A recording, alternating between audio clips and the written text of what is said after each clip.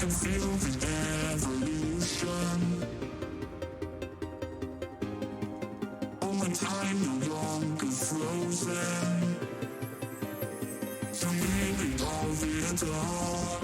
I don't know who I will become, but I know what I want more than ever before.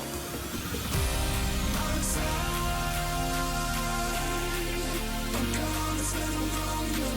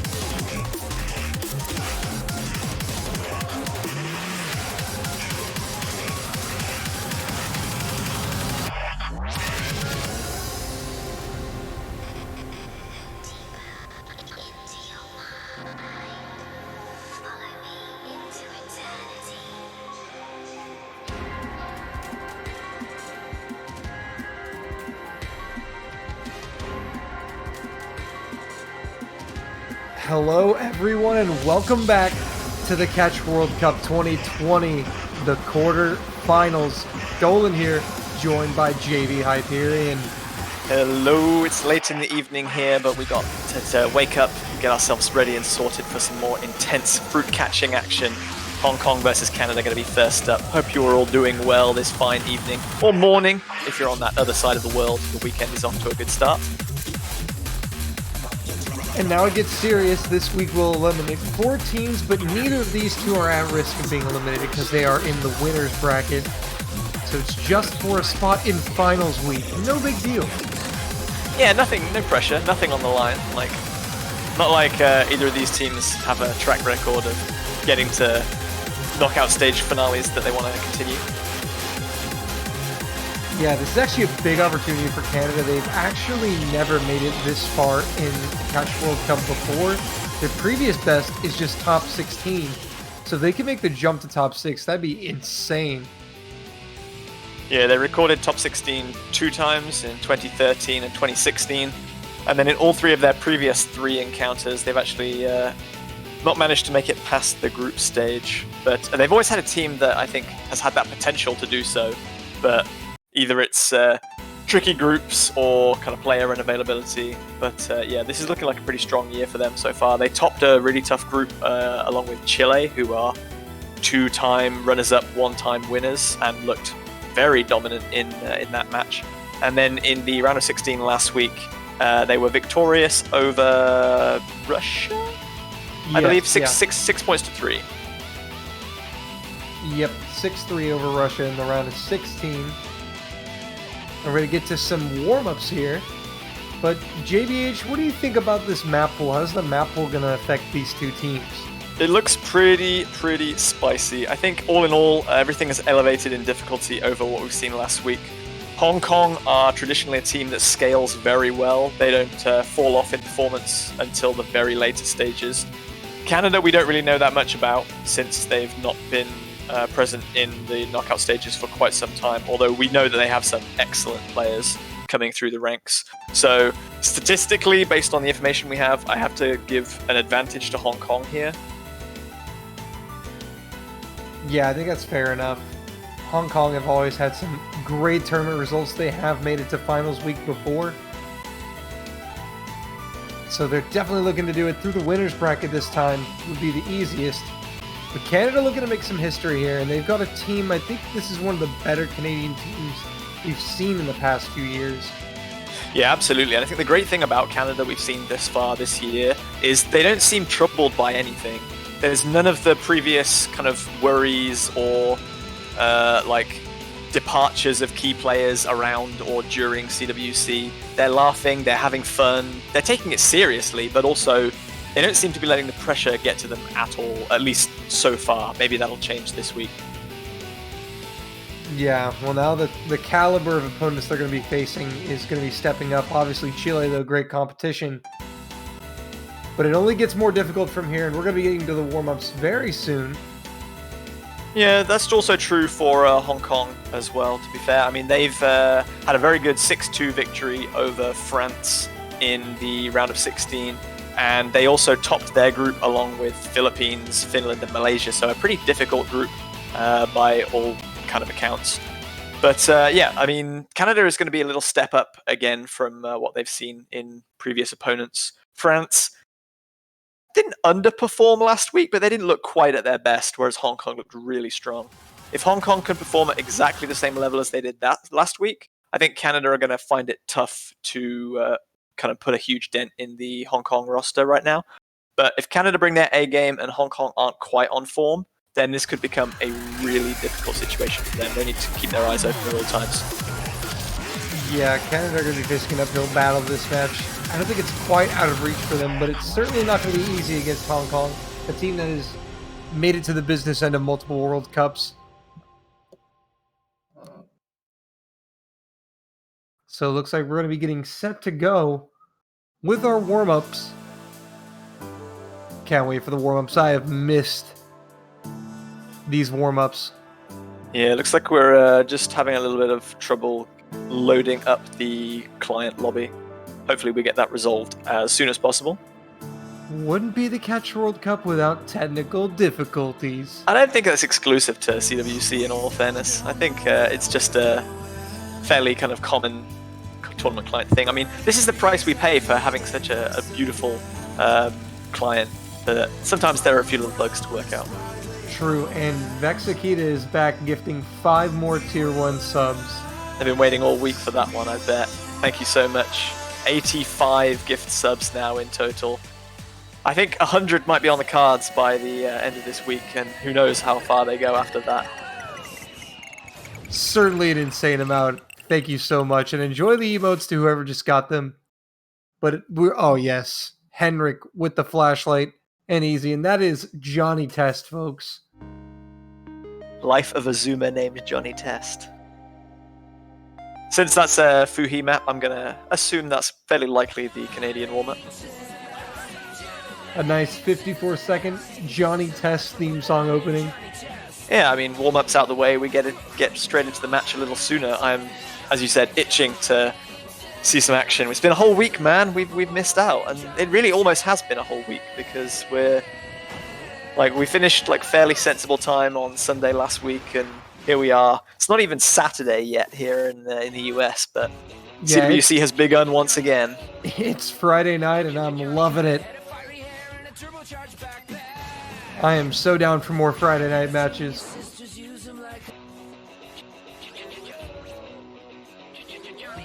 Oh, this song brings back memories.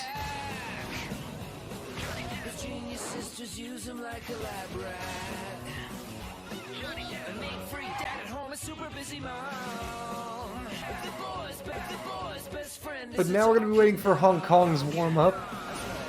Looks like they've got it selected.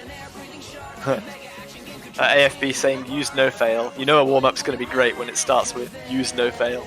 Oh yes.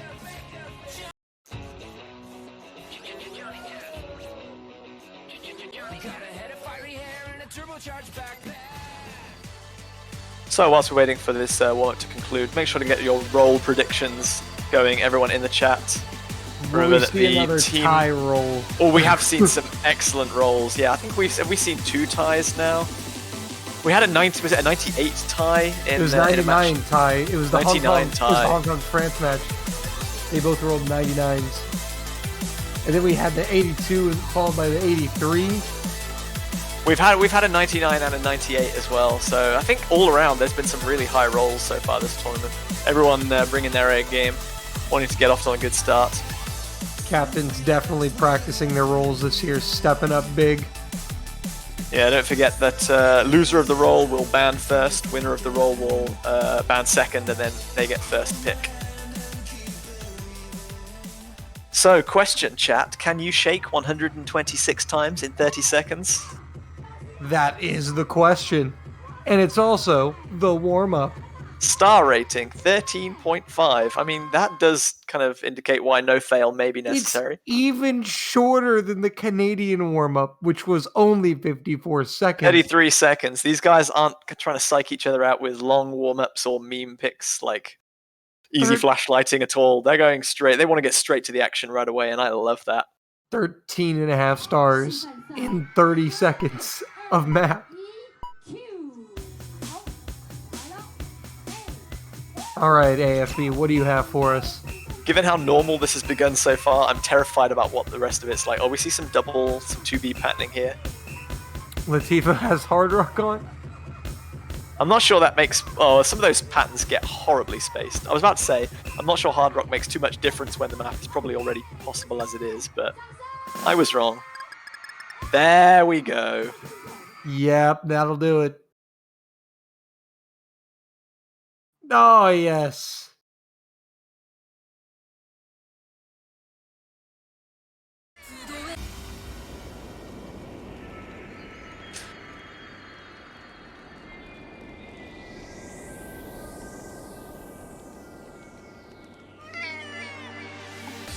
Oh, we're back on the... Oh, no, hang on. This is the tiebreaker for the quarterfinals, but the little difficulty card is displaying No Mod 1 from the group stage, and not even the same difficulty as from the group stage. So. No, not even the same difficulty. Tournament client, pop up just a little bit. Come on. Chop, chop. Good old client issues. But folks, it's time for the rolls. Let's get serious. Get those roll predictions in last second. AFB with the 34 roll for Hong Kong. Not great, but Zakarian with the 11 is going to be nowhere near beating that one. So that is going to be a winning roll for Hong Kong. So we've talked about how everyone was getting great high rolls, but not this time. Yeah, this time at 34 was all it took. Fuhi's saying that Canada still haven't won a roll. Well, maybe they're getting their losing streak out of the way in the rolls so they can win when it counts during the match. That's right. The mind games have already begun. Yeah, Hidden 2 ban going to be coming out here for Canada. Unsurprising, Hong Kong a very good Hidden team. Hidden 2 is going to be Golden Slaughterer, the Dafe's Reign difficulty. Approach rate 8.3, so pretty low, at least compared to Nova, the other specific hidden pick available, which is 9.3. And AFB and Hong Kong are going to ban Nomod 1 Closure. I'm actually really sad they banned that map. You big fan? Big fan of it. That, particularly because that's just some emo music from back in the day, man. It brings back memories. But we're not going to see it here. Instead, we're going to see one of your creations, good JBH. It's Nova. Imagine that. A Hyperion map in the hidden pool, not being banned, but being first picked. Thank you, Hong Kong. You have made my evening. Yeah, it's going to be Mega Neko Nova. Very new map. Coming out with the Mega Neko featured artist release just a month ago. 5.2, AR 9.3. It is pretty technical. You know, JBH, I play a lot of your maps with Hidden. I'm so sorry to hear that. Me too. But this map definitely is a step up. When you look at this map compared to like the group stage pool, the Hidden pool particular, it's a huge step up in difficulty. It's getting more tech, and you really have to be patient.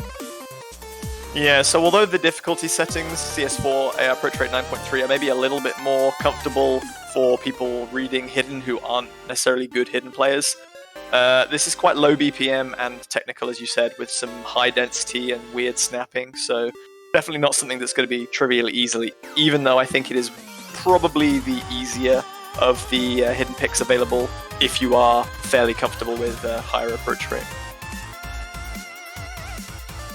Yeah, I think the biggest thing about this map that's really deceiving is the fact that it is AR 9.3, but it does not quite play like most 9 plus AR hidden picks.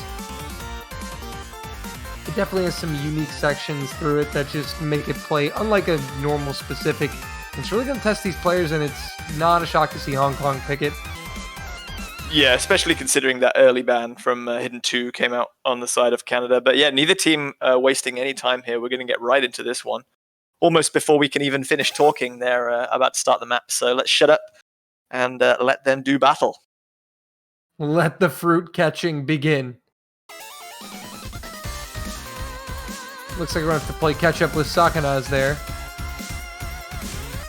If needs be, we might be able to gently press the panic button, but no, we've synced up. Good. Everyone looking good. We are good. And so far, no early misses, but an advantage for Canada despite the fact that they have worse accuracy. Zakarian actually dropped a fair amount of accuracy, but held the combo. That's an early drop from Lati for Sam. They're going to be there, though, just as they hit the 200 combo mark. Big advantage to Canada first up. Yeah, it's so massive that Zakarian was able to hold his combo, but he does finally drop it here. So yeah, one miss per side when everyone gets up towards the 200 combo mark again. Scores are going to be very close, but Sakanaz is going to find a drop there, which is going to keep Canada their advantage. Right back in the lead, Canada go, and this would be a massive break point if they could steal this one, but Henrik and Zakarian finding misses at the same time. Zakarian finds multiple misses. Hong Kong right back in control. Yeah, Zakarian with a huge number of drops there is going to give Hong Kong a fairly comfortable lead. Sakanaz is going to drop. That's going to put the scores very close. Zakarian and Henrik both around the 100 combo mark, so they've still got quite a bit of catching up to do in this calm section before they can narrow the score difference. Yeah, but these scores are actually going to get very close once Henrik and Zakarian get their combos up to 200. Sakanaz is just a little bit behind them, but Zakarian will drop. So Hong Kong with some points in the bank now.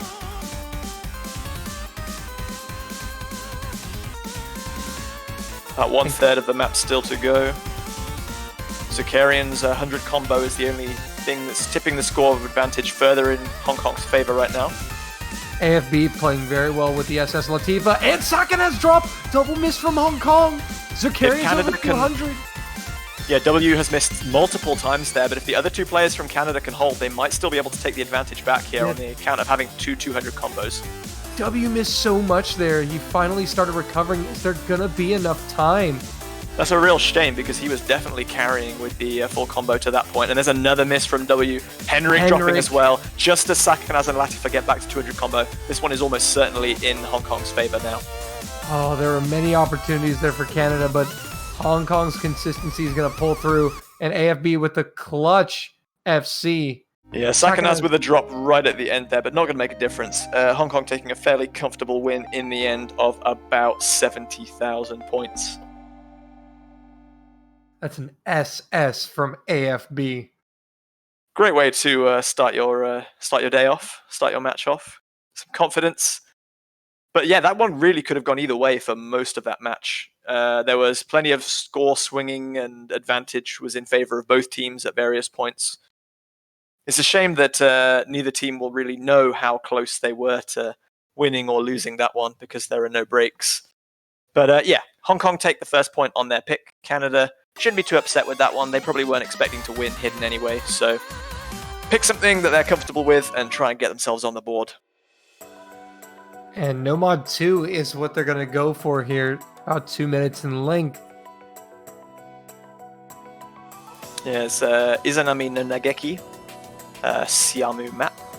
Very short, just 2 minutes in length.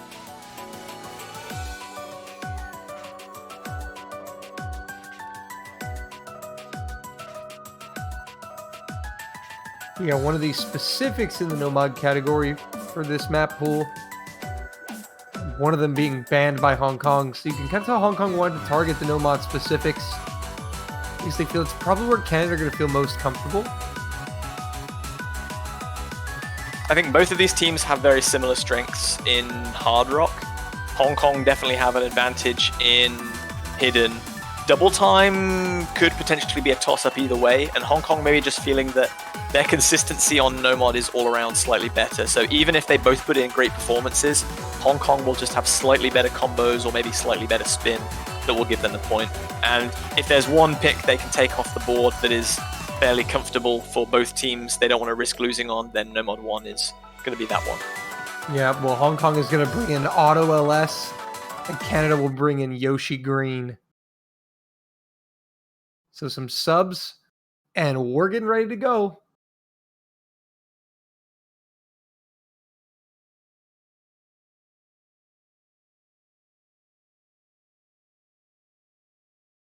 Just waiting for everything to sync up. And looks like we are ready.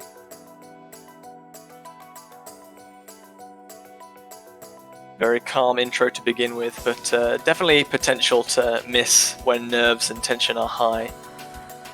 You really don't want to miss in a calm section like this because it plays games with your minds. You start thinking like, oh, no one else will have missed here, so our team is definitely behind already. But everyone seems to have navigated that one without too much difficulty, thankfully.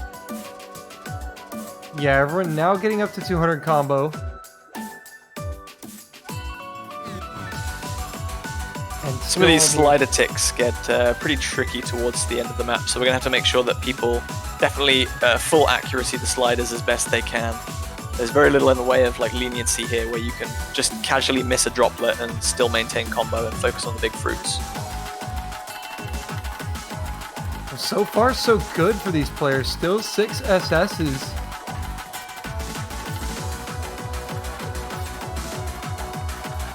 Everyone hitting those oddly structured wiggles pretty nicely.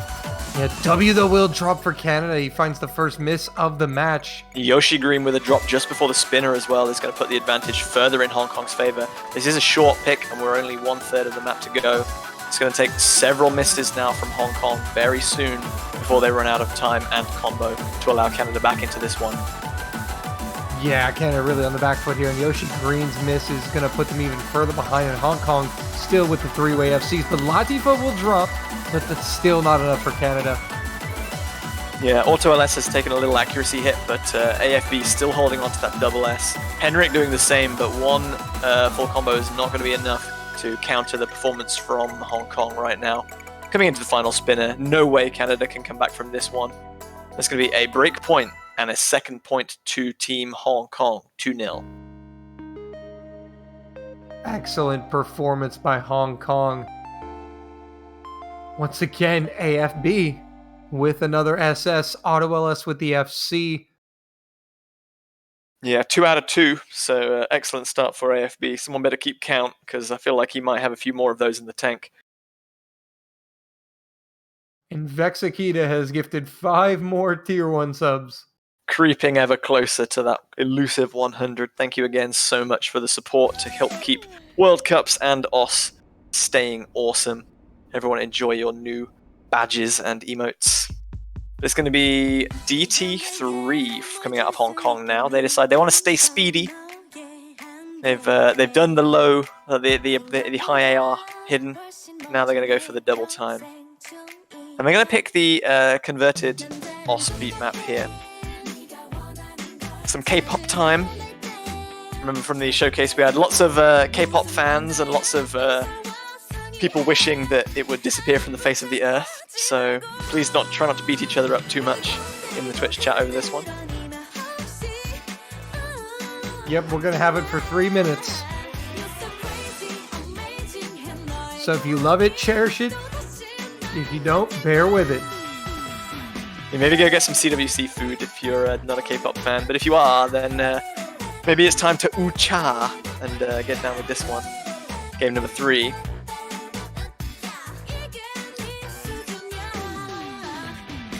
So yeah, double time is interesting here. Hong Kong gonna try to test the waters in a new mod pool.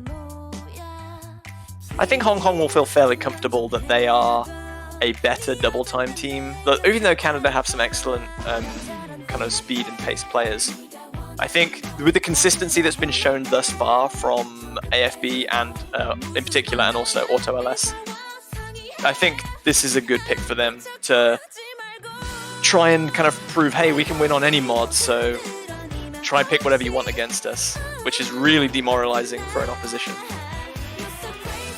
Definitely, they've got AFB in there, who he's been playing phenomenal DTHD throughout the tournament. Auto LS, as you said. Latifa is not bad himself either.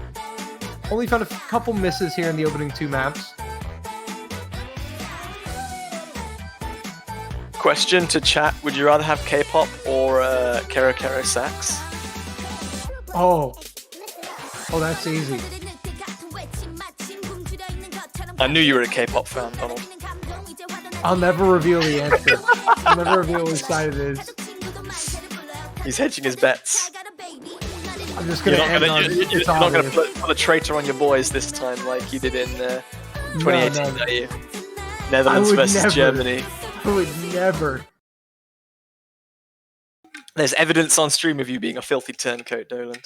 Listen, that was scripted by me. Exactly.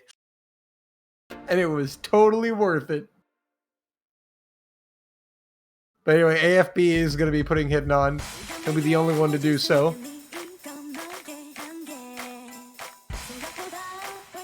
Yeah, this one working out at just over 2 minutes in length with double time applied. So for us viewers and the players, obviously very similar in length to the pick that we've just seen, but a world apart in terms of different skills used. As we see AFB. 3 misses there. AFB missing, but all of Team Canada have already missed. Zakarian and Henrik both at about 100 combo, and then Fuhi again about 50 combo later. Yeah, Fuhi with drop as well. Auto LS and Latifa Sama now at 200. And they are pulling some massive points right now. Yeah, a little bit of Canada. accuracy drop from both of those players, but it doesn't really matter because the combo is making such a huge dent in the score in favor of Team Hong Kong right now that a little bit of accuracy drop here and there is not going to be a huge difference for them. Canada have built back up to 200 combo really nicely, but they've put themselves right on the back foot to begin with, and that miss from Fuhi is not going to help. Yeah, they were already 100,000 behind before that miss. Now they're going to go down another 20 to 30k here potentially. And only that one miss from AFB. Hong Kong is playing some great catch right now. Everyone hitting those really wide 1/2 jumps without too much difficulty, and AFB doing so with hidden is pretty impressive. Yeah, some of these spacings with hidden are pretty crazy. Latifah Sama does find a miss, but Henrik is going to counter with a miss of his own. So the trade there is not going to do any favors for Canada. Yeah, the score advantage is about 120,000 in Hong Kong's favor, and that double miss from Team Canada, making that a triple miss now. Only Auto LS trading back with one more miss on Team Hong Kong. It's just growing further and further, and we're coming to the end of the map. It's going to make 0 FCs, though. Yeah, AFB with just the one miss quite early on, I think. He's going to be the pick of the players once again. Not another FC, but definitely still showing his performance. There's 4 misses, but they were all in one place. Latifah Sama with actually the one miss and Auto LS as well. Canada managing 4, 3, and 3 misses, so definitely no slouches themselves, but all those misses were spaced out, unfortunately. So it is going to be a very convincing win for Team Hong Kong in the end. 3-0 now. 3-0. They are halfway there. Canada now. Gonna try to stop them here with this next pick, but do they go Nomad again? Do they jump into Hard Rock?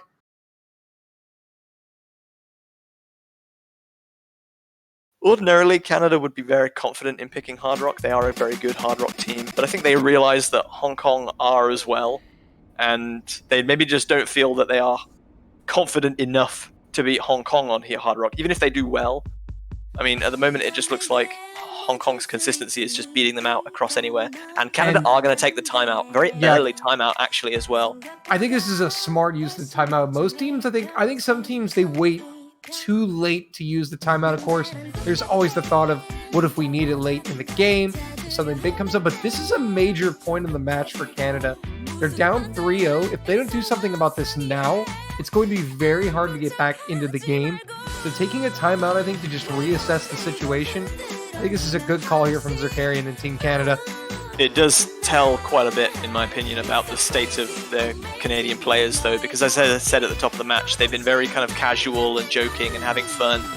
And they're only, 15 minutes into the match, and they're already calling the timeout. There's no kind of joking now. They're serious, and they know they need to be serious. So they've adapted well to the situation, but you can tell that they are under pressure. And how they react next is going to be crucial. Let people enjoy K-pop more, right? Right, Walter. Thank you so much for gracing us with additional K-pop. Higher than recommended daily intake of K-pop right now. You're welcome, warning. Chat. This is your official warning. But I love the idea that we have timeouts now. I think that's a really cool feature. We've skirted around some kind of interesting changes to the rules in previous years. Like last year we had the comeback ban, which I thought was a cool idea, but in most matches it didn't really work out that it became necessary. Yeah, so in some matches it had an effect, but most of the time it didn't really change much.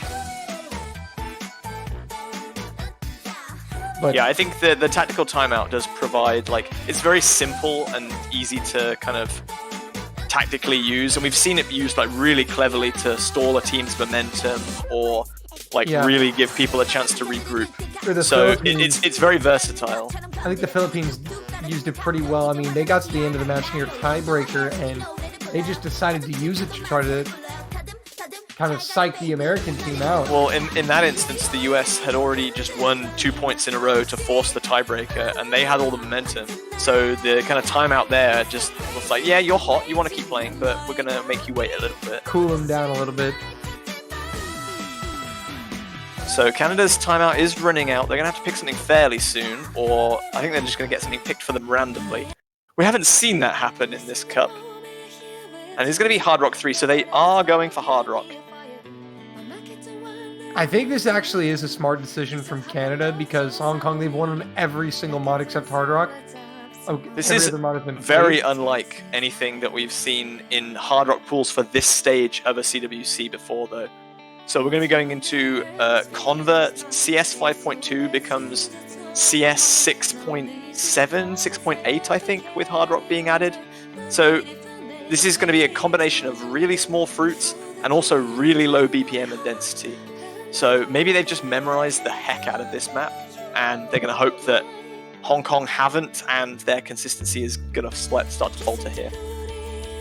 Yeah, well, I think Canada, I think now they've opted to kind of pick their strengths here, and I don't think it's a bad decision because they're a good Hard Rock team, and even though Hong Kong is also a good Hard Rock team, there's still a possibility they could win Hard Rock. And if they can take this point, I think they're going to be much more comfortable in their Hard Rock skills moving forward. Yeah, the key here is Canada can't think too far ahead, because even if they win this and they think, okay, well, fine, we can win on Hard Rock, they can't get beaten down by the fact that Hong Kong have won on every other mod bracket, and there are still plenty of those maps available. They just need to get a point on the board, settle their nerves, and try and halt some of Hong Kong's momentum. Yep. Because we know that AFB. Hong Kong are a very kind of unflappable team. They don't tend to kind of soak up the pressure situations in a bad way. They just kind of go about their business and, oh, yep, they FC'd another map and they won another point. But they really need to put Hong Kong under some pressure here. Yep, AFB and Henrik will be adding Hidden onto the Hard Rock. Personally, I think that's insane, but props to them. It looks very cool.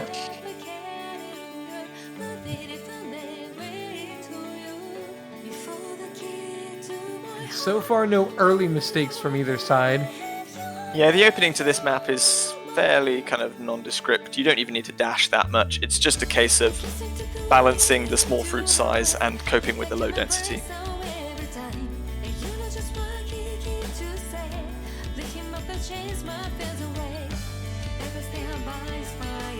And only a slight act drop from Latifa at the top there. Auto LS with the first Oh. combo break, though, at 300 combo. That's going to give Canada an advantage. But this one is a little bit longer at 3.5 minutes, so they've got quite a way to go. True, but Canada now is punishing that miss from Auto. So they will hold on to the lead for now, but W will trade it. There's the trade. So scores should be level if all combos recover.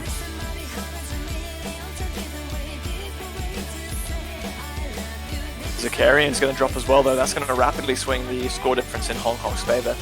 Yeah, Hong Kong As now. Auto LS is now back up at 200. Henrik going to drop Henrik. as well. He just left a little early, it looked like. And now all of a sudden it's a nightmare situation for Canada. That's 3 misses.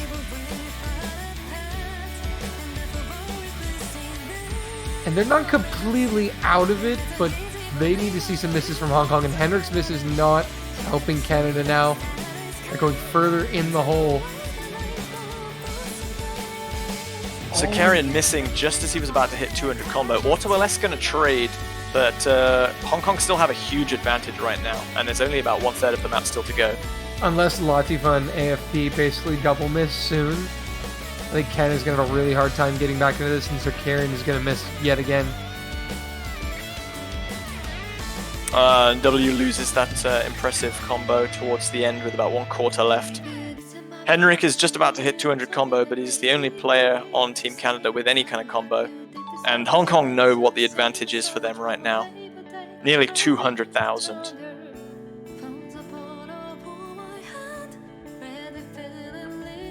The difficulty of this map, as has been pointed out, is because of the small fruit size and the low density, there's no kind of one individual part that's particularly difficult.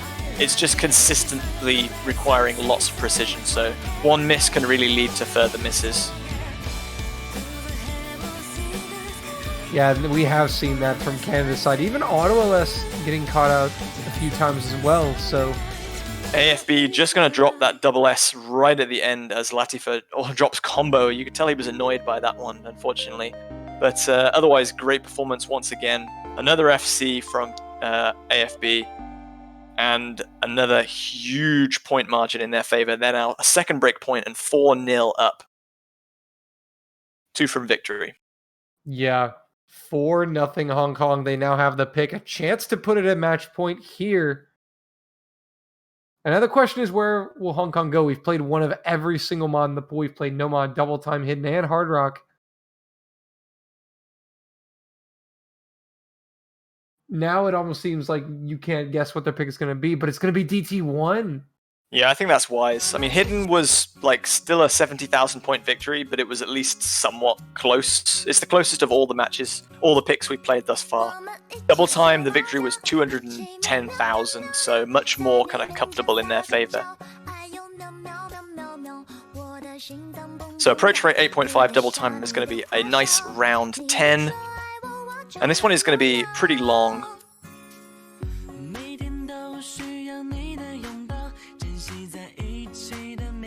A lot of hype in the chat for this pick. Yeah, we've had some K-pop, and now we got some Chinese pop as well going on. Very multicultural affair.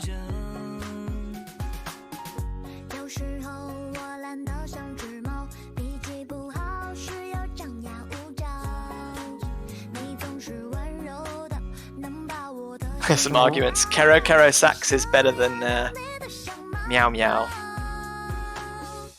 I'd have to side with that. Are you a frog fan or a cat fan? I am a fan of the frog. Can we get some Hard Rock 3s in the chat? Hard rock 3s, let's go. Hard Rock 3. There we go. Sax frog. Yes. But here we go. Looks like we're getting all set for DT1. Can Canada stop the momentum? Hong Kong are trying to roll towards a sweep. Only 2 away. Canada will have the next pick regardless of who wins this. But if they don't take a point, it could potentially be their last. Yeah, even if Canada snatch a break point here and then find something they can win on their own pick, they're still 2 points behind. Their real goal right now, given that they don't go home even if they lose, is to just try and get something out of this match that kind of gives them some confidence going into their losers bracket encounter in the next week.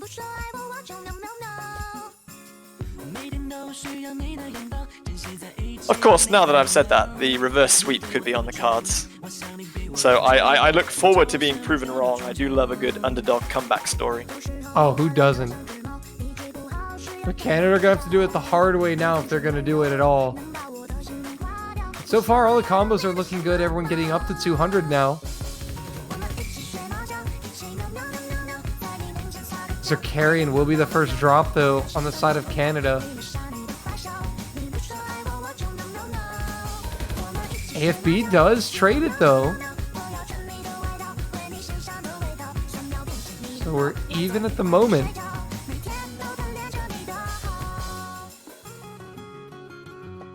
Yeah, very narrow advantage thus far for Team Hong Kong. Canada know that they're still in this one. Half of the map still to go. Oh, Zerkarian does miss, though.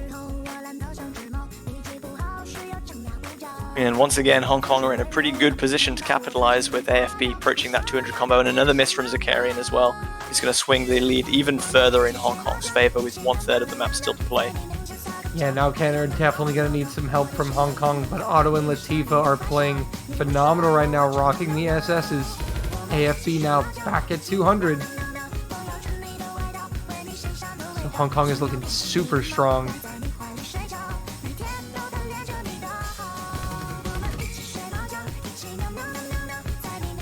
Less than a quarter to go, and W will drop for Canada. Henrik as well.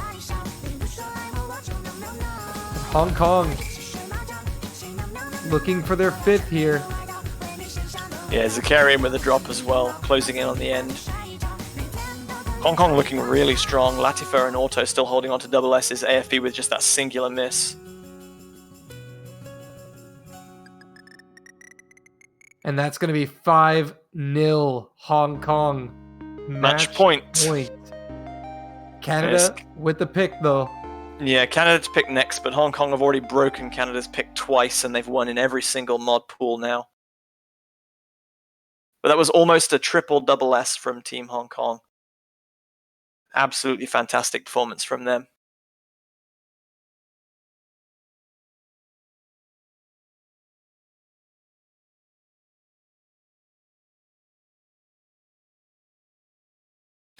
Latifa finally arriving at the Hong Kong SS party. Pretty happy with that one. He's done it. I mean, he's seen a couple of misses in so far this match, but he's not looked kind of weak or lacking compared to the rest of the roster by any means. I think he's just missing out on a little bit of the carry glory, but All right. no longer. Now the real question is the reverse sweep on? Yeah, this is all part of Canada's master plan.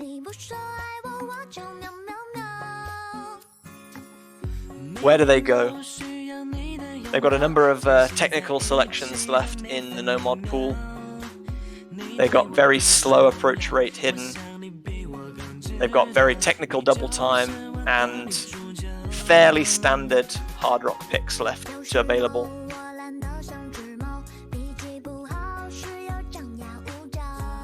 Don't think it's going to be DT2. That would be my first guess. No, AFB and Hong Kong have won double time for picks by quite some margin, so I think hard rock or no mod is definitely their prime directive right now. If they can try and pick at least a point up somewhere.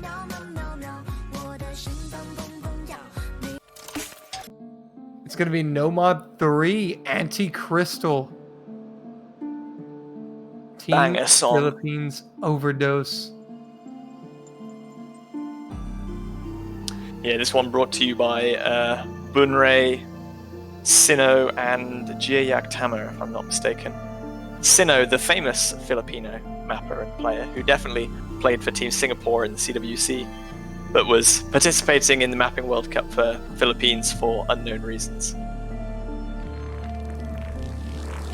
So Zerkari and Henrik and W, no subs yet being made. Looks like they just may go with these the same lineups.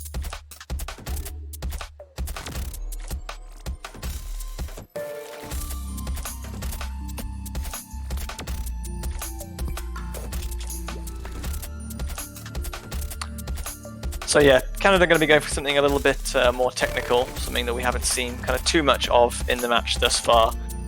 But considering that Hong Kong have won on pretty much everything else that has been tried by both teams, I think this is all Canada can really go for unless they want to try hard rock specifics, for which there are 2 available. So no mod 3 is what it's going to be. Hong Kong currently sitting at match point 5-0. It's been a little while since we saw a clean sweep, but this might be our first in a while. Canada still the chance to deny it. Yeah, we actually only saw 1 clean sweep last week's matches in the round 16, China over Belgium. One of the strongest teams in the World Cup versus someone who we didn't really expect to be in the round of 16 at all, but have done really well to get here, and best of luck to them in their match later on. But here we go then, potentially match deciding point, game number 6. So the only substitution will be Yoshi Green in for Zerkari, and on the side of Canada, everyone else is the same. Hong Kong trying to put Canada away in 6.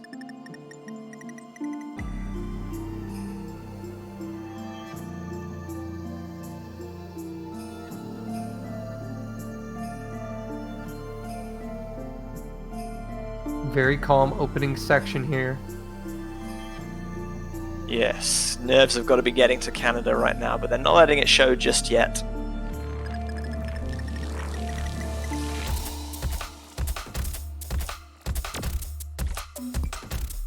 So now getting in there. Yoshi Green will find the early miss. It is before 200, but it will drop again. There's quite a few misses there, just dashing really quite early on some of those vertical sliders and the wiggle section.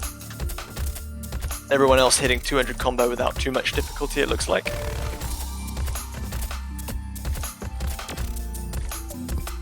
We see some of these really widely spaced, high density streams.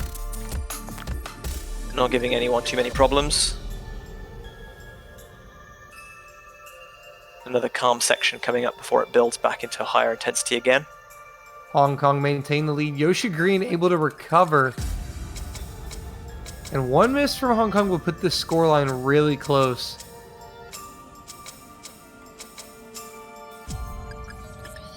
But so far, the only thing on the side of Hong Kong is a droplet miss from AFB. That's it. Latifa, That is going to be a combo break, though. And Yoshi will trade it. Oh, he gets caught out, misses quite a few. Yeah, multiple misses there from Yoshi Green. This is quite a low BPM map compared to some of the other stuff in the pool. People just very easy to dash slightly too quickly. Yoshi Green just struggling a bit more than others. But Henrik gonna does see a drop. Oh no, that's the triple miss for Canada. Still 1/3 of the map to play, but that is going to give a huge advantage to Team Hong Kong right now as Yoshi Green finds another drop. And Hong Kong checking out now.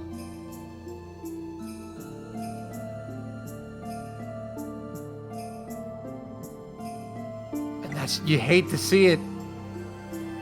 Canada trying to recover some combos, 2 of them now at 200. The score advantage is already nearly 200,000 though. It's going to take a huge crash from Team Hong Kong. Ah, now they see it. Yeah, they know they got this one in the bag as long as they can just keep alive.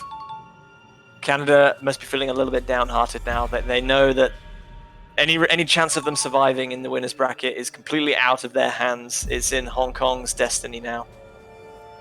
Yeah, the match is Hong Kong's to lose here in the final sections of this pick.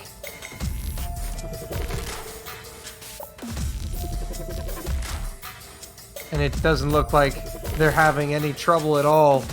Yeah, although density is quite high in this ending section, the flow is not that complicated, but we do see 3 misses, 2 of which are on the side of Hong Kong. That alone is probably not going to be enough, though. Auto LS still holding that double S. W was the miss on the side of Team Canada. Hong, clean sweep, 6-0. They are punching their ticket to finals week. They've guaranteed a top 6 position and will go to the winner's semis. Yeah, fantastic performance from Team Hong Kong. Looked very complete, all-round great performance. Consistency was high, no obvious weaknesses, and crucially for whoever they're facing in their next week winners bracket match, they gave away very little information on what their kind of current roster strength and preferences are by only playing those 6 games. So commiserations to Canada, great performance by all players. Canada didn't really perform badly by any stretch of the imagination. Hong Kong were just slightly better at pretty much every turn, unfortunately.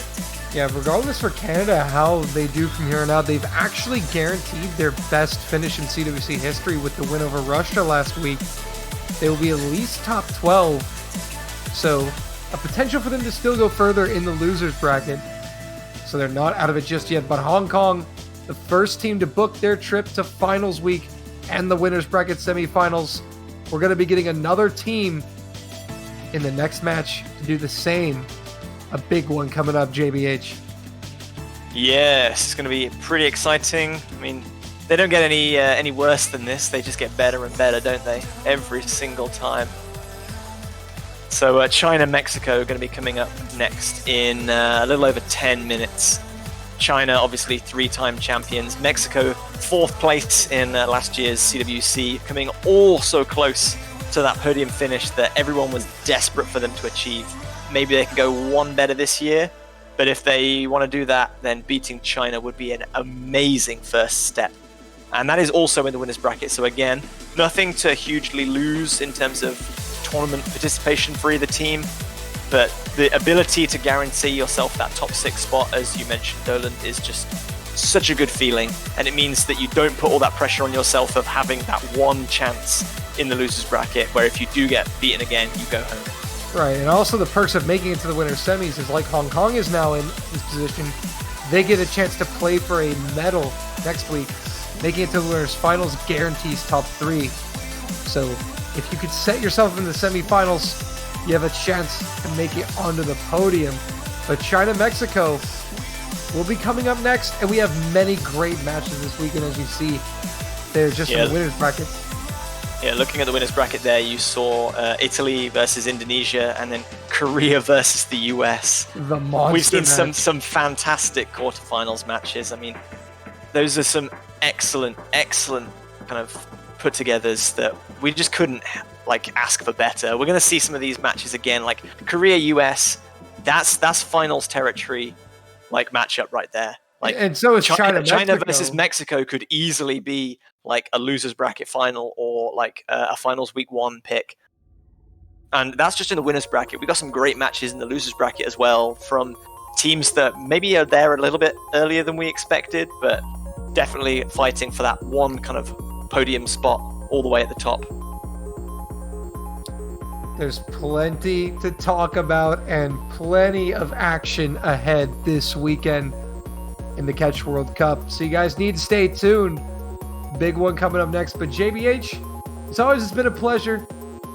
It feels like it ended way too quickly. I'm hyped and I want to carry on, but unfortunately, yeah, we got a little 10-minute break before our next match. Or is that a 30? Actually, that's a 30-minute break. 30-minute break. I do apologize. I forget the matches are an hour and a half, kind of allotted time slot now.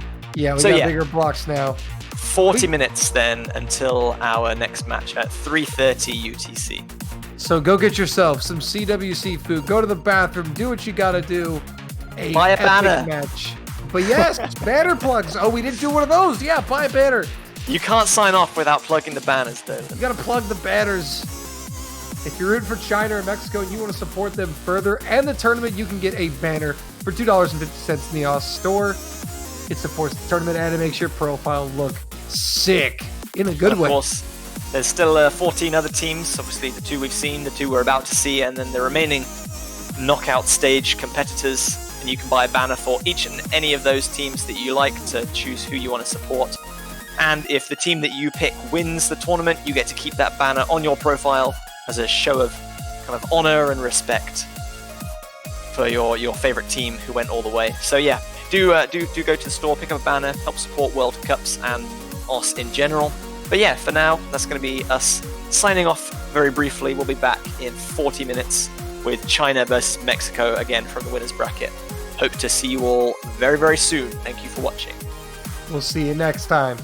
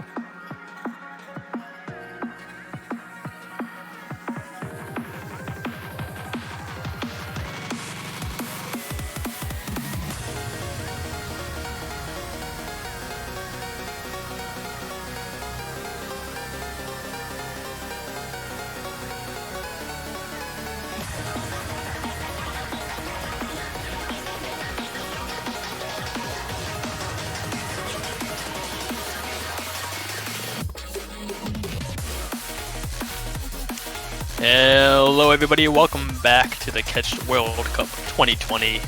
I am Sekre, joining you today. Also here with Zachary Adams. How are you doing? Hey there. So, first match, or second match of today, we got China, Mexico. How do you think this one's gonna go, Zach?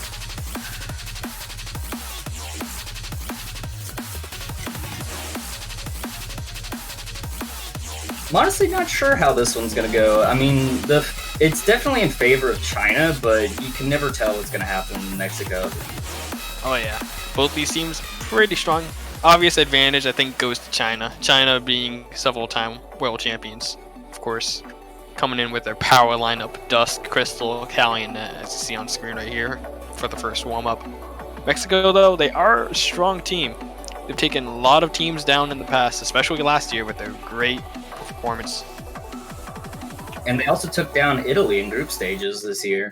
Oh yeah, Italy coming in as the top seed in that group. Mexico taking them down. Beautiful warm-up. Oh yeah, I'm sure you know this map, don't you? Oh yeah.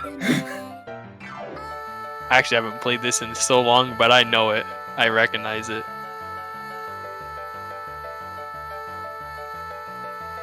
You know, we need more Miku for Catch the Beat. Wouldn't you agree? We do. It's been a while since we've gotten a lot of Vocaloids. But speaking of Vocaloids, we did get Rohi as the featured artist just a few days ago, so that's something.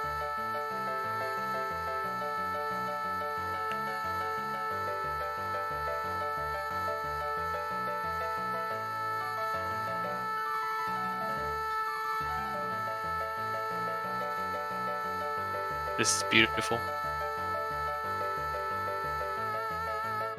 Can we get a ranked map for this? Okay, it's done. Thank you. But it's gonna go back on loop, isn't it? Oh no. Oh no. Do we have Basto in the lobby? French player?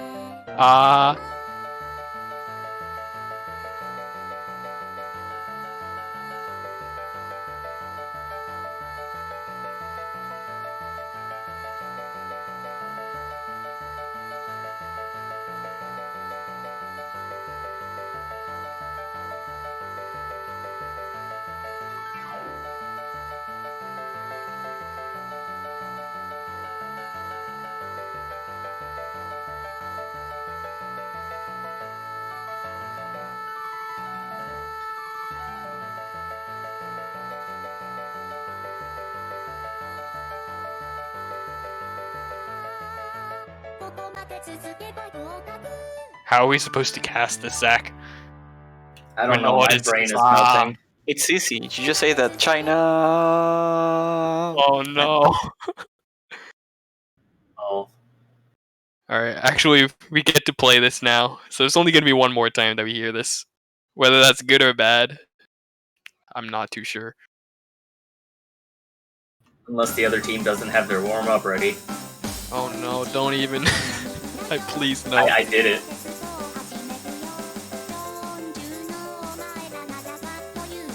Alright guys, are we ready for one more time?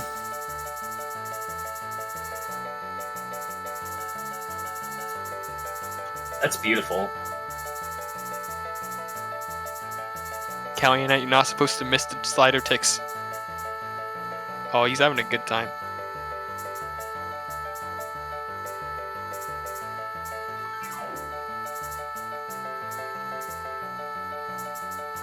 Sorry, fruit catcher broke. Yeah, quite literally.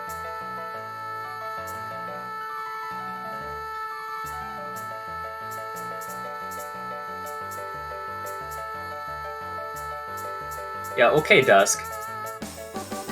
Yeah, Dusk kinda just doing that easily. It's nothing new for Dusk.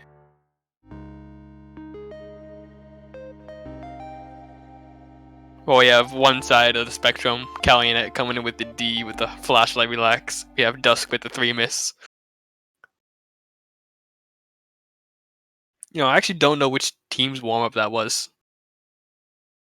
I'm gonna assume it was China's. I think so too, but you can never know for sure. It was. We just got confirmation. Hey, I'm proud of them. Me too. Now you gotta see if the Mexican warm-up can compete with it.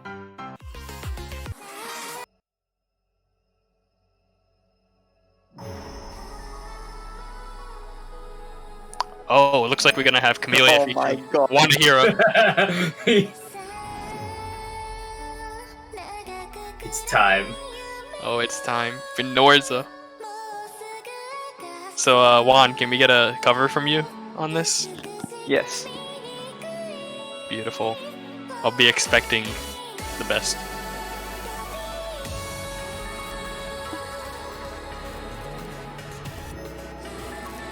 You guys It's are lucky honestly I don't know the perfectly lyrics of timed. this. It's okay, we can give you some time to learn. We'll expect it for next week.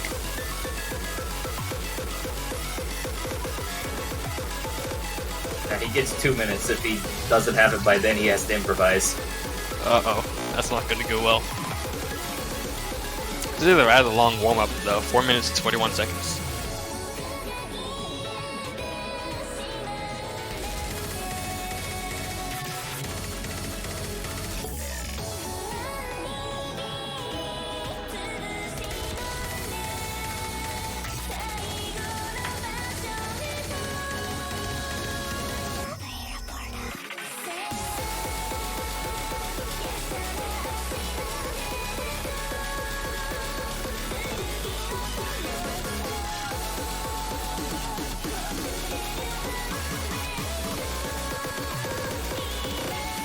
There we go, getting to the last member side of Mexico coming in, Estrella.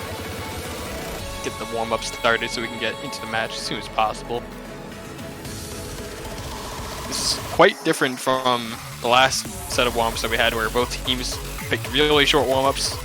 Now we had Screaming Ah coming into a long 4:41 warm-up. That is quite the contrast.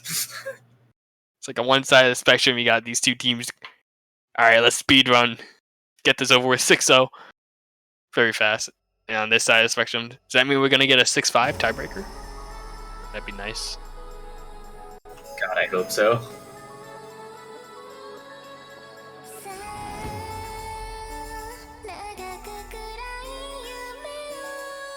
Actually, I haven't even seen this map before, but I have heard of the song. I've seen it somewhere. I forgot where I've seen it. I feel like Crowley has said it sometime, somewhere. I have not sure. seen it. I've seen it like recently too. People have been saying Fenorza, and I'm like, what do you mean? I guess this must be what they mean.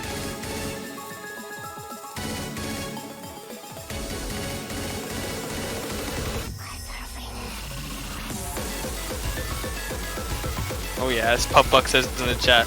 Although it is a long one, be ready for predictable rolls. Had some pretty high rolls last week, but this week starting off pretty low with the last match. Only had about a 30 and a 10 if I remember correctly.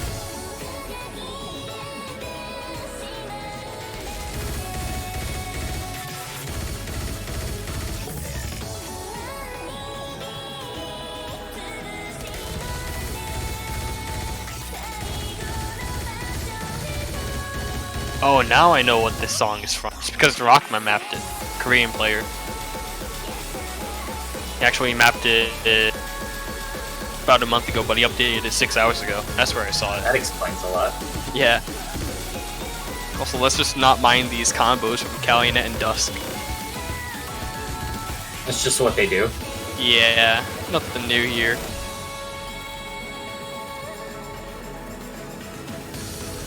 See some nice predictions coming in the chat.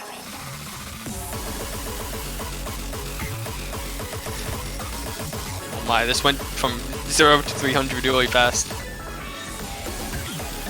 Yeah, Mexico's really wanting to get pumped up for this match.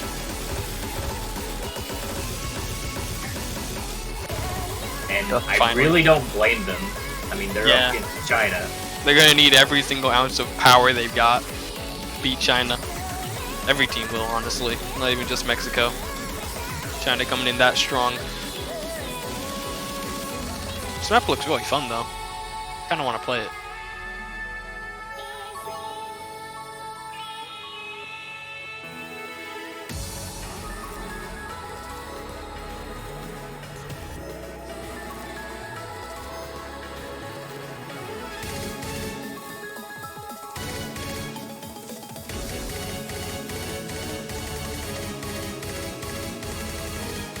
Got a question asking if only ranked maps are allowed in World Cup matches. Nope, they can be unranked as well, or loved. As long as they're pending or in the grave somewhere submitted, then they are fine.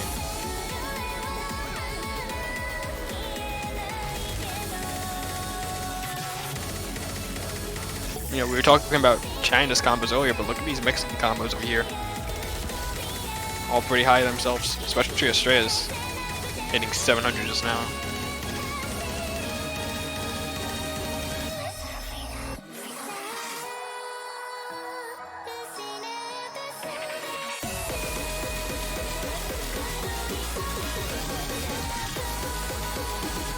And the big combos have broken. Oh yeah, this is slowly going away as soon as we get into the harder parts. Lucha's still holding on pretty well though, as well as Dusk and Crystal.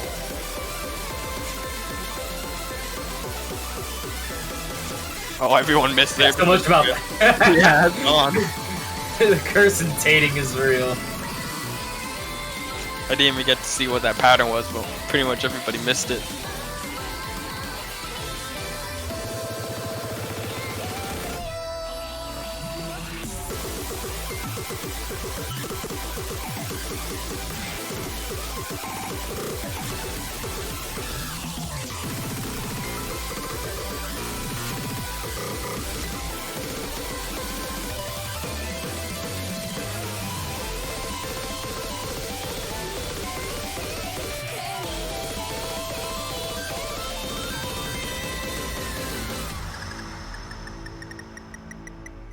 It's over, Zach. The 4 minutes, 41 seconds. It is over. And now we're getting into the match. Dusk with 11 misses, though. We're not getting to the match just yet. Now we're getting to the most important section, though. The rolls. Ah, you are correct. Who's going to win this one? My money is on Mexico. Same, 78. actually. Oh, that's not a Oh. good look.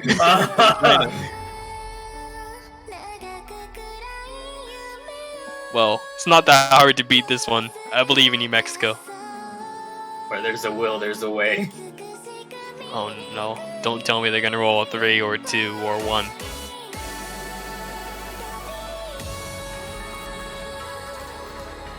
Oh no, please get it over with, you're killing me. Don't give me the suspense.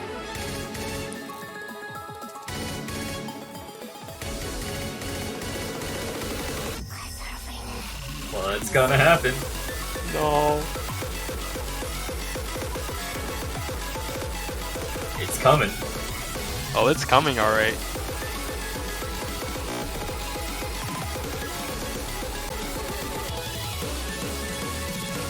Hey, there it is. 33. Mexico taking that whole battle. In terms of rolls, that's not much of a battle. I mean, yeah, it was more like a little stick fight that we had there. Seeing the first ban from China being Hard Rock 2. Not super surprised, but a little surprised. Mexico coming in as a pretty strong Hard Rock team, and Hard Rock 2 being a little funky sometimes. You could see it being a possibility for a ban.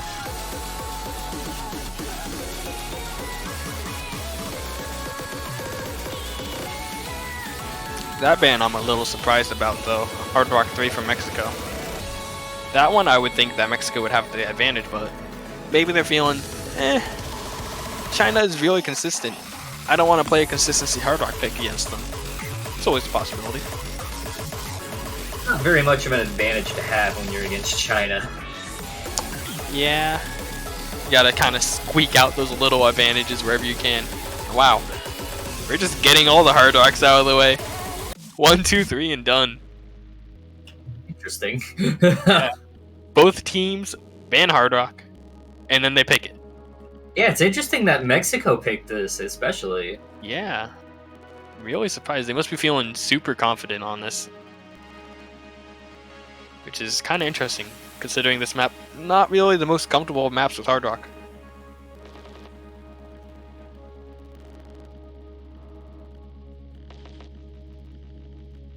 Yeah, if you're not ready for this, it can really throw you for a loop. Oh yeah, picking this first, you're gonna probably see quite a few misses in the first 100 combo. I'll tell you that right now. You could even see a fail. Oh yeah.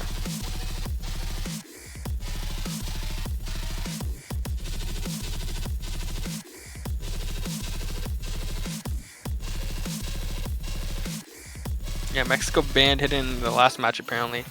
As you see in the chat, which is kind of surprising because I don't see China as a weak hitting team, unless Nagi is not around, which I haven't seen him yet. So, if Nagi isn't around, then maybe not banning hidden is in the advantage of Mexico then.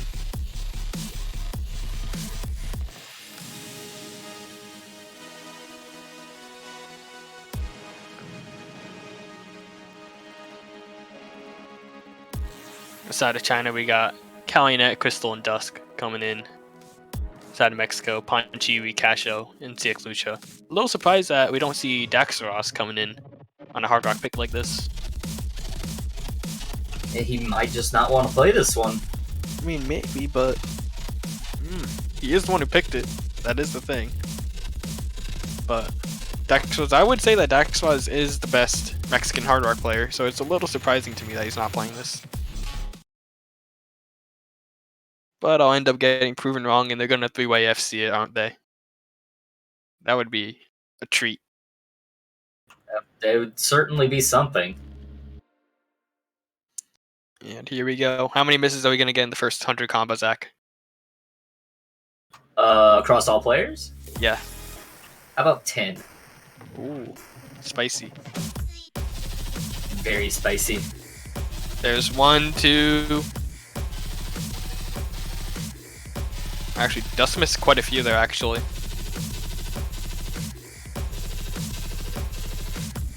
It's only a few, maybe like 4 in total, I think it was. Maybe 5 because of Dusk missing quite a few. But that is going to be the advantage for Mexico coming out at the start.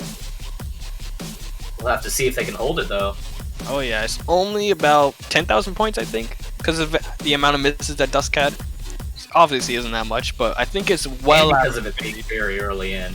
Oh yeah. Oh, that's not a good drop right for that spinner. Right after that was a harsh drop. Yeah, that was quite a few notes. Brought his accuracy down all the way to the same as Dusk, and we know that Dusk missed several fruits in the beginning. Coming into this section, though, we do get to see a few hard jumps that we can see some misses on.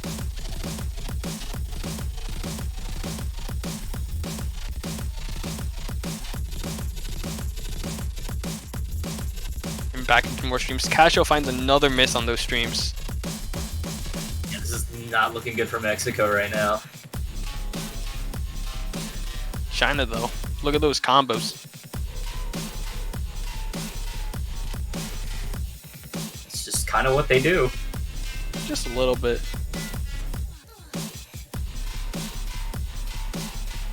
Both Crystal and Calumet having SSs.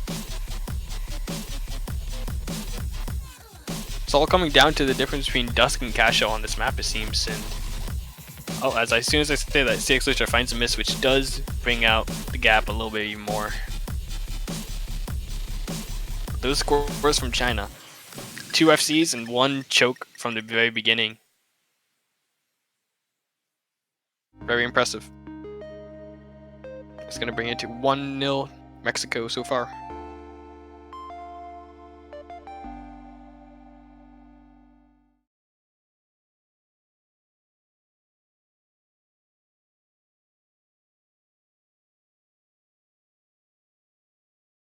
Oh, it looks like China knows what they want right off the bat.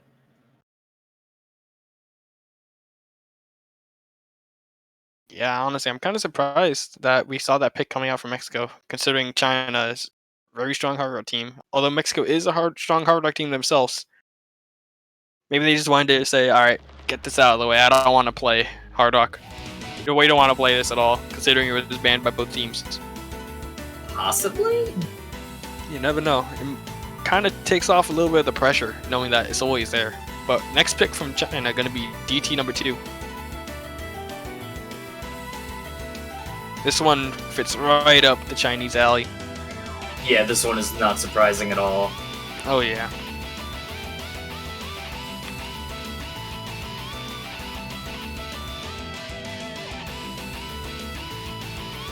See the expected roster from China coming in, same as always. Same as last map. Gotta wonder who's going to be the third player on the side of Mexico. We saw Dax was peeking a little bit just a few moments ago.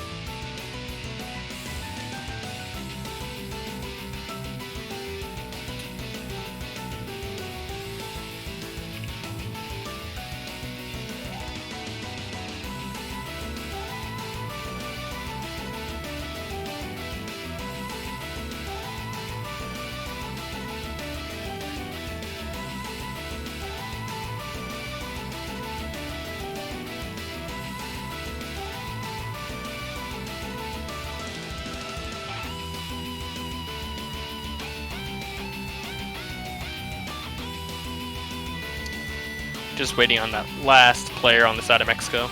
I do believe it's going to be Dax Ross. They might be discussing who's going to play it. Would not be surprising.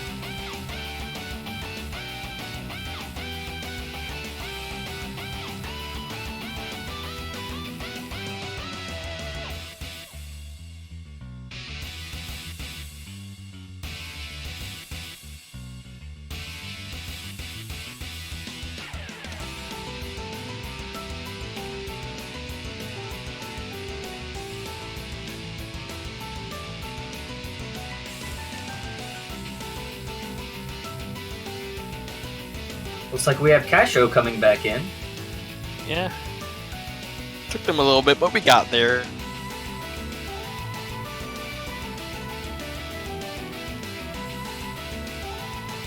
Seems like we're about to get started with this one.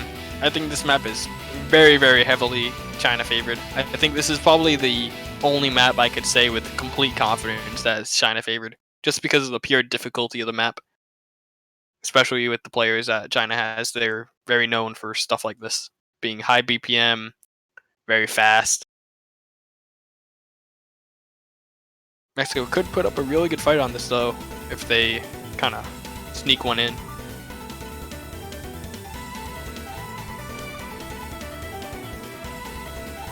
We do actually see a very, very early miss from Crystal and Ponchiwi, both coming in at about the same time. Right before 200 we see CX Ultra drop. It's not going to be as impactful as a miss from here on out, but that next one is going to be a little bit more painful. Yeah, Mexico's just gonna have to hope that the next miss, the miss is from the Chinese side. Oh yeah, got some pretty funky streams coming up, but that's not the streams I was talking about, Cash. You can't be affording to miss those, but Dusk surprisingly finds a miss right before these streams that are coming up at about 510 combo, followed by Calionet and another one. Ponchiwi and Crystal both holding on very well. CX Ultra building. This is Mexico's chance. Oh yeah, their combos are a lot higher. And Crystal Ooh. dropped too. That is huge. But as soon as we say that, Ponchiwi breaks his full combo. Right before they got the lead. They still might be able to bring it back. It's going to be one miss territory now, I think. If you see one more miss on the side of China, it's going to swing right into the Mexican side. But instead we get Casho missing.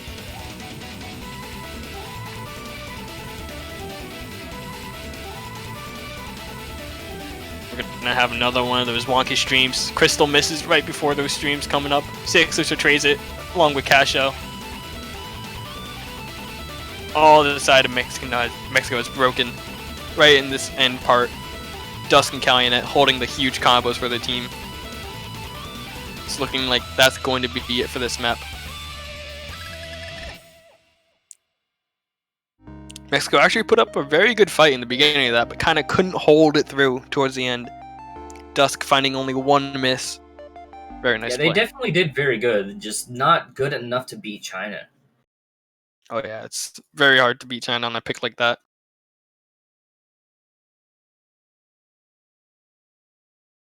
We thought it was possible at the start.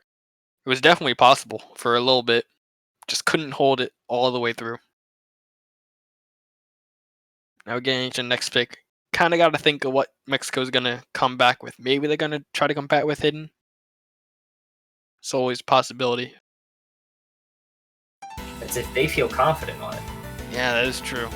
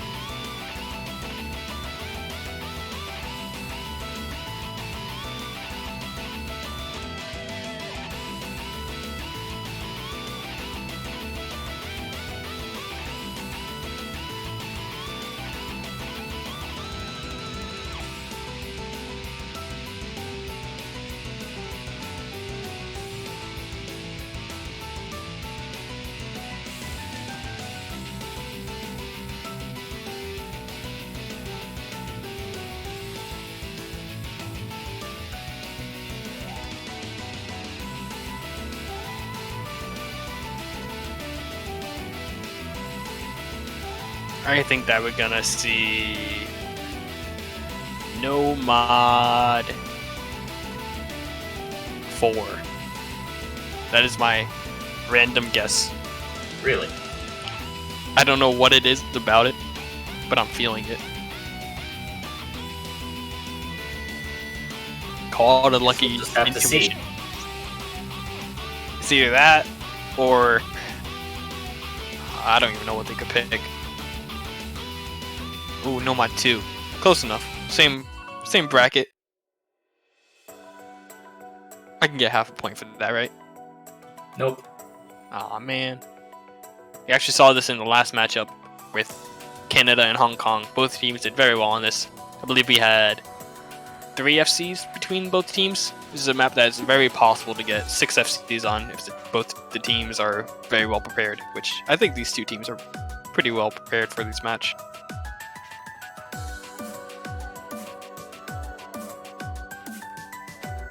I would love to see a 6-way FC on this. Oh yeah, I think it's possible. These players are definitely good enough to pull that off. We actually see some substitutions on the side of Mexico. Daxtraz and Firu coming in. Haven't seen neither of them this match yet.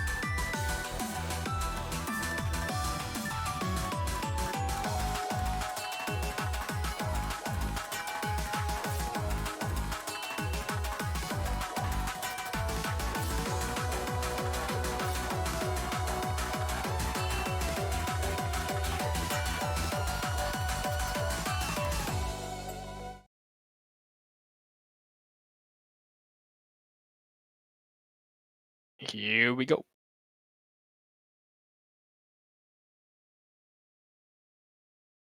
Now, my first guess is that I'm going to do some 1 minute ahead curse-tating. Callionet is going to miss at 450 combo. That is my guess. Now, why would you do that? It's okay, but Firu is going to also miss at 500. That's my guesses. And then they're going to all FC. That's what's going to happen. Getting off with this really nice short start. Very simple intro. Little funky sliders.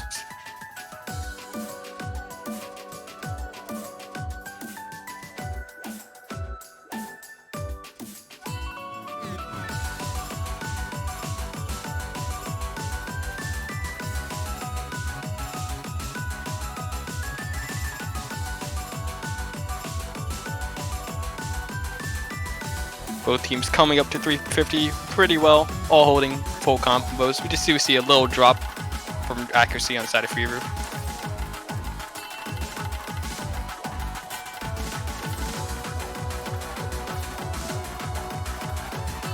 You see the first miss coming at 450 from Firu. I predicted Callionet, but it was not Callionet. I'm sorry. I was about to raise it back. say. It could come down to spinners with that little trade back from Dusk. Yeah, it could. I do believe that Fear did miss an extra note, which could bring it into the side of China's favor.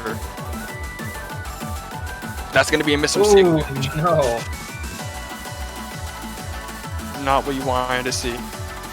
Followed up by another one right there. See Crystal and Calumet holding strong along with Daxaros.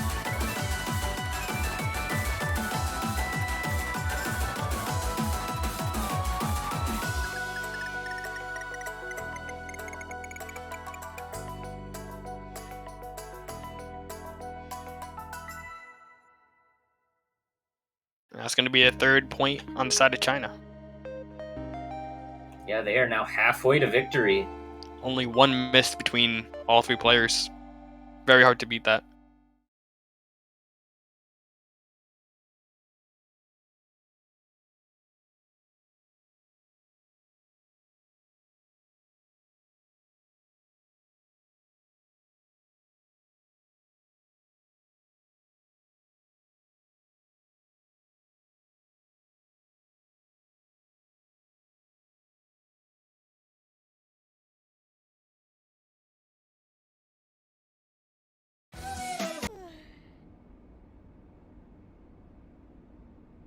Gonna see the next map being picked being DT3 on the side of China. Keeping up the pressure, I'd say. I'd say this is probably one of the more difficult maps of the map pool. Perfect for trying to put a little more pressure on the enemy team.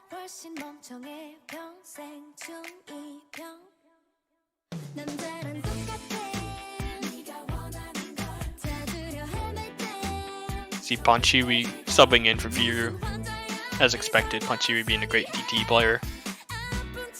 China keeping the same three members, Calumet, Crystal, Dust.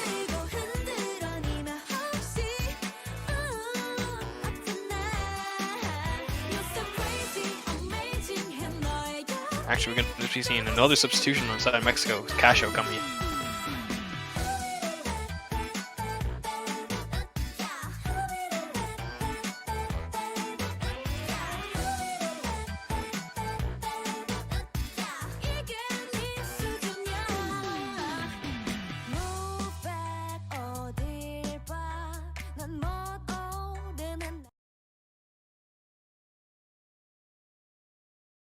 Here we go, gonna see 6, which are taking hit in this time.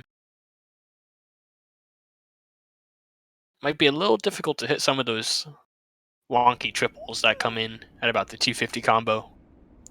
But he can do it, I believe in him.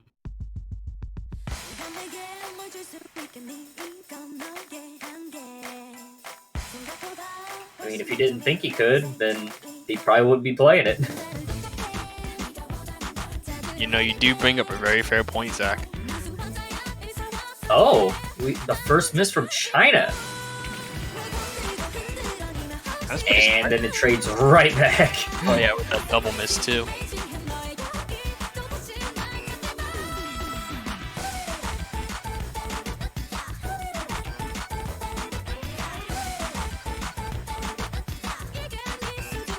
See another miss from Lucha.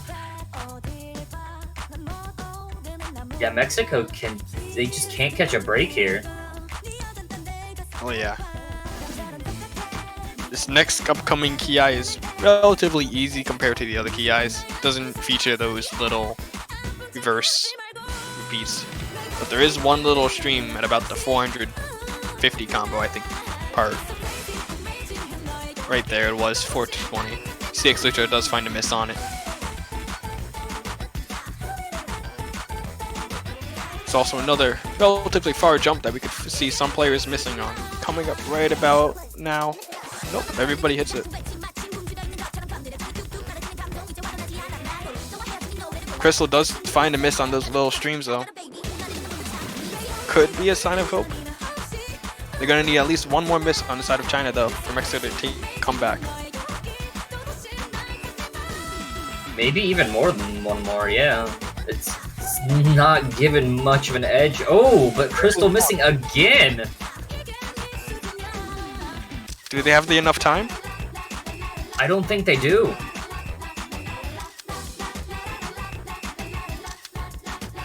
It's slowly moving over, but just not fast enough. And that's it.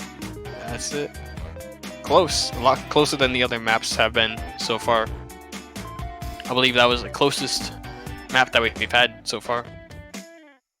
Both teams actually did relatively well, speaking. Kasho coming with a really nice SS along with Dusk.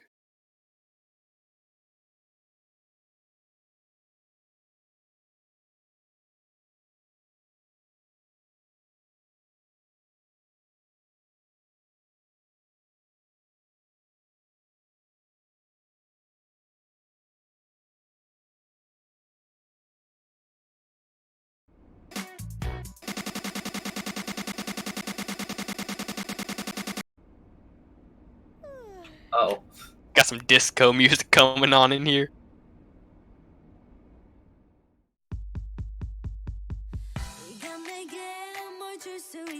There we go, we're all fixed. Don't worry, just a little temporary hiccup, we good. It was just DJ Client. Mexico has tried everything besides hidden. Are we gonna get hidden, Zach? I want to see Hidden. Now, if you're in Mexico's shoes here, which one would you pick? Oh, I think you know what I would pick, and oh yeah. Mexico also knows. Coming in with Zach's pick over here. Hidden number 2. Low we are hidden. Maybe trying to throw them off their game a little bit. Or maybe they're just trying to please me. Ooh, that'd be a nice thing to please the commentators. Now, here is the real question to see if Nagi is actually available for the side of China, because I'm sure that Nagi would play a map like this if he is here. This kind of screams Nagi, come in, Nagi, play. Nagi, play.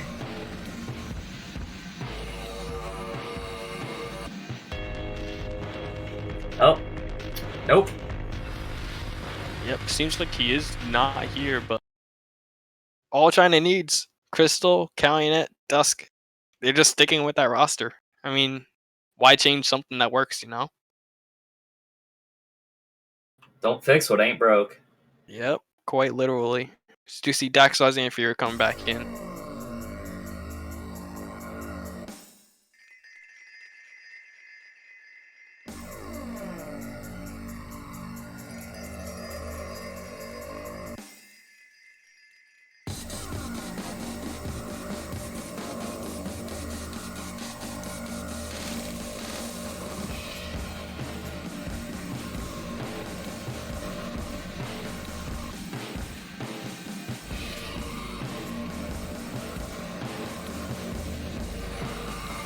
You know, I'm just now realizing this is also Air 8.3. I thought this was Air 8 the whole time. Bit late on that one. Yeah, you learn something new every day. Both teams hitting that 200 combo mark quite well. Only difference is one more droplet miss on the side of Fury compared to Crystal. That don't mean much though. You have the miss from Calumet.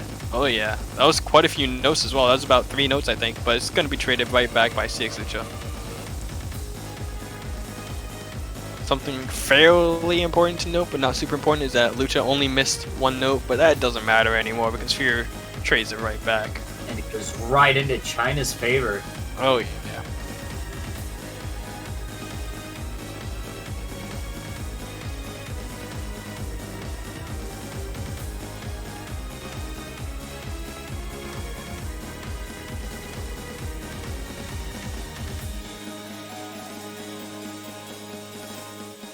Now, correct me if I'm wrong, I'm pretty sure next parts of this map are very, very slow and a little hard to miss on until about 800 combo, right?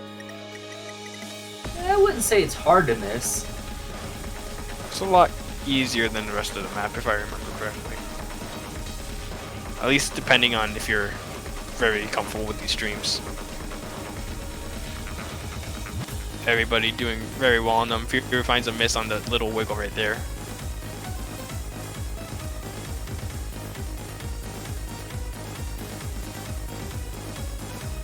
China, as well as Daxos, still holding strong with their full combos.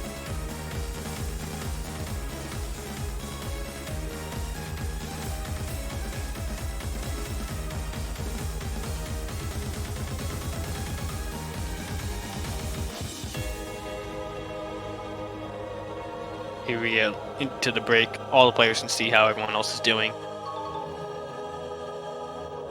Might be a little demotivating for Mexico. Yeah, might be, seeing that you're down about 100,000 points. Only about one. Oh, that miss from Crystal though. Oh yeah, it's right before the ending too. They're gonna need at least one more, maybe even two. But anything is possible at the end of this map. Oh, there's one. There's a few tricky patterns coming up in this section. You always see some misses on the Fears dropping very rapidly. Yeah, it looks like it's not gonna happen now.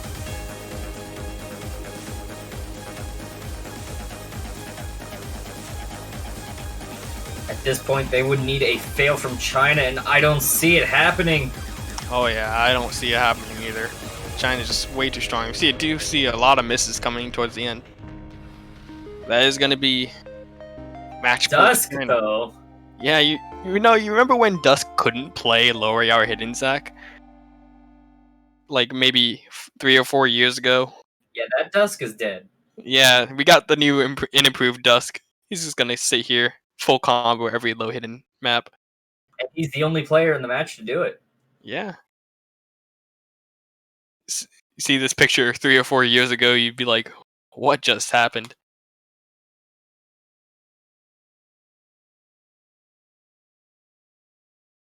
But Dusk really improving with the low air hidden over the years. Starting to show very well. Especially with the absence of Nagi. Are going to see a very, very fast next pick from China coming in Nomad 5. The jumpy Nomad.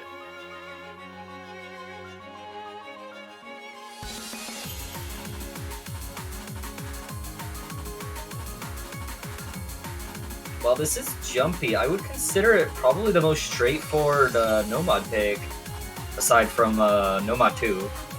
Yeah, I would agree with you on that.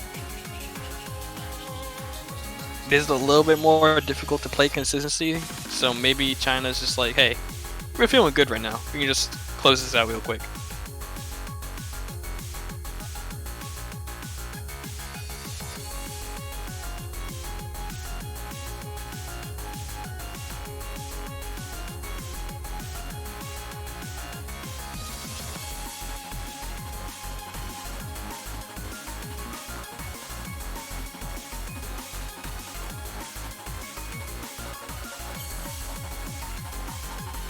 You know, I am quite surprised though. Coming into this match, I would have thought, you know, Mexico's a strong team. They can get maybe 3 points at least. Maybe even possibly challenge a tiebreaker. But this has so far been just completely one-sided on the side of China. Interesting switch out on China's side, actually. Oh, Got Crystal leaving for Kagamin Rin. It is quite interesting. Kind of surprised that they would change up their roster now, going into possible final point of the match.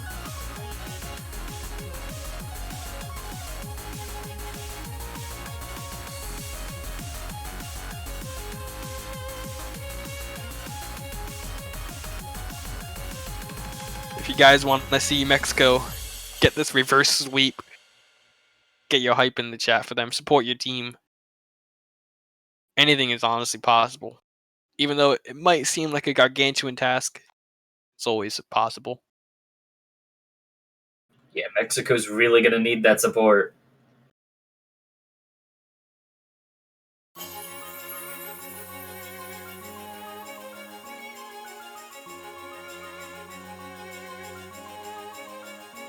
Here we go.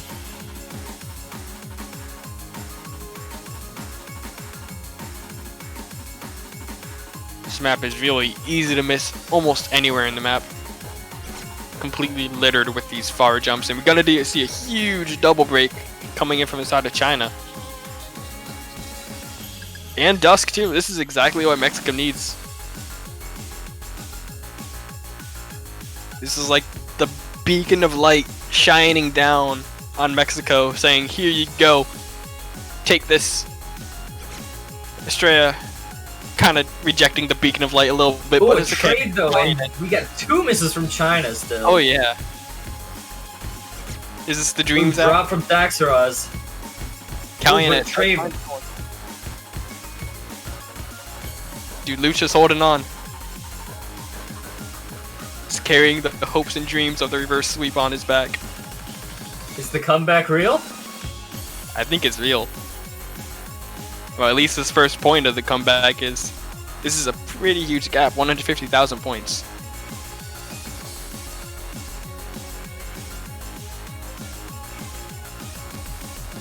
Ooh, we had a couple misses from Kagami. Traded with Daxaraz, but it's gonna keep things just the same. Calumet. Lucha finds his break though. Full combo is gone, but I honestly don't think it's going to be enough. Coming to his map, Estrella does miss. But that is the point, the break point for Mexico. The comeback is real. Are they going to do it? Oh my lord, it would be amazing if we could get even more points. Even just one more point, I'd be so happy with. They're not out yet. You know, Mexico coming in with a great performance, but you got to think, aside of China, they did not do as well as you would expect. No, Calumet they did not. coming in with 833,000 points, Dusk being the highest score with only 914,000. Very unexpected for China. Yeah. Even though side of Mexico did perform very well, especially Lucha with that one miss. Especially with it being their pick. Yeah, that is very interesting. China picked it thinking that they could close it out, but ended up being defeated by a pretty large gap of about 150,000 points.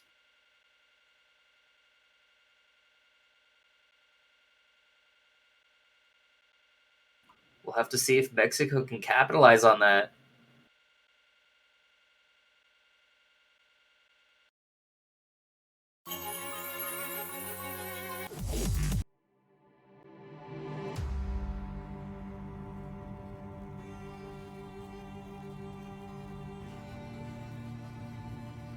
We're going straight back to Nomad, picking the other convert. Maybe they're feeling, hey, China did not do that well on that last map. Maybe we can get this other convert.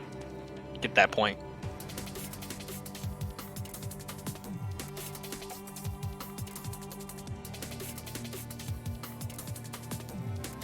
This is a bit of a scary pick, honestly. Oh yeah, this map could go really either way. But you look at the side of these players on the side of China, Dusk is like, this is his bread and butter, honestly. This guy plays these kind of maps all day in, day out. You always see him on the top of the leaderboards on these kind of maps. Sometimes with Hard Rock. Oh yeah. This is not Hard Rock though. This is a lot slower than Hard Rock. Only air 9.2, so that is a little bit of a throw-off factor.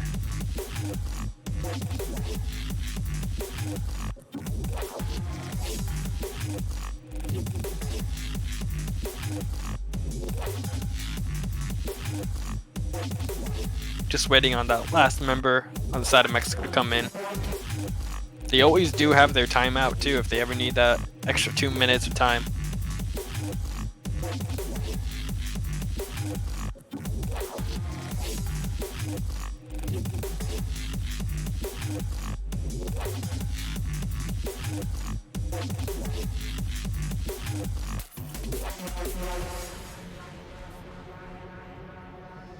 Who's going to be that last member? Is it going to be Casio?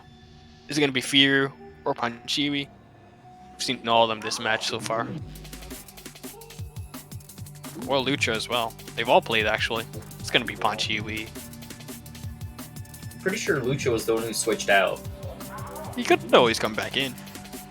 That's a possibility too.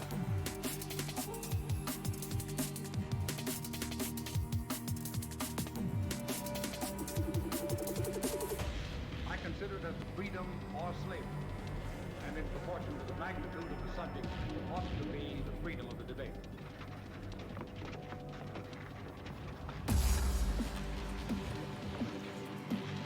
Getting some blessed RNGs in the chat. Pray for Mexico. Get this comeback. Can they do it? If you want to see Mexico get that comeback, support them in the chat. If you want to see China close it out, make sure you support them too.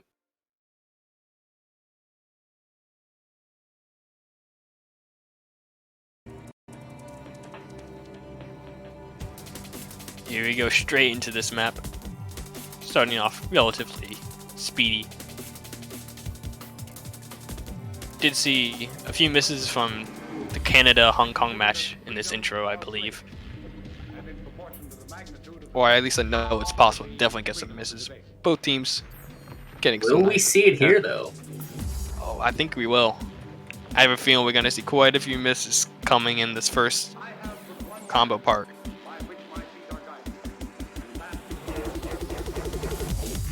Here's where it starts to get a little bit wonky. First, nope. Okay, never mind. My bad. Oh, they're still going. They're going. Oh my god, who's gonna be the first? Oh, Ooh, a double miss. Crystal and Australia. yeah, right about the same time too. We do see Australia does have a little bit less accuracy. Not sure if that means he missed more fruits, but we will find out. Callionet does find the second more miss. now. Yeah, true. That is very true. But I believe it is less of a miss than Callionet's miss. But that one is going to about even it, I believe. Hachiri does find a miss on that very far dash section and another one right after it too. So it's Traded not with Crystal, like- though. Yeah, that is true. See both the FCs coming in from Daxfaz and Dusk. Astray, I believe, is still right under that 200 combo mark. Oh, he's very far under it. Never mind.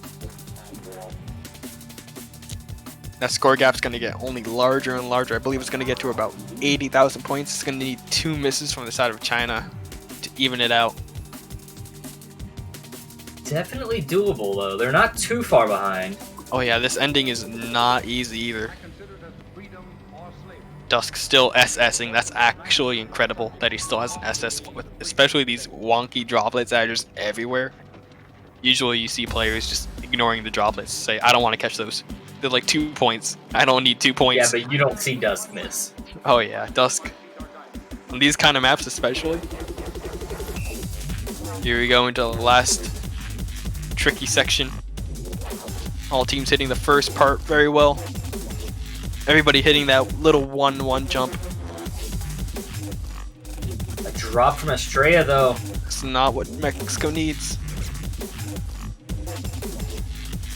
Oh, that's a triple miss. I saw Oh. Callionet miss first, but Dax wasn't punching. We followed it up as well as Estrella.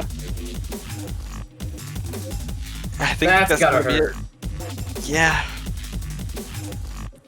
We saw that little beacon of light shine last map. Yeah, I don't think they're going to be able to pull it back at this point. Oh no. You just look at what Dusk is doing to them. Is he gonna SS this? No way. He is. He did it. That is actually insane. And that's gonna be the match. 6-1. Going to China. Mexico put up a pretty good fight. Yeah, they They did played well. very well. But China's just too strong, it seems. It's usually the case. Yeah, usually. We did see a little bit of a beacon of hope on that last We map. know that all too well. Oh yeah. You know, I'm looking at the leaderboard of that last map, and that is the 4th SS it would have been on the leaderboards. Well played to Dusk. Here we go, our winner, China. Moving on to next round. They will face the winner of, I believe it is... Actually, no, they will face Hong Kong. So that's going to be a very interesting match. Yeah, it will. Who do you think is going to win that one? I think it's very obvious to know the favorite. I mean, But- yeah, you kind of have to go in favor of China on that, but Hong Kong is definitely going to put up a fight. Oh yeah. Can expect great things from both these teams. Both of them very well seasoned tournament players.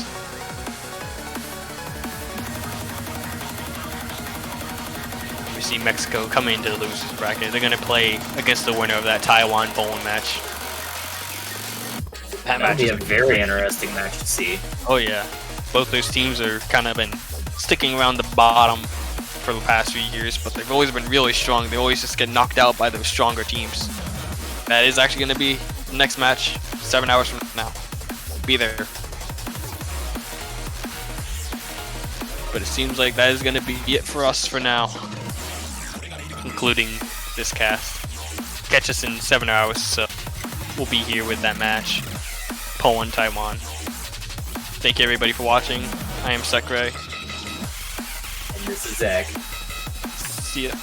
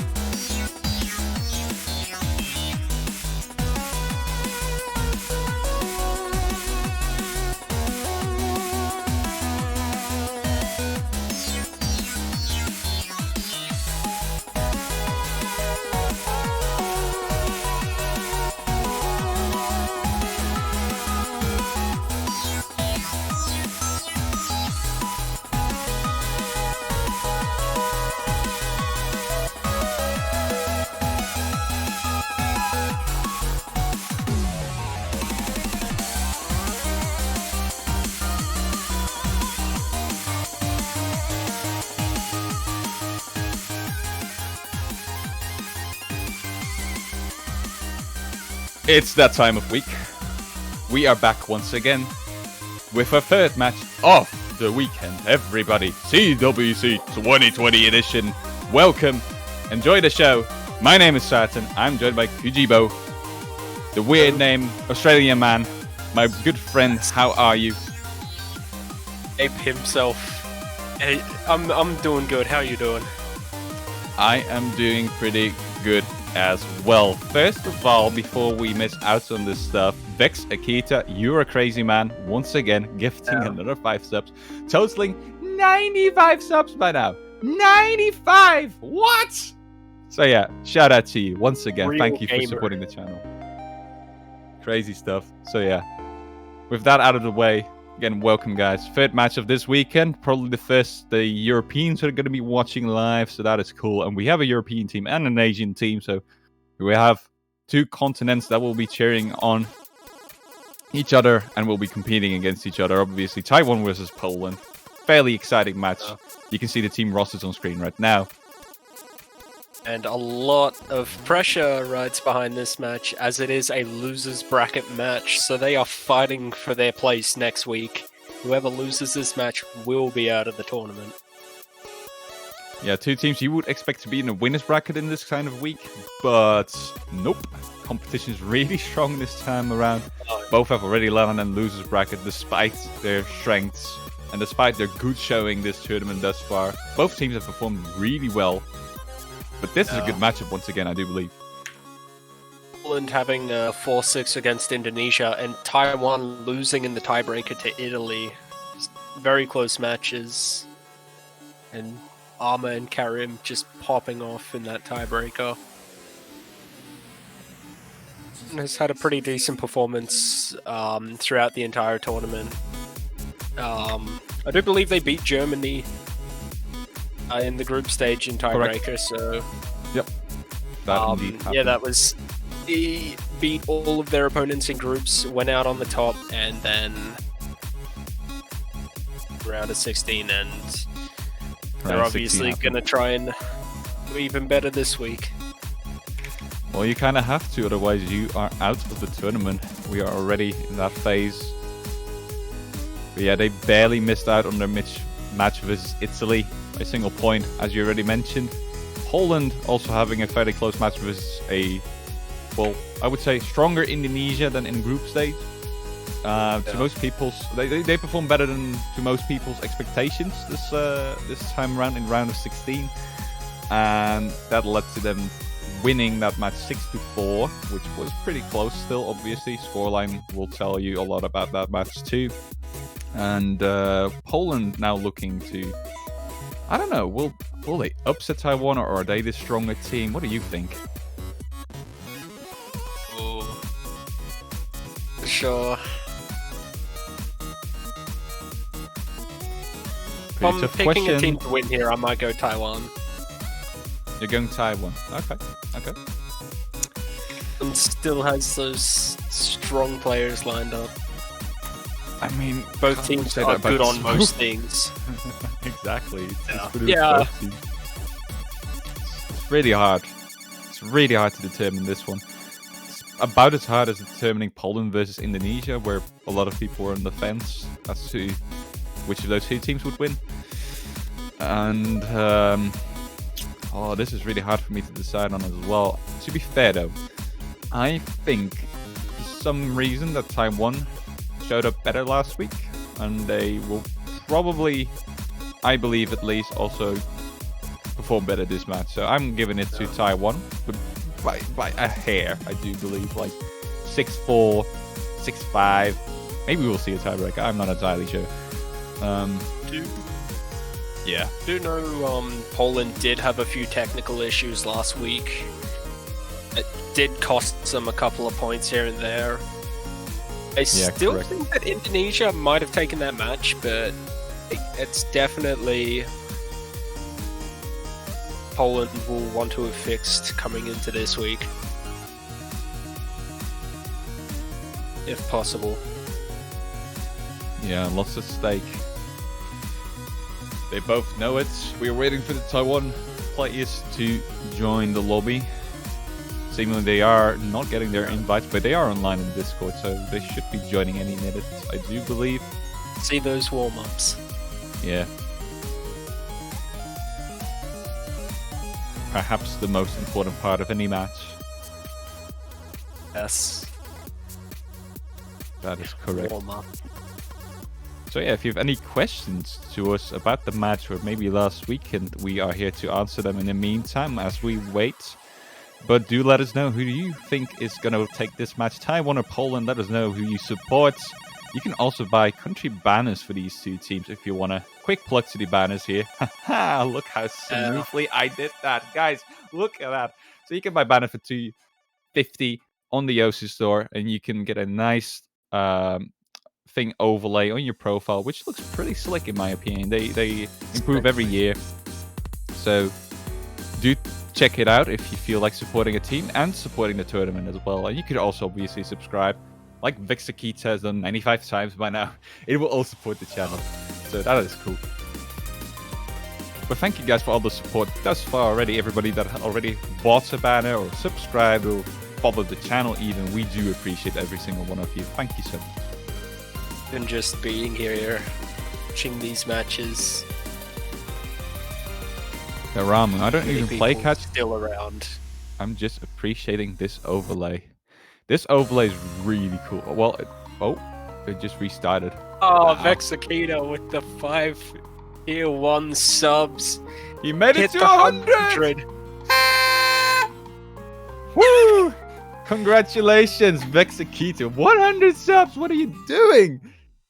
Is that a soundboard or is that an actual one of those That is a physical one. I have one right here oh my. for these kinds of occasions. Had it. So much. The sub Vexakita dudes. for the gift subs. Yeah, thank you so much, Vexakita. Once again, 100. That is crazy money. But it's amazing kindness. And that weighs a lot more. So thank you so much. And everybody do enjoy your subscription from Vexakita. Do make good use of it. And show your appreciation to the man himself. The gal herself. Whoever you are. We love you. Thank you so much. Big shout out. Yeah, but the overlay, as I started to mention, is really cool this time around.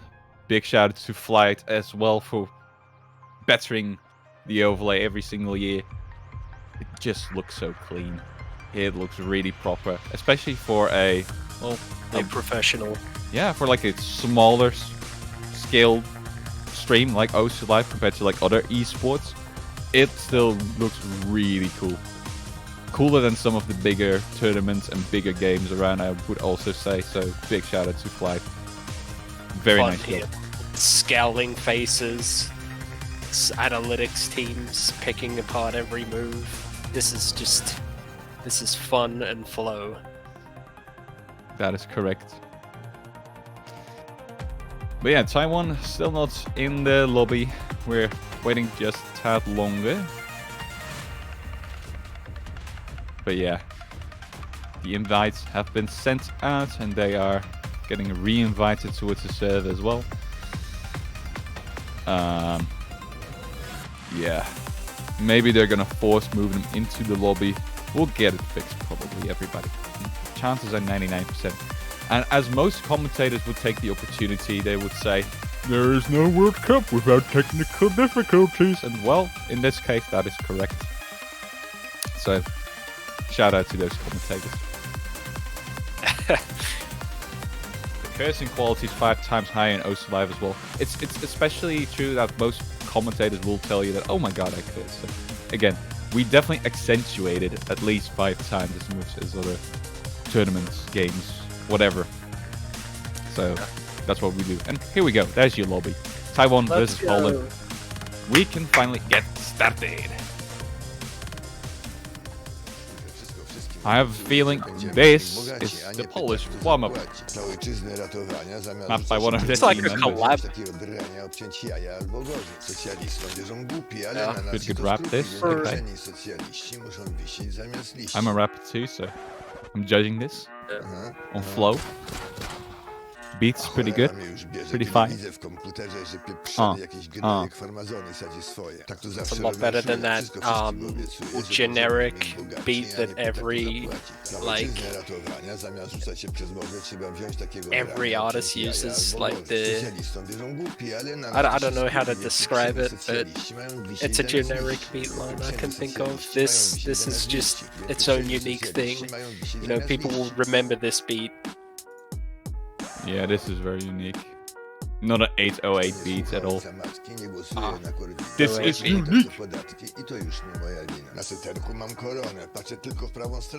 Come on, commentator, start spitting. If you wouldn't check out some of my spits, you should check out the Dutch warm-up we have this year, uploaded by Wesley. There is a rap part in there. That is me. And we are dropping an EP later. Big plug. There you go.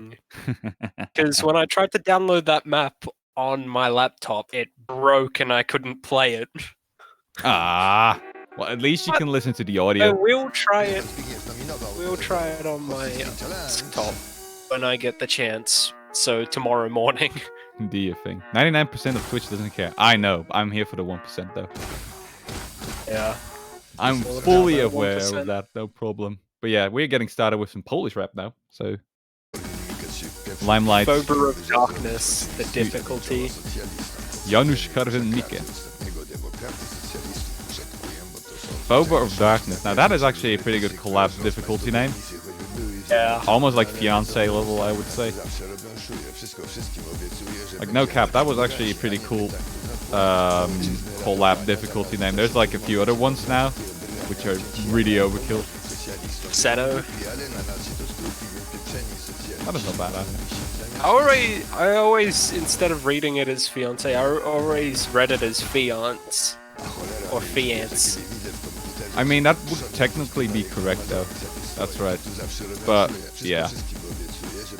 I just read it like the regular word. I'm not entirely sure how Simmons would interpret that. We'll ask him someday. Still very high combo for Eternity Moon. The Polish player is actually having a lower score than the Taiwanese, despite similar mods. While Phobia of Darkness obviously bottlenecking their team with Flashlight Easy. But even then, with the carry. 300,000 score difference. Probably wouldn't have mattered if Phobia didn't play with those mods. We're getting more intense now.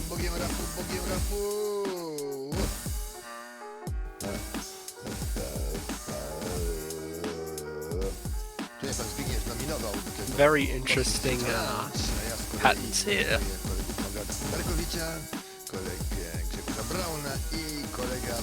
Yeah, it's definitely following the flow at least, sort of.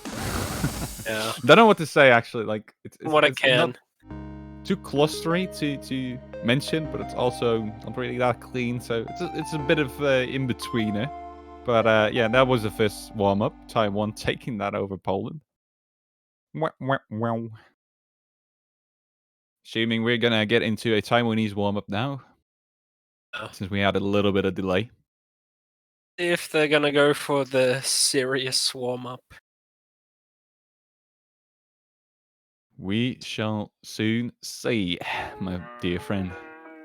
Michi12211. Stream is crazy for me. I think that is on your end, friend. I don't have any freezes so far, so I think that's your internet. Sorry. Maybe lower your quality. No, mine's kind of 50-50, but mine is doing fine, but I have pretty genius internet, so most stuff works pretty fine on my end.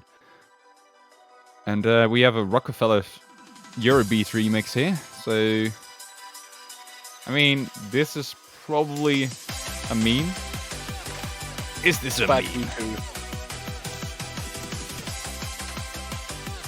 Honestly speaking, though, I don't have anything against Eurobeat beats. They're cool. Eurobeat theme.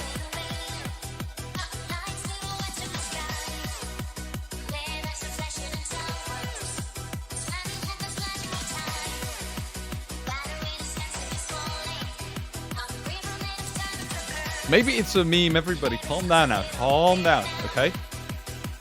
I mean, like, it is Eurobeat, and Eurobeat's like, in the, like, 27% meme. I would say 31%.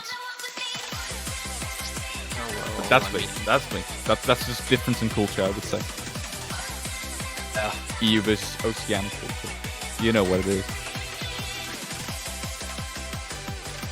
And also, shout out to Gideoni. Sorry if I butchered your pronunciation, but we still appreciate your 20-month sub. Congratulations and thank you very much.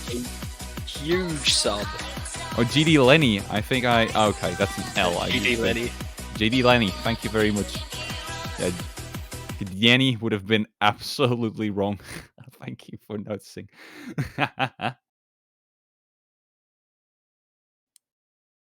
We've seen most memes at this point. Like, we've got the initial D memes now. Yeah, and honestly speaking, the song is good. So, very little to complain here. I found it strange how a Toyota Corolla was like faster than all of these other cars. It's all about Faster the than driver. GT cars. It's all about the driver. I mean, I didn't watch the entire anime. I watched like half of the first season as a drinking game with friends. It was cool. I need to try that as a drinking game. I mean, I don't. Although if it is the driver, I forgot the rules I used, but yeah, I'll discuss it later with you. Maybe I can help you out. maybe. If it really is the driver, though, I want to see Takumi win a race on a bicycle. Would you guys like to see Takumi win a race on a bicycle? Chat, let us know. We'll try and contact the animation studio, see if they can get something done for us. No, we won't, but... Season 5, let's go. Is there already a Season 5? I don't know. Is there a Season 5, chat? Let us know. Commentator, are you a weeb? I actually watched some anime yesterday, yeah. Not a weeb per se, but I do like some anime. What about you, Kajibo? I would not say I'm a weeb. I'm more along the lines of Russell Coit. Oh, okay. Chic way of saying that. Like Australian memes.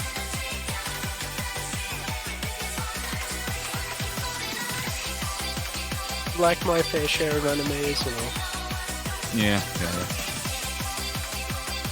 Checked out Tower of God yesterday. It was pretty nice. Taiwan also leading thus far on this warm-up, despite similar mods. Well, Poland has double hard rock picks, whereas we only have a single hard rock there for Taiwan. But the map is fairly normal, I would say. Not a lot of extreme patterns. 6 stars in total, so... I'm so sorry, boys, but it's not quite a meme. It's a bit of a meme. Yeah, but there's still like a serious kind of warm-up in there, and Bipu still pretty high, Ak.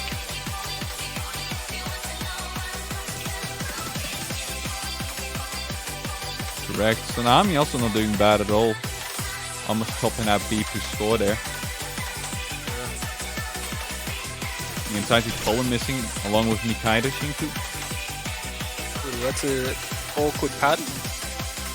A bit of an awkward pattern indeed. The large jump off of the curved streams. Boomerangs. Alrighty, and those were the warm-ups. So Taiwan taking both of those. Not sure if that is any kind of prediction they're trying to give us beforehand of the match. Whether It's they just, want us to know. Whether this is like a statement. Look at us, we won both warm-ups. But they did. Just free clout. Well, chat, you can now bet what rolls will be rolled by these two teams. I'm going to say 47 for Taiwan and 89 for Poland. I'm going to do... Oh, we're in. Teams are going to roll between 1 and 99. You are correct. Wow. 13 for Poland, 20 for Taiwan. Both really low rolls, but Taiwan taking it with a 20 after. Oh, no, actually, no, that is Poland rolling 20. I don't know what Taiwan rolled. We sadly missed that in chat. Laku is drunk. Could be. That is a meme, actually. Mind Let's go game. being drunk a lot of the time. Well, sometimes it's correct. But yeah, he's even more alcoholic than I am. Pretty impressive. Congratulations on that. So we are going to see a ban on Sol Ross from Poland. And now we are going to see what Taiwan is going to choose to ban. I think Taiwan is going to opt for a ban on Nomad, actually. I think that would be a pretty fair choice. Especially since Poland is banned harder. Gonna hear you pick Hidden. They're gonna hear you say no mod, and they're gonna ban Hidden instead. You sure? Well, actually, yeah, they seem to be pretty uncomfortable in hitting these as of recent for some reason. Guessed it. Well, there you go.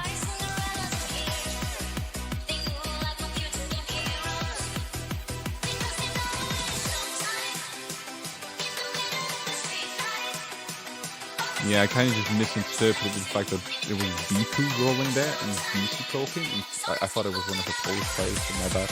Misread that. But yeah, for some reason, Taiwan not really being too comfortable with Hidden in this tournament so far. Even though in the last week's match versus Italy, for example, it didn't go all too bad. Yeah. So interesting to see them avoid it by all means. So yeah, interesting. If they'll go with my favorite map in the pool first, Fallen Angel. The AFB no mod. Let's see them do it. Staat in Dutch, Pog? Ja, ik ben Nederlands. We're waiting. They have like 2 minutes to pick. The rolls are 13 and 20. Yeah, Taiwan taking that, what, 20? Yeah. Double time. Interesting. One for the Meow.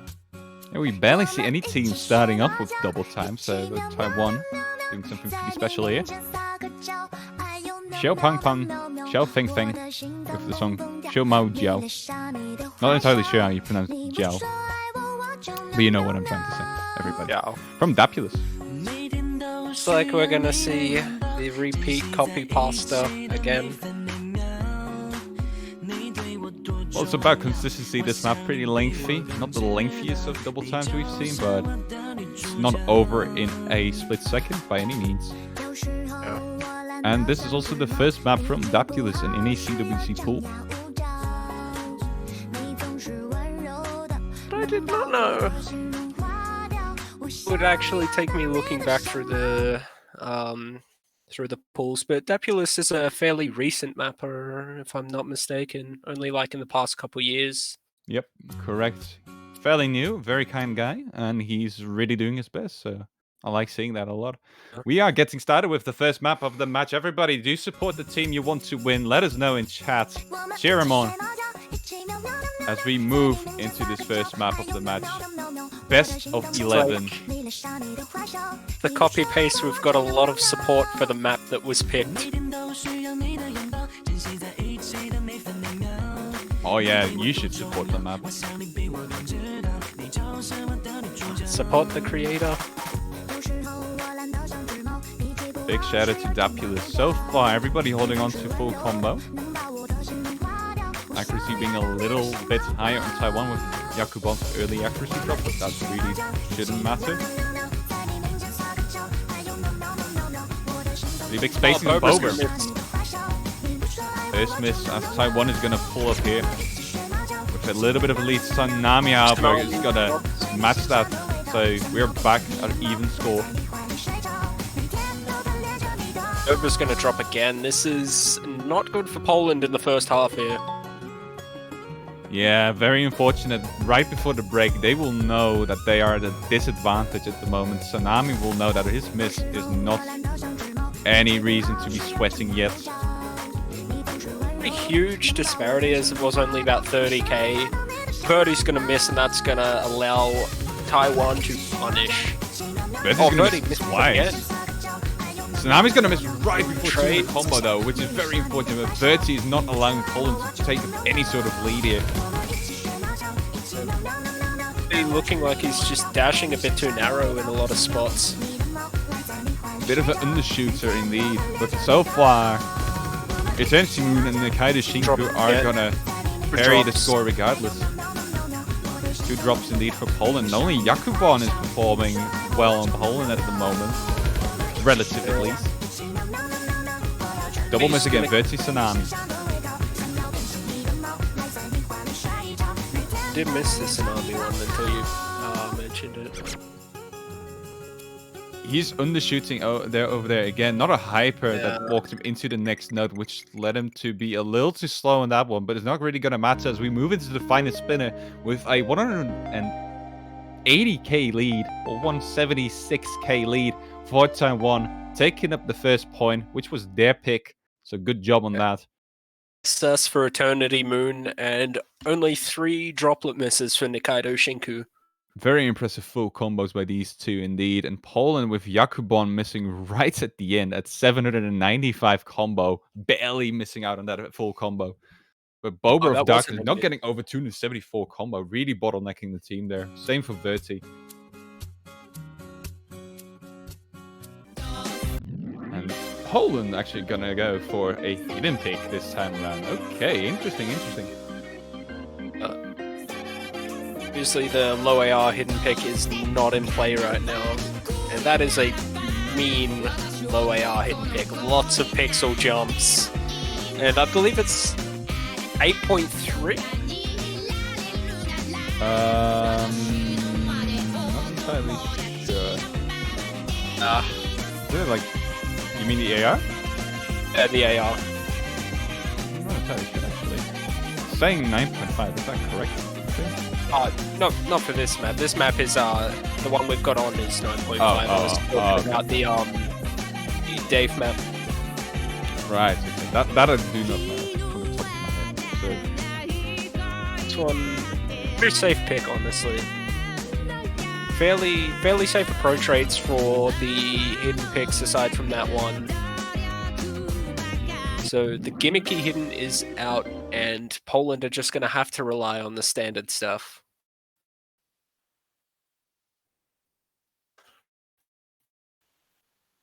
To haha. Ah. here we go. Come on with an early miss. Yeah, very early there. Nami really tight movements there. Yeah. Early miss there from MechPoint out of it. Tsunami's got to do the same. Fob drops as well though, so it's Boba and Bipu right now. And Jakubon's going to be missing as well. Yeah, so it's pretty close. Oh, Bipu misses though, and MechPoint's the only combo for Taiwan. This is really good for Poland right now. Exactly, MechPoint not even being at 200. Boba at 270 by now. Gonna drop, but triple miss. Yeah, they already built up a bit of a lead. It's gonna go back to Taiwan now, maybe, but there's still map left. We are halfway now. MechPoint now really picking up his game. Fob also above 200. Alrighty, now they know they have a combo advantage and score advantage. Yeah. A decent lead now. Good. I mean, lots could still happen. A double miss on the end of Taiwan, which is very possible. Could just give it to Poland. But they do need a bit way. Okay, but more misses on the end of Poland. Jakubon.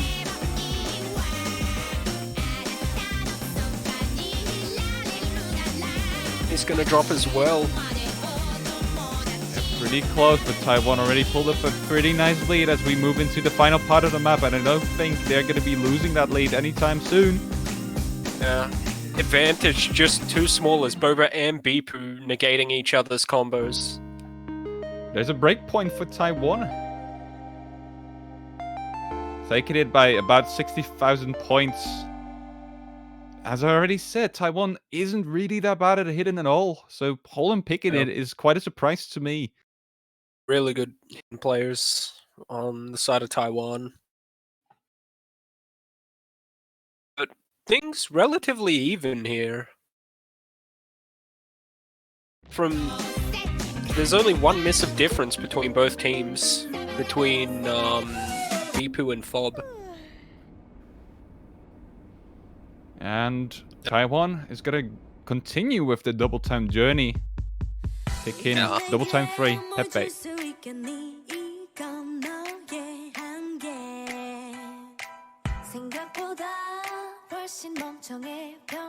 Ooh, cha, difficulty. It's by the hip-hop mapper Liliana.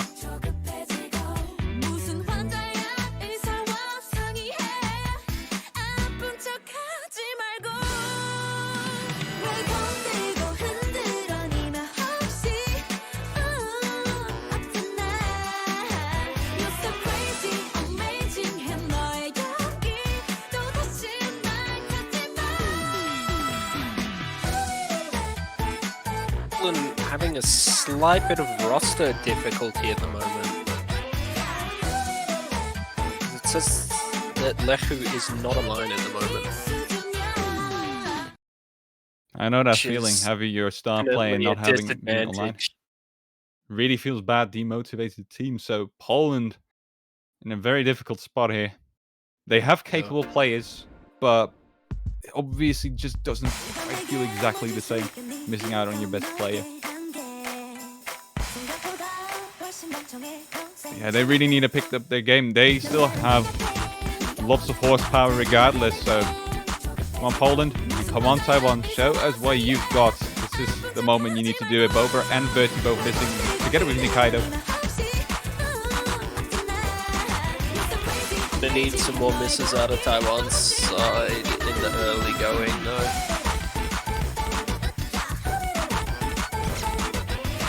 Birdie drops again. Trinity, Moon, and Boba trade too, so advantage stays. And I missed Jakubon's drop.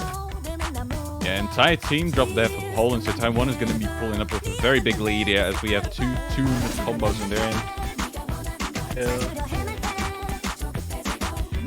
Very strong. The SS from Tsunami and only one drop from Kaido. And I think only one drop from Eternity aside from that one as well.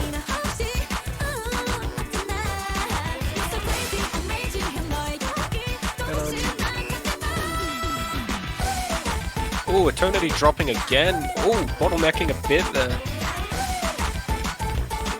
He might have just locked his fingers up a bit.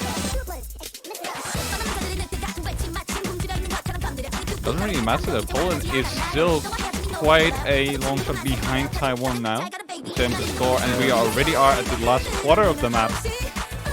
Definitely not a good thing when you can get away with making mistakes like that. Although, I guess it's a good thing for your side.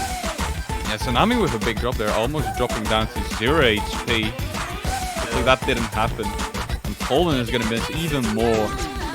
Entire team drop there again, and yeah. Struggling quite a lot with this pick. Very smart pick for Taiwan. Yeah, little that can be done in the end of Poland. Very with a very convincing win in this one. 220,000 score difference there. Well done.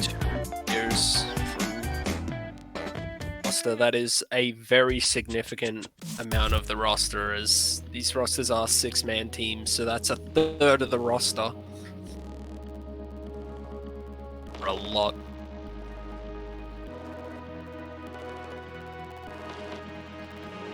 So Poland is going to opt for a different strat now, going for Hard Rock. Not entirely sure whether that is a good option as well. I still, if I were to be the captain of Poland, I would be picking Nomads at this point. Yeah, but definitely. I'm feeling Poland is acting a little too dangerously against a team like Taiwan, which has some really solid Hard Rock players, especially when missing out Lekuchek.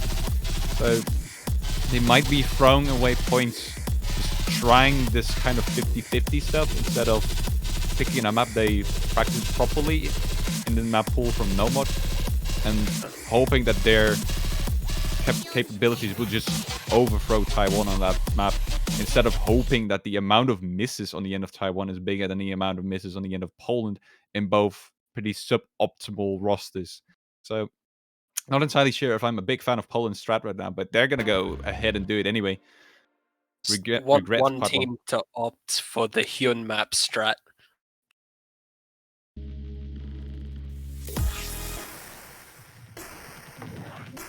An awkward note placement at the start, so we'll see if anyone gets tripped up on it. Boba and Tsunami do.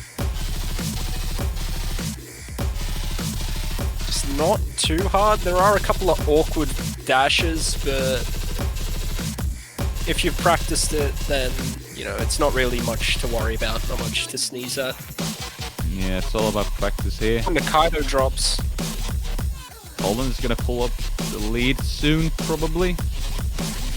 It is narrowing out. Yeah, there we have it. Poland, for the time being, having a very slight edge over Taiwan, but there's still plenty of map left. Yeah. But both teams already have 2 misses in total, so it's not like either of these 2 teams is really winning by a long shot. Once again, in the early game, the story is SS versus SS. Spinner being a bit better on the end of Taiwan, I think. Poland really wanting to keep strong combos so that Spinner doesn't come into play. Exactly. You could trip up very easily in a part like this. Yeah. Pretty solid performance from everybody thus far, though. Very impressive.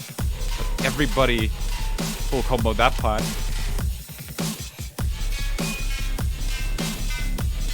This is really gonna come down to the wire now. Single miss on the end of Poland will give it back to Taiwan. Everyone looking very solid here. Stay strong. It's already the calm ending part. Not a lot of missed potential here. Poland might be taking this on the whim, and Bobo taking it right to the end. Taiwan taking it back right now. Taiwan have got it. Oh, the spinner will seal the deal. Taiwan taking that by a hair right at the end. Oh, that's unfortunate. Bober. The one miss at the end there. Devastating. That is not what they were looking for, obviously. 4-0 lead now for Taiwan. Very close there, but Bober should not have missed there at all. That must hurt a lot. Gosh. Jacobon holding the SS, doing everything he could. Yeah, the miss just count. Being very close, but not quite there. The miss count is higher on the end of Taiwan even. But yeah, Poland with the unfortunate placement of these misses. It's gonna miss out on another point. And at this stage, it's starting to look really grim as they are behind 4 points. Still having won 0 maps themselves. And Taiwan might just seal the deal like this.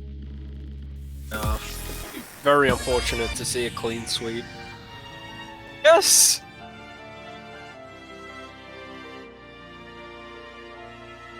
Paul Here's has your been map. picked.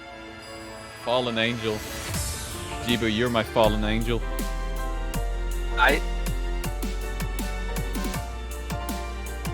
You fell from heaven. That's what I'm implying.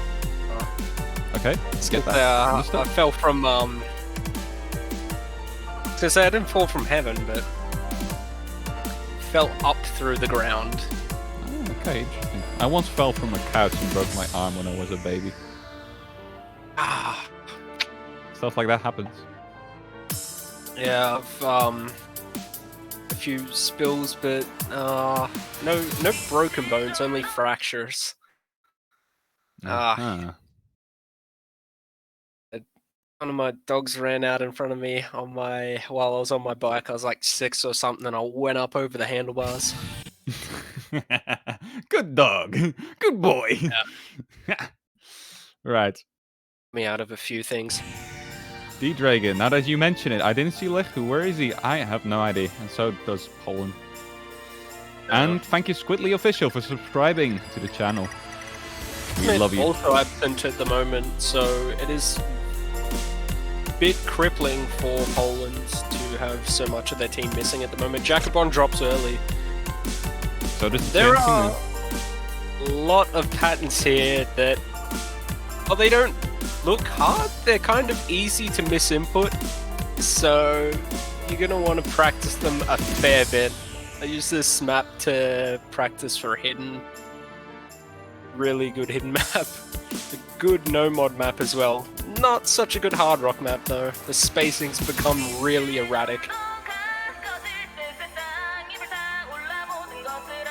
The hard rock enthusiasts will actually like that probably.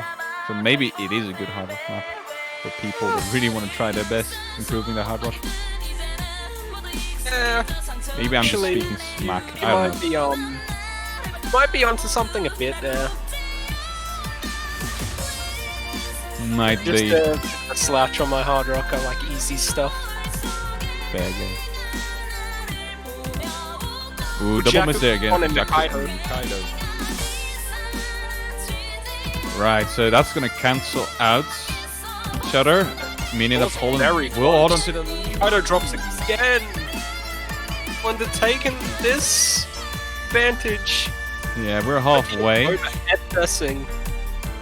So does Bipu. Jakku again missing though, so Taiwan is gonna be able to pull the score a little bit more towards their favor now, especially with 30 missing. Into the first stream section too. I actually believe that this Jakubon could be drops one as of the well. easier parts. Yeah. Fight Jakubon missing again. Nikaido is gonna follow that up though. Really want to keep your combo here because this is the highest density part of the map, these stream sections. So combo incredibly important. Eternity Moon and Bipu! Poland is gonna take up a pretty solid lead here if they were not gonna miss. Jakubon missing again, but that doesn't quite matter. Taiwan still has a combo disadvantage compared to Poland. Never mind me, probably not anymore. By small. Yeah, that's gonna go back to Taiwan again right before the end, but Eternity Moon is gonna miss again. Poland should not miss any notes, and they got this. Coming down to it. Let's go! There's only a few seconds left, and there you have it. I think Poland is actually gonna take this one. That's a long slider. Even if Not someone a- gets spinner trapped, it'll be fine. Oh wait, not spinner trapped. That came before the spinner. I just... Goodness. Badly informed commentators rage. That this was my favorite map, and I played it like 10 times at least, and I just completely just closed that information out of my brain. Ah, well. Bober with the full combo, everybody else having at least a single miss. Yeah. But Full combo, my definitely clutch. theory might be correct here. Poland taking a win on no mod, which is the first no mod they played in this. Well, actually, the second, right? Second no mod they played in this map pool, I think. But the First. first. They're going for one of the No mod. two safe picks in the no mod pool.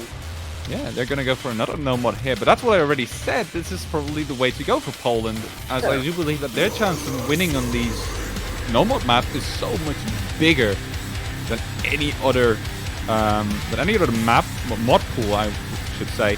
Especially with Poland also practicing quite a lot compared to most teams, as far as I've been told. So Poland finally taking up the commentator strats, going for another no mod pick here, trying to keep up the pace. Taiwan is. Go ahead. Pijibo, go ahead. Go. You wanted to speak. Don't make it this awkward. I was just saying it's a safe pick. Just completely zoned out for a second. Boom! There you go. It's a safe Didn't pick. even realize I cut you off. My bad. Word for Kijibo, it's a safe pick. Bado Osu, who gifted me, thanks. It's probably Vexakita, a man who's already gifted 100 subs to this channel. Yeah. So yeah, do thank him indeed. Next no mod pick here. This time around, Poland taking that pick. And Taiwan might not feel as comfortable as they lost their previous No More pick just now. Quite a safe pick for Poland. One of the 2 safe pick maps from the No Mod pool. No Mod 1 and 2. Jacobon missing there together with Nikaido, so they're gonna cancel each other out. And yeah, Jazzy, he actually gifted 100 subs, we're not kidding. Poland with a very early lead there. Probably gonna go back to Taiwan though, looking at the combo from Jacobon and Nikaido. 8-point difference there. Kaido gonna hit 200 first. Map is fairly similar to the previous map we saw though. It's faster paced, but the map structure itself is kind of similar. Beep is missing there for Taiwan, and Poland is going to take back the lead for now. I'd say this one has more straightforward jumps and streams, like less of the kind of weird sliders as well. Yeah, but its faces though, they seem to be very similar, I do believe. Bober missed quite a lot of notes there, so Taiwan is going to take this slight lead over Poland for the time being. Just I guess the standard thing, a lot of spacings being kind of similar. I mean, as the difficulty increases, you will see more, I guess, difficult spacing. Yeah, makes sense.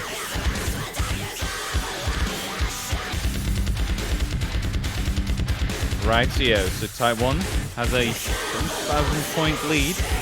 A little less than that, actually, so anything can still happen as we're halfway through the map. Thus far, these No More picks are looking pretty good for Poland. However, Tsunami with a miss on the end of Taiwan right before the spinner. And Poland is going to be able to capitalize on that very nicely, probably. Lots of spinners. Taiwan like really does 5 or look a lot 6, stronger. 7 spinners, what? No idea. Spinners are they here? Didn't count, but yeah, Taiwan with lots of better spinning there, as we already noticed in previous maps. Doesn't really matter a lot though, because Tsunami is at 70 combo and everybody in Poland is over 200 now. This is a fairly easy part, so I'm not expecting any misses. Tsunami can pull it back and Poland drop as the song picks back up in intensity. They can bring it back, Thailand can, but Poland definitely on form. They want to keep this up. Yeah, they are keeping it up so far. It's only a difference of a single miss, however, the score between these two teams. So they need to hold on to their combos in order to win this one. If Taiwan were to not miss. Realize that there's no full combos on Thailand's side. Taiwan, not Thailand! Taiwan, my mistake. Time to get some sleep! Sorry. And Poland's trying to say goodnight to Taiwan as well, as we are getting close to the ending of the map. Only 10,000k. 10,000k. I'm also in need of sleep, seemingly. Only 10k difference. But Jungle Bomb missing randomly. No! That's gonna go back to Taiwan! Right at the end! Oh, disastrous for Poland! More shades of the They earlier were map. so close! Oh, no! 12,000 points in favor of Taiwan due to that extremely unfortunate miss from Jacobon. Again, this happens right before the end of the map. We had this happen with Bobo on a hard rock pick. Now it's happening for Jacobon. And now Poland is in a very dire situation with Taiwan taking a 5-1 lead over them. Only needing to win a single map to advance to the next round, as Poland will need to win 5 times in a row. And that has been very hard for them to do at all versus a team like Taiwan as they move into another No More pick. Yes, it's treason then. From Dictate, one of the best featured artists we have, I do believe. I really like his music. Shout out to Dictate. So this is going to be really stressful for Poland. Definitely has some bangers. Definitely, something you don't want to rest on. Something you want to have practiced, because there are a lot of screams and wiggles in here that just... you will drop if you don't hit them right.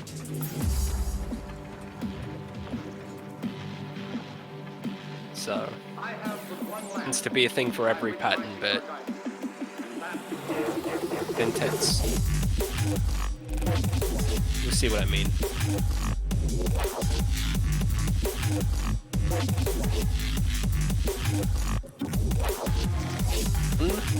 Going with treason.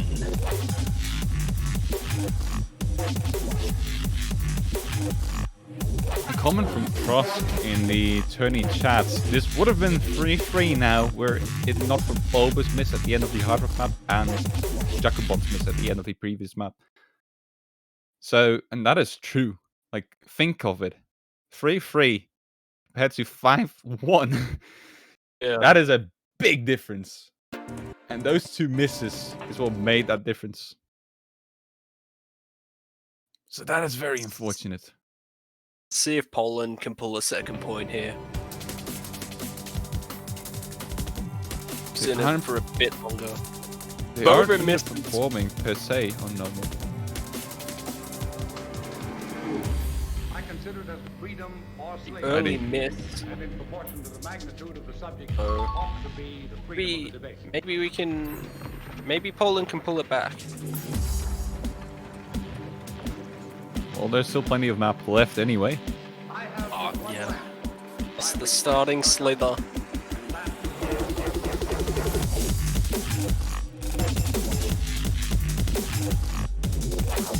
A miss there from Fob as well, though. These patterns will catch you off guard if you haven't practiced them enough. Jacobon gonna miss as well. Taiwan is doing wonderfully here. Probably not feeling as much stress as Poland does. Taiwan does have pretty strong convert players, so this is definitely within the realm of their capabilities. And Nikaido is gonna miss twice, but Jakku and Boba also missed, so their lead is getting really big by now already. Yeah, already cracked 1 million. Bob's gonna drop again. It is a very tricky map for Poland, it would seem. Bipu and Jakku are gonna trade misses as well. Eternity Moon still performing really strong over there. Nikaido's down to an A. Yeah, missed a lot of droplets, I do believe. Didn't really have any huge misses.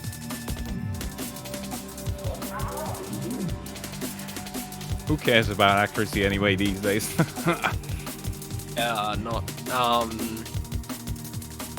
Jacobon's gonna miss again. It's about to say not me. I haven't submitted SS in a while. I maybe have like 80 SSs in total. 5-year player, everybody. 6 years actually. 4-year player here. Alrighty. Only a quarter of the map left, and honestly, it might just end in a scissor, as I do not believe Poland has any opportunity of coming back now. And, oh, look at that score bar being loaded on the end of Taiwan. As if they have gigabit Ethernet, they are just loading it like it's nothing. Eternity Moon still has combo. Yeah. I think Eternity Moon still has the FC. I do believe so as well. Nikaido is going to miss quite often here, but the misses on Poland are going to compensate for that, and it really doesn't matter as we move into the last 10 seconds of the map. Only a fail will save Poland now. And it seems like the Polish mountain will fall to the hands of Taiwan. That'll be that. 6-1. Eternity Moon looking incredibly good on that convert pick. Hitting all those pixel jumps between the streams and wiggles. Polskiego góra, przegrał. And Taiwan is going to take that 6-1.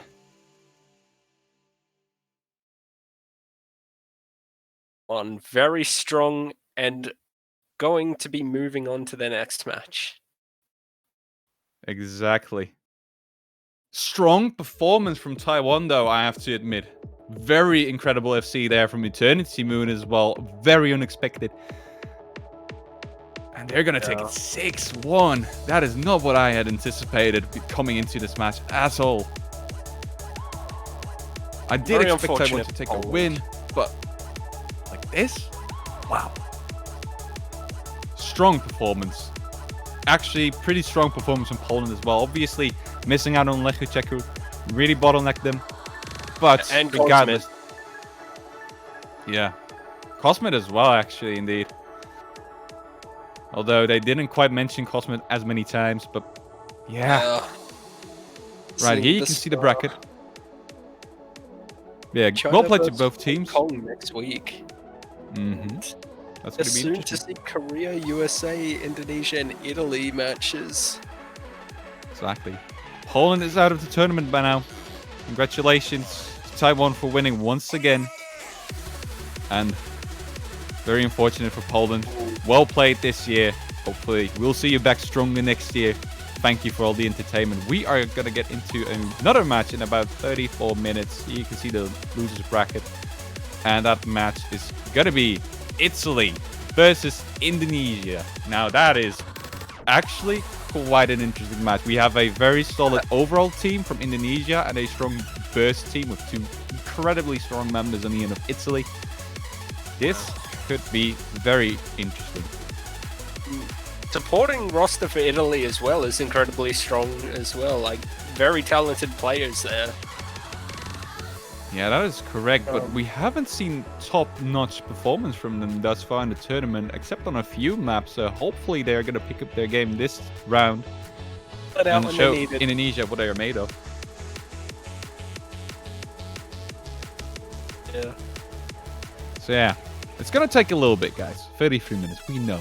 It's quite a long time, but there's plenty of things you can do in the meantime as you wait to return to your PC. You can... I was going to plug everything, my friend. Obviously, I'm going to plug everything. First of all, we have banners! As already mentioned by Kajibo, you can support your favorite team on the website. Get yourself a nice layout on your profile. Get yourself a banner for whoever team you support still within the tournament. It looks great, and you support the game. You support the tournament. You support the prize pool. You get loved by us for it. There's so many merits to it. So go ahead and check it out, whether that is of interest to you. You can also subscribe to the channel, which also supports us equally. Or follow the channel if you haven't already, because you'll get an email notification whenever we go live with any matches, so you won't miss out on any of the action. And there's plenty of actions you can have, guys. Trust us when we say that. They're only getting better. Correct. It's all ramping up from here. Look at the upcoming matches. I mean, you don't want to miss out on those. Yeah. Do you? Nah, you don't. Got Italy, Indonesia, Korea, USA, Chile, and Philippines. Yeah, Philippines having a strong performance. All very interesting matches. France, Russia is also going to be a fairly close one, I do believe. And then Belgium versus differently colored Belgium, Germany. So, all very interesting. There's a slight difference Strong in color teams. there. A slight difference. The yellow is a tad bit different, but we don't really care about those details, right? It's about the memes, after all, like reverse Poland and such. You know what we are on about. That's just what casters do. So, yeah. Anyhow, Horizontal Belgium. you could also call it, whether you want to call it a vertical Germany or a horizontal Belgium, whatever you do, all up to you. But yeah, plenty of matches. Point is made. Italy, Indonesia, 31 minutes from now. Not entirely sure if we down the stream or not, but go get yourself some water, food, go outside for a bit, check out the nice sun or the nice night sky, wherever you live, and we'll be back in half an hour. Thank you so much, Kajibo, for casting with me, and do enjoy all of the remaining matches for the day. Right, so we're off for the time being. Take care, guys.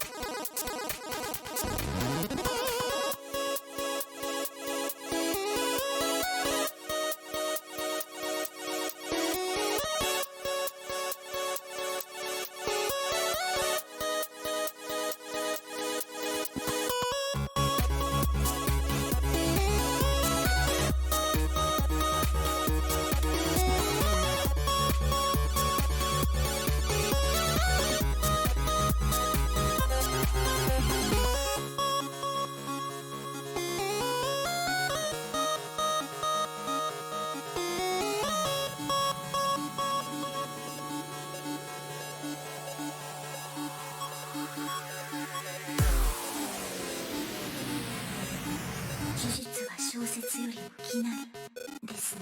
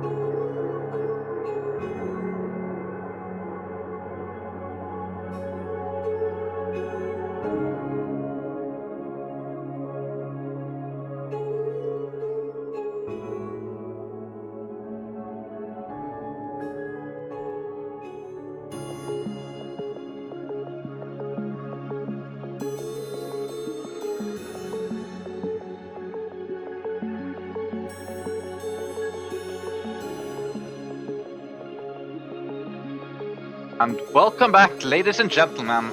This is your friend Divine Cake, joined here by Elux for another exciting match. How are you doing, Elux?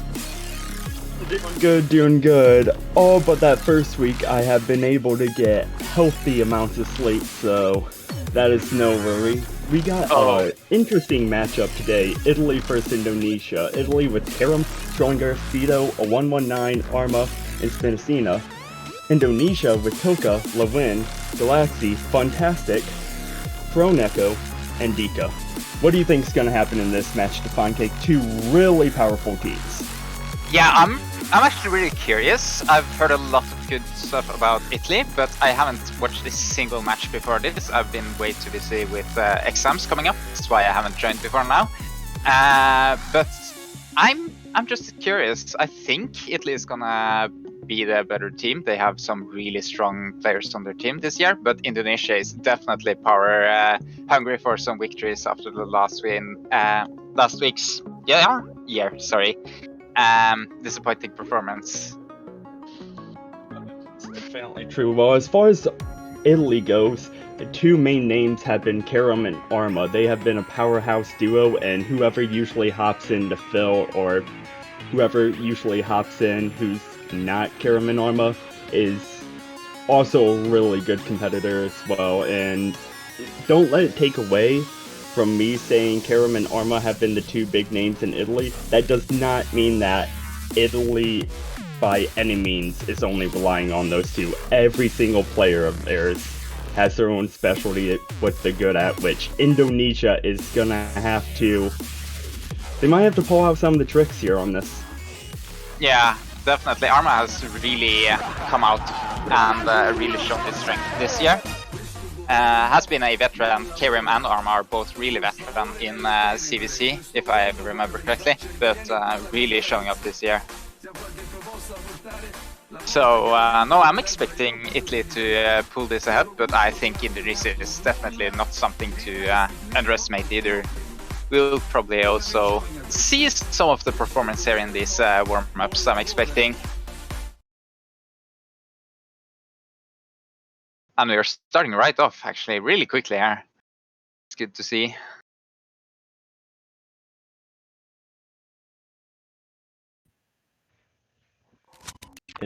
Okay, 119 going flashlight hidden on the warm-up. Same with Toka. Want to have a little bit of fun.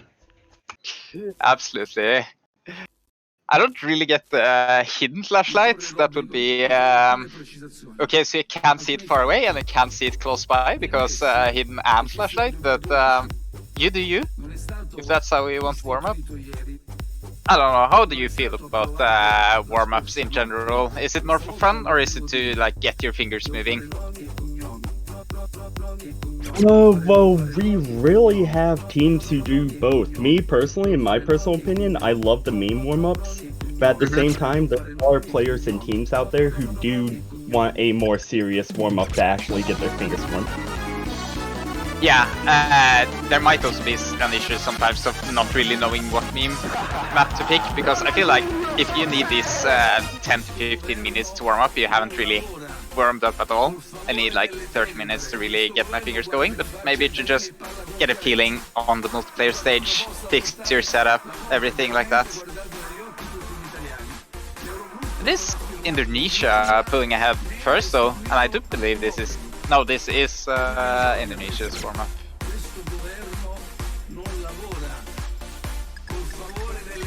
No, this is Italy's warm-up, but Indonesia pulling ahead. Might this be something of a telling from the rest of the match here? Oh, that was a beautiful performance by 119 there, just dancing around trying to catch anything that he possibly could with that hidden flashlight. That is next to impossible to see. A for effort. Very beautiful performance indeed. I love it. Yeah. I wonder, did you see anything of the last match between, what was it, Poland and... Oh, I really don't remember now who the other one played. I should remember this. Taiwan? Yeah. I was able to catch a little bit of it. I was able to catch the end, but not the beginning of it. I heard that there was Yeah. close matches though. Yeah, it was actually the scoreline is 6-1, but it could have been really close if not for a few unfortunate misses from Inverse Indonesia. I was seeing some maps being decided by a couple thousand points, so I'm just Yeah. like. Yeah, it's unfortunate they were even missing Lechku, I think. So yeah, a few bottlenecks and a few issues really hindering them there. Yeah, It's unfortunate. You hate to see it happen. Absolutely. And we might get the same thing again here. Like, it isn't that many margins, a few misses here or there, and you suddenly have the other team taking the win. So, even though I would personally favor Italy in this matchup, I definitely won't write out Indonesia at all. Oh yeah, definitely. As much as I favor Italy to win this, at the same time, it's Indonesia. So.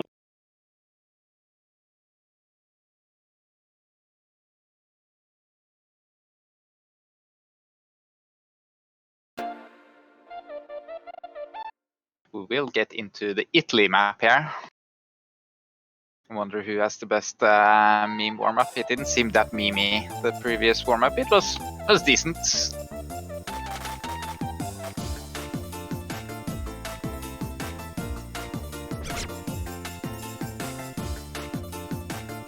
Fewer flashlights on this map, I can see.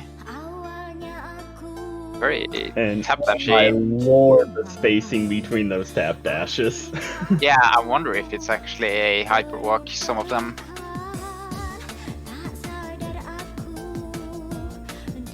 As a person who likes to make meme warm-up maps, they definitely did look like hyperwalks. It's definitely a chance, but really hard to tell, like, what's a hyperwalk, what's just a normal dash. Sometimes you can tell just by the pattern of mapping, but I would call that hyperwalks, but I'm not sure it is. And just get good enough to where you can play while constantly holding down the dash key in your set. Yeah, there you go. Who needs to play on normal speed? Just have immaculate catcher accuracy. Normal speed map with double time speed catcher. Enjoy. Who needs a dash button? Just keep it down constantly.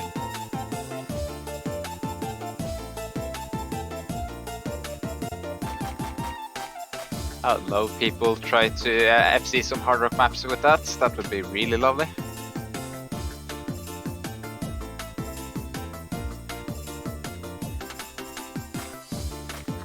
The Wind actually being the top performer here with the highest accuracy. Now, is that due to him being the least memer, or is he just the best?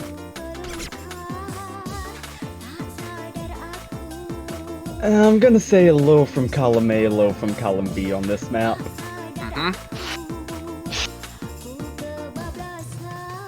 But second, slowly ending, roll predictions. Define what do you think's gonna happen? Oh, roll predictions. Decider of the match. So I have a 1 in 1,000 of guessing correctly on both of them. No, 1 in 10,000. So I'm gonna say 27 from Italy and 82 from Indonesia. Okay, I'm gonna say 88 Indonesia, 68 Italy. And Lewin here just wanted to give us a little solo performance at the end. Taking the spotlight for himself. Can you really blame him though? I mean, he's a good player. I think he's really underrated too, given his rank. I think his rank is like top 500 or something. I'm not really sure. But he is really good.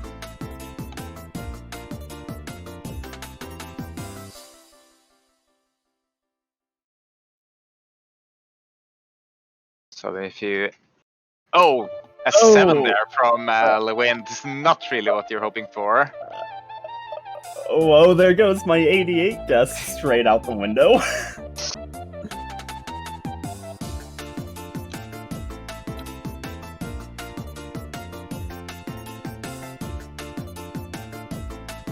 Arma taking the role for Karim.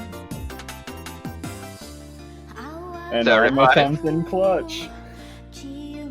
Beating that 7. Great place. Alright. Has there been any bans prevalent in this stage? Well, we already have our ban from Indonesia here. Grand Thaw, Solaros in the Hard Rock pool there.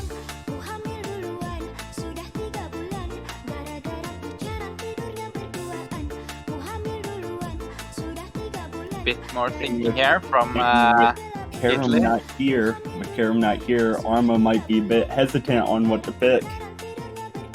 Yeah, it really seemed like Indonesia had their plan ready though. They knew what they wanted to ban against Italy. I think that's fair. Italy has been fairly proficient in Hard Rock, I think, the last few years. Oh yeah, I'd definitely say that's a safe choice to ban. Yeah. And a hidden ban from Italy. Golden Which again- Water, hidden too. Yeah, again, that makes a lot of sense. I think Indonesia has been pretty proficient on the hidden picks, so no real surprises, Oh, yeah. maybe?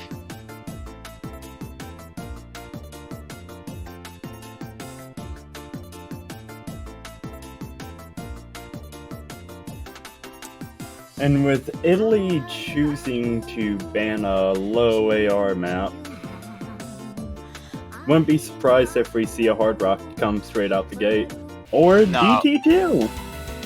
I mean, it's similar. Shungetsu?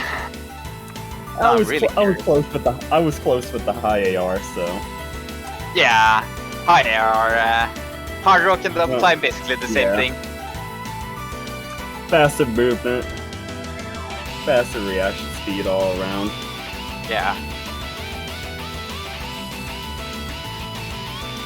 I'm gonna think about Hey, it. Karim's back! Yeah!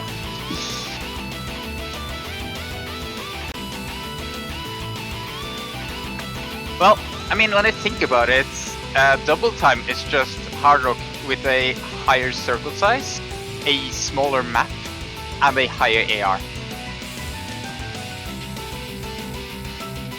And BPM, don't forget about that BPM change. And BPM, alright. So, basically, if you can play Double Time, you can play anything. I do indeed use double time to warm up my eyes and reading, so you're not wrong about that.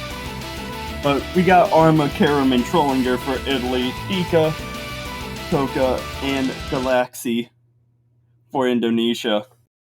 Jumping right into it, I wonder, has Karim and Arma basically played on every map so far? I would expect it. Oh, a few issues there. I don't know, it's just some spectator problems. Hopefully getting into it as soon as Toka connects as well. Few solo plays. Wait for everyone to catch up. Oh, Toka already missing though. Yeah, Yeah, Toka really looking not feeling early on. comfortable here. Oh no, he is definitely not those. Yeah, Toka's a bit Well, early, I feel. But we see Arma and Dika dropping as well. And Yeah. Galaxy, no more full combos on the side of Indonesia already, while Trollinger and Karim are holding strong for Italy.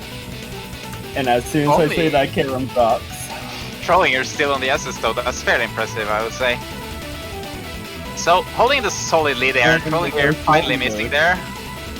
And Indonesia Understandable. has the chance to swing this back, but Toka's gonna drop, and Dika's gonna drop. Combo advantage goodbye right away, but Karim and Trollinger are gonna find a double miss. Really a competition here of who can miss the least. But it seems that Italy is winning so far. Galaxy is gonna drop. Arma's still holding on strong. An unfortunate miss there early, just after 200 combo I believe, but taking himself back after that.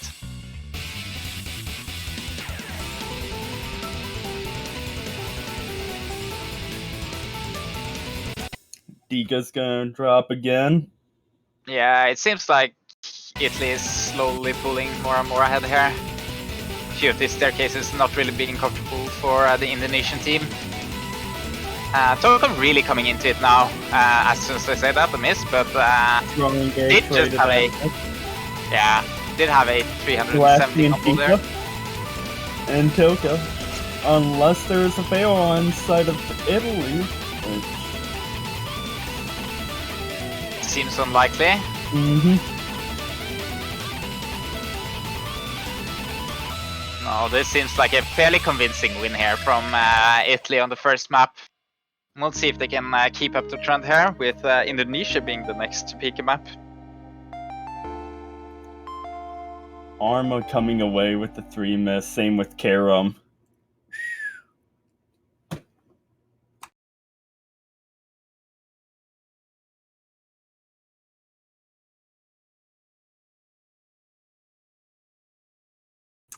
About 202,000 decided that one. Yeah. And with knowing that Italy went to ban low AR hidden, you would think that Indonesia would go low AR. I'm gonna guess the comeback here from Tutuhaha, Tomodachi no Uta. It's a wild guess. Would take something a bit awkward after a high AR double time if you want to beat them on those hidden picks.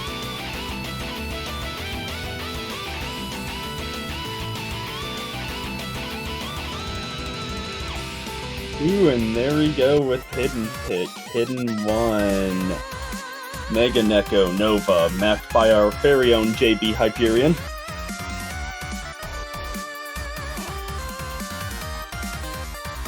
Well, that could be some interesting mapping styles as well. Have you played this any? A little bit. Have not done it with hidden yet though, so.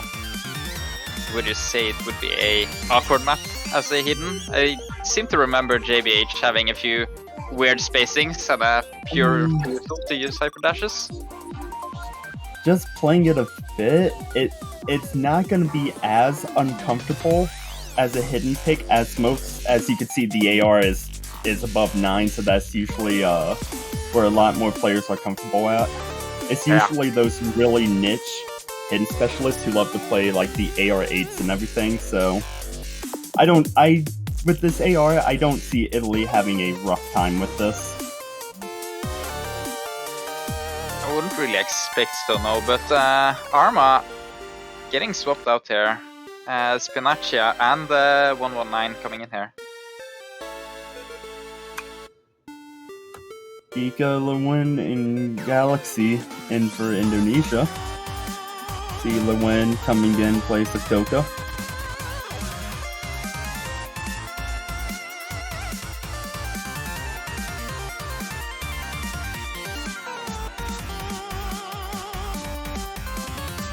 Now, will Italy be able to break it already? Or has Indonesia had some practice on this and feel fairly comfortable on it?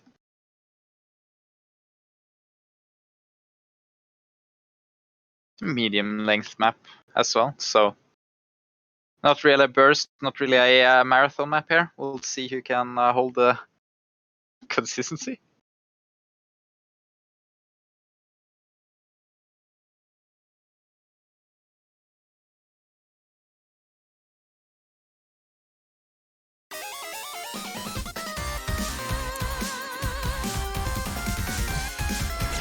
Here we go. We've seen Karam and Lewin finding a few misses in the beginning.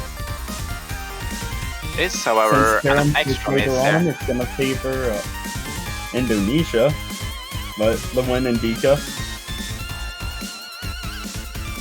Still a lower accuracy here from Kyrian, but climbing themselves up, and actually from a miss from Lewin and Dika, meaning that for now Italy will have the lead, but Spinaccia with a miss just now may pull it back. Yeah, I think they're gonna pull this back. Oh yeah, because the misses on Indonesia's side were before 200 combos, so... Yeah. Yeah, and with the miss from 119, score's gonna flip over in favor of Indonesia. Yeah, that's gotta be a comfort there from Indonesia. Not completely out of it yet. Dika and Galaxy are gonna drop. 119's gonna trade it. That's gonna... Ooh, and Karam and 119 are gonna drop. Galaxy is gonna drop. lot of misses here. A lot of these Demacia hyper and dashes, the not Lewin, really time. only 2 holding on.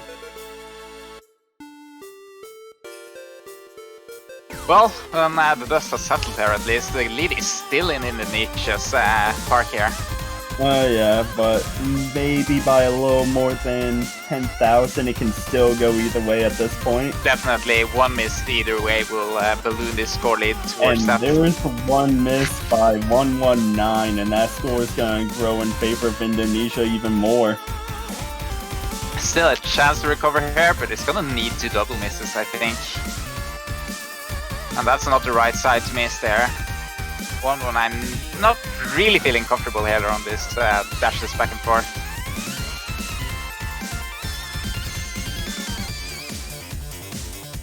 The wind, meanwhile, feeling really comfortable on this actually. Had a few hiccups in the start here, but I think his combo's been really solid after the 1/3 mark here. Yeah, and this lead is just ballooning now. More and more in favor of Indonesia as 119 is missing more and more.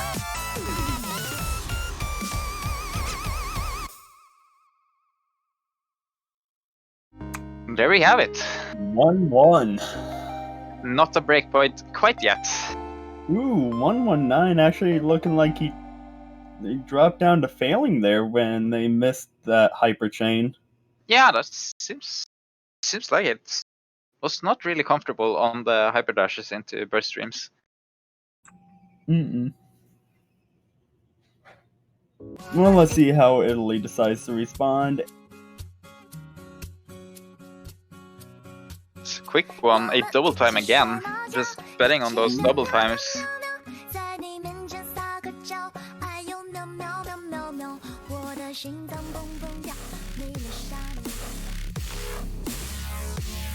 There we go.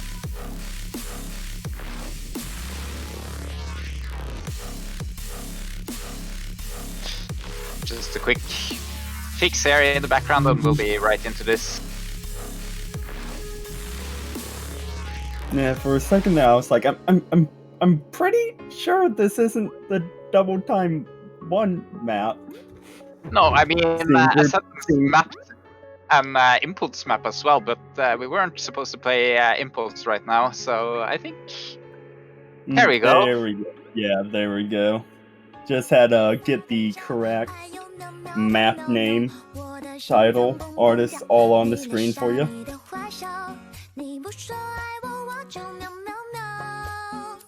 Seems a bit more correct now.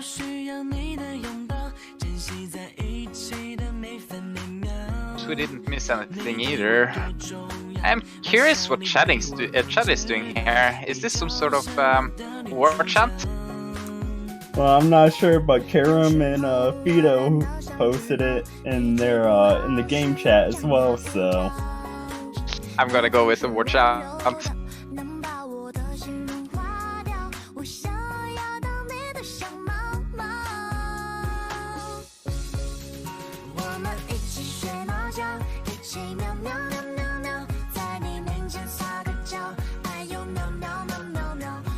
Karam still staying in, but swapping out for Vito and Arma again here. Meanwhile, it seems like Indonesia's going with the same problem. my guess would be it's the lyrics to the song. At least that's what my guess would be.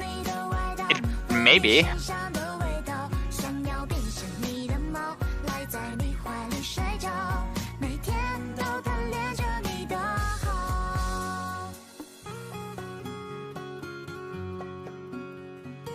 There seems to be a lot of repeated characters, so you may be right on that guess.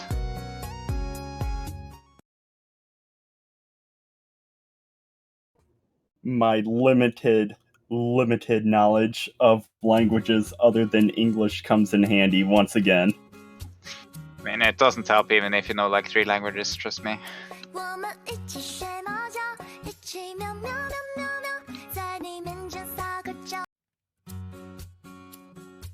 Few problems starting this, maybe? A few issues. We'll be right there, chat.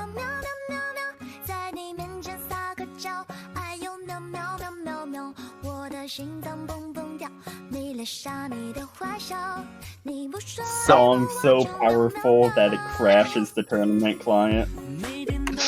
That is a big if. We'll keep you updated if a result is in before the match is completed. Hopefully we'll fix it. But while we're sitting here, have you seen the background for that map? That big cat. I have not yet. Would you want Am I a in for a big treat? cat like that? No, I don't know. It's a cute cat. I like cats. Am I in for a treat? Do you have a cat? I do not have a cat anymore. Anymore. Okay, then it's fair. But it's a very big and cute cat. Very fluff, I think.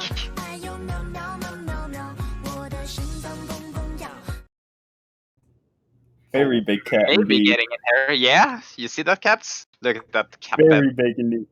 And I want that cat bed. Indonesia going the HD gang. They are HD gaming out here. Every single one of them choosing that hidden modifier. Fido, the only one choosing that hidden modifier for Italy.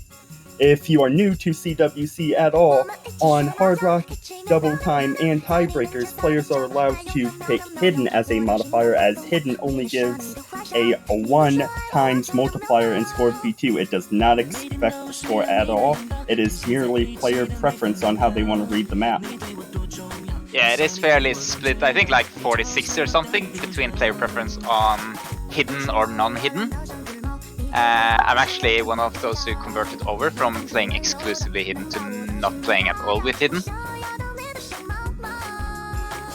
But it helps, especially in high AR maps where you really need to like push your side up. Seeing Fido with first miss from Italy, that was later on than Lewen's miss, so it's gonna favor Indonesia a bit. They are pulling slightly ahead here, but Vito's miss here might be enough to pull it back over to Indonesia, as Lewin just 200 combo line there, while Vito is still 50 combo away there from that 200 point mark or 200 combo mark. The score is really even still though, so just one miss either way. What team is gonna blink, if any?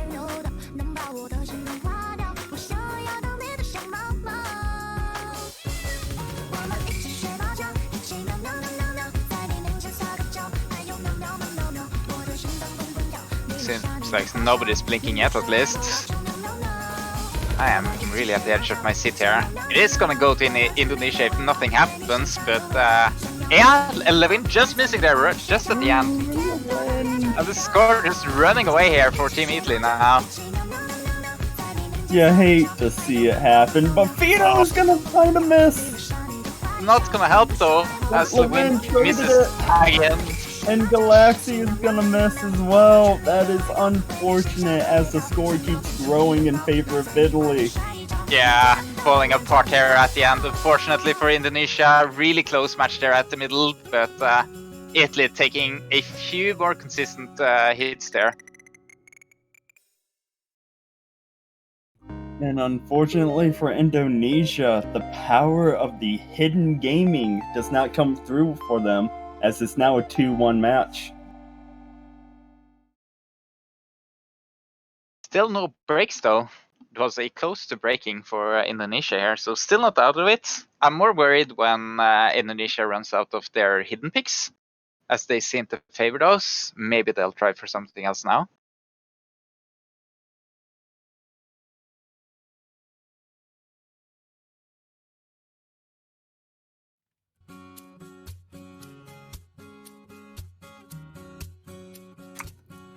See how Indonesia responds.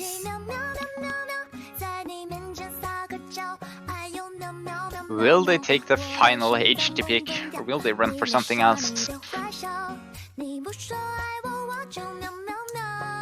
Seeing how well they did with that HD pick, it is fairly likely, and there it is.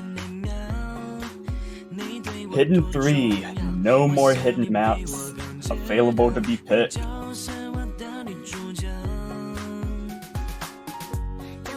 Tomodachi no Uda. Convert here. I am not sure how comfortable any of these players are. I'm fairly certain Lewin feels comfortable on convert maps. I can't really talk for anybody else. I wouldn't be surprised if Karium and Arma would also be comfortable on it, but I think Arma skipped out on the previous hidden maps, so might skip out again.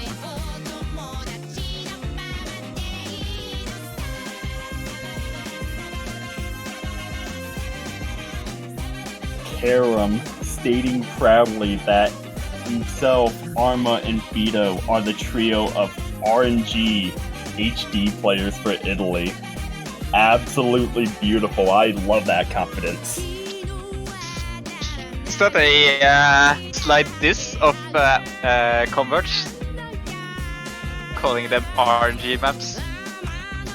I mean, some of those jumps in converts really be iffy.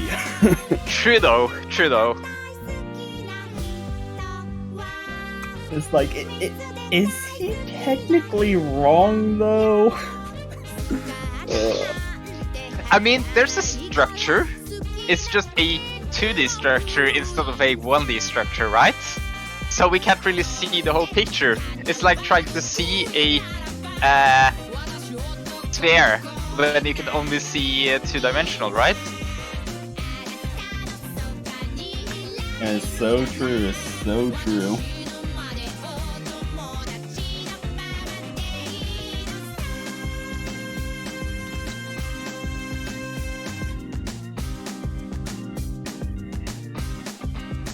But I'm not really gonna say against that RNG mapping. I'm not really a fan of the RNG converts, staying mostly away from all converts.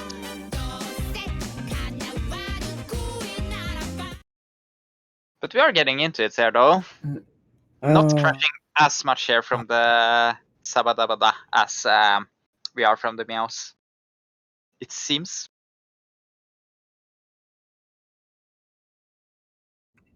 And it looked like Vito swapped out with 119 last second. So we have Karam 119 and Arma for Italy, Lewin, Toka, and Galaxy for Indonesia. Will Indonesia be able to follow up with another hidden score, or will Italy make it breakpoint? They are pulling again ahead early though, as Arma misses. And that may be enough for them if no more misses are to be had from anybody. This seems a bit slower just now, but I would guess this speeds up a bit by the Kiai.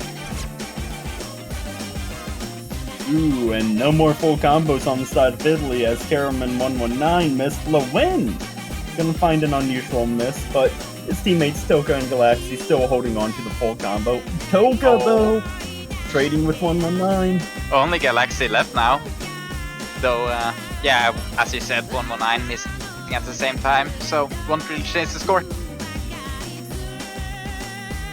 Lewin and Krim also matching each other just about in combo, so the score is fairly solid right now. Just seeing each other's scores there maybe. May give some confidence, may not.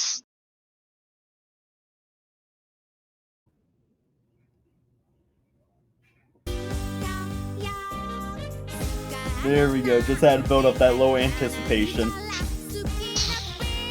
Few art pauses.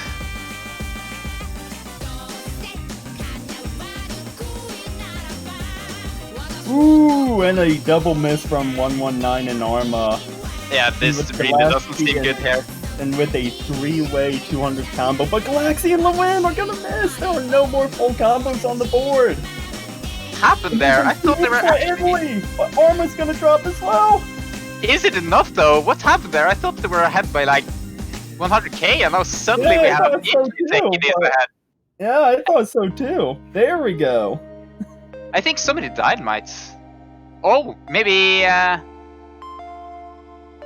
a death there from who was the last player here?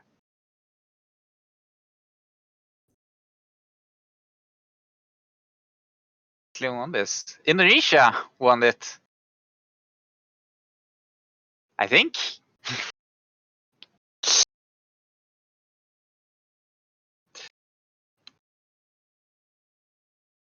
Was that a fail at the end? I wonder if that's a fail or a disconnect or something.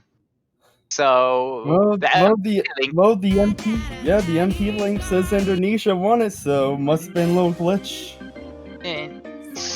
something happened with the scoreboard in the middle there, because that scoreline really jumped back and forth there at the end. I don't really know. Oh yeah, So- easy client issues. Can't have a World Cup without it.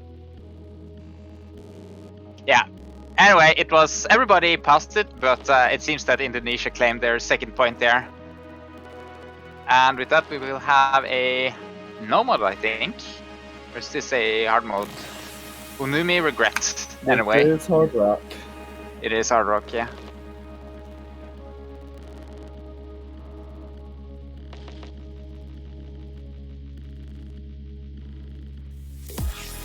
Circle size fairly doable. AR10. We'll see if the players here feel comfortable reading the AR10.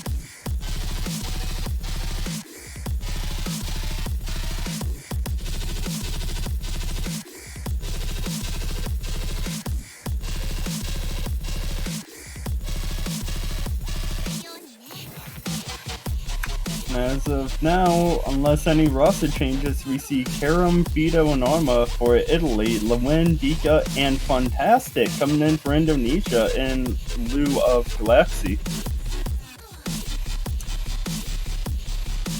First time we get to see Fantastic. That is a great name. I'm just gonna say that. That's great. Maybe say it's fantastic.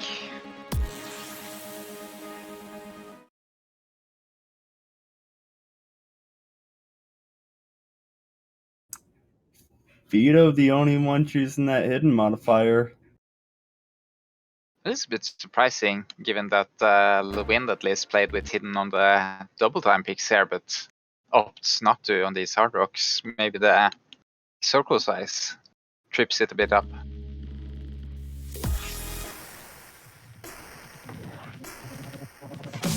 This snap is really not messing around. That was a really quick burst stream at the start there. Lewin being the first one to miss here. Fantastic missing just after as well. Vito though being the first one on Italy to miss here.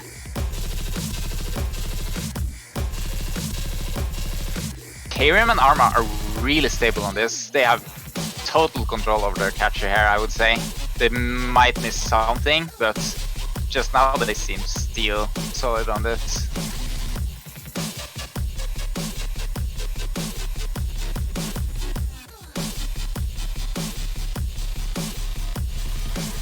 Meanwhile, Fantastic is struggling a bit, and Vito on Italy's team, but it's not really enough as Arma and Karim have this map under wraps. Dika, though, still holding on to that double S as well for Indonesia. Yeah, Dika being solid here as well, absolutely. But one SS is not enough to beat two SS.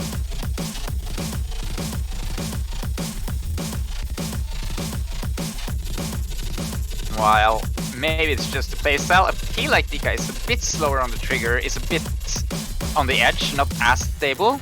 Ooh, and There you that go. is a huge drop for Dika, finding himself failing there, but able to climb back. I think Dika got a bit frustrated there. Genuinely, didn't seem like they wanted to play anymore. Vito's struggling a bit on Team Italy still, but Lewin, Fantastic, and Dika all struggling in their own sense here. None of them having that full combo anymore, and the scoreline is displaying that clearly. Well, that just goes to show you how it is with some of these hard rock picks, that you miss one hyper dash and you can miss a whole chain of notes. Yeah, definitely. But it did seem like Dika either wanted to reset the mentality or just got a bit frustrated from that miss because they stopped completely. I can definitely see Dika trying to find a spot to recover as soon as that happens. So I'm Yeah. seeing how fast Dika recovered. I assume that's what it was. Yeah, probably. But it was not enough here. 3-2 for Italy, and Indonesia is That out of their fifth combo, base. Karam and Arma. Definitely. That's impressive. Karim out spinning and out accuracying Arma a bit, but that's about it.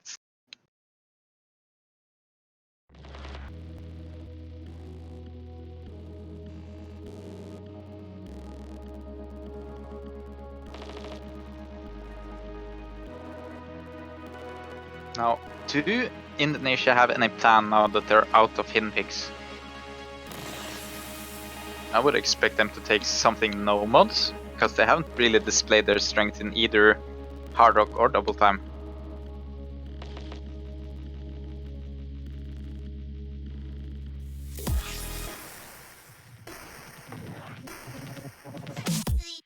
Dick is saying here that fail made him freeze. Unfortunate. Yeah, you'd see it happen. Yeah, it's unfortunate, but fairly quick on the recovery anyway. It's Sacra Bush, Anti-Crystal, made by Wild One.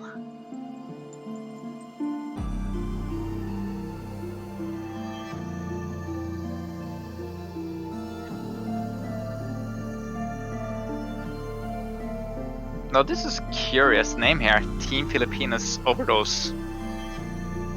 This map Not for... just any overdose, but Team Philippines overdose. Yeah, so I'm curious if this was something mapped for last year's warm-up or something. Or if it was renamed.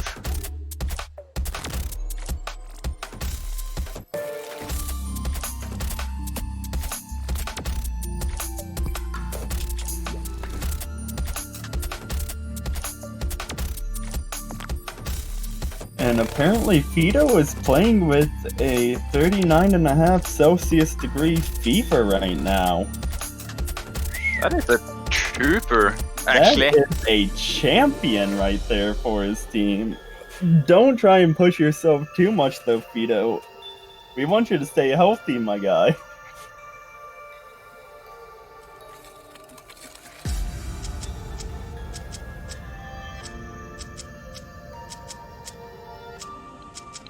I don't know how much you have of chemistry. Do you feel proficient in chemistry? Unfortunately, I do not. No, so here's my theory as to why having a fever is an advantage. So in chemistry, you say that when you have a higher temperature, a reaction is faster. So if you That's have a true. fever, then the reactions inside your brain goes faster. So then your brain should react faster, so therefore having a fever is an advantage.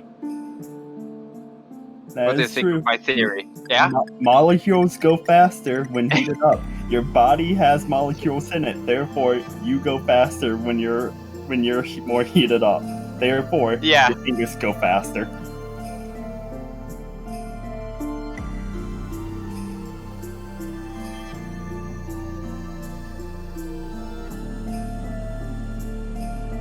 Anyway, getting into the map here.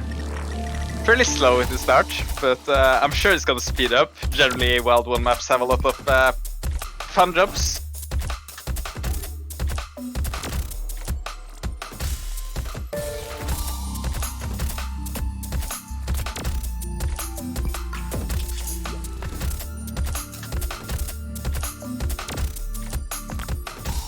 Fairly long map as well here, so still waiting a bit. That's a burst, but seems everybody's doing fine for now.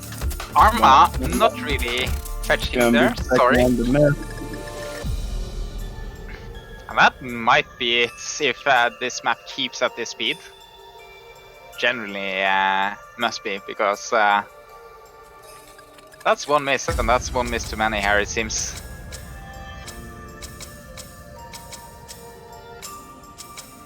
We might actually get that. Did we dare hype yet, Elux, the tiebreaker? Teams like Italy and Indonesia, tiebreaker's definitely possible with what we've been seeing so far. Both teams just going at back-to-back. Indonesia holding on to score lead right now. Italy finally having all three players up to that. 200 combo mark by as soon as I say Galaxy and Trollinger. Then there's Karam. Oh, this is a really interesting map. I'm gonna give some props to Wild One here. I like this. This looks fun.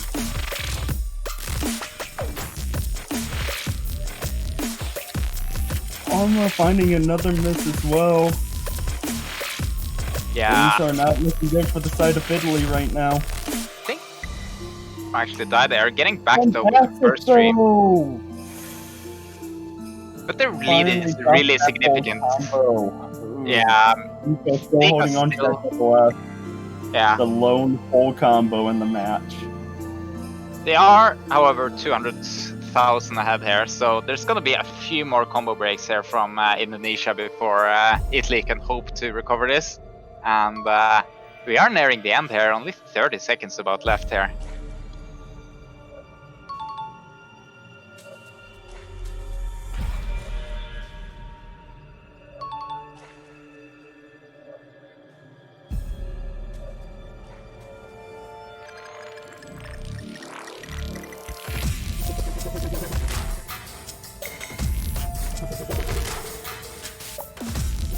These are some interesting patterns here, but it seems like... Ooh, Deke actually missed it there. Finally gonna miss losing that full combo.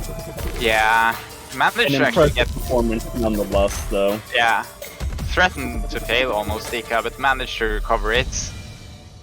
But it was matched from Team Italy, and that means it's 3-3. No tiebreakers or no breakpoints so far.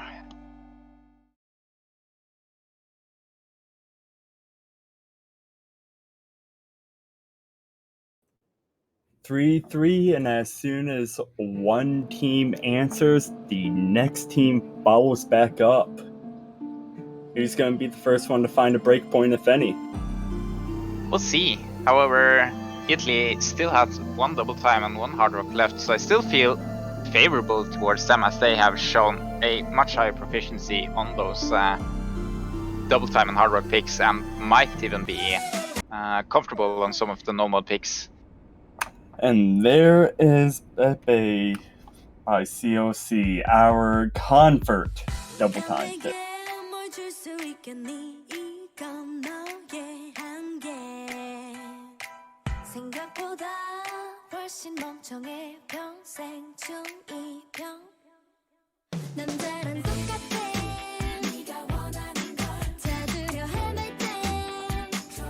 Now the question is, are we going to see a tiebreaker?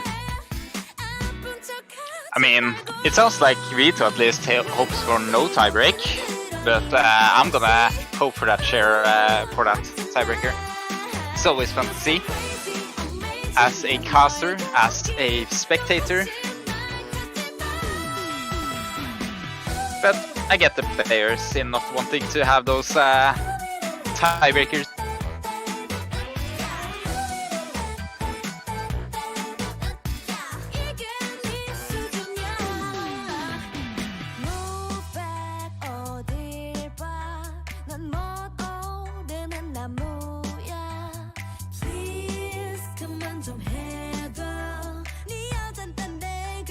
So you call this a comfort map. You would say this is the easiest double time?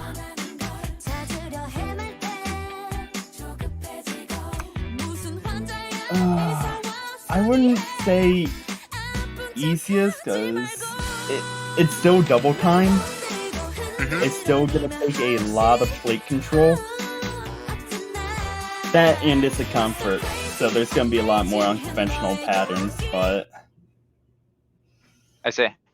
So it's not that anti-flow or very weird mapping. It's more just need to catch the double time.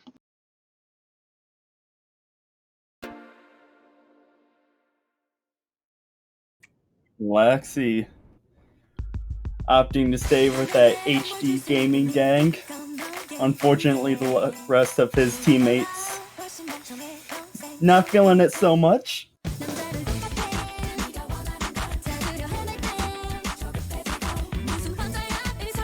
Oh, they've actually changed that around there, it seems. Displaying the double time AR instead of the normal AR with double time here. Looking down, it claims the map is AR10.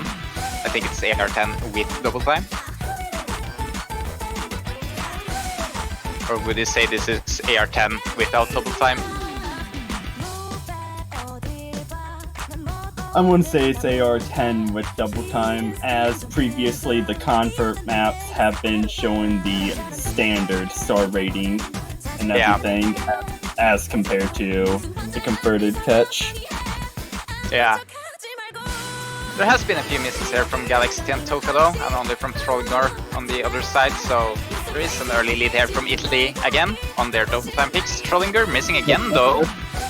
That's gonna be huge for Indonesia. Let's see if they can capitalize on it. Yeah, Toka just hitting that tuna combo. It won't be enough. Oh. I think that's gonna be... It's gonna be really hard now. They're gonna need a few misses here from Italy because the score here is significantly... Low less than 100,000 right now. Yeah. But there's not much map left to go here. They're gonna have to hope for a complete meltdown of Italy if they want to get back and have a chance of taking this point. Dika and Toka. That's gonna be it. Can only hope for a miss now, for a death now, but it hasn't happened yet, and I don't think it's gonna happen still. In Italy, it's gonna take another double time point, making it 4-3. No break point still. Karam and Arma full comboing that. Dika with the one miss. So we're keeping up with our 1-for-1 here, no breakpoints.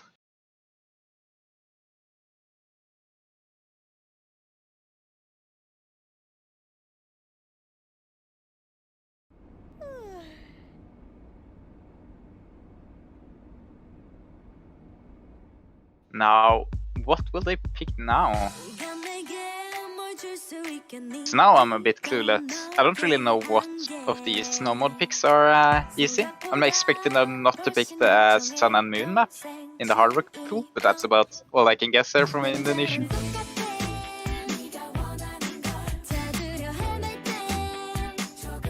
I can see a Nomad 4 pick or a Nomad 2 pick coming in.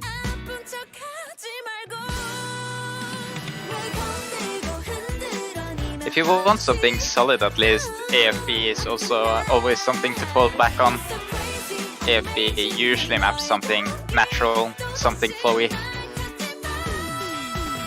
So, Nomad 4 could be a pick.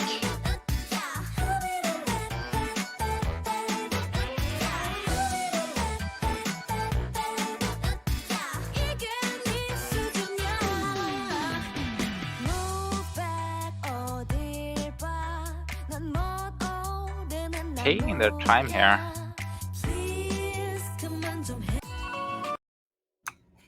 And there we go, our Nomad 2 pick. Izanami no Nagaki. Nailed it.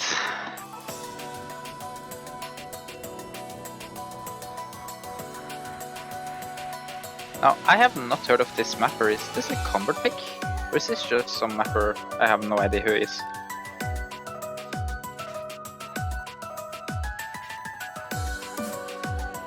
Well, usually our convert picks are Nomad 5 and 6, and then our hidden Hard Rock and Double Time 3 picks, so this is a specific. Some mod specific from Xiaomi. Interesting.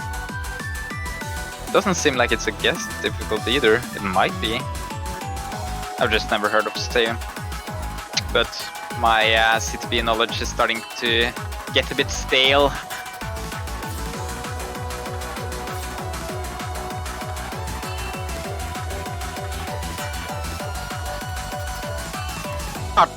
Netherlands is not even playing now, come on. Pick between Italy and Indonesia for now. I don't know, man. That Netherlands team, they still stand a chance to come back, you know? Are they in the losers bracket? They're in their own bracket, the Netherlands bracket. I see. Well, you can never stop cheering for them.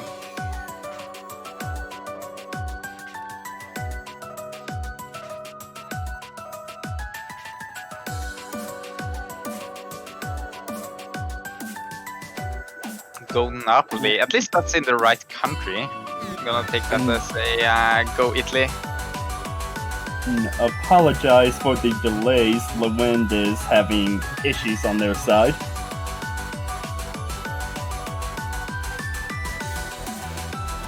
Elux coming in strong again, keeping the chat updated while I'm just speaking about anything else.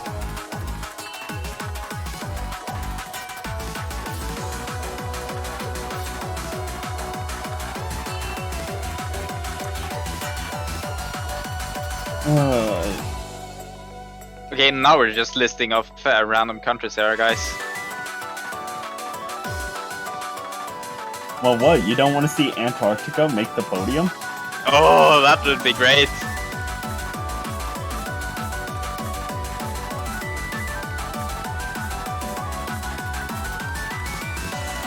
And unfortunately, oh, I guess Lewinda's issues are fixed. There were talks about possibly restarting the client, but here's hoping. Some tournament integrity is hoped for here, I say. So if they need to restart their client, they should. Looks a bit sketchy. Oh, there we go. There we go. Maybe. Fingers crossed. The suspense is killing me. Don't you know we got always draw on the suspense? Oh, this is insane. Oh, I can hardly wait.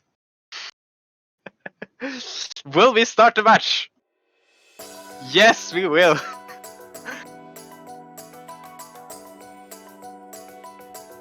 And with all players starting up, we see Karam, Trollinger, and Arma for Italy, Lewin, Dika, and Fantastic for Indonesia. Will we see our first break point of the match, or will it still be a 1-1?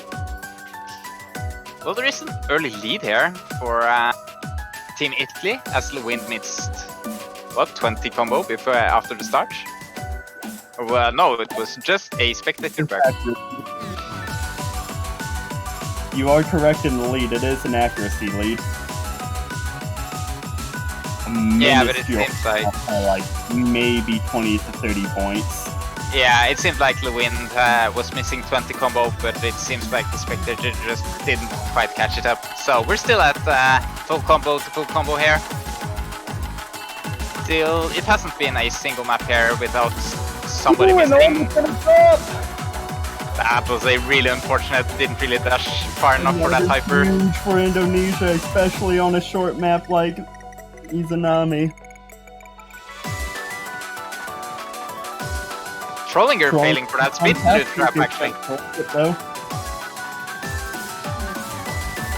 I think, oh, Lewin's.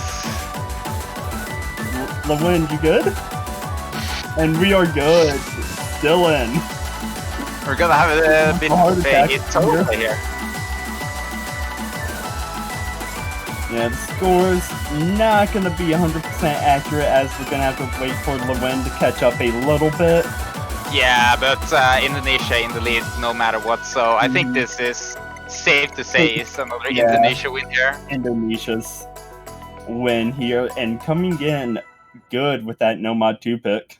Yeah, Lewin missing right at the end there actually. Unfortunate as he had the spotlight alone, but he'll take it. An assist from Dika and Karium.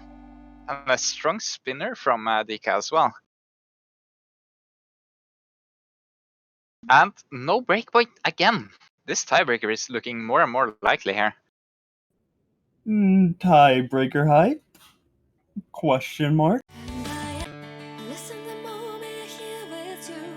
Yeah, final hard work pick here from Italy. They're out of their specifics, and Indonesia has seemed markedly stronger actually on the no-mode picks. So I'm starting to feel that tiebreaker here actually. Oh yeah, but what a surprise! Italy, choosing Sun and Moon, our last hard rock pick. Well, if it works. It works. Who would have ever seen this coming? That's a really low BPM though. Oh yeah.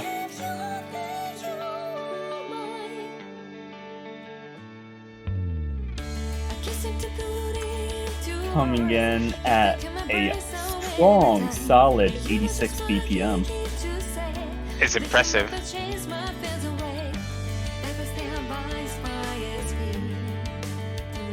Are there more cats there, Puffbuck?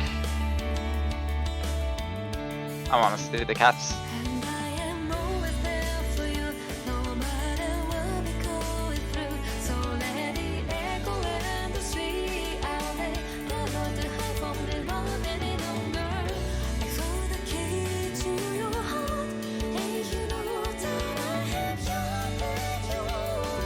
I say, this seems like a map that would have a lot of memory jumps. Time to catch the notes sized for ants. Yeah. Vito and Galaxy and Toka choosing to go that hidden mod. Probably the best bet here, considering that the circle size is 5.2 without hard rock. So Yeah, this is small. Let's call it small. yeah, we're easily in the high sixes with this. Yeah, it's gonna be. I think it's 6.81, a 5.2 hard rock.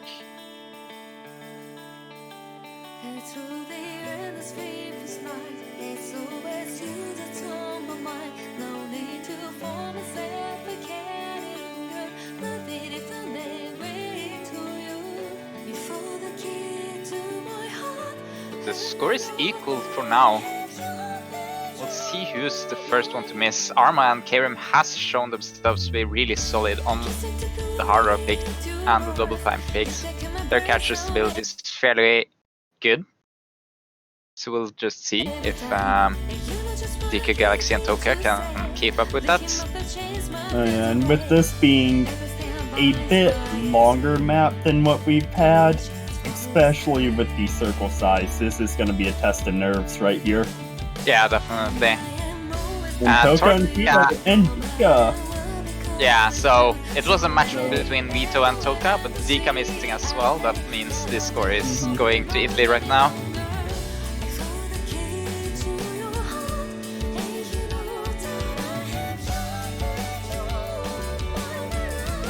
That's about it.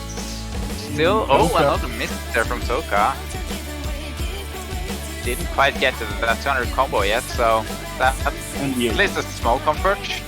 But we're gonna need a few misses here from. Vito's gonna drop with Toka again, but the Italian duo of Karim and Arma still holding strong with a double S. Yeah. Well, actually, holding on to that full combo with a hidden hard rock, so. Yeah, Dika has built up a combo. Oh! No longer. I am so sorry for cursing that. Superstition, my friend, superstition.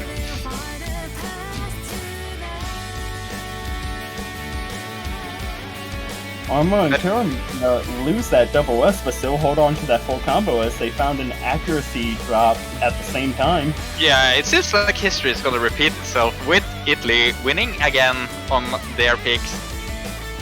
We can only hope Indonesia can pull a final win out from their noble pick, we can assume.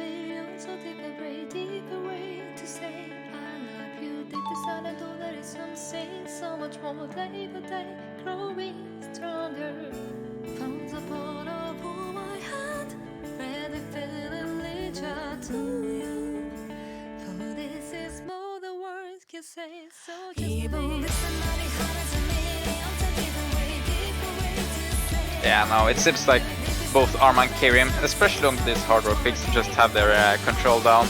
They are really... Oh yeah. They're catching most of these fruits on the middle of the platter, if they can help it. They're just really solid on it. I don't really expect them to miss any of them. Yeah, a final miss there from DK Galaxy.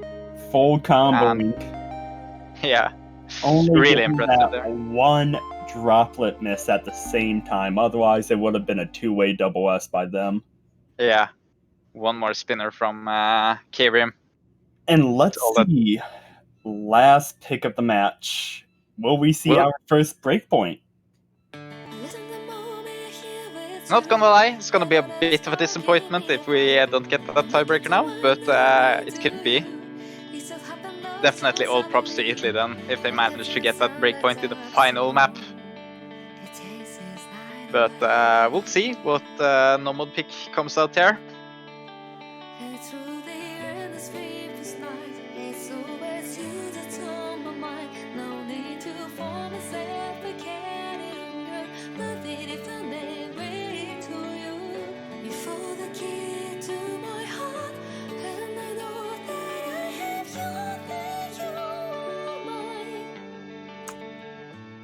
Or be Nomad 1, Nomad 4, Nomad 5, or Nomad 6. It's definitely one of them. Oh yeah. Let's see if they picked that Nomad 4, since they picked Nomad 2 as you guessed last time, and said it would be either one of those. Will you guess the other one right as well? But let's just backtrack while we wait here during this timeout. Let's just backtrack. Alright, take me on a trip. To Italy's performance on that last map. Karam and Arma full comboing, but Fido with the high temperature fever coming in with a 3-miss on a circle size of that. Like, it's absolutely impressive. That is amazing. Yeah, so we have the two hyper carries in Karim and Arma, but definitely the rest of Team Italy is no slouches either. I think it was, what, a 39.5 Celsius fever? Yeah, I think you're right with that one.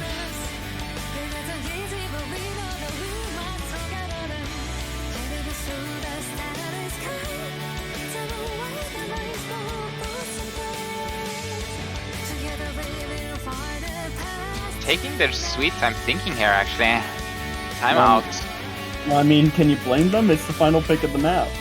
No, definitely not. Maybe they're thinking that if they just don't pick, they won't lose.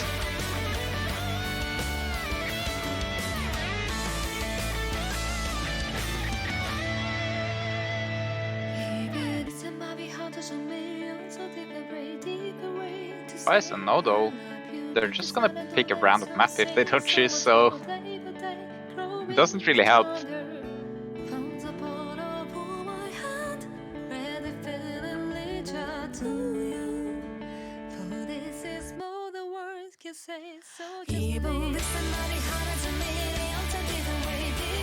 They're discussing their team composition almost, as Indonesia's missing one of their players as well.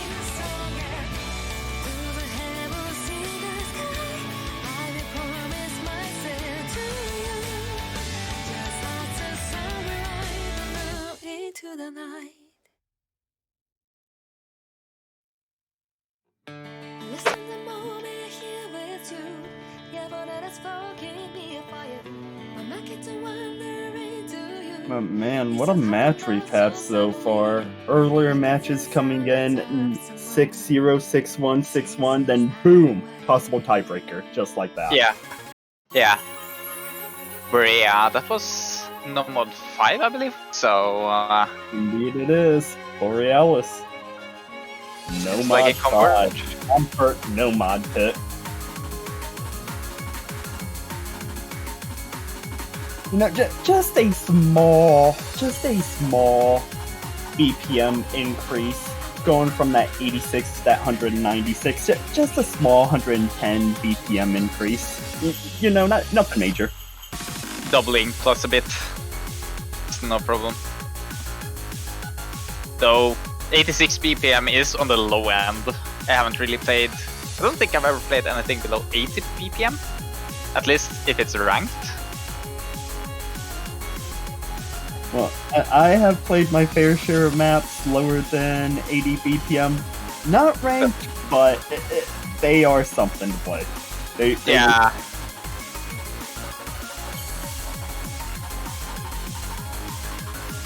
Well, if you move outside the ranked spectrum, then you're gonna have a lot of interesting maps, I'm gonna say.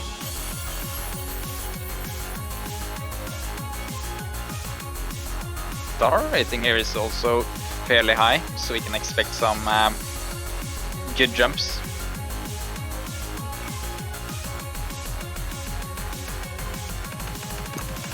Hey!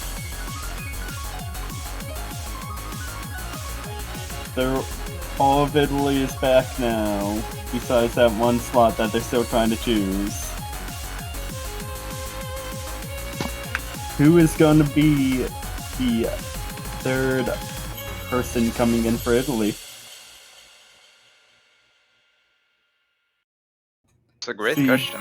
Ika, Lewin, and Fantastic for Indonesia, and Trollinger is going to jump in. So it will be Kyrium, Trollinger, and Arma versus Lewin, Dika, and Fantastic, it seems then.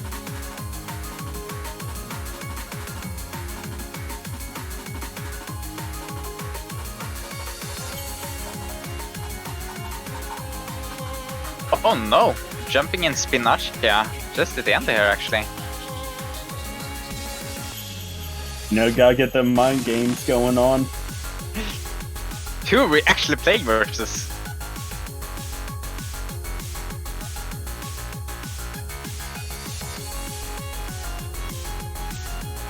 It shouldn't really change your playstyle, who you're playing versus. You just want to play your best.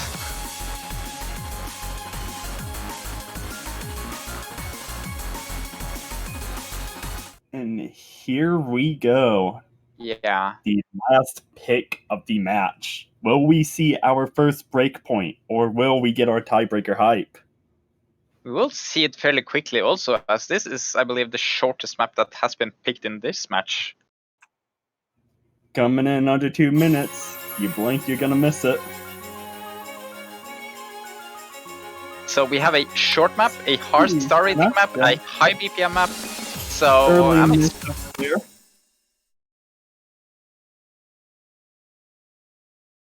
few pauses there just to keep up the suspense.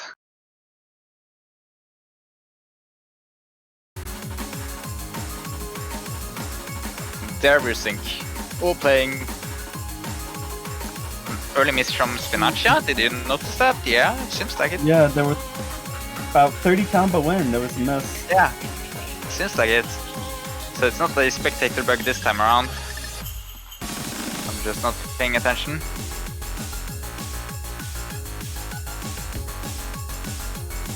But we'll give the lead, which, given this short map, might be enough.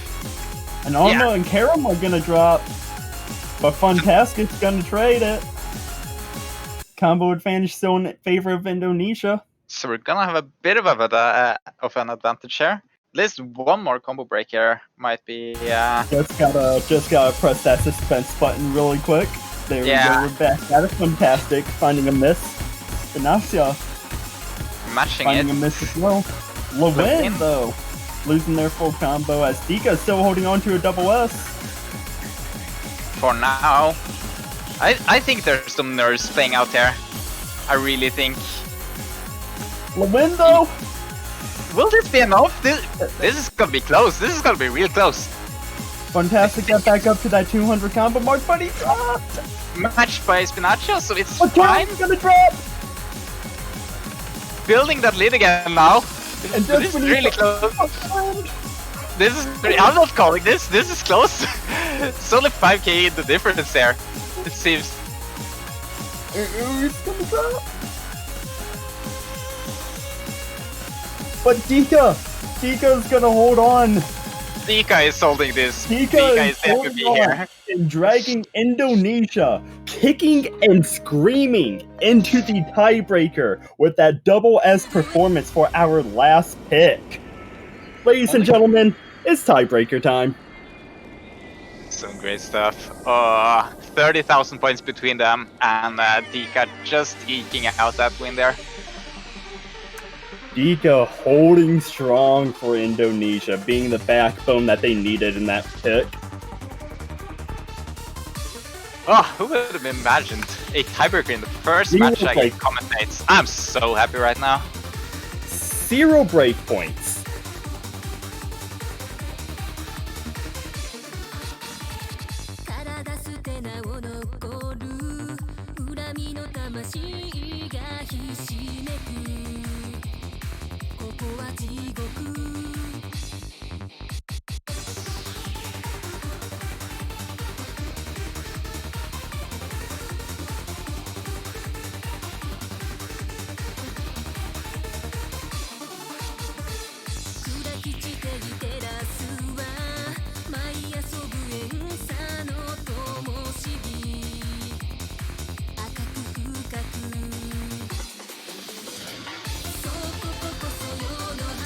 And you've seen it all throughout the match. Karam and Arma constantly saying, no tiebreaker, please. No tiebreaker, please. What do they get? But they get a tiebreaker. Yay. I'm happy. They're not. So that's fine by me.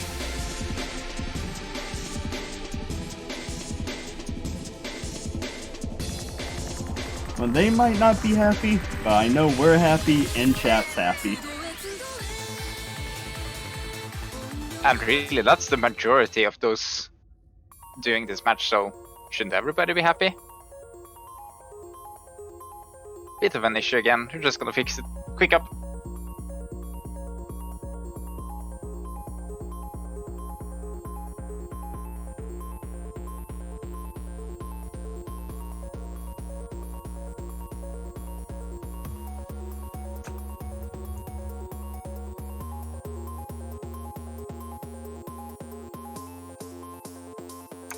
And Italy have used their timeout, so we're gonna have a little bit more time gap before we start up with our tiebreaker pick. That seems like a fairly short timeout though.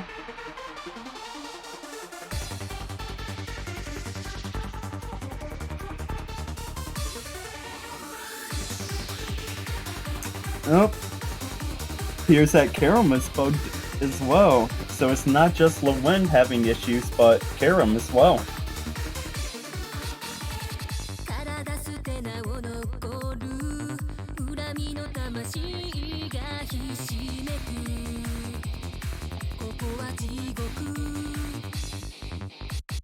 That's an understandable timeout then.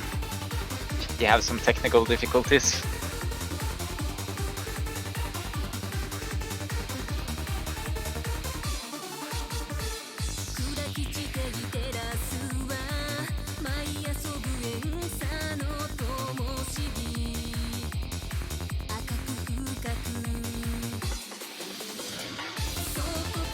Now, since we have some time here, since I'm assuming you're playing, or are you not playing in the American team?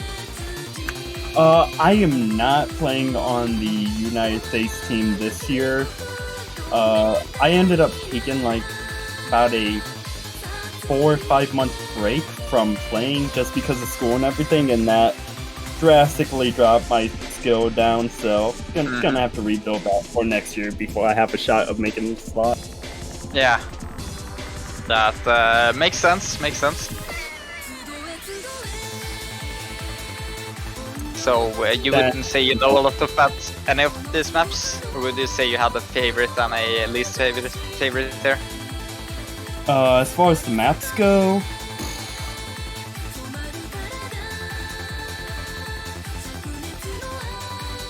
fortunately for Sorcerer, Regret Part 1 is my least favorite map in this map pool.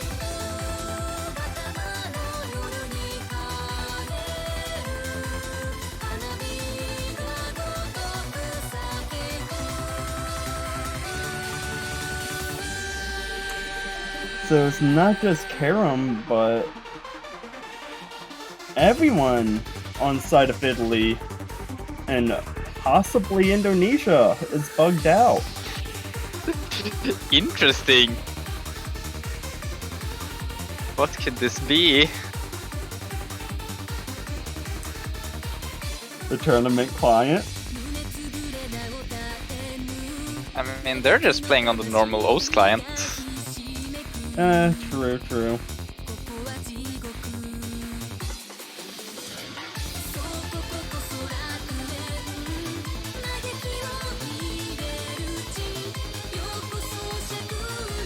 Just client issues, bug issues in general. Hopefully it's nothing internet-wise that's gonna come back and hurt them as we seen Lewin with earlier on. But Arma gonna go defect, gonna go join Indonesia there. This seems like a stacked team for Italians and just 2 Indonesians.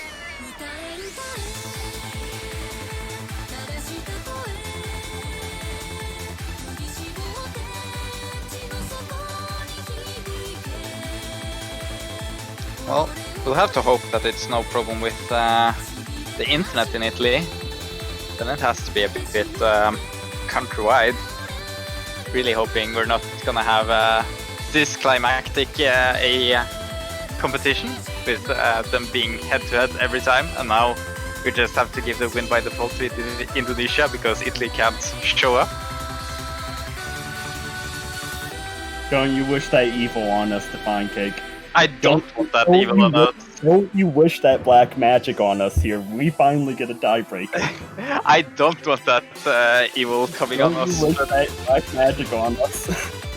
I said I don't want it. Come on, give me a break.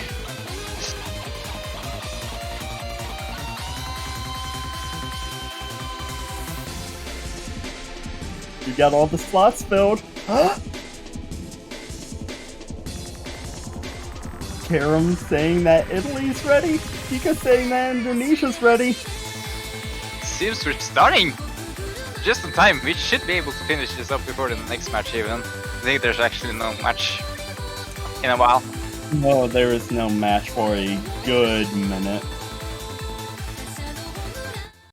That's it. Starting it up.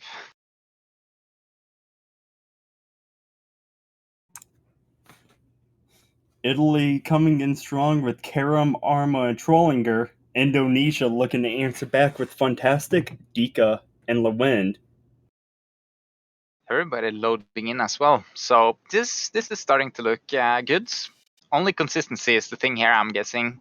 Star rating, not that high. AR, doable. Length, that's the big thing here. Oh yeah, coming in at an impressive 5 minutes 50 seconds. Nerves of steel for this.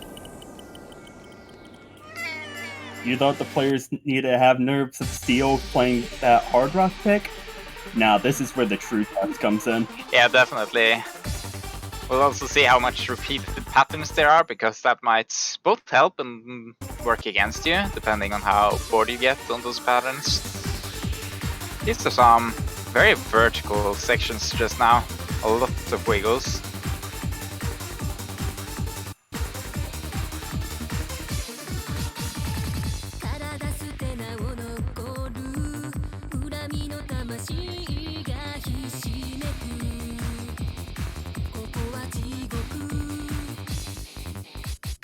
So, as everything catches up, we see Dika with that early miss.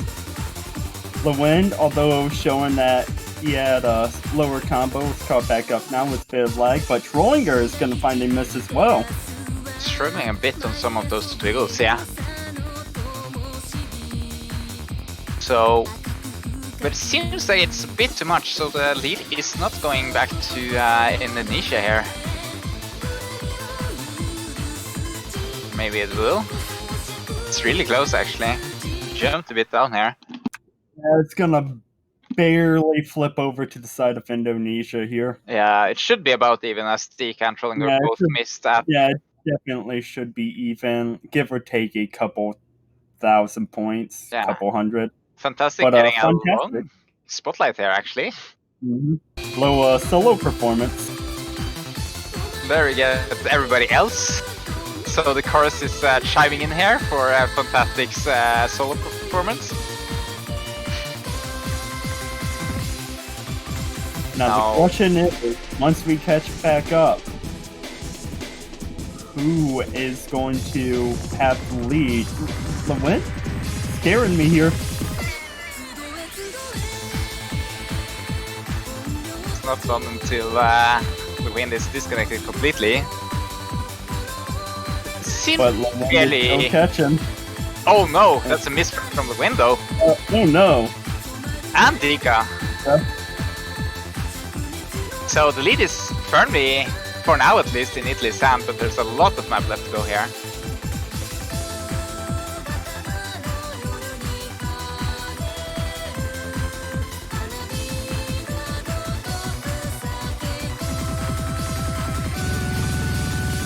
Dika's gonna get him fantastic, and unfortunately for Indonesia, Lewind's internet is just not liking us today.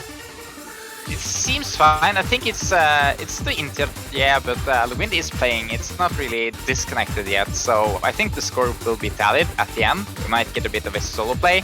We won't really know what the score is, but looking at big picture, I think that Italy has a fairly comfortable lead for now.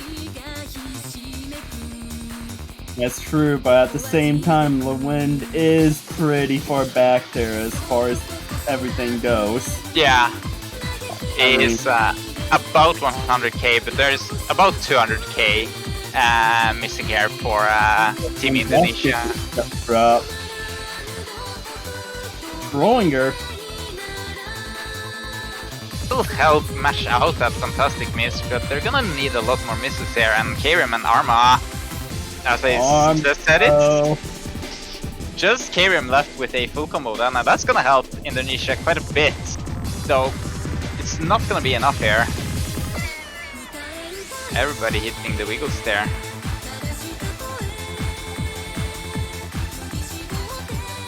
So it's Lewind who's not there still, but Rollinger is gonna drop. Starting to help here now. And again. If they keep this up, it might actually go back to equal here. Granted, we don't know how close exactly it is, with Lewind being a little bit behind. Yeah. I would guess Lewind is about 50 to 100k behind the rest. Oh, that is unfortunate.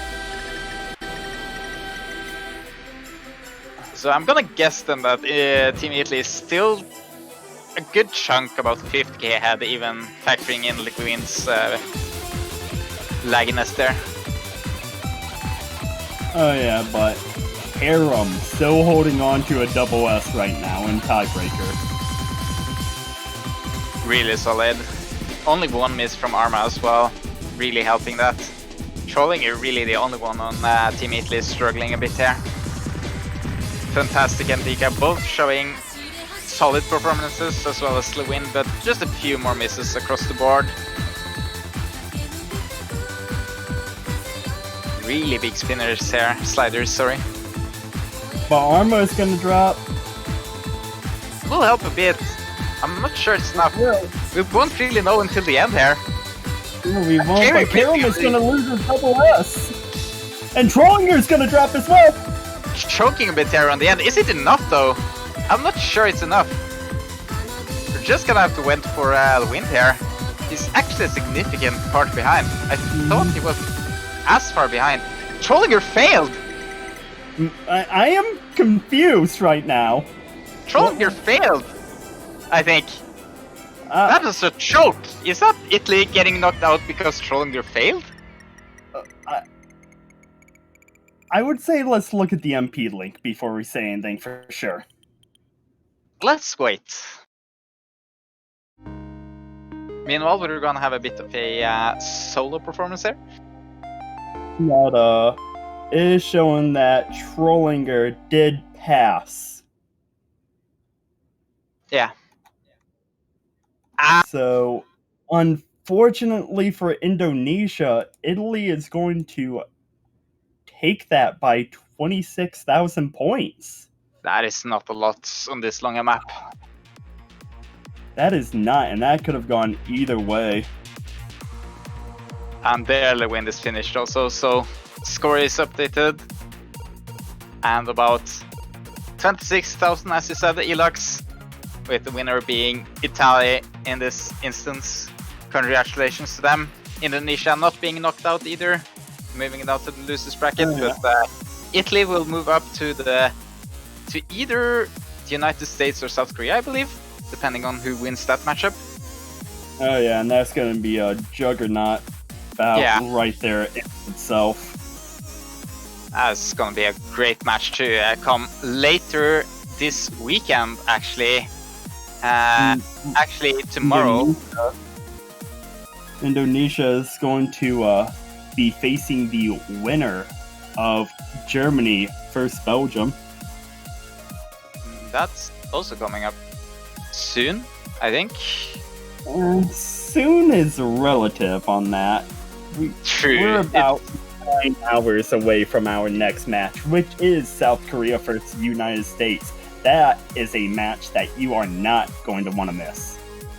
No, and if you don't want to miss that, you might consider hitting that follow button or even the subscribe button if you want to support OS and its agenda. Or if you want to show your support a bit more for one of the teams, you might consider buying one of the banners where the proceedings to that also goes towards the pool for the winners. I myself have a nice Mexico banner on my profile. I would love to buy stuff if I had money. Oh. Student life, it's lovely.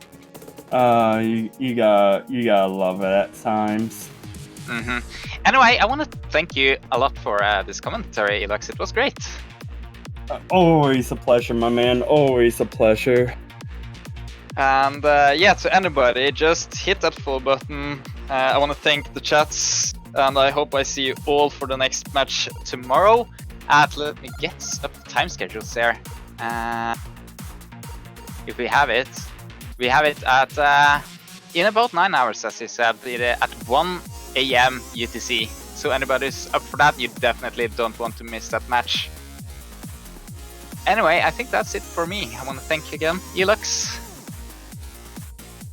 Always fun to find, always. And with that, we will see y'all in 9 hours.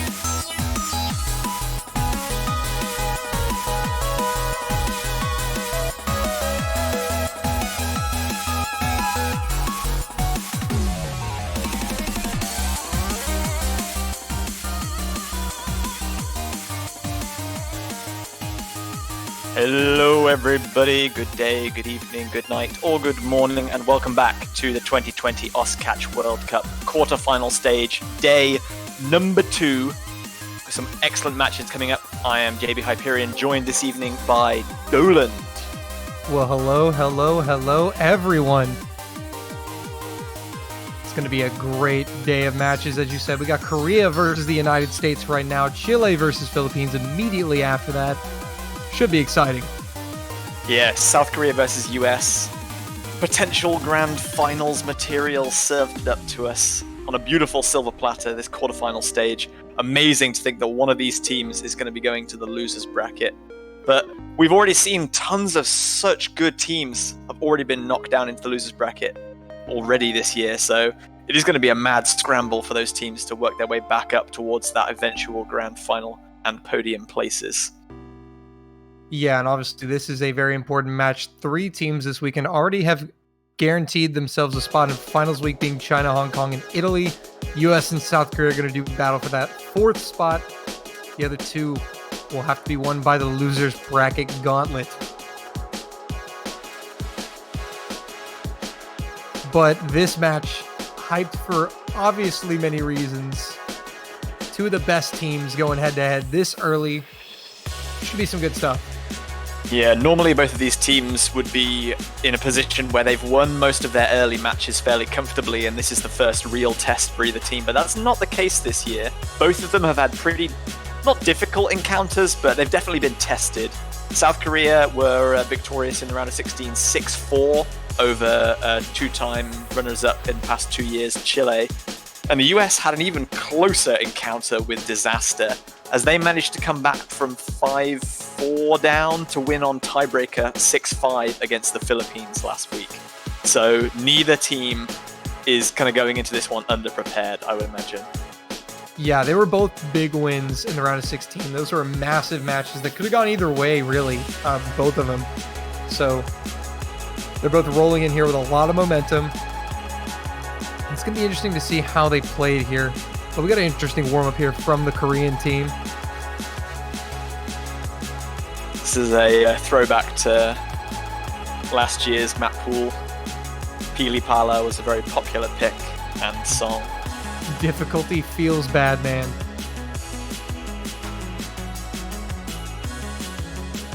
We'll see how bad it feels when the warm-up is played. That is the true test. But how is everyone doing today in the Twitch chat? Lots of people showed up. Great to see. It's early hours in the morning or middle of the night for quite a lot of us, but you're turning out in force. Much love. Sorry, Dolan, continue. No, it's all right. Quite all right. But yes, big hype. We hope you're doing well in the chat. We're glad you could make it. Obviously, this is one of the big matches, probably the biggest match of the weekend that most people had on their list coming into this quarterfinals. So no surprise to see a lot of love in the chat. And it looks like we're going to be getting into our first warm-up.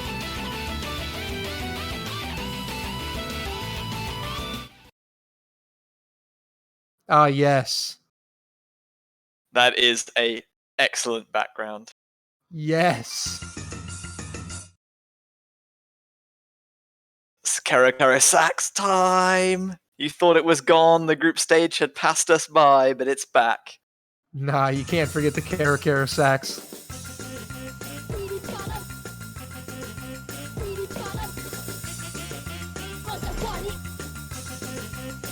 That is beautiful mapping. What about the mix, though? Oh, yeah.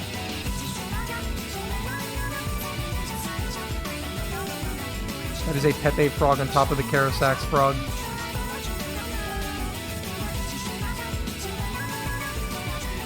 I'm pretty sure part of the music here is Shun Shun Shigetsu, which is a double time pick in this pool. By the way, Motion is going gamer mode right now. And that's all I'll say. As long as he's not peaking too early. Yeah, you don't want to peak now. This is warm-ups. I mean, I know we play for the pride of the warm-ups here in CWC, but...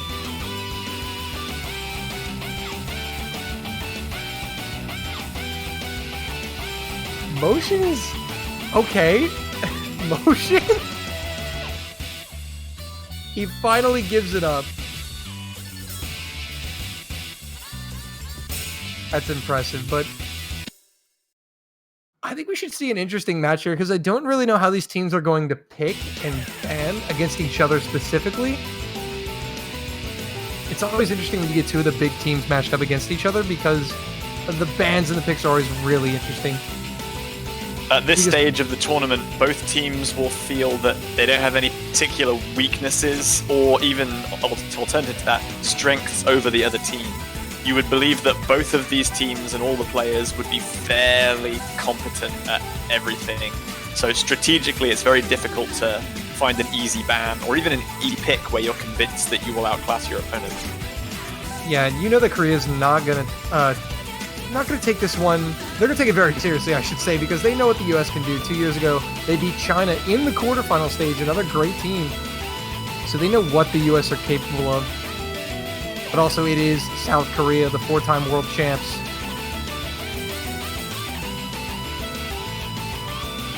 Yeah, in that 2017 edition you mentioned, the US knocked China into the losers bracket in the quarterfinal stage, but China had the eventual last laugh, winning in that grand final after coming back through the losers bracket.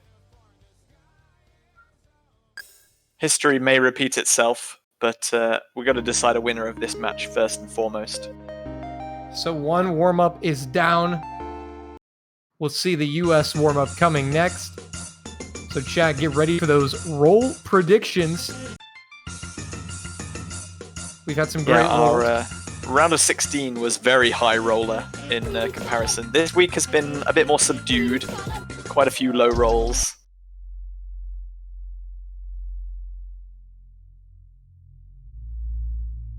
Now that is a diff name, and this is a Rossled map, so I am bracing for impact. You know there's going to be some interesting patterning here. A divine proclamation of finishing the present existence. That is a name. I don't know what that means, but I agree completely. I don't know what it means, but it's a divine proclamation, alright? I think we'll find out what it means.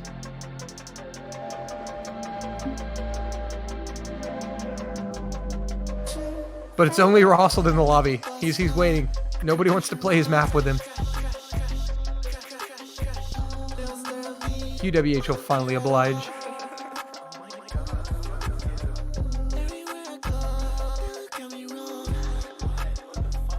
The Creeper needs to move to the blue team. Unless he's using some spying tactics.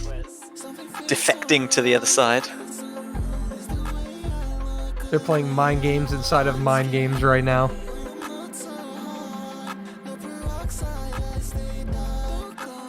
And Sumi has defected. Okay, so maybe there was a trade.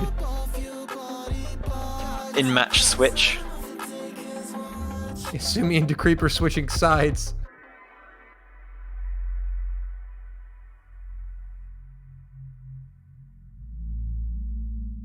But once we get this sorted out, we'll get into our final warm-up and get the match started.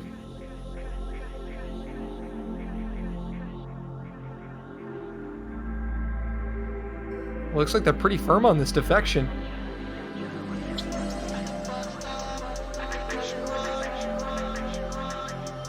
We also see Diao stepping in. Yeah, and R18 dropping in the side of South Korea.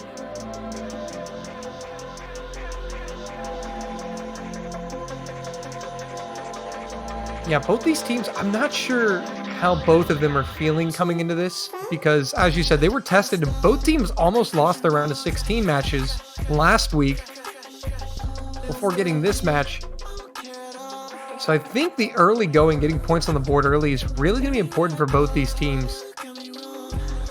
Yeah, both teams managed to successfully rally after kind of not losing the early game, but being at least traded evenly. And in the US, it was kind of a little comeback they had to go through there.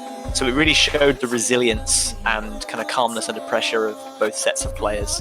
So I'm not saying that taking an advantage is going to be kind of leading to a landslide victory like we've seen in some of our quarterfinal matches so far this week. But it will be important because having that advantage early on does settle the nerves slightly. You put a little bit more pressure on yourself, I feel, if you have to fight back, unless you're very confident that you're going to be successful on other picks and the other team's just going to run out of steam, which I don't think will happen with two teams of this caliber.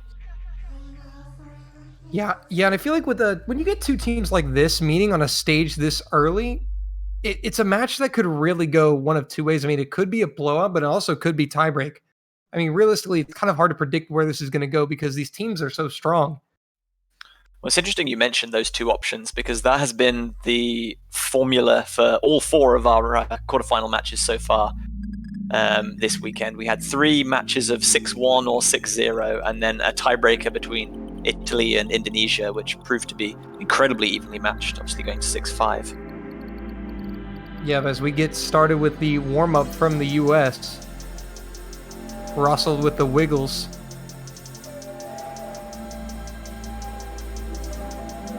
And if you've never seen a Russell map before, fasten your seatbelt. Sumi playing Hidden Hard Rock. And this looks like it's all circles, so some of these spacings are going to be very tricky. Oh my.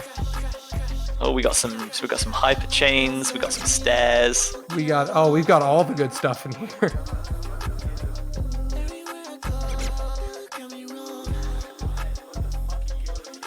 Very relaxing 10.5 star map. Those repeat slider wiggles look horribly spaced. I must think they were very close to being hyper dashes. You say a relaxing map, but to Russell it is. Look at his combo. I mean, I don't know how many times he's played this, but he is the mapper, so I imagine he's played it just a few more times than everyone else in the lobby, rocking that 700 combo before finally dropping. He's got an S rank on it still. Yeah, just below that 99% AC. No one else even has an A rank. The Krupa just a little bit below that.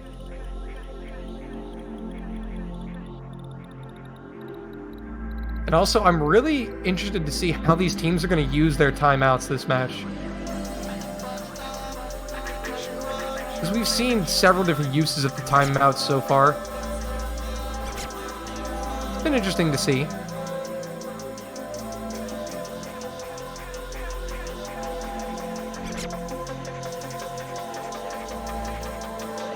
But some interesting warm-ups and reminders, chat.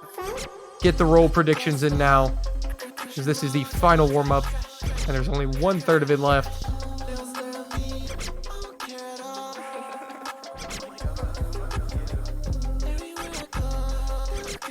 Also, if you haven't picked up one before this hype match, if you want to support these two teams even further and the game, you should consider picking up a profile banner in the Oz store for $2.50. Makes your profile look sick and you get to support the team you love.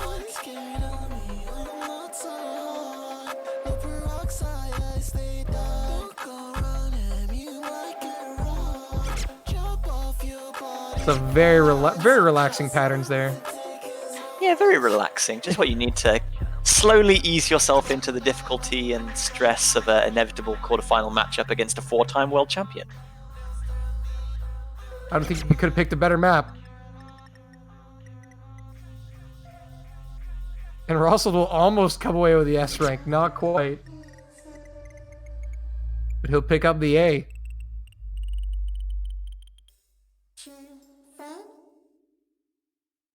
And that is going to do it for our warm-ups.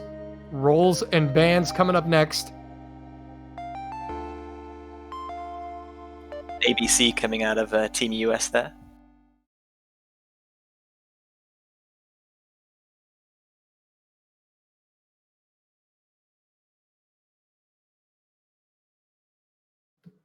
Well, all right. It's time to get down to business, JBH. It is. There's no choice over the rolling, just letting Lady Luck decide. Russell with a pretty decent effort to begin with, 72. Not too bad. That's a strong roll there from Russell.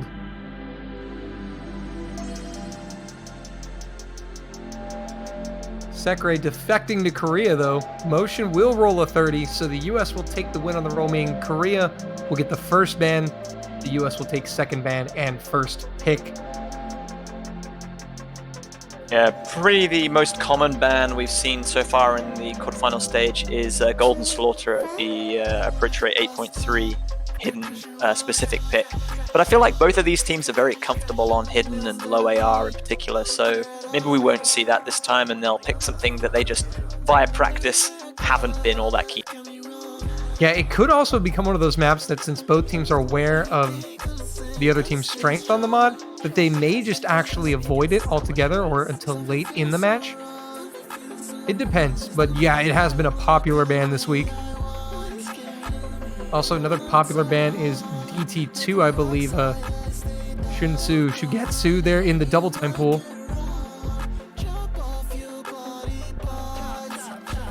So we'll have to wait and see. Korea still on the clock for their ban.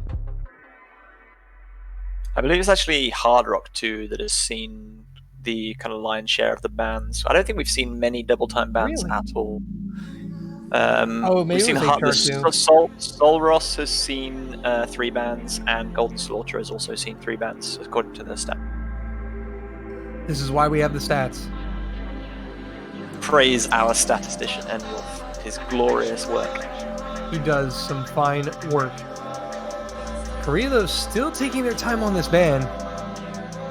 They gotta ban something. Oh, Nomad won! Yeah, that's the second ban we've seen for that one, mostly by stronger teams, just feeling that it's the most comfortable of the Nomad selections. It's a recently ranked map, so a lot of players will have probably seen it and be fairly familiar with it. Yeah. I think the US may also go for a Nomad ban here, just to get rid of as many comfort picks as possible. I don't picture them going for Nomad ban, though, against Korea. I mean, they could, definitely, but I feel that double time is going to be their Achilles heel here against Korea. I feel like double time more than any other mod is something that the US has struggled at against the premier teams, like against China, against Korea, and DT2 actually. So yeah, a little bit of foreshadowing coming out there. They are going to go for the DT2 ban. I mean, it is Rockma's map, so little mapper advantage taken off the table there. Yeah, another reason. DT2 is a very kind of dense, high BPM technical pick with a lot of unconventional patterns, and momentum change is very harsh, which South Korea are typically excellent at, so pretty wise decision from the US there. We'll see what their first pick is going to be as well. Yeah, that's the big question right now. How do they want to start this off? And for the US, it's actually it's really good that they won the roll, because it gives them a chance to put the first point on the board.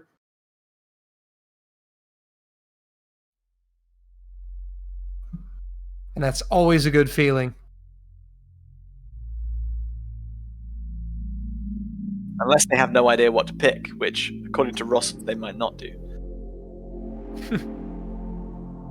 Well, it's kind of hard to pick when your opponent is South Korea, because they're going to be fairly good at most things.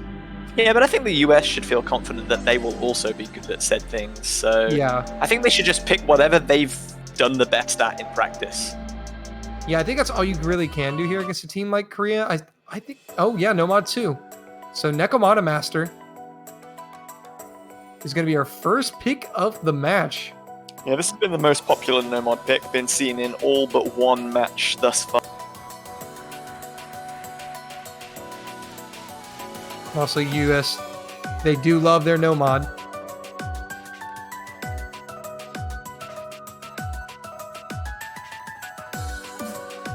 So 2 minutes, AR 9.5, BPM of 195. It's been a fairly popular pick. Now the question is, who will step up to play? Right now we see Rossald, Sekre, and Lexi for the US. QWHJ, Motion, and Spectator now filling in the final spot for Korea.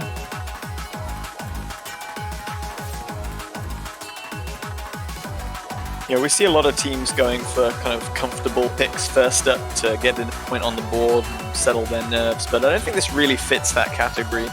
It's fairly technical in places, the slider velocity is quite high, and you have a lot of slider tick droplets that count towards combo, but because of the high slider velocity, they stick out at awkward angles. So you really have to follow the slider very accurately in order to maintain combo, which doesn't make things particularly easy. Well, here we go. The start command coming in from Yaziar official. And we are ready to get underway between South Korea and the United States.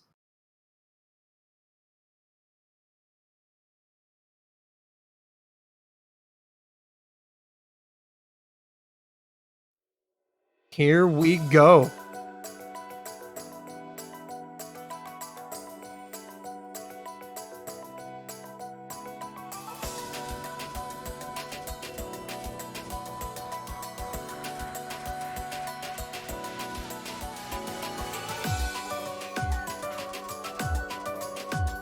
So as I said, fairly innocuous beginning, but some of these sliders are going to start sticking out, forcing the players to follow pretty precisely, which you otherwise normally wouldn't have to. Yeah, everybody getting to the 200 combo mark with no problems. As you said, those sliders are a tricky part of this map. They can definitely catch you off guard. But so far, so good. And this map is relatively short, so misses here are going to be pretty punished.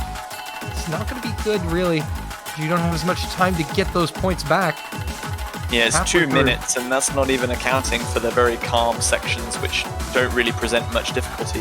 We've got some wiggling patterns coming into the play now, which are definitely oddly shaped compared to what you might normally expect to see. Yeah, Spinner going to decide the victory, potentially. Korea. South Korea advantage. just coming out on top.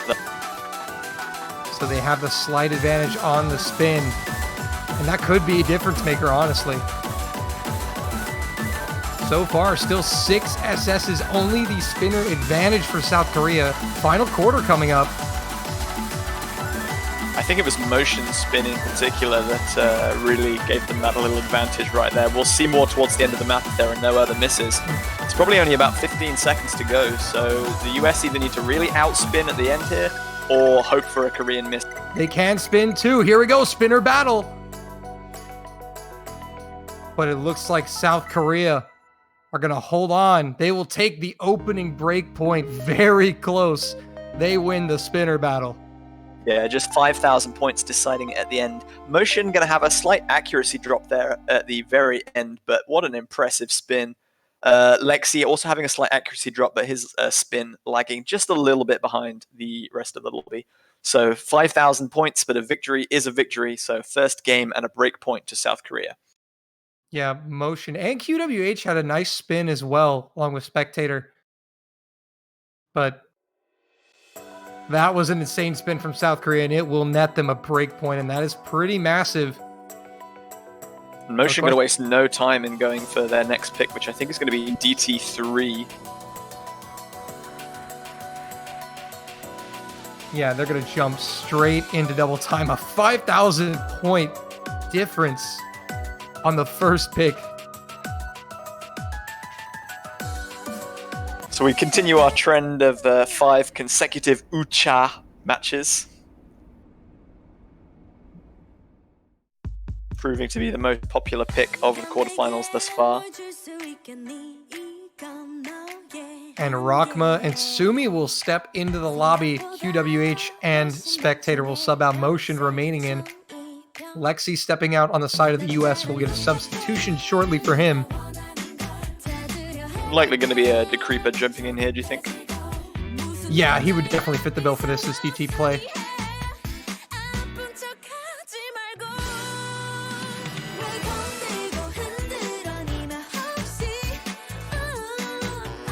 So with double time added, this one's going to be very similar in length, just over 2 minutes, and approach rate 8.5 converts up to around 10 with double time added.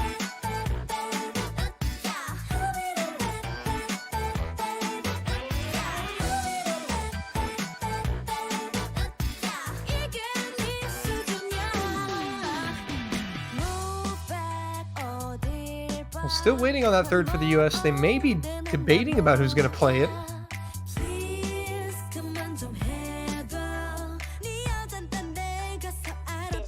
But but that He's was probably- a massive spin from Korea in that first point.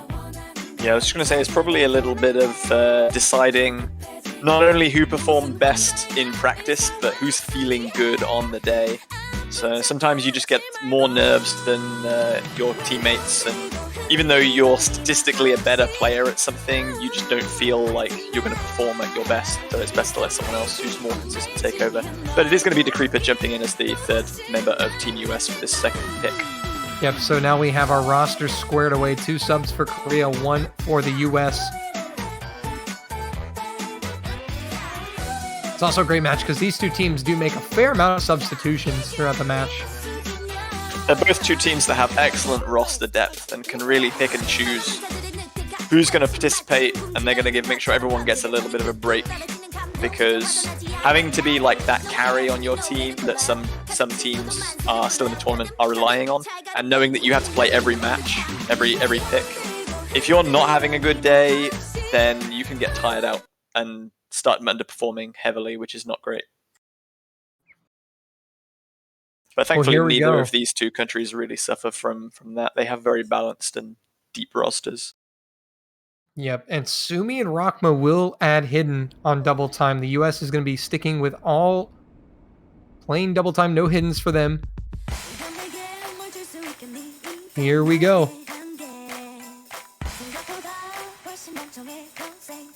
So with double time applied, this map is also quite short, only 2 minutes in length.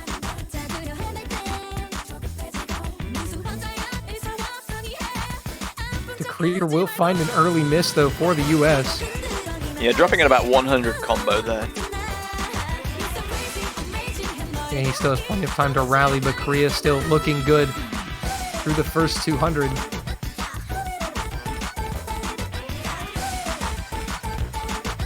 Everyone hitting those wiggles right there.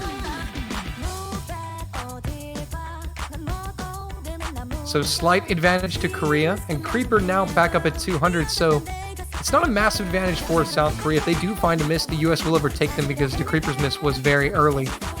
Yeah, score difference is about 30,000 points right now, but there's going to be a drop from Sekra and the Creeper as well. Really bad news for Team United States. Yeah, that is a double miss from the US, and Korea are still rocking 3 FCs at the halfway mark.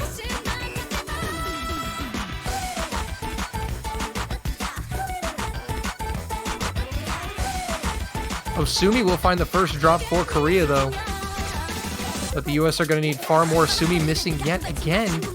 Final Those two third. misses were not particularly spaced, though, so I don't think that's going to have a huge impact. Alone, it's definitely not going to swing the score all the way back in the US's favor. They're going to need more misses to allow the US back into this. Yeah, Motion and Rockmer are still going strong with the full combo on the DT pick. Sumi does drop for a third time, though, and Sekra and Creeper recovered, but Creeper does find a miss to offset it. Sumi again. Yeah, that mistrade there has brought things a little closer, but Rossord finally dropping. No full combos left on the side of the US. This one is going to be a victory for Team South Korea. Yeah, South Korea going to be taking this one away, their own pick. Motion and Rakma with the FCs. 2-0 Korea. Yeah, about 80,000 points the difference this time. Still a great performance from Team US with just the 5 misses combined and 4 misses from Sumi, so very little to choose between the two teams as a whole, but more consistent performance out of the Korean roster in general, and that double S for Emotion opening his account. We expect to see a few more of those. Absolutely. Now it's a big moment for the US. Korea taking the first 2 points. They take the break point. Now the US, where do they go? Do they stick with Nomon or do they dive into the mods? And against a team like South Korea, if you're the US, you don't want to spend all your time in one mod pool. You need to test them on the Hard Rock, on the Hidden, to find out how they're feeling. Because the sooner you can find a weakness, the sooner you can exploit it and get on the board. Yeah, on the one hand, US maybe feel like they want to stick with Nomod, and all it takes is someone to miss and they'll get that point because they were only losing by that spin battle. But on this other hand, if they pick Nomod again and everyone does FC again, then they're going to probably lose on spin again because QWHJ and Motion have just performed so well on spinners thus far. But on the other hand, again, if they pick something from another mod bracket and take something a bit riskier and then they lose, they're 3-0 down, and it's South Korea's pick again, and it's very difficult for them to come back into the match.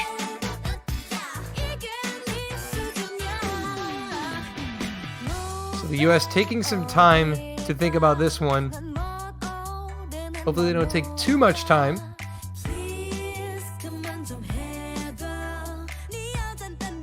They do have that tactical timeout available to them if necessary, but using it very early in the match is a little bit risky because you kind of prevent yourself from having that opportunity later on if the need arises.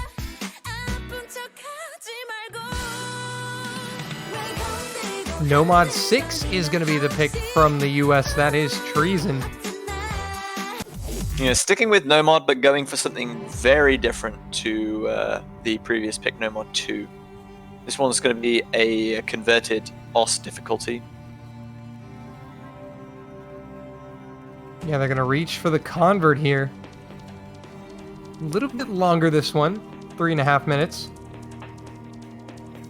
One of the lowest approach rates from the Nomad pool in this time around. A lot of them hanging at that 9.5 to 9.7 range.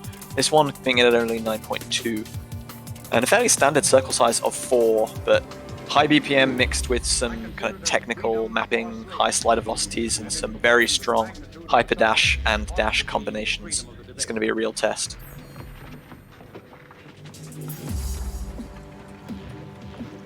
And we will see Diao coming in for his first play of the match.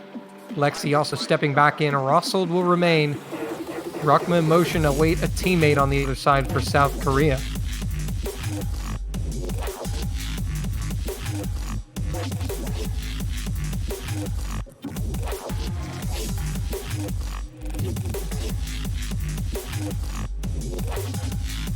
QWHJ stepping in for South Korea to fill that last roster spot.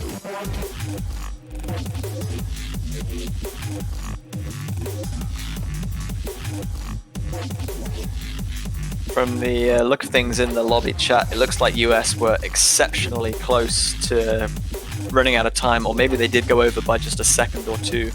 So they're not going to get another chance of leniency. They have been warned. Do not test the timer, boys. Yeah, especially do not test the referee staying up until 3 in the morning local time to volunteer for refereeing a match. True. But here we go on to round 3. The US picking Nomad 6 here. Rockma Motion and QWH versus Rossel, Lexi, and Diao.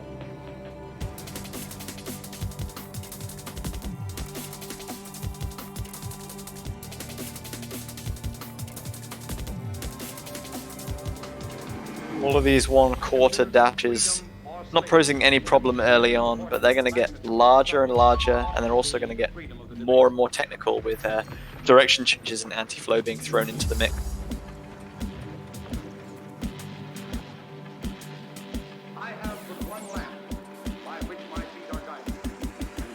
And here we go, the map now really starting to get into the meat and potatoes. QWH with the early miss for South Korea. The US will have a slight advantage. It was just before the 200 combo mark at about 180. Russell's going to be a drop on the side of the US though, so when everything's leveled off, I think South Korea are going to hold a very slight advantage here. Yeah, if all the recoveries go well, but Diao will drop on the side of US. Yeah, that advantage Korea is going to come a little earlier than we thought with that miss from Diao, as QWHJ now back at 200 combo. Russell's going to do the same very shortly. And so Korea with a slight advantage here. Diao and QWH missing. Russell, though, will also drop. So that's going to further extend Korea's advantage at the halfway mark. Yeah, that was looking like it was going to be an even trade, and the US was still going to be within striking distance there, but that drop from Russell is going to put Korea even more in the ascendancy as they come to the halfway mark. And South Korea know they have a huge advantage right now with 2 full combos coming out of their side, Rockma and Motion, just against Lexi, the sole full combo left on the side of Team US. Yeah, the US will now need at least 2 misses from the side of Korea and no misses from their part in order to get back into this one. Final third coming up, another break here. Yeah, score difference right now is just under 60,000 points. Motion and Rockma with some great scores right now. Great accuracy from them, as well as Lexi. But Diao will find another miss on that slider. Lexi finally going to drop combo as well. That's pretty much the death sentence in this one for Team US, I think. Only about a sixth of the map still to go. And Motion with the one droplet miss from Rockma. The QWH will find another miss, but it's not going to matter too much because Lexi's going to trade it back, and there is not enough time.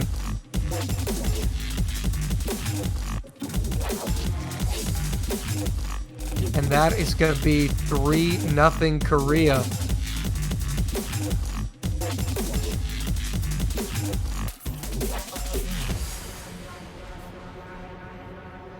It's going to be a double FC coming out of Team Korea as well. Rockma and Motion both performing admirably on that one to get what was eventually a fairly huge lead of about 130,000. So now things looking pretty dire for the US. South Korea, that's the second pick from the US they've broken. They now have the pick.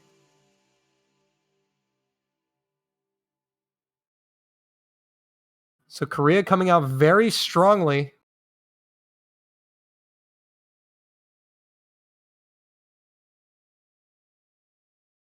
We'll have to see how much confidence the US can retain, whether they feel like they still have a chance here, or if their heads are starting to drop and they're feeling like all doom and gloom is upon them.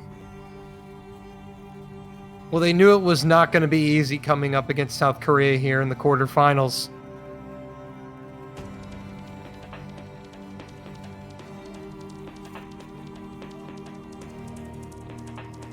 And they're going to pick your map, good sir. Hidden 1, Nova. So, yeah, the US tried no mod twice. South Korea deciding they're going to mix things up just a little bit.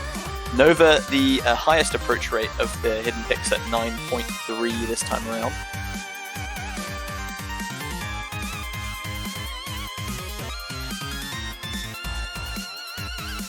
Quite the tricky map indeed. We've seen this catch a few teams off guard so far this weekend.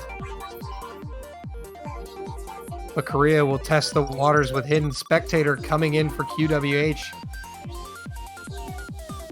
Sakurai swapping in for Diao. Yeah, Hidden's not been hugely popular in the round thus far. Just 5 picks from our 4 previous matches. But this one's also quite technical, very different in the sense to the map that we've just seen, obviously. So this is a specific catch beat map. So a lot more kind of consistent distancing, but also a lot more strong hyper dashes and anti-flow as well, with some high density sections as well.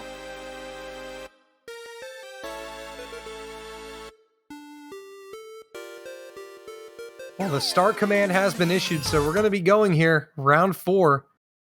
Hidden 1.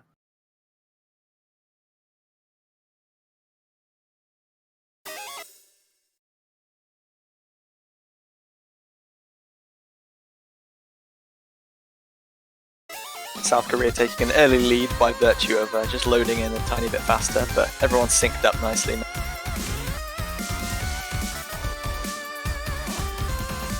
So the first hidden map of the match.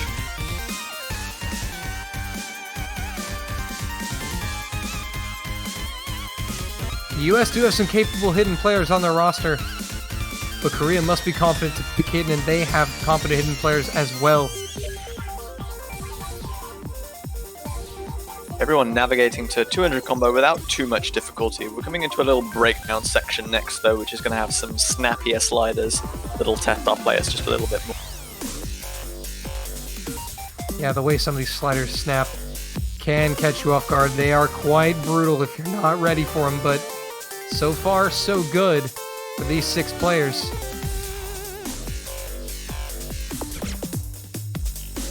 And Rockma will find the first drop for Korea a third of the way in. So yeah, it looks like he changed direction just a tiny bit too quickly on one of those extended sliders. And that is going to be advantage to Team US as they come almost to the halfway. Only halfway through, one miss separating them, still plenty of time.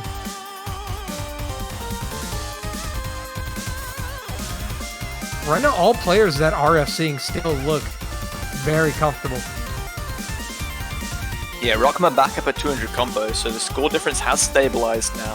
2/3 of the way through with about 400 combos still to go, so there is still plenty of chance for a miss that'll allow either the US to build their lead or South Korea to get right back into it.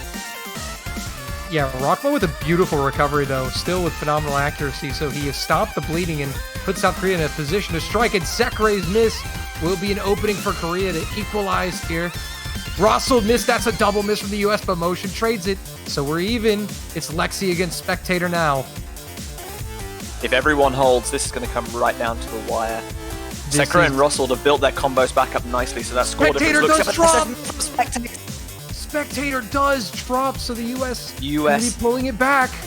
Yeah, US have really been given a lifeline there. There's not too much difficulty in the ending section of this map until the very last pattern. Combos are recovering. US all above 200. Lexi will FC, and that is 3-1. And that's a big break point for the US.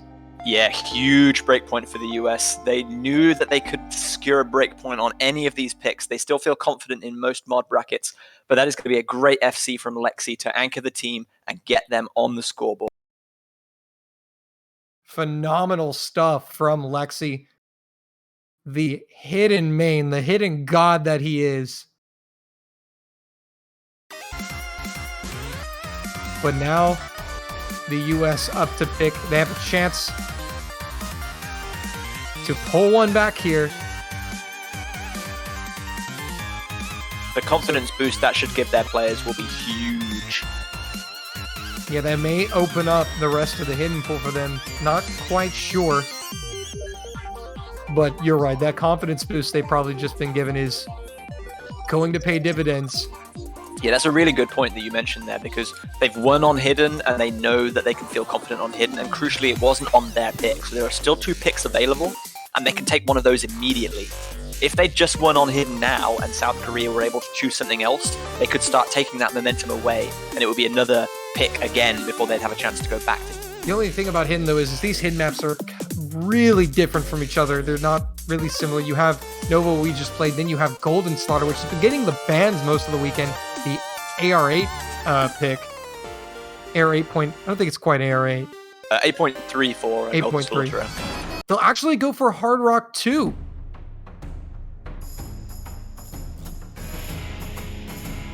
Okay, so one of the most banned picks so far from the quarterfinal stage is going to see its very first pick. This is the last map in the pool that I believe has not been picked until now. So thank you, United States, for completing the set, ensuring everything gets a little bit... I don't know if that's a bingo for anyone, but there you go. So Soul Ross getting its first play on stream. JBH, what can you tell us about this map? So this is a map made by Mafu, who is a standard beat map nominator and is kind of dabbling in catch for not the first time, but this is one of their kind of first serious maps. They're currently in the mapping mentorship program right now, and I've been working with this map, or with them on this map for quite a bit. There's a lot of kind of triples and anti-flow triangle sections, similar to QRA mapping, if you are familiar with this style. And then there's a very tricky 1/3 rhythm section towards the end.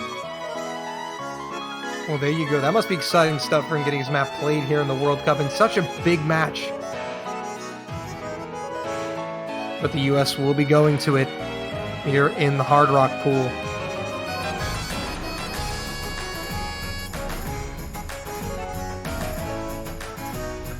We see Russell, Sekre, and DeCreeper against QWHJ, Spectator, and Motion. Both these teams strong on Hard Rock.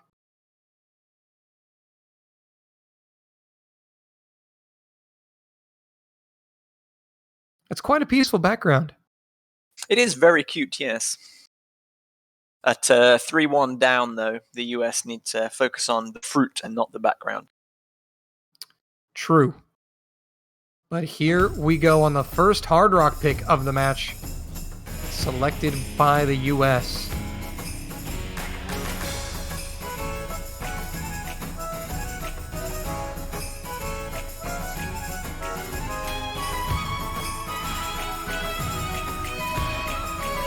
And so far, no early struggles here.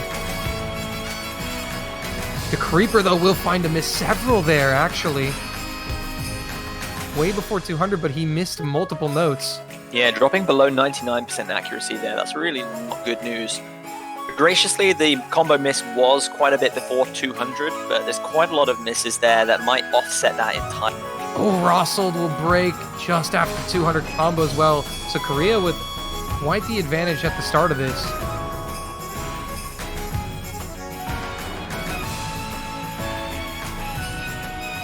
And so far, Korea is showing no signs of slowing down. They are still triple SSing. Yeah, about one third of the way through, though, Motion going to see the first drop at about 350 combo. Going to dampen the score advantage slightly, but they're, with Russell getting back up to 200 combo, they're in a good position to capitalize, but they're going to need to see more misses from South Korea to get them.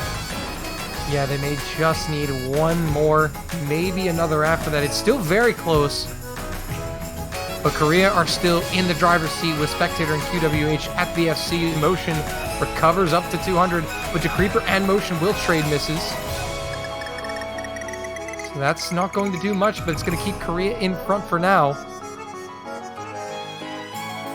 And they both can see that it is a relatively close match. Yeah, coming into the final quarter now, here's where we're going to start to see a lot of one-third patterns being thrown in. Can Korea hold on to the advantage? QWH and Spectator doing some work. Sekre keeping up the FC as well for the US. The Creeper back to 200 combo nicely, but there's not too much difficulty in this ending section, so it could be a breakpoint right back for South Korea. Yeah, South Korea are going to break the Americans right back 4-1.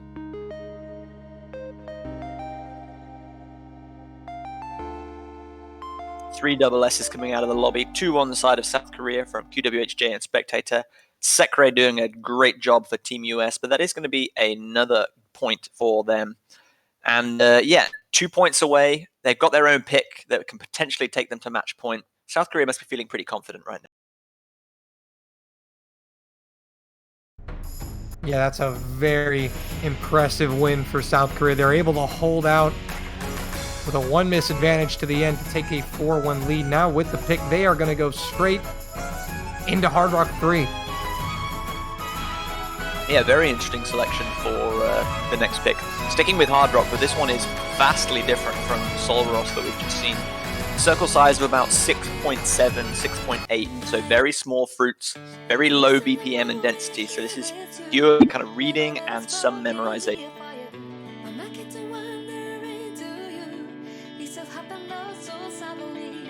So we will see Diao swapping out, or coming in for the Creeper, my bad.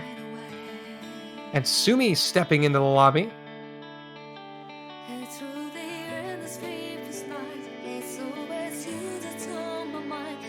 Motion actually also is, never mind, he's good. Just trying to trick you a little bit there.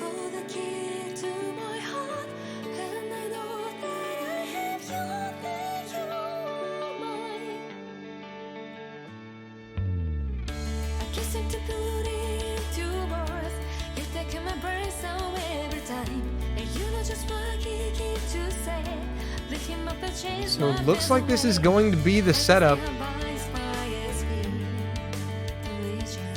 So far, it's actually been relatively close on some of these picks. Just the US have gotten the short end of the stick, trailing by 1 miss or by 5K on the opening pick.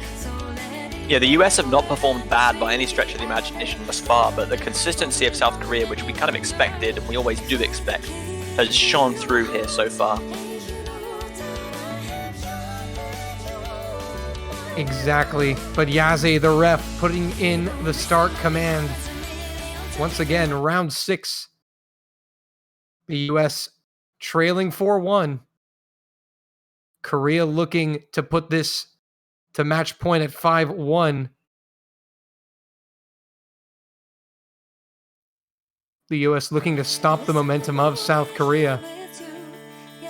Yeah, they secured a very crucial break point, but unfortunately it went right back against their favor. So they really do need to try and build some momentum here, because otherwise they're going to be staring at, 4 break points and needing to win 5 games in a row to take the map. Yeah, it would be much better for them to stop the momentum here because, as you said, match point kind of puts their backs against the wall. They can't really afford any more mistakes if they give up this point. But so far, everyone's looking good in the first 200. Yeah, can we just appreciate Sumi and Rockma playing this nearly circle-size 7 map with hidden added as well? They're gaming out here.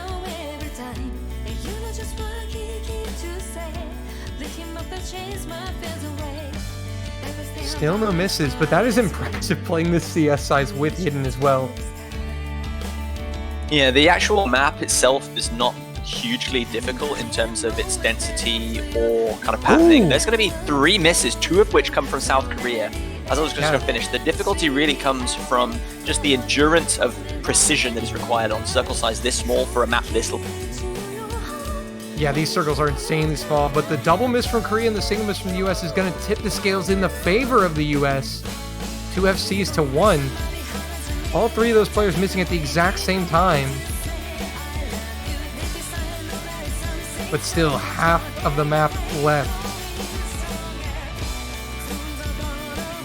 And all of those 3 players are going to make a solid recovery to 200. Yeah, score difference right now is about 40k with just under half the map still to play. Rockman's going to miss again, though. This is not good for South Korea. Great news for the US. Yeah, that's a second miss from him. The US still going strong. Motion, Sekre and Russold keeping up the 3 FCs.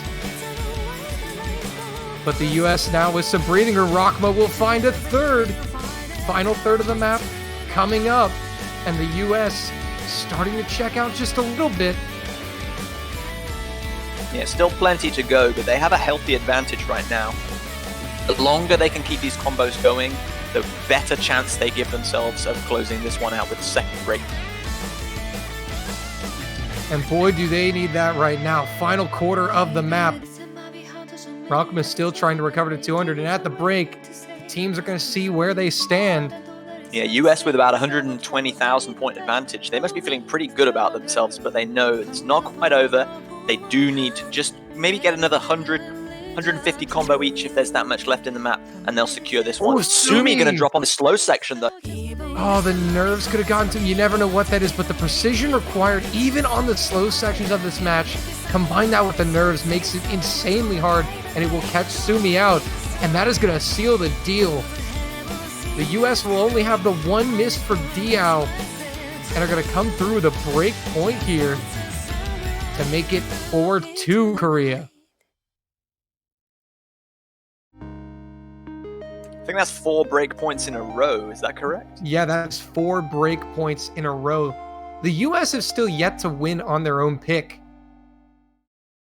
But getting 2 break points, not bad against Korea. Yeah, great performance there. Russold and Motion both with double S's. But again, Sekiro also with the FC, but 1 miss, 2 miss, 3 misses. All these players are performing so well. And although the score difference was about 150,000 between the 2 teams, the players are performing at such an even and high skill level. This is great. Yeah, you never can tell what's going to happen in a match. When you get 2 behemoths clashing on a quarterfinals map pool, you can never really tell what's going to happen. And as you can see, 4 consecutive breakpoints, it reflects that. Yeah, Rockman not looking too happy with his performance on that one, saying it's the first time under 1 million score for him. So the US now up to pick. They try to cut the lead in half down to 1 here. We've got 1 hard rock, 1 double time, 2 hiddens, and 3 no mods remaining. And they've tried no mod twice, and neither of them worked. Golden slaughter. So the US are continuing their strategy of picking maps that everybody else bans. But also, you know what this means, JBH. we're going to get to see Zach play. He's in the lobby, the low approach rate hidden specialist showing up for Team US. The one, the only Zach, playing in his 8th consecutive Catch World Cup. Lexi and Russell joining him. That is a scary lineup, but it's going to be Motion, Rockma, and Spectator, a equally scary lineup opposing them. Yeah, there's absolutely kind of no way that you'd kind of miss a match like this with these caliber of players duking it out. The US know that if they can secure a point here, they're back within 1 point.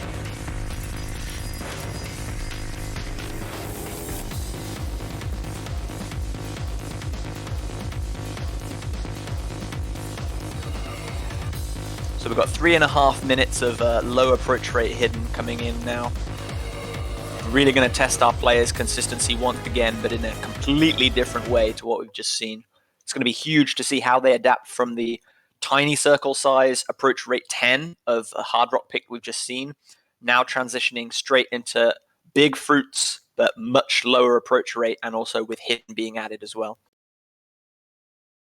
Yeah, because I believe Korea only made 1 substitution, correct? Spectator in for Sumi. And the US swapped out 2.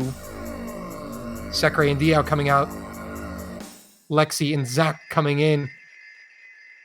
That is going to be quite the transition, but here we go.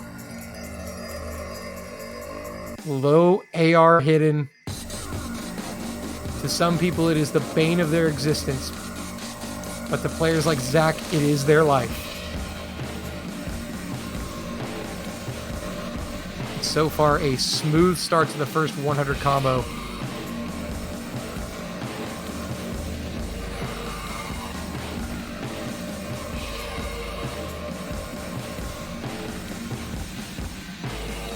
And what really can just mess you up on low AR hidden is being impatient.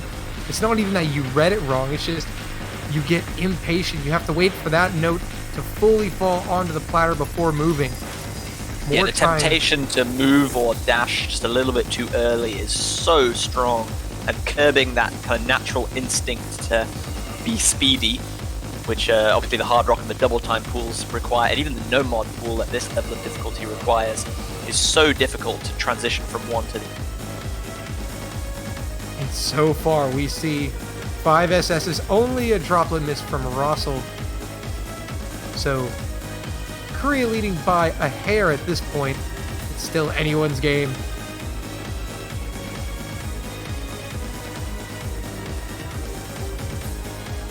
And there is a droplet miss from Motion.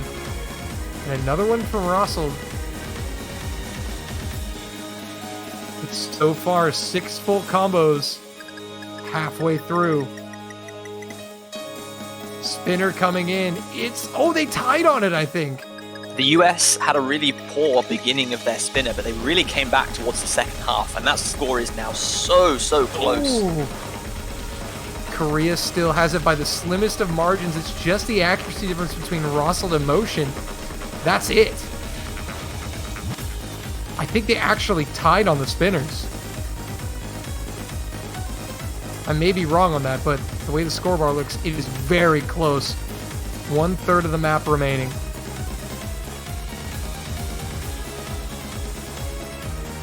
Yeah, we see an accuracy drop from both Motion and Rockma correlating to the 2 droplet misses from Russell, so they might be completely tied on both spin and accuracy at this point. Yeah, they may be just dead tied. I think Korea still leads it by 1 single droplet. Nope. No, it is tied.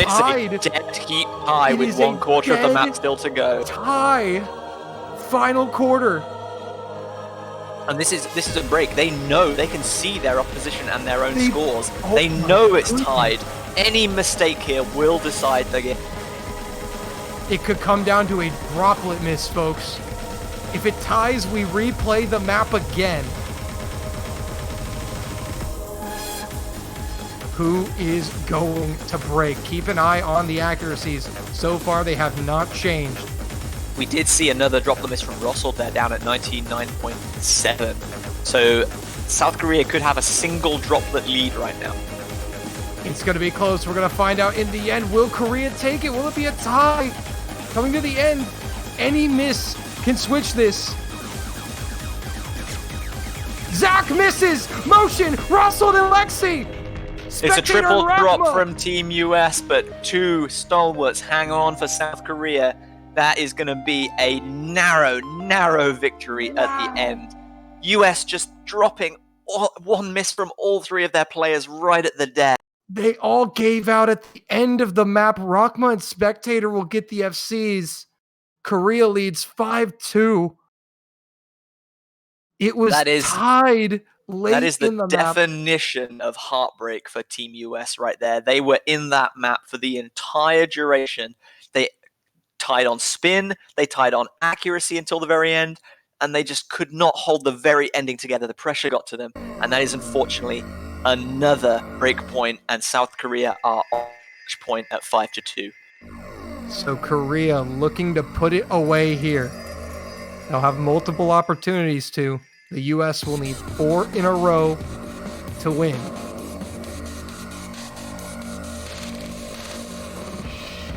Yeah, trying to beat Korea in any map pool is an uphill struggle, but that uphill has become a vertical cliff face right now. This is a near impossible task, but they cannot get.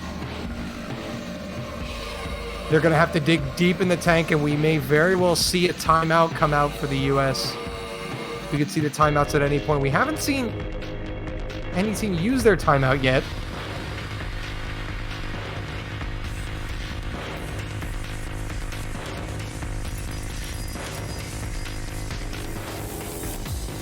But Korea taking their time because they want to end this right here, right now.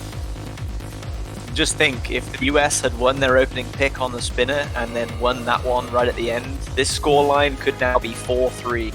Yeah, the US could be leading if they have won that and their opening pick. You are right. They're very close, but Korea will go with DT1.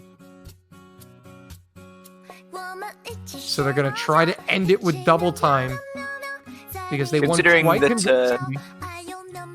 Considering that a double time ban came out of the US at the beginning and South Korea fairly handily won the other double time selection, I'm not surprised that this comes up in the.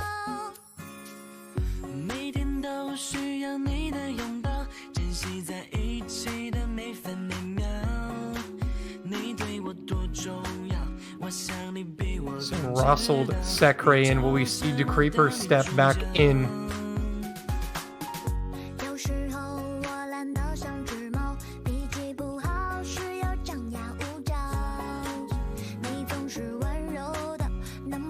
Really has been an intense matchup here, but Korea's consistency has just gotten them so many points this bracket stage. Yeah, we really expected nothing less of them, of course, but it's a little bit unfortunate that the US are now potentially sitting at match point and a 6-2 loss if they drop this one, when they've been pretty much in or thereabouts with a chance of winning every single pick we've seen them.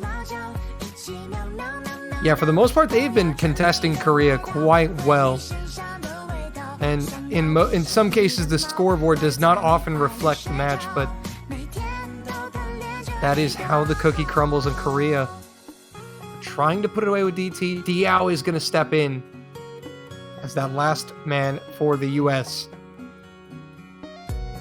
South Korea looks set.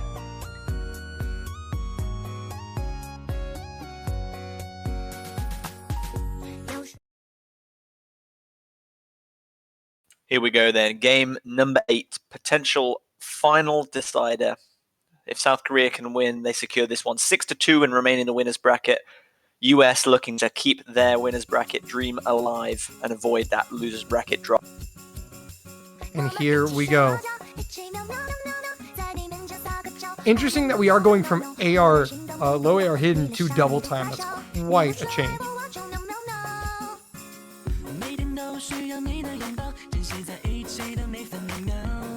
Yeah, not only are we going back from kind of low to high AR, we saw AR 10 to AR 8.3 in the previous selection, but now this is AR 10 with double time added, so the catcher speed is entirely different. And so far, so good through the first 200 combo for both teams, actually.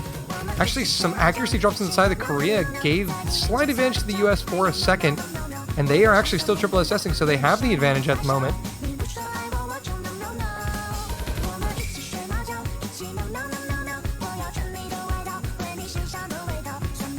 And this one is looking to be another highly contested one as well, JBH. Yeah, 1/3 of the way through, everyone's still holding on to that full combo. As you said, just a couple of accuracy drops from Oh, look at that score difference. That's going to be, what, 140 points? Yeah, just a small advantage for the US, a hair at the halfway mark. On the one hand, the US will feel very happy that they have the advantage, but on the other hand, they'll be pressured to know how close it is, and that any miss could well decide this one again. Yeah, but Korea also know that the US is keeping up the pace on this double time pick, and that might be a curveball to them because they won so convincingly on double time 3. So you never know what mind games could be going on here, but so far, it is dead even. Yeah, we see a little accuracy drop from Diao, but again, still holding on to that advantage over Korea with the 3 droplet misses on their side. Oh, Diao does miss. He underdashes. And Korea with the advantage at the end of the map. And Korea Very near the end as well. I don't think there's going to be enough time for the US to come back into this one.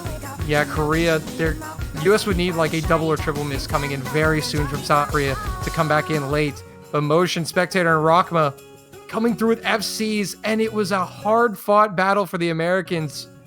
But South Korea are going to be taking this one 6-2. Would have been really interesting to see how that one came down to spinner battle at the end if they'd all tied. Russell's spin was actually really, really good. So triple double S, 2 on the side of the US, 1 on the side of South Korea, but that triple FC coming out of South Korea is going to seal the deal. 6 points to 2. They will remain in the winners bracket. The US will unfortunately drop to losers, but you do not want to be a team in the losers bracket that has to face the US this time next week. They looked, for all intents and purposes, like they could have beaten anyone else in the tournament thus far. They just happened to encounter South Korea. Yeah, unfortunate the bracket didn't work out for them, but they played very well against the defending world champs and almost took a number of points off, 2 break points. But South Korea are your winners here. They guarantee a top 6, and they will face Italy next week in the semifinals. The US will drop to losers, where they will face the winner of France and Russia.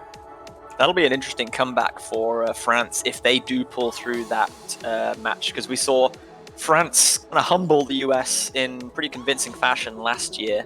So it'll be interesting to see if France do come out on top, whether they get their revenge there. But of course, it could also be Russia who win out in that match, who challenge the Americans next week.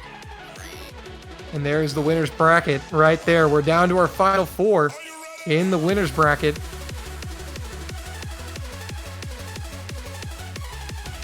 Yeah, so China having a fairly convincing victory over Mexico earlier today, and Hong Kong crushing the Canadians 6-0. Both teams looking very strong. That's going to be a clash, I think, very similar to this one that we've just seen in next week's semi-final stage, where there's going to be an amazing performance from all players, but it could still look fairly one-sided if one team is just on a real roll. Yeah, but we also have some great matches coming up next to the losers bracket. And that's where it looks right now. The US await France or Russia. Indonesia awaiting Belgium or Germany. And Canada awaiting the winner of our next match, Chile against the Philippines. And that is another insane matchup in the losers bracket. One of them is going home.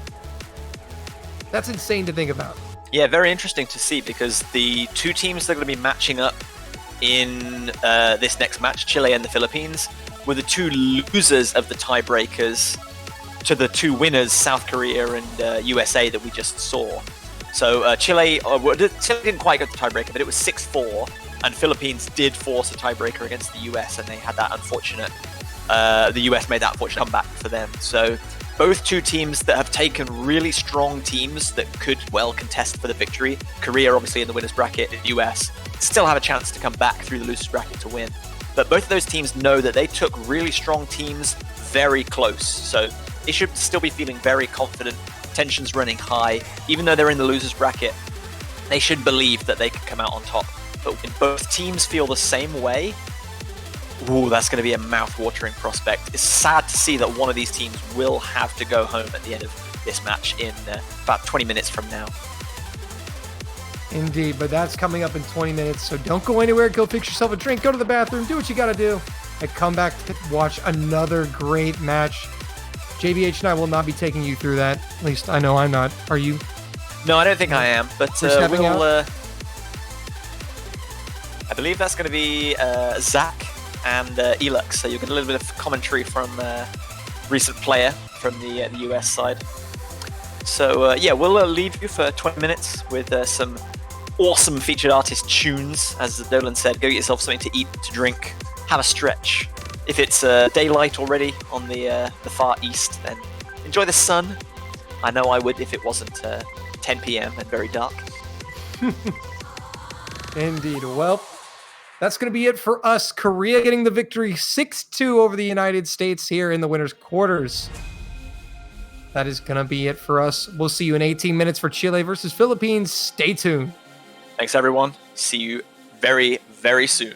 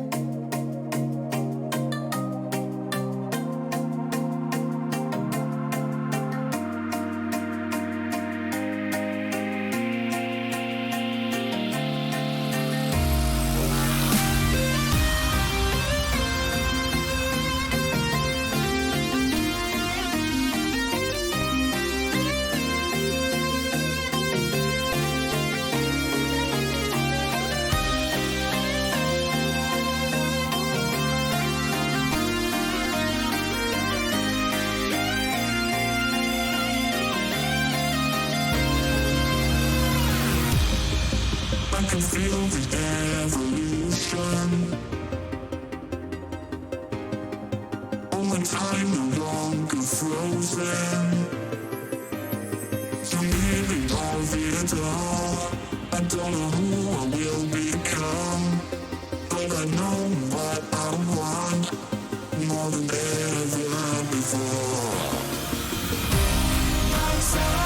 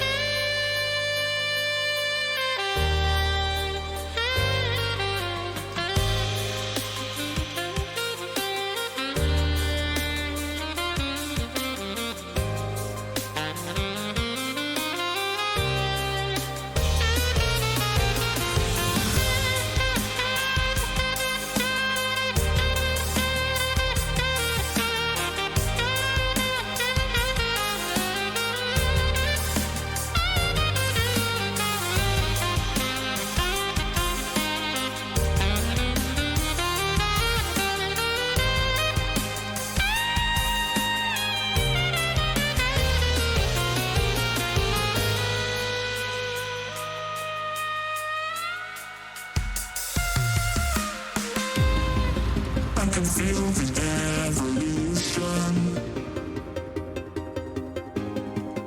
Oh, my time no longer frozen. So maybe all the all. I don't know who I will become, but I know what I want more than ever before. Outside.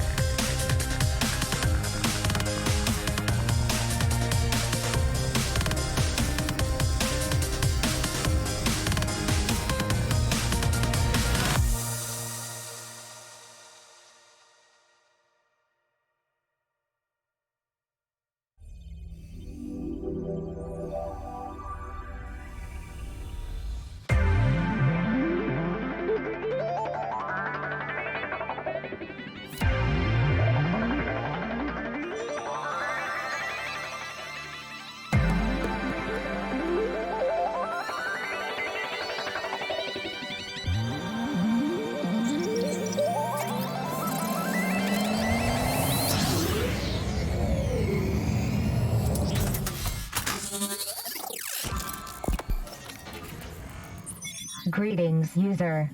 Neural link established. Ready for takeoff.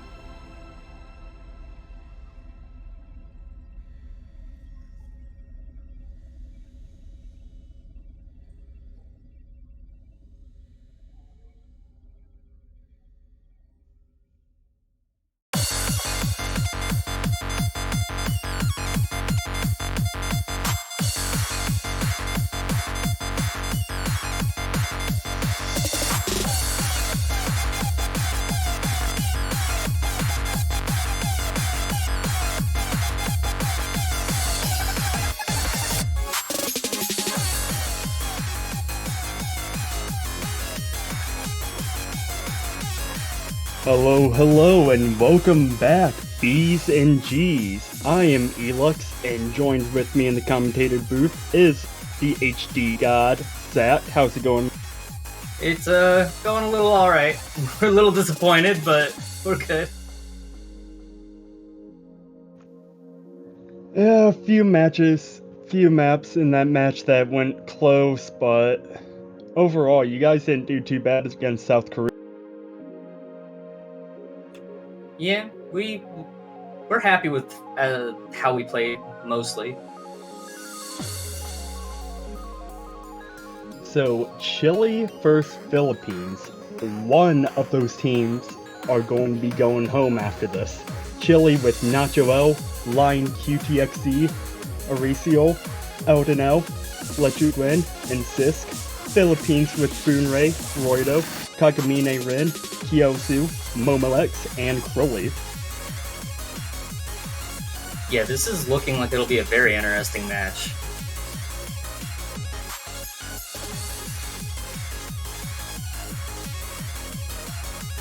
So, Zach, playing a little bit against the Philippines, what would you say their strengths lie in a team against Chile?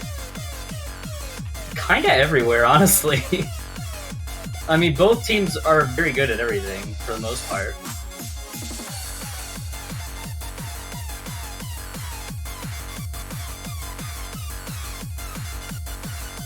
And yes, chat, if you see the song title, you are reading that correct. An Astronomia map.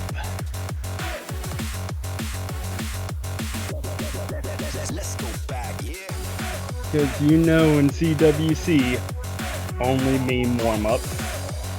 Only. Nothing but.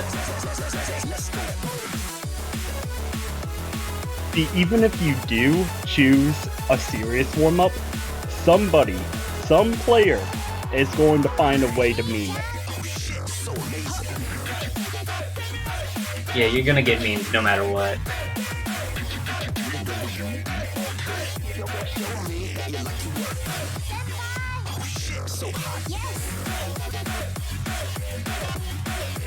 This is actually surprisingly really good. I know, I'm actually interested in hearing the rest of the song now. Is the human heart in a desperate conflict with a ruthless enemy? Let's go back.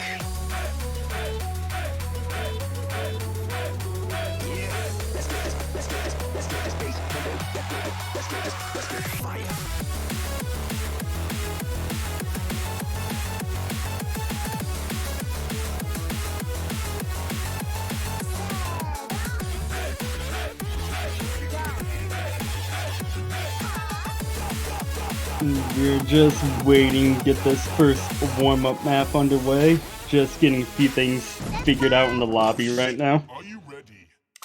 Machine gun. Looks like not all of them have the map yet, maybe?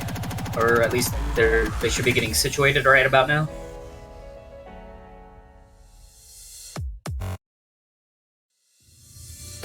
This is the story of an ordinary man. But he is not afraid to defend what he loves. Count down 10, 9, 8, 7, 6, 5, 4, 3, 2, 1. Let's go!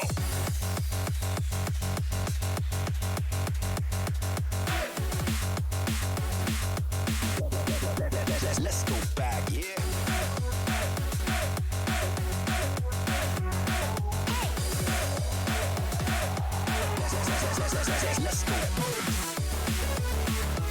There we go, now we're starting it up. Everyone has the map downloaded and is ready to go.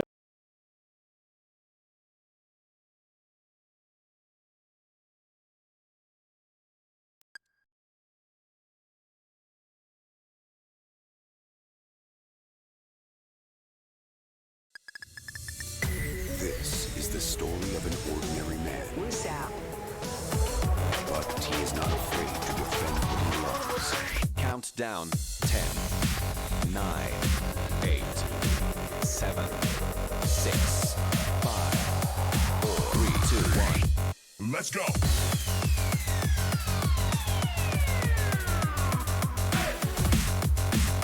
song isn't bad. It's a decent remix. What do you think, Seth? Definitely a lot better than the original, in my opinion. That is 100% for sure. I cannot stand the original, honestly. I don't know if it was just the fact that it's been overplayed, or I just genuinely don't like it, but it might be a mix of one of them. I'm lucky I haven't been forced to listen to it too much. Oh, lucky you then. Some of the people who I play Call of Duty with just, But the final battlefield is the human heart. In a desperate conflict with a ruthless enemy. and Boonray over here double-S-ing it. It's almost like they knew the map ahead of time or something. Must be just a coincidence. It's gotta be a coincidence.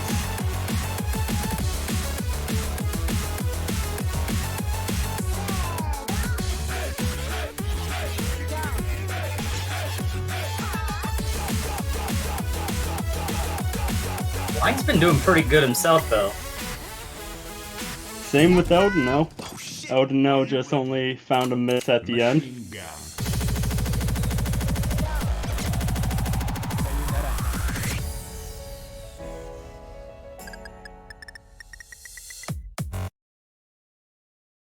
Of course, gotta have the fun pattern at the end there.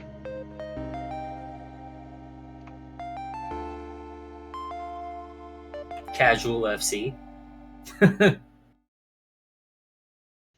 You know, just casually doing it. No big deal. This is the story of an ordinary man. But he is not afraid to defend what he loves. Count down 10, 9, 8, 7, 6, 5, 4. This story of an ordinary man. But he is not afraid to defend what he loves. Count down 10, 9, 8.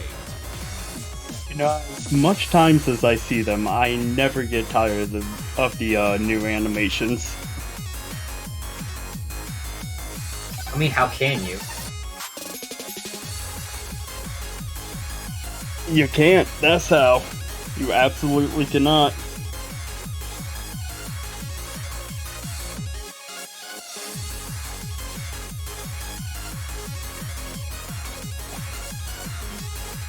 Please bear with us for a quick minute chat. We are just fixing some things on our end.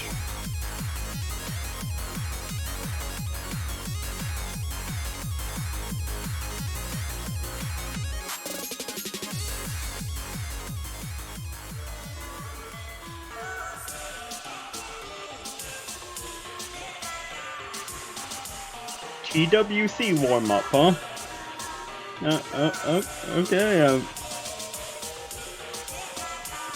not sure if that's the right one. I'm genuinely confused right now. Doubt. Press X to doubt. Unless I went to another dimension. This is CWC and not TWC, right? Last I checked. Yeah, I mean, last I checked, but...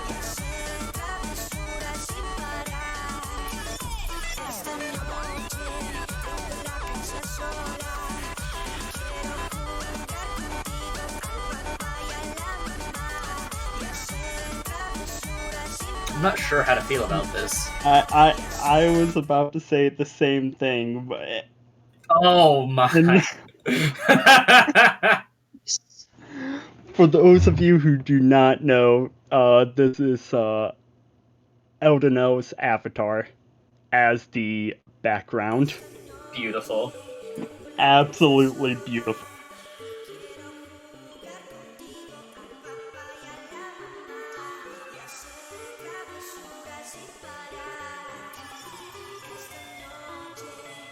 Now let's just hope the patterns can be beautiful as well.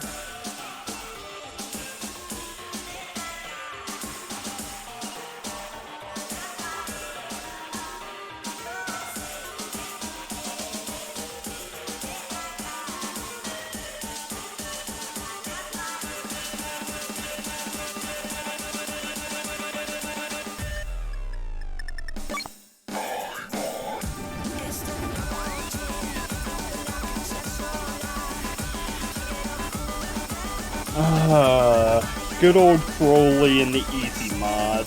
The mod that actually makes everything a lot harder to play.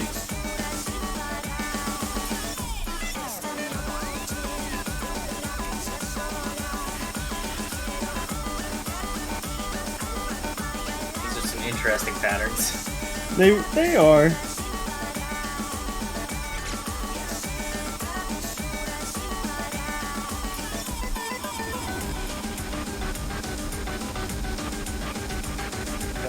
Oh. Now we're getting into the pure art. That is meme warm-ups.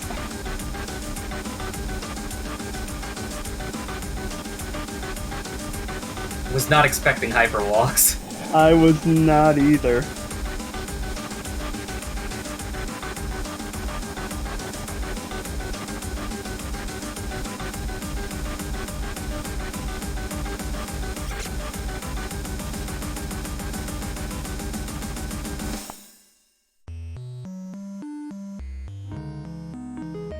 Well, that was an ending.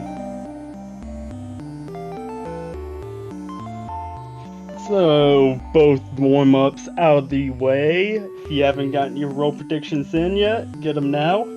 Predicting Chile's gonna beat Philippines in the roll 82-73.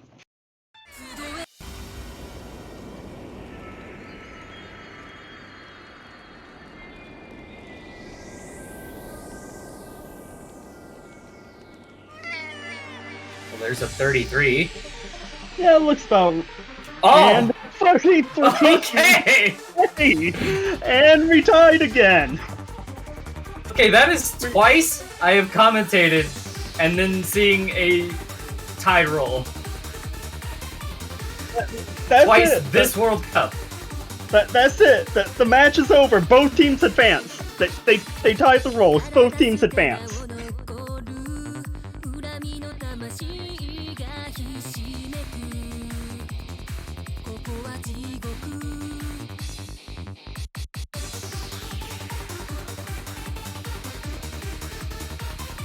Come on, 37.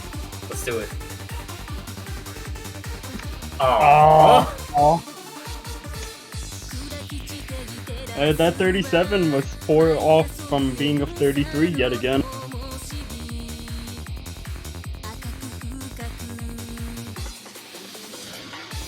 Still though, another tie in the rolls. Are you kidding me?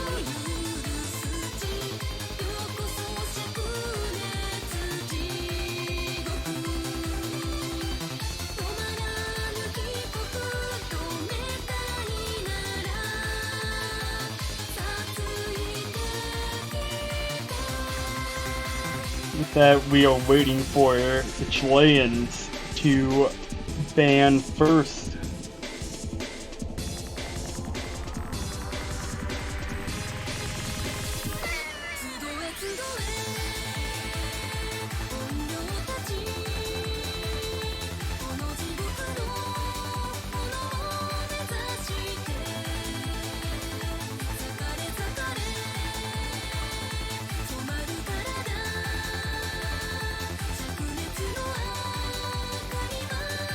And Nomad 6 Treason will be the first map off the board.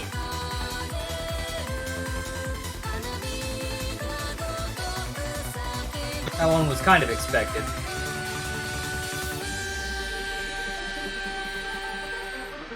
Yeah, I was watching that a little bit and did not like that.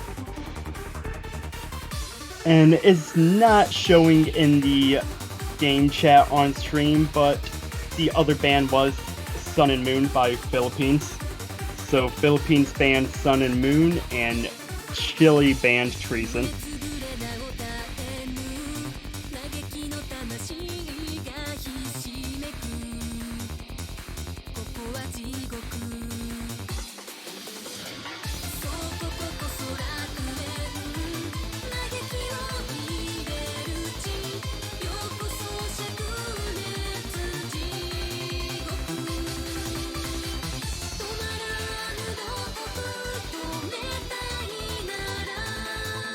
So a Nomad and a Hard Rock band, both converts.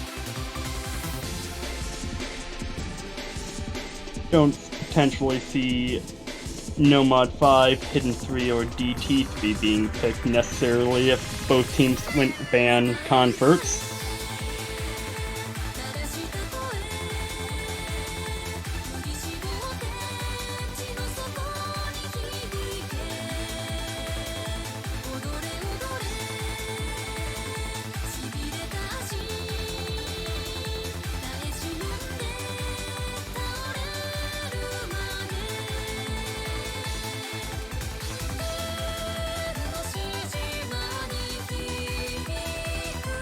Just waiting on the pick from Philippines right now. Our referee, Walter, trying to speed things along.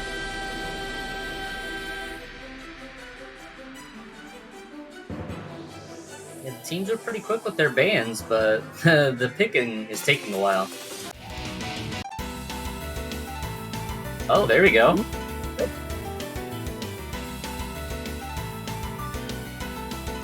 Our double time 2 pick, Shunsun Sugetsu.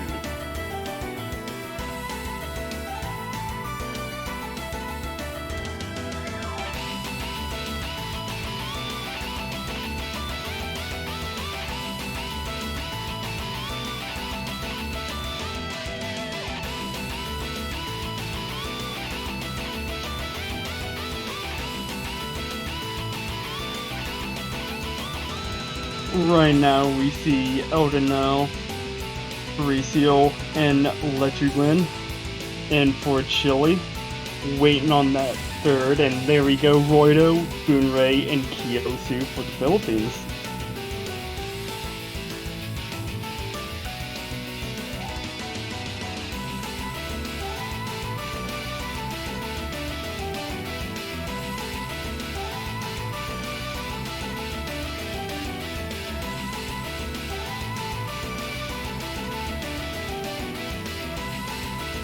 I am interested to see how this double time pick plays off.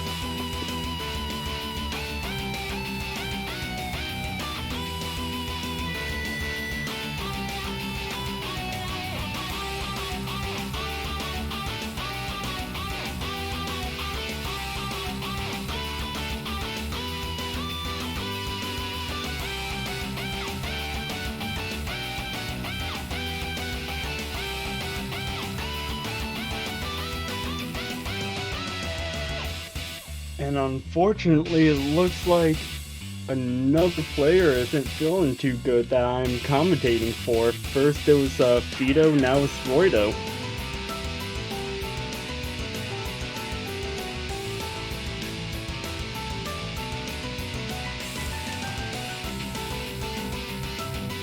And we see Boonray giving some wonderful words of knowledge and wisdom in the chat there.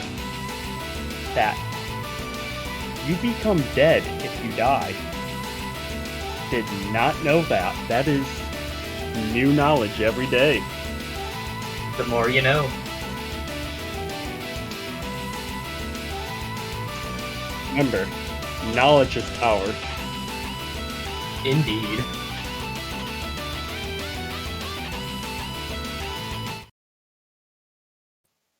And there we go. First pick of this match underway. Lechuglin, the only one going with Hidden here.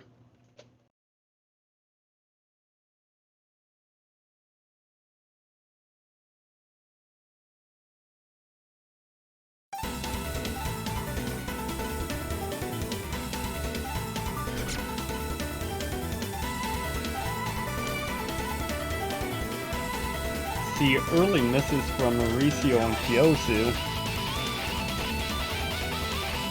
It's gonna favor the Philippines. But with that double miss from Chile. Ooh, I see that. Oh, but we had a couple trades from the Philippines side as well. And Mauricio is gonna drop yet again. Boonray, the only one holding on to a full count, and they drop. We're having a good amount of misses here. The Eldenos holding on to a man. I'm gonna keep my mouth quiet before I curse more people.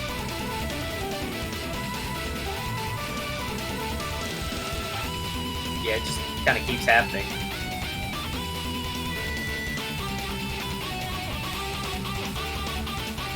Roido up to a 400 combo though. That's insane. And Chile's got the lead right now though. Uh-oh.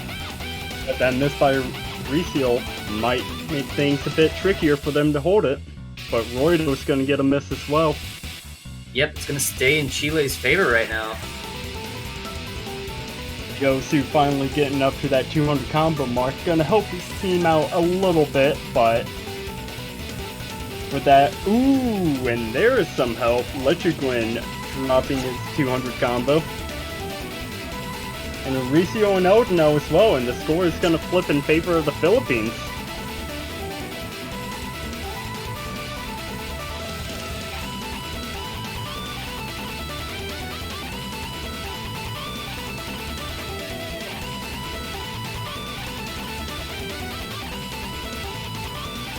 Another miss from Kyozu, but it's not going to make a difference as Philippines is going to close out the first point.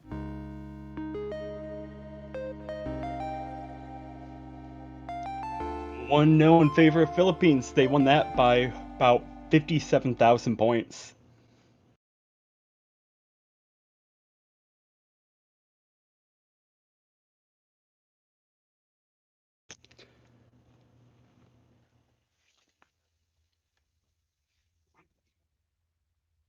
Mauricio and Kyosu looking a little bit shaky with that pick. It is Chile's turn to pick though, so let's see what they will follow up with.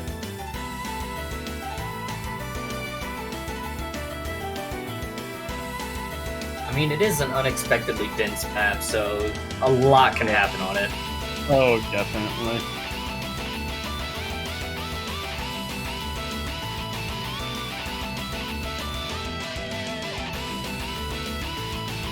That map did not look like a fun time to play whatsoever with double time.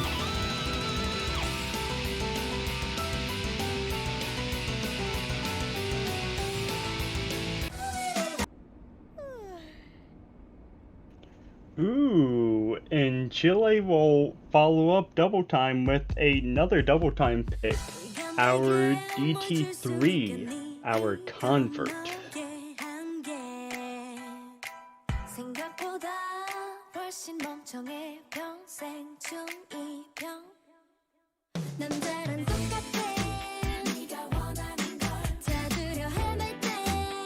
This is a pretty popular pick. I've noticed that it really has been. Can't say I'm a fan of that, but hey, to each their own. You do you, I'll do me. Fair enough.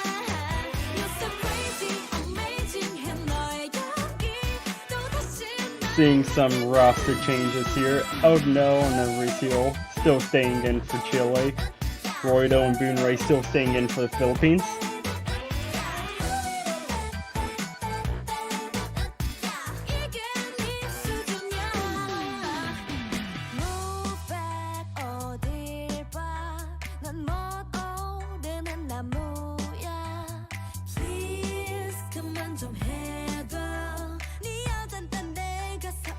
And there goes Eldino dropping out.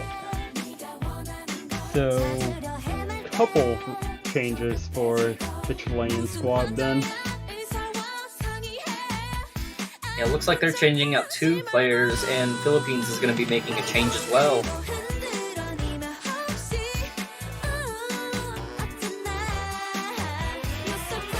Nope, Eldino's back. Just pulled a Houdini on us. And Sisk is going to be the 3rd player for Chile. Just waiting on that 3rd player to pop in for Philippines. Guess we'll have Kyozu back.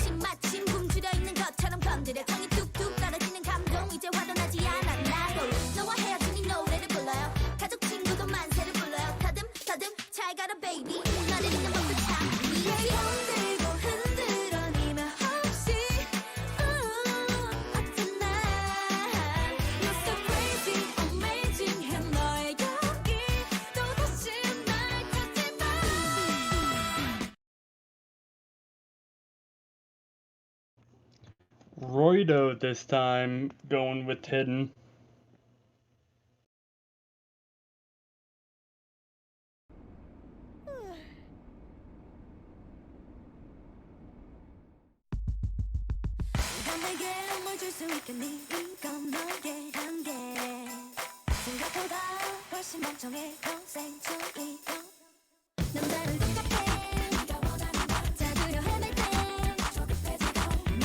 I do believe Roido's been picking hidden a lot on maps that can't, but we're gonna have 3 misses really early in.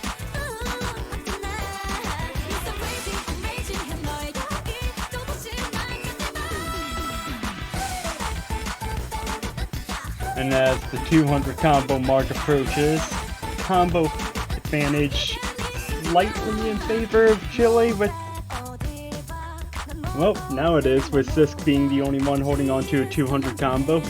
And we just had another trade between Ariciel and Bunray.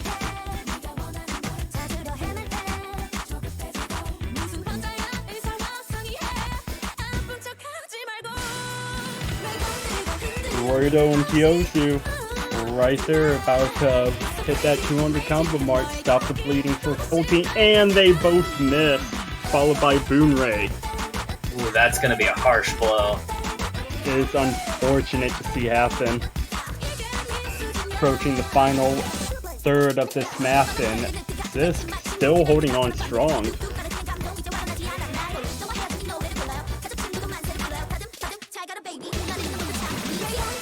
Odino recovered nicely, holding on to a nice 400 combo. Sisk Zisk just failed! Ooh. There we go, he What? survived. Good thing about where he failed at is that there's plenty of map left for him to pick back up. That's a lucky break for Chile right there. Because if that fail was a little bit closer to the end, we would be seeing a 2-0 in favor of Philippines. Instead, it's 1-1.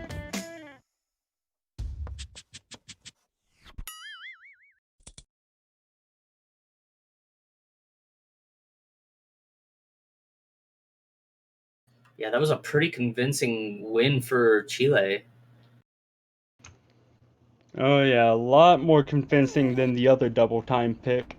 This one by 227,000.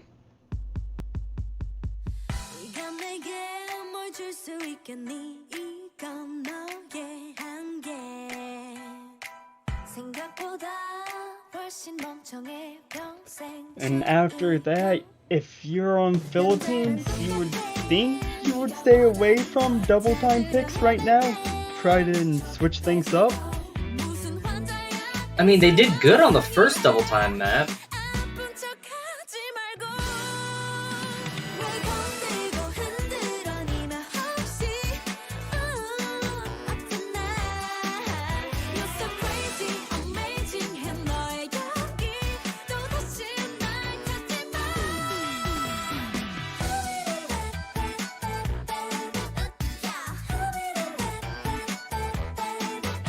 It's hard to predict what they might pick though, because both teams are so evenly spread against like pretty much every mod.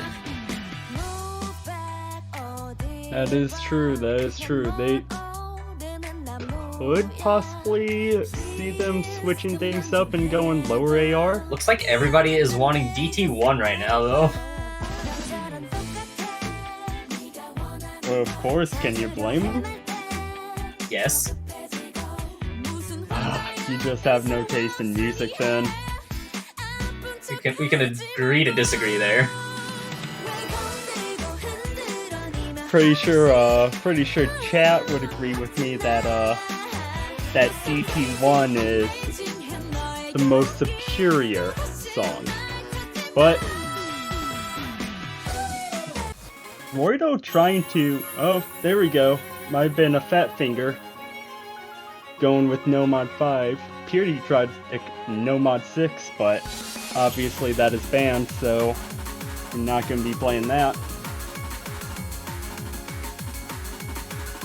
This was kind of surprising.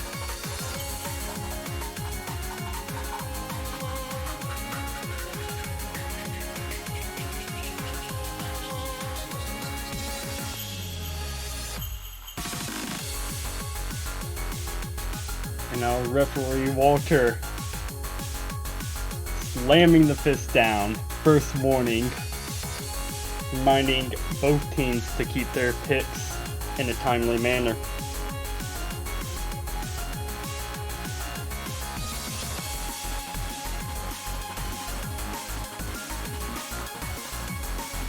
The Eldonel, Nacho L, and Line QXE coming in for Chile. Roydo, Boonray, and Kyosu still staying in for Philippines.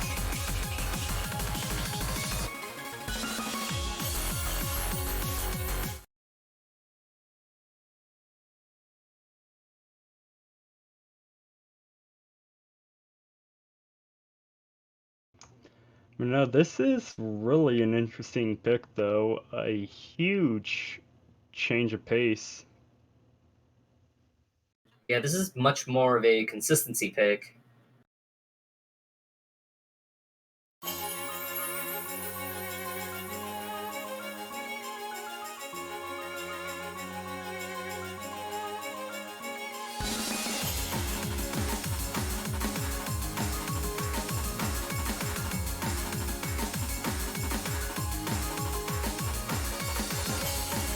Kyosu dropping a little bit early there before that 200 combo mark, though, so it's not going to hurt Philippines as much as it would.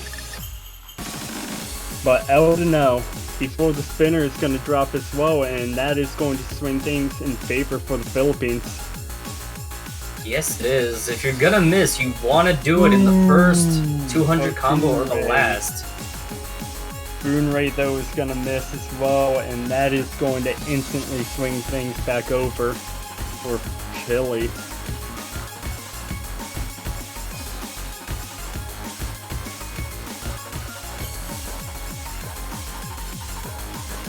And that miss from Roydo is not going to help anything. Eldonel recovering back up to 200 combo mark. Full 200 combos and above for side of Chile. Miss from Kielzu. Nacho O is going to drop, but Roydo is going to trade it. You know, Zach, I was kind of questioning why the Philippines didn't make a roster change coming out of that double time map, and might be coming back to bite them right now. Yeah, this is not looking good for them right now.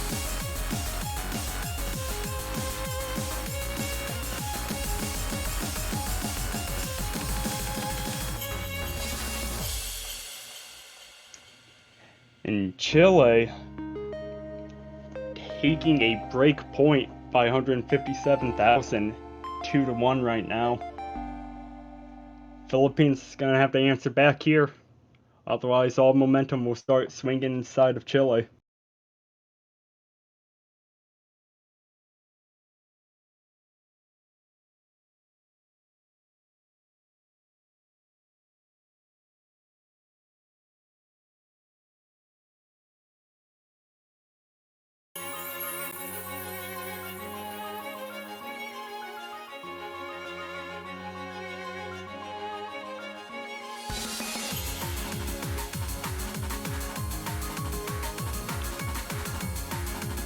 And with an entire map pool still open. I mean, with the way that one turned out, they might want to go with another consistency map. That's what I was thinking as well. But Philippines threw us off with that No Mod 5 pick. Maybe it's Chile's turn to throw us off. Oh boy. There we go. Chile. Oh boy. Exhausting all double time picks now. DT1.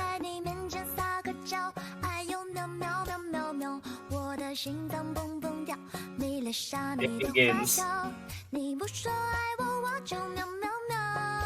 And it begins anew.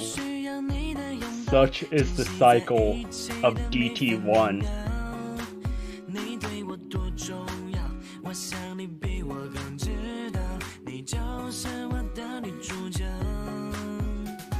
Let's be honest, Zach, we knew it was coming sooner or later.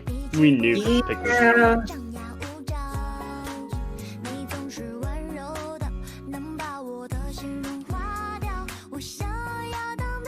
Can we have Pepe again?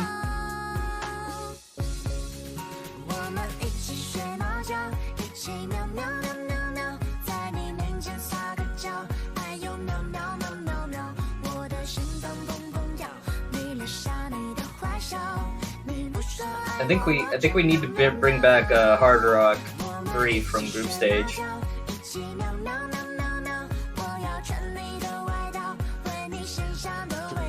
Does Chad agree? Hard Rock 3 from group stage, DT3 You know what it is. premiere, and bring the South Korean warm up in. Oh God, you're truly evil. Indeed, I am.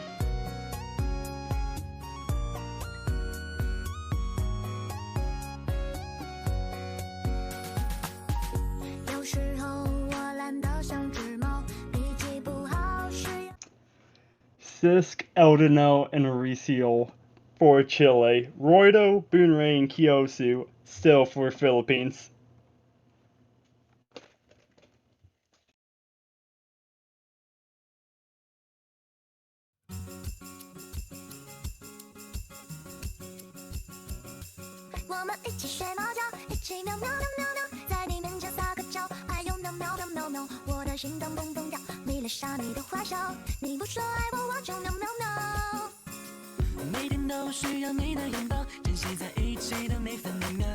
God, it's such a good song.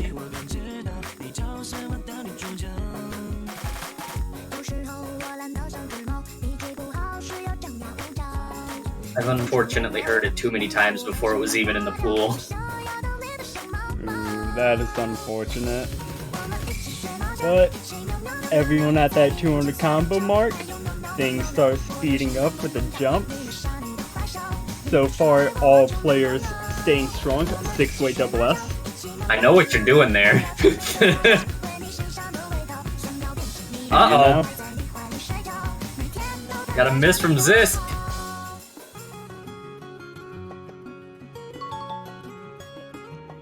Oh, and they can see where the lead is now. That's gotta be frustrating.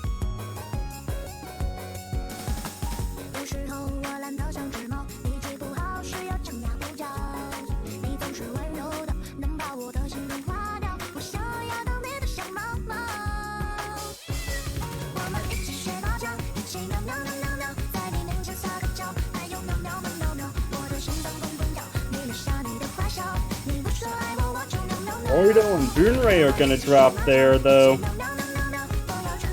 And that is huge for Chile, taking full advantage of that double.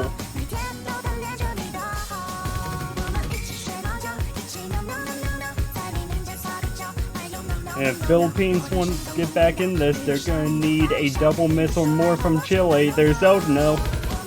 Yeah, but then they double missed. Which is unfortunate. Hate to see it happen.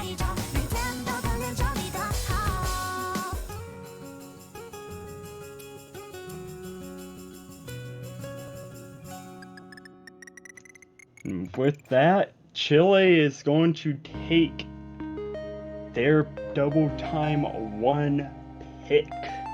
3-1 right now. And Philippines have some thinking to do.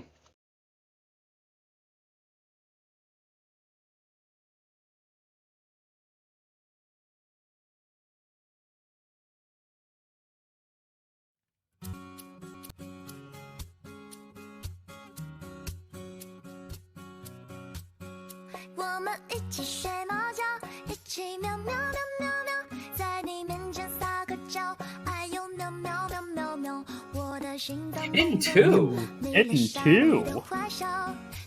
Ooh-hoo-hoo.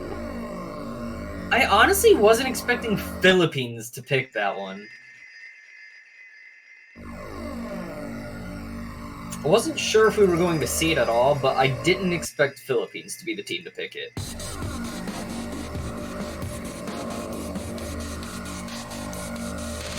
And Crowley coming in lieu of Kyosu for Philippines. followed with still Roido and Boonray sitting there. Lechuguin in for Chile, Eldno still in, and Mauricio dipping in and out, possibly on... Might get sub, might not.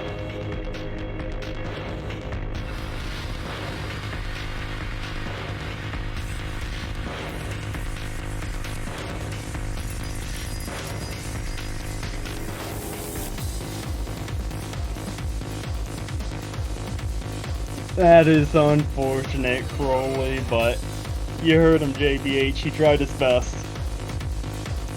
We see Nacho L coming in, filling that third spot for Chile.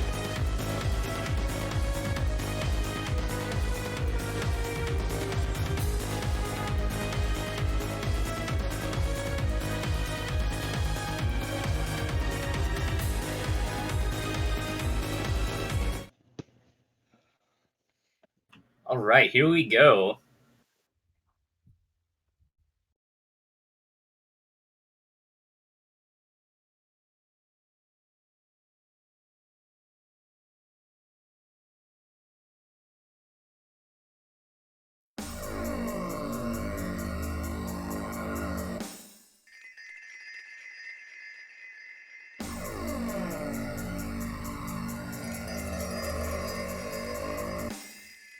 Ooh, and Oh, no. Crowley gonna drop early up there on the slider.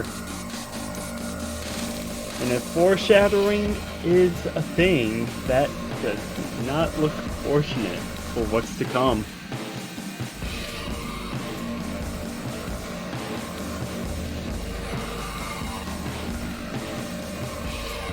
I mean, that early miss isn't going to hurt the score much, but it cannot feel good to do that.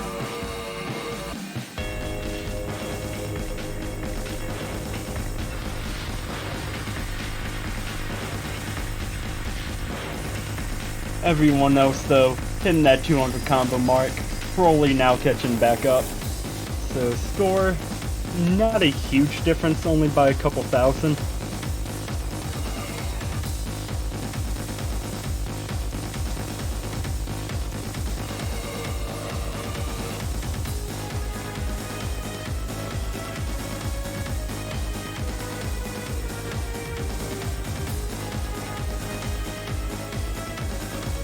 And so far, not much happening other than that early miss by Crowley.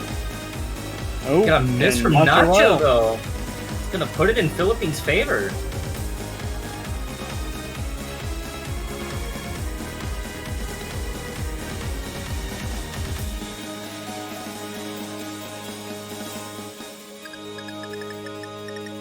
As we hit the spinner in the halfway mark, Philippines have the lead.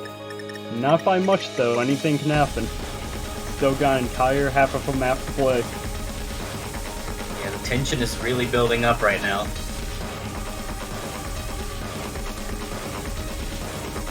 Nacho back up to that 200 combo mark. So it looks like about 20,000-ish, give or take, is the score difference right now. Things are getting intense now.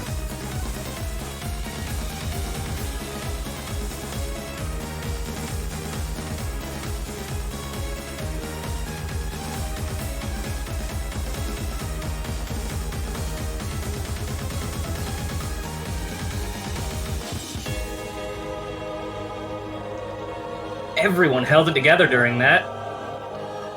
And Philippines with this break know that they have the lead.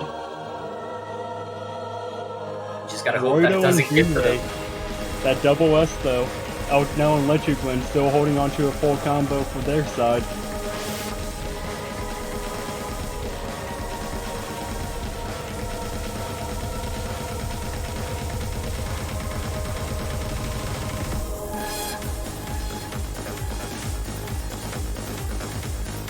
And nobody dropped during those wiggles.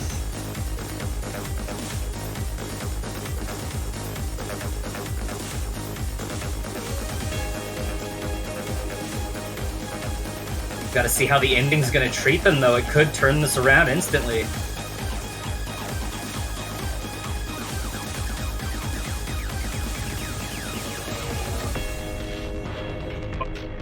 Bruno is gonna be the one to drop at the end. Not making much of a difference there as Philippines wins that by 38,000. Roido and Boonray coming in with a double S. Lechuguin coming in with the full combo for Chile. Crowley also kept it together at the end, only missing right at the start.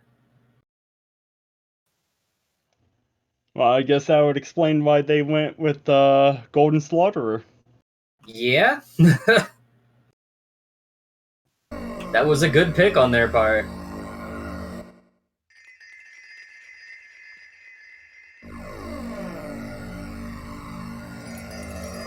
That brings the question. Is Chile going to stay away from the hidden pool after that?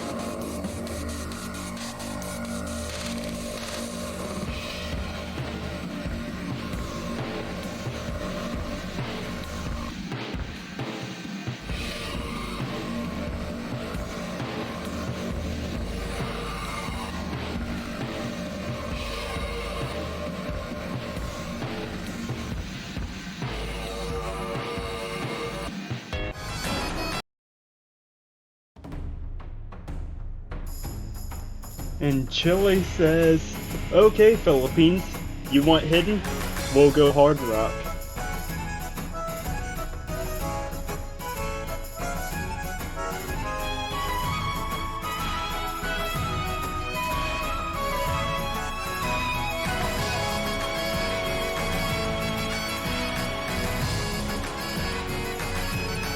See Roido and Boonray still staying in for Philippines. Kagamine Ren coming in. Nacho, the only one staying in for Chile.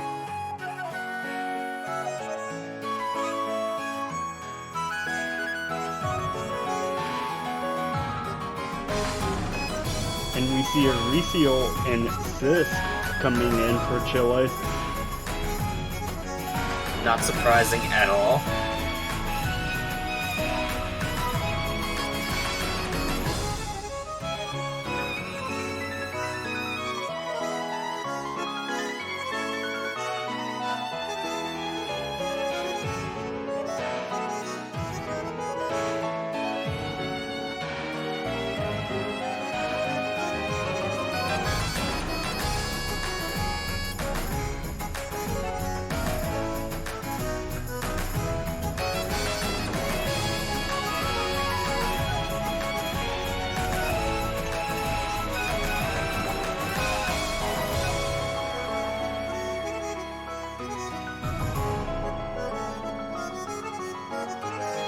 So, Seth, do you think that we'll see a tiebreaker this match?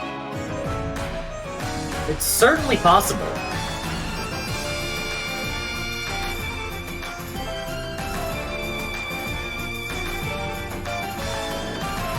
Philippines had a bit of a rough start, but they're starting to pull it back, so you can definitely see it go to tiebreaker. Though at the same time, the Philippines did choose that Hard Rock 3 Sun and Moon as their ban. So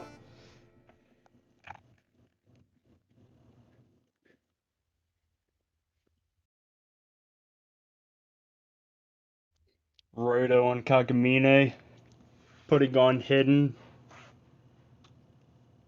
See no other player putting on the hidden modifier. 3-2 in favor of Chile as we get into map 6. I mean, so many matches this World Cup have been going in unexpected directions, so there's really no telling what can happen.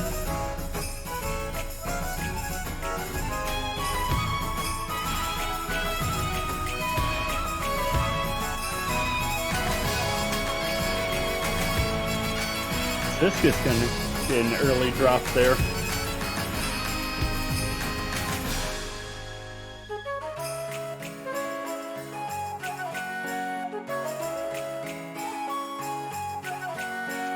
Sisk and Aricio gonna both get a drop there, and that is huge for Philippines as that score is gonna start climbing now.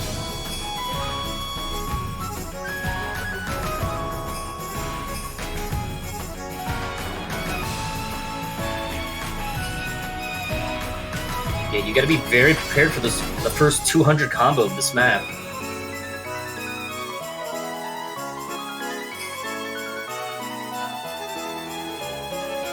Sisk and Mauricio stopping the bleeding for the team as Kagamine finds a couple misses there.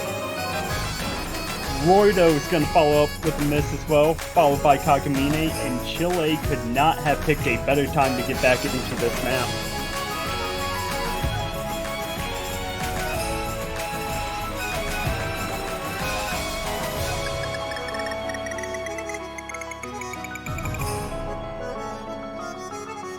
And with that break, Chile will see that they have the lead.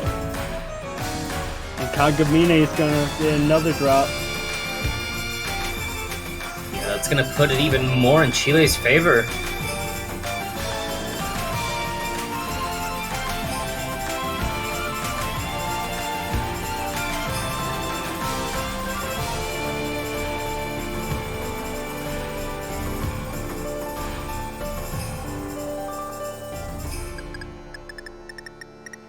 And with that, Chile are gonna make it 4-2, winning that by 156,000 points.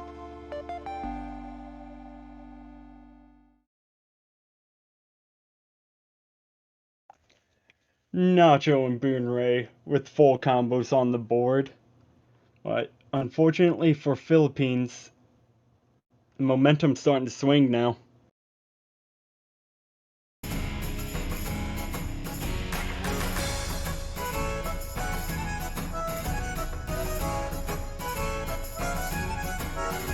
Yeah, being down 4-2, they're really gonna have to make this next pick count.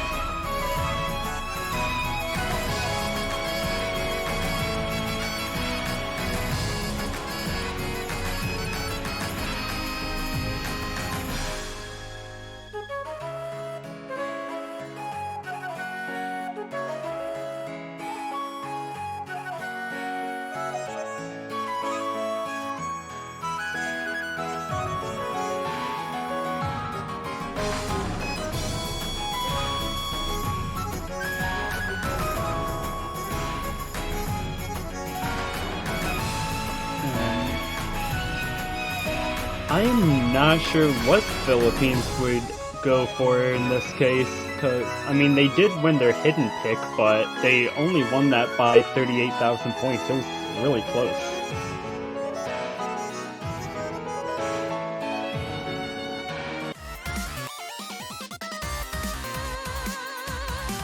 And they'll stick with hidden, going HD1, Mega Neko, Nova.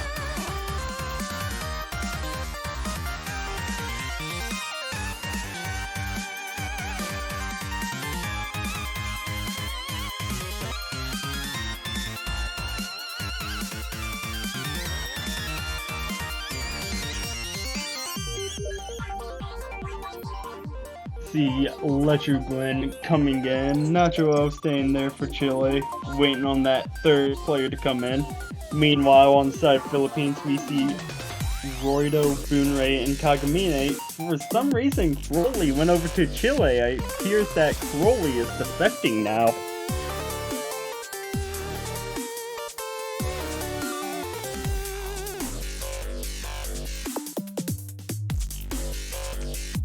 Should see Crowley filling in that third slot for Philippines here soon. Or Kyozu, maybe.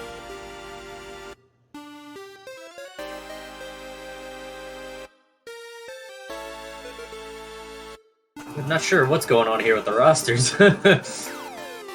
You and me both. Philippines might be a little confused on who's playing what. And we're still waiting on that third player to come in for Chile. I'm expecting that replacement to be Eldenel.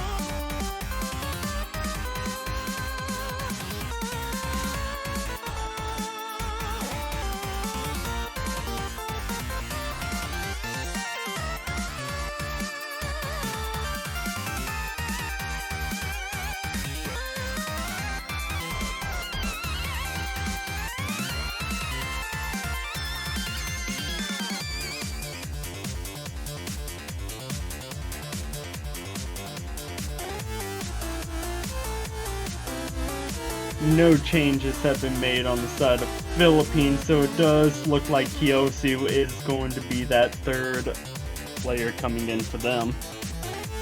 Yeah, that clock's a ticking though. Tick tock, says the clock.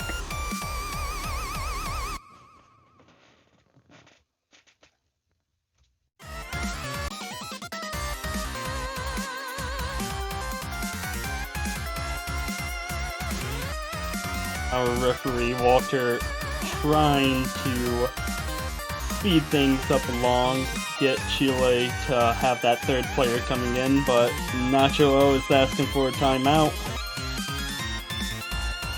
Possibly some connection issues going on for them. That might explain why that third player hasn't came in yet. I'm not sure what's going on here.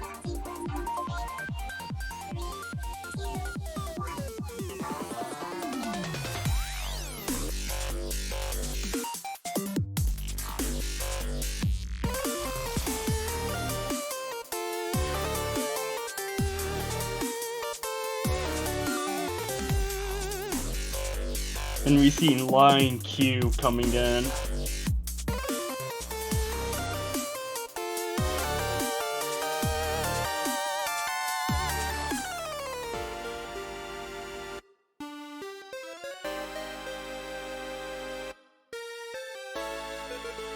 Hopefully that bit of a break will give Philippines a little bit extra time to calm down and get ready for this next match. Nacho and Line Q for Chile. Roido, Boonray, and Kyosu for Philippines. Chile wanting to make it match point. Philippines wanting to stay in this.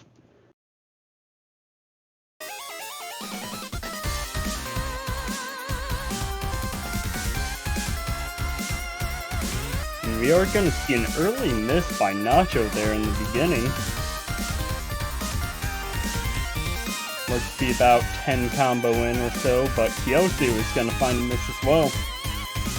And another. So it's going to favor Chile a little bit. Not much because it's before that 200 combo mark. Yeah, missing twice though is going to make it matter a little bit more.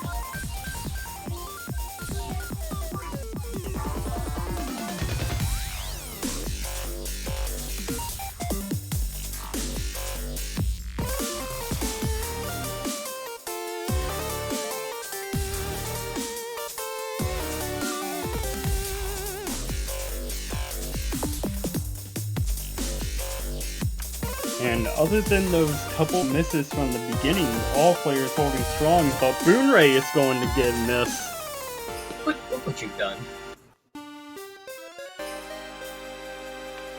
Am I ashamed of my cursinating? Yes. Am I proud of it though? Either way, yes. And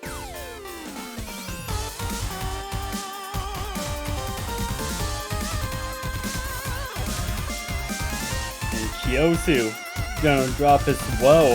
Score gap is only gonna keep growing from here. And Chile's holding on really strong right here. And just as I say that, Lechigo finds a miss. But Philippines are gonna need more misses to come if they want to come back in line. And there's Line. Philippines in a perfect position to take full advantage of those misses. But Kyosu! And that is unfortunate for Philippines.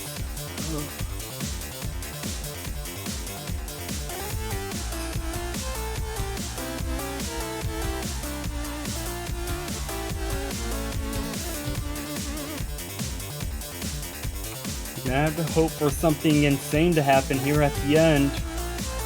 Otherwise, they're going to be facing match point.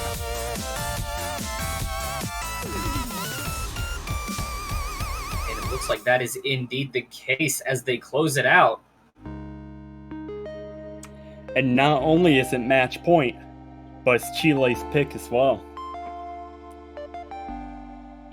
Yeah, the pressure is really on for the Philippines if they want to stay in the tournament.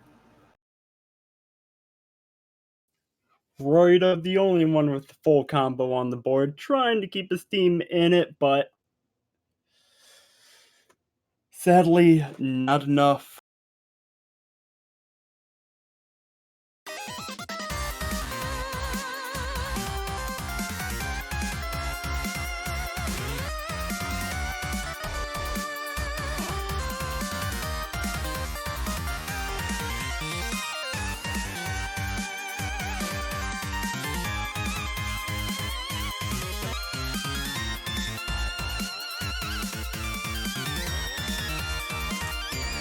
Wonder what Chile is going to try and close out this match with. Will they go the other Hard Rock pick?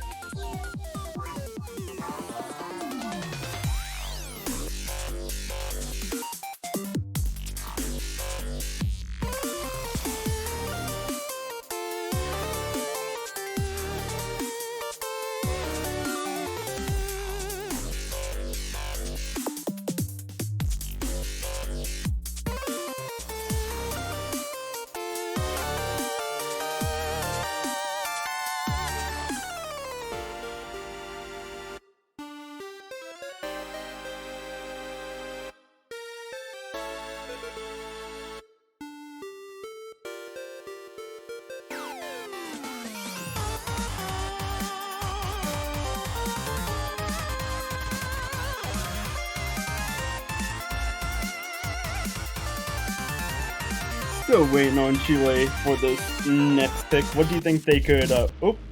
As soon as I was about to there we ask go. your opinion, there it is. Hard Rock 1.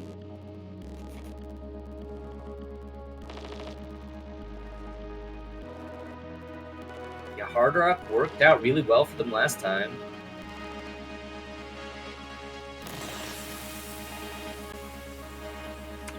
Indeed it did, but goes without saying, let's hope they don't regret choosing this one.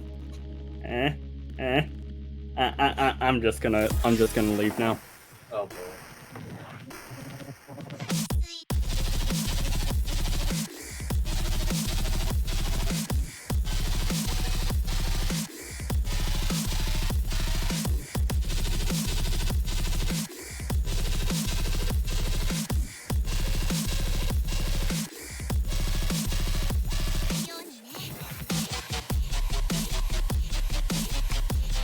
Waiting on that third player to come in for Chile. We have Aricio and Nacho L.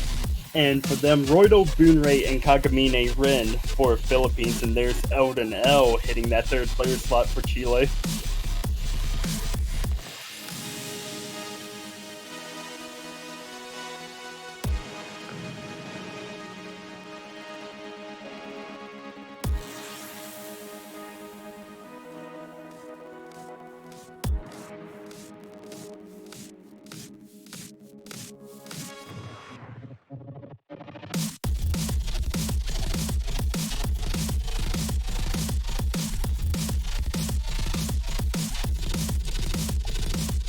Players readying up. Match point. Will Chile be able to close it out, or will Philippines still find some fight in them?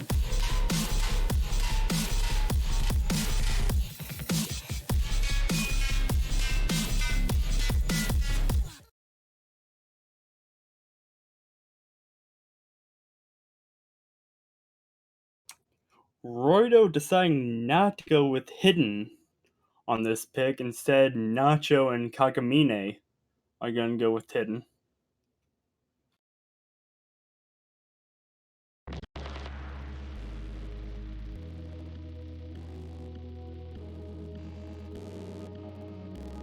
Can't say I'm too surprised. He does seem a little bit stressed out from this match. That, on top of not feeling well, I myself would not be able to do it if I was feeling sick.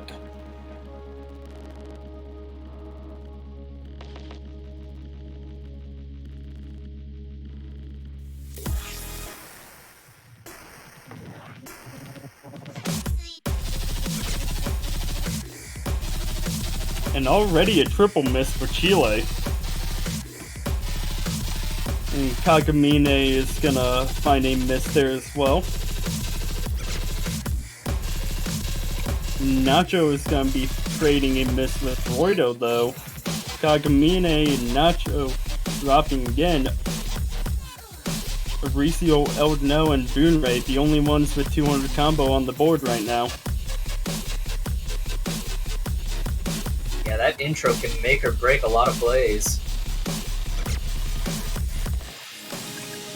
Nacho and Kagamine just unable to hold on to her combo here.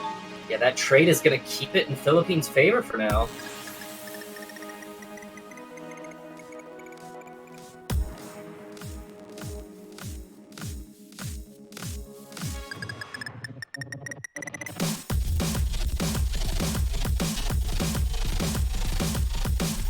This is really close right now, though. Roido getting up to that 200 combo mark. Nacho, a slight combo advantage over Kagamine, but not enough to make a difference.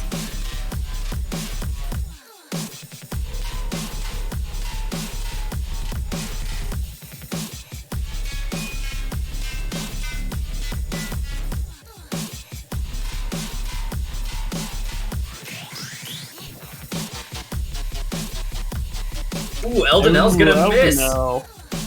That is huge for Philippines. Yeah, it's looking like that miss is gonna keep them in the game.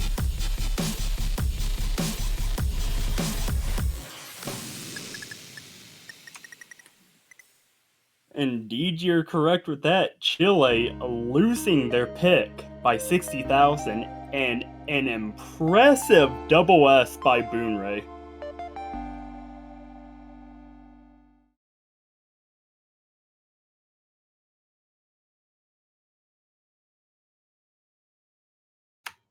(5-3) Philippines pick.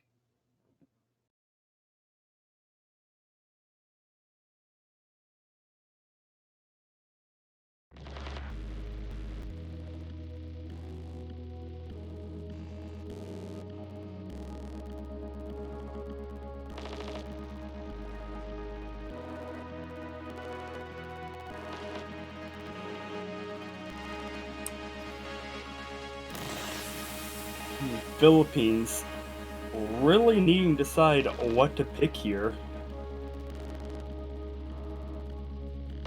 Need to find something that they are most comfortable with.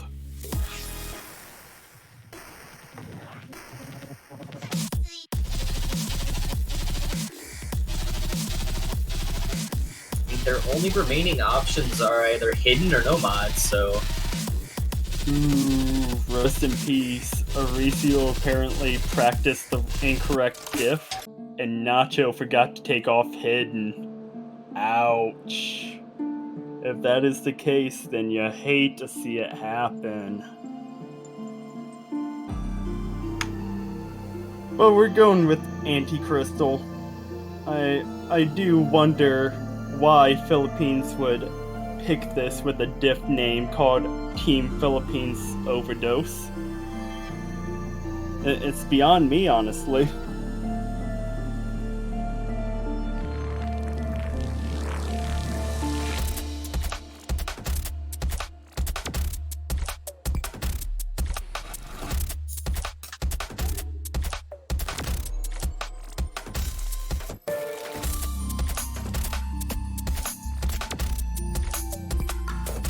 And let's hope that this is the correct choice for Philippines.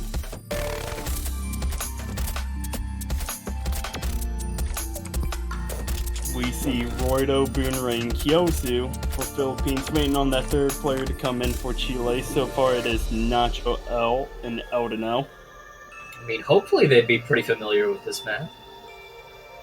I mean, one can hope, but we've seen crazier things happen so far, so...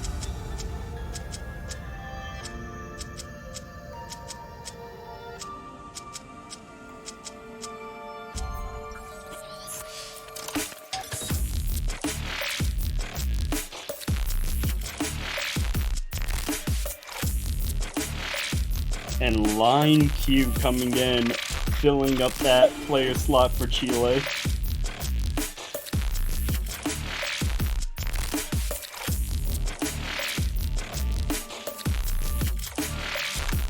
Line Q, Nacho, and Eldonel for Chile. Trying to seal the deal here. Roido, Bunre, and Kyosu for Philippines. Trying to force another point in their favor.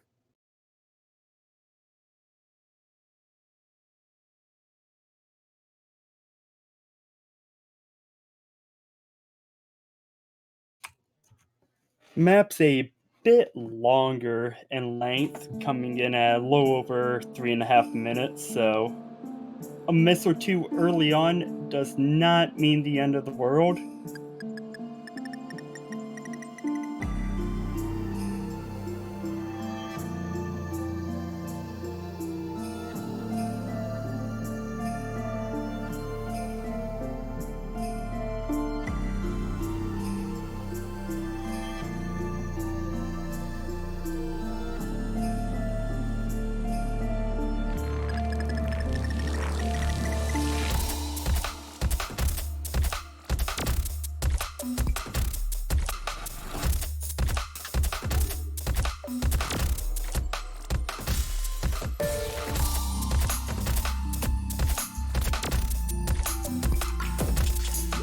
.200 combos across the board, everyone holding strong after that intensity shift from the early sliders to patterns you see now.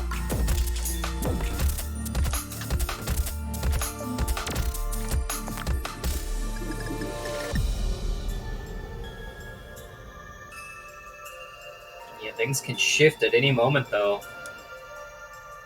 6-way double S, but with spinner, slight advantage in favor of Chile.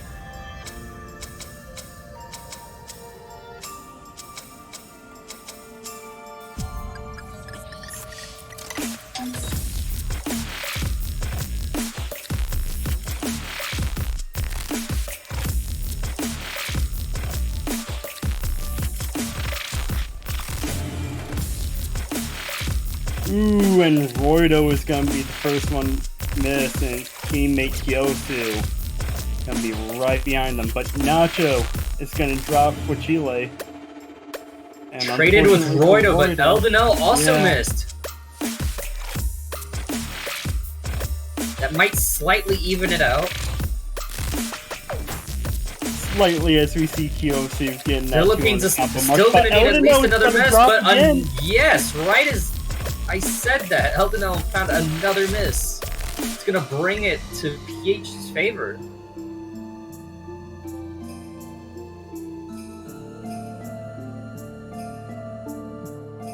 As it slowly swings over.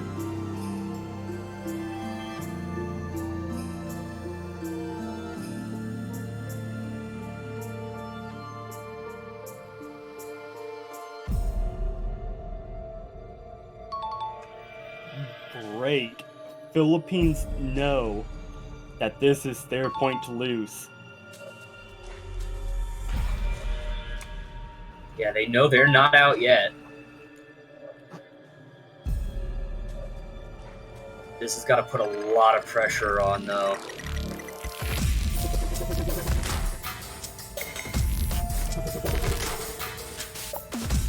Especially once we hit this harder section right here. Line, though, he's gonna drop. And that double drop from Philippines. Oh no. And just as they were about... just as Philippines were about to make a comeback run, the double drop at the end instantly they buckled under the pressure. 13,000 points. But Chile are going to take this. Impressive performance by Bunre. Again, the only one with a full combo on the board. Trying to carry her team, but unfortunately, with that double miss at the end, just wasn't enough. That is going to end Philippines' run in the World Cup for this year.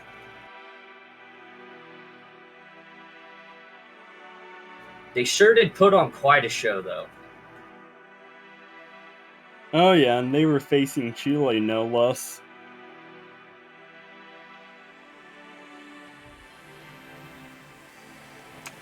And I sure feel sorry for whoever's team is going to be facing Chile in losers.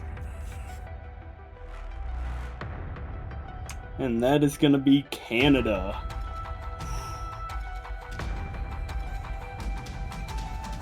Can have a rematch.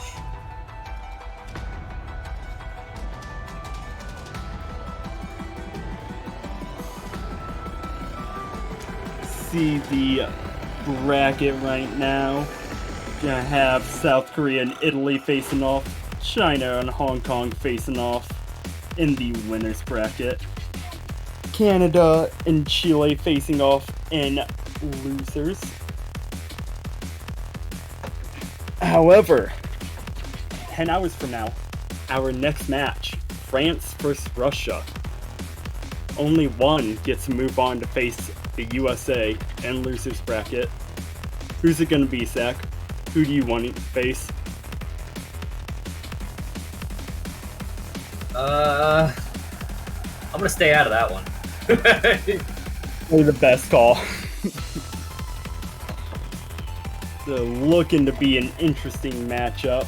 Unfortunately, it is a good 10 hours away from now, so you're gonna have some waiting to do before we jump back into it. And with that being said, it was fun casting with you, Zach. It's been great. We will catch y'all later. Have a good one.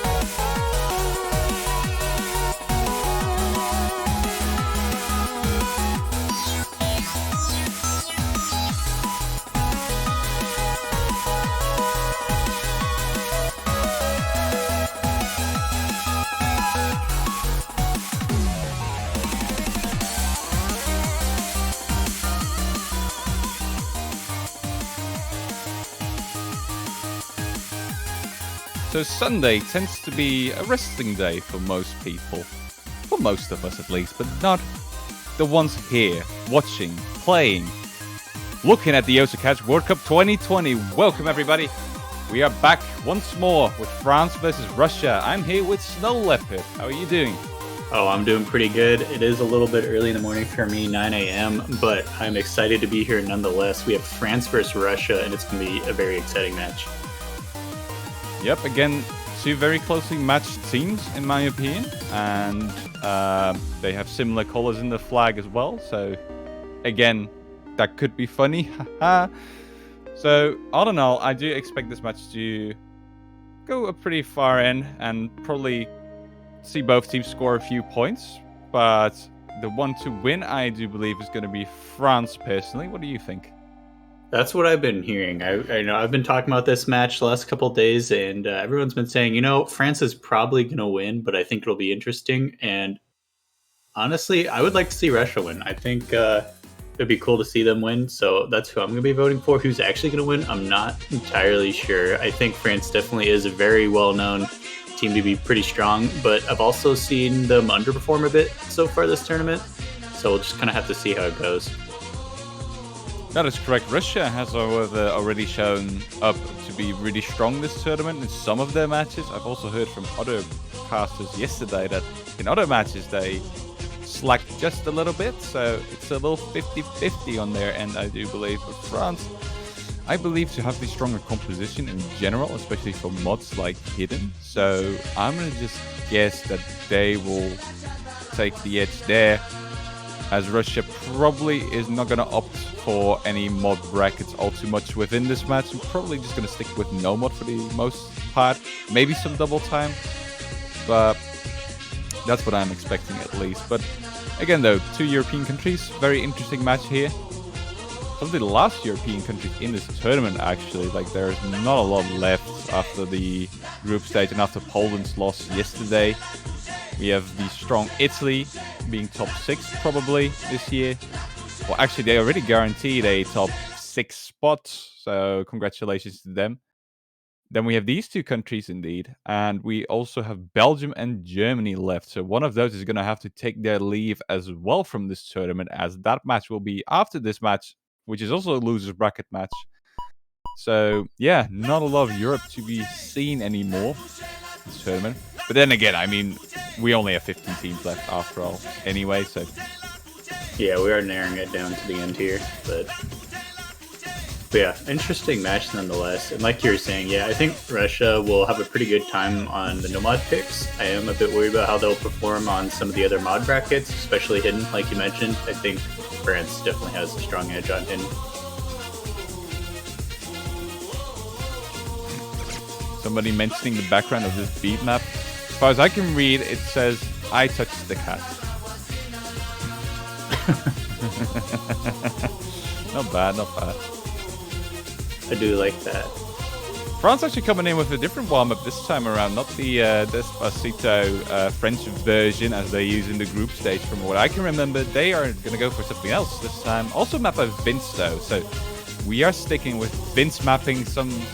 I mean, Vince has been around for very, very, very, very long at this point, and he's mapped most of the French warm-ups, and quirky French maps also tend to be his most of the time. So again, but this time around, he touched the cat. Hey, that'll go well with so far the favorite song of this map pool and perhaps the tournament. I don't know how to pronounce it correctly, but the Meow song. Not really your favorite then. No, I like it. You can barely pronounce it. Well, I mean, to be fair, the song is it Zhao Mao Zhao? Yeah, it's a copy pasta song, which I still don't really understand why it blew up that much, but power to the people, right? So, do enjoy whatever the map poolers are choosing these players to play. You know, I thought the song's really good. I just feel like I'm butchering the name every time I say it. I mean, it's Chinese, right? So little can be blamed there to us American and Dutch commentators. We might need an Asian commentator at some point. Yeah, we need to get one on here so we can get some proper pronunciations. Looks like we're about to finish up with this warm-up. That used to be Every. I'm not entirely sure where he went. He just kind of quit the game, I do think, right? I'm not as familiar with that. Yeah. But yeah, definitely that's all I can unfortunate. remember at least. So a full combo here for Hollow. Performance pretty solid here for France, but Russia also not doing too bad. Nelly with a 1 miss there. Seemingly this map was a little harder with Hard Rock as Boros had like 48 misses. And Russia's going to be picking in the middle of the night. For some reason, I have this weird feeling that Russia has been picking in the middle of the night, this map, as the warm-up for like the past few years. I don't know why I remember it to be like that, but I, for some reason, believe they've already done this in previous years too. This is like the go-to warm-up map. Maybe I'm being crazy. Maybe they're using it as a moment to actually warm up instead of just showcasing off a meme map. No, but you're not supposed to do that at warm-ups. Are you crazy? What? Using warm-ups as a warm-up? What? What are you doing? Get out of here. It's not the European way. We're not going to crucify them for it. But I am going to mention it. Obviously. Especially as a Dutchie. Yeah, your guys' warm-ups are great. Love them. Yeah, there's some definite bias there. So, to what kind of warm-up we prefer. Either way, if this is a sign that Russia's taking the match really seriously and wants a good shot to win, then I'm excited for it.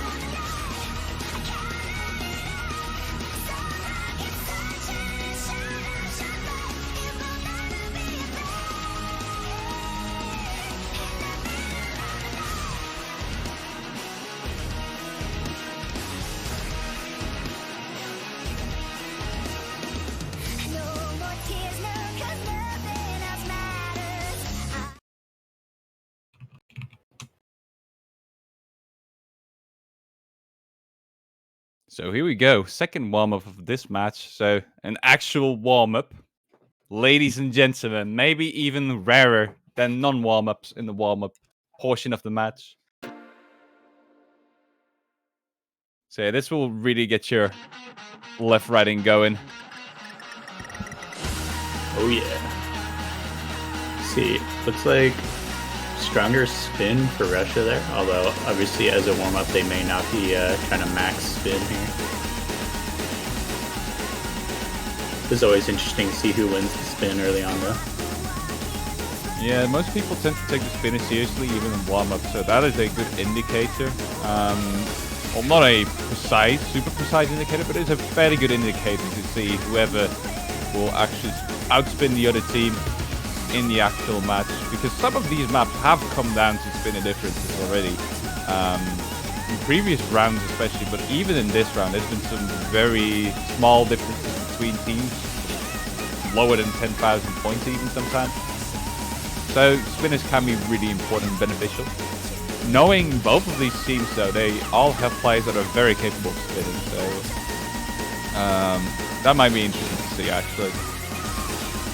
Two of the stronger spinner teams around in this tournament, especially looking at European countries, I would say. Oh, absolutely, yeah. I definitely think spinner comes in clutch a lot. Just like you're saying, in the last rounds especially, there was a lot of matches decided by spinner. We might well see that here as well. Quite possibly on Nomad, where I think both teams have pretty strong play. Exactly, and I think Russia will definitely dabble mostly into Nomad, so we might get to see some of these spinner battles. Obviously, one of the most legendary things to behold within the tournament. Always really exciting. Also want to see how these rolls turn out. I heard yesterday we had a tied roll. Yeah, 33-33, I'm pretty sure, right? So it happened again. We had a 99-99 time. We had a 33-33 tie. Now we're just waiting for a 66 tie. Maybe this will be the match. One could always hope. I will call it that so that nobody else has to per se. So I'll say 66 for France and 66 for Russia. I'm gonna go 42-73. I don't know which team's which. Alright. That's fine. Most players here not really calibrating after that stream pattern, so we only have Nelly and Shyard with a full combo left. Yeah, pretty interesting to see that actually France is winning on Russia's warm-up pick. Yeah, it's mostly due to Boros' Hard Rock actually providing extra score this time around, as he can play this map with very low miscount, so not really bottlenecking the team at all. And no, actually, the Nova from Aoi doesn't actually subtract any score. It's just that Aoi had a few misses here and there already. Compared to the French players, actually only having like a singular miss thus far, except for Boros, but he has the slight modifier. Nelly's also going to miss for Russia, so we only have Shayat with a full combo left, so okay, we don't have Shayat with a full combo left. We have a clean playing field once again. First cast, or first curse. Don't say it! No! I'm not like that! No! Not our boy. Can't be. I'm not that person. I'm Alright, which I'll do all Maldi the plays the best. I embrace the curse.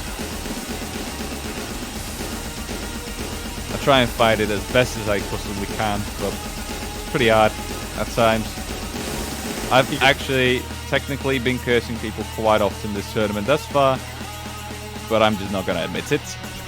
You just have to curse each team equally, and then no one gets mad at you. Everybody will have Or seen the everyone next gets map. mad at you. Cool.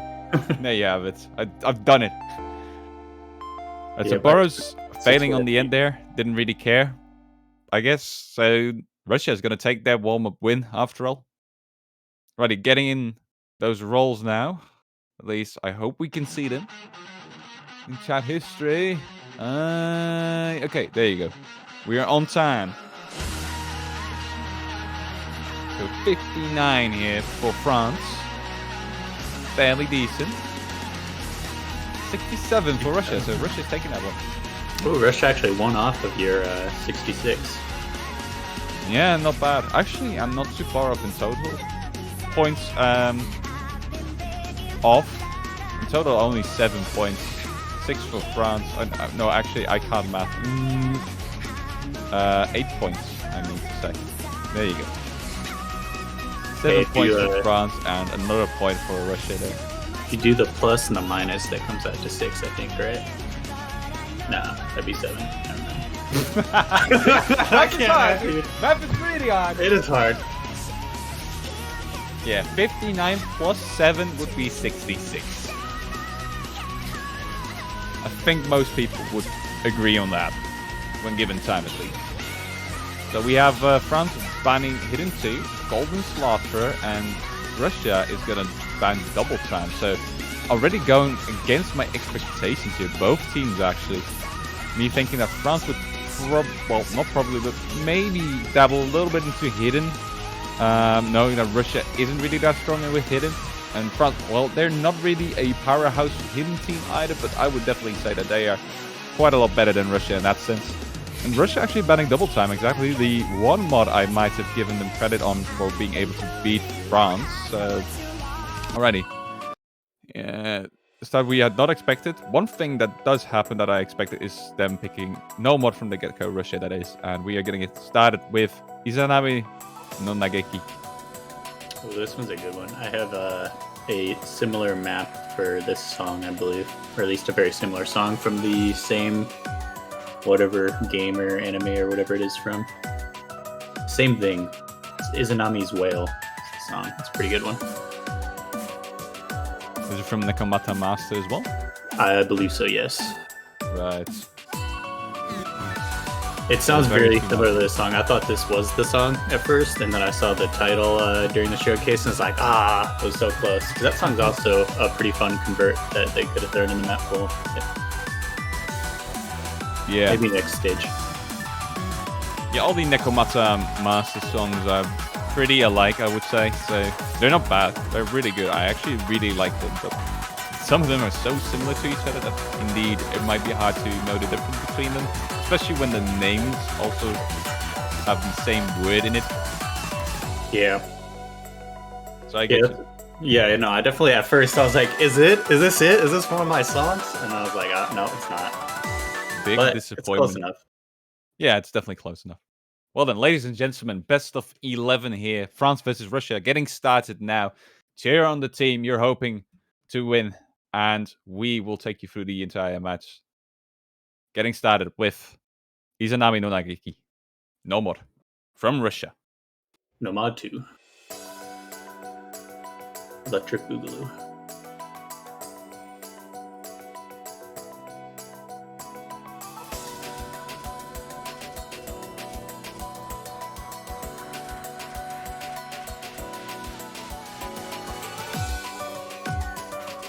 Solid start here from both teams. Yeah, intro looks like everyone's doing just fine. It is going to pick up in pace as we get further into the song. That is correct. Both teams having reached 200 combo on each member now.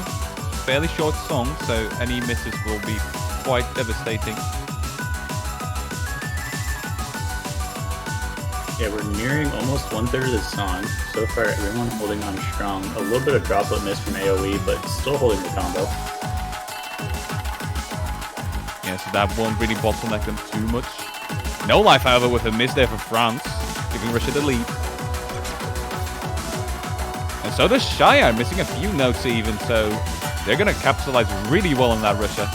Looking like a good first pick. Yeah, Russia holding on super strong still. All three members still have the FC.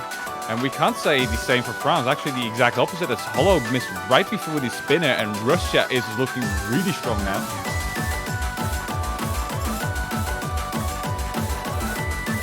They're still holding it. They might just do it.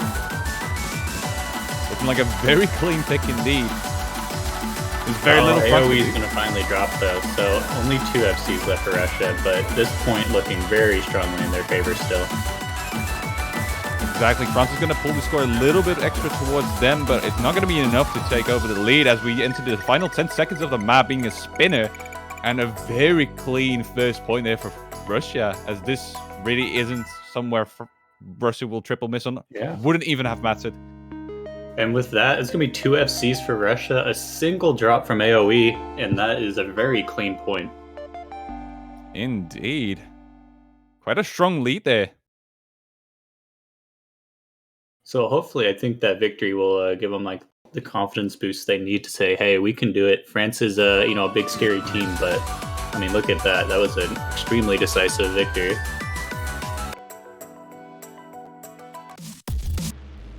France is going to hit back with Hard Rock 1, though.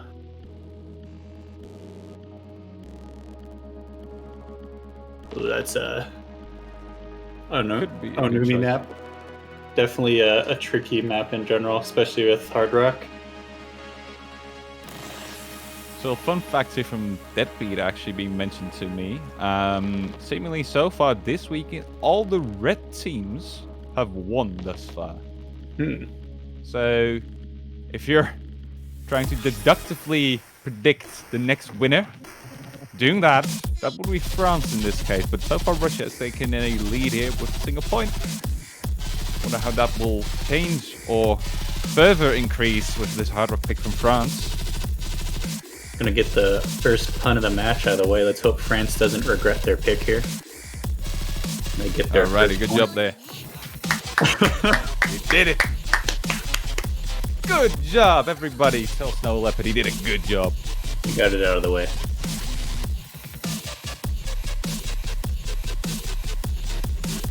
Ready, so Nelly is actually asking Yazzie to invite Uncareful invite Lita. So not in the lobby yet, seemingly. And now they should be invited. Not sure if they're going to swap out members.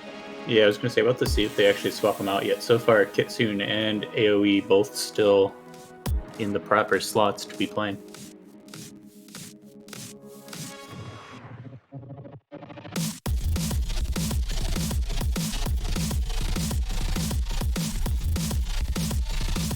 It's alright, we can just jam out to the song in the meantime. It is a featured artist, so no copyright strike. Exactly. Otomi being a fairly interesting artist. Definitely having a unique type of sound. Personally, not too big of a fan of it, but I hear a lot of people liking her stuff. So. And that is what we want to have. Everybody can have their share of nice things, right? So I'm not complaining at all. Yeah, I think the songs are pretty nice. I like them for the most part overall. The maps are even almost more interesting than the songs, in my opinion. But I kind of like the maps too, but they are definitely very unique feeling. Exactly. The Onumi maps can be very uniquely mapped due to the weird structure of the songs, I do believe. So maps like Regret Part 1 can actually come into existence even, thanks to that. So shout out to Onumi. Fairly interesting map indeed, fairly strange. There's some even weirder Catch the Beat maps, or at least non-conventional type of maps that have been created using Onumi's music. So, yeah, definitely a welcome addition to the game. For sure, yeah. I remember playing this, I think this difficulty even in particular, quite a bit when it first came out. Still play it every now and then. It's definitely a good warm-up song. And it's tricky enough that I think we could definitely see quite a bit of misses from both teams here. And we are going to get Uncareful and Emelisa in for this pick. Yeah, so they really needed those two members, as we seemingly are getting started now. Sacred lol telling me that I'm not allowed to have an opinion, so okay. That's fine too. I digress. It's cool. I'll not have an opinion ever again. Ready, here we go. Second map of the match. Emelisa with an early miss there for Uncareful Russia. as well, yeah. Yeah, double misses there. Ooh, Nelly also missing on the stream. Looking like a very rusty start here from Russia on this hard rock pick. France still looking strong. Triple double S. Yeah, and they're already building up a 100k score lead as Emelisa is going to find another one of those misses. Below the S in terms of accuracy now. Hollow gonna find a miss. Yeah, but that gets traded with Emelisa right after, so again, it doesn't matter. France taking a very strong lead this early on already. Yeah, so far France still with 2 double S's and then a single miss from Hollow. They're gonna be about like a 215,000 advantage. Yeah, correct. So let's see if the spinner will actually give Russia a little bit of leeway here. Seemingly not actually increasing the lead for France by a little bit. Careful, not really spinning all too well. Emelisa with more misses here. Yeah, France still holding on very strong. Although Bastu is gonna drop. And Hollow actually. So it's just Boros left with the full combo. Yeah, we only have Uncareful on the end of Russia with a 400 plus combo as Nelly also missed. Emelisa again struggling with the map now below 94% accuracy, still dropping. Not looking like he's able to help his team too much in this map. Uncareful also dropping, meaning that there's no real combos left on the end of Russia as we enter the last few seconds of the map. I was about to say, France recovering very strong, and they are, except Hollow is going to find another miss. We do have Bastu back above 200 combo again, though. Yeah, and again, the score difference is already building up to be about 450,000 points, so little that Russia could have done in this map, I do believe, as it seems that they are not really too ready to take France on with Hard Rock. It was not their choice to pick this map, however, it was France's pick. 4 misses there for Uncareful, 2 for Nelly, but 30 for Emelisa, really bottlenecking the team. Yeah, France definitely known for their Hard Rock picks in general, but very decisive victory for France there. Yeah, strong score there from Boros of seeing the map. We have Bastu with a really high score too, and Hollow almost reaching the 1,000,000 points. But Nelly and Uncareful really didn't do too bad either themselves. If Emelisa were to do... Well, honestly, if Emelisa were to FC the map, they would have probably taken that point. But that he was quite a long way up from FCing the map. Yeah. So 30 missing, not really being too confident of a score, I do have to say myself. Little slip up there, unfortunately. Russia is going to be the next team to pick here.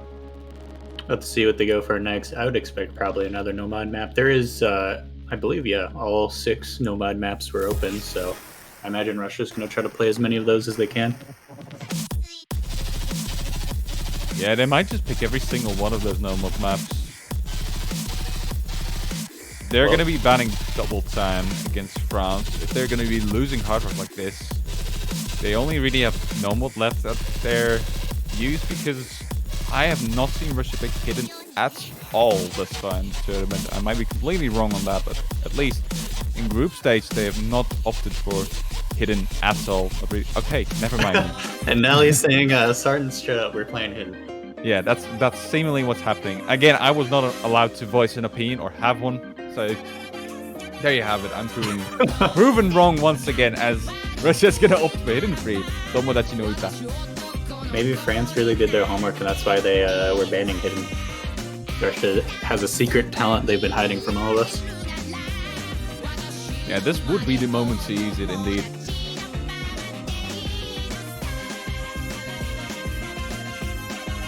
Indeed, it is a groovy song. It definitely is. Suzuha actually mapping quite a lot of those groovy songs, if I remember correctly. We have some swapping of plays here for both teams. Might be an interesting.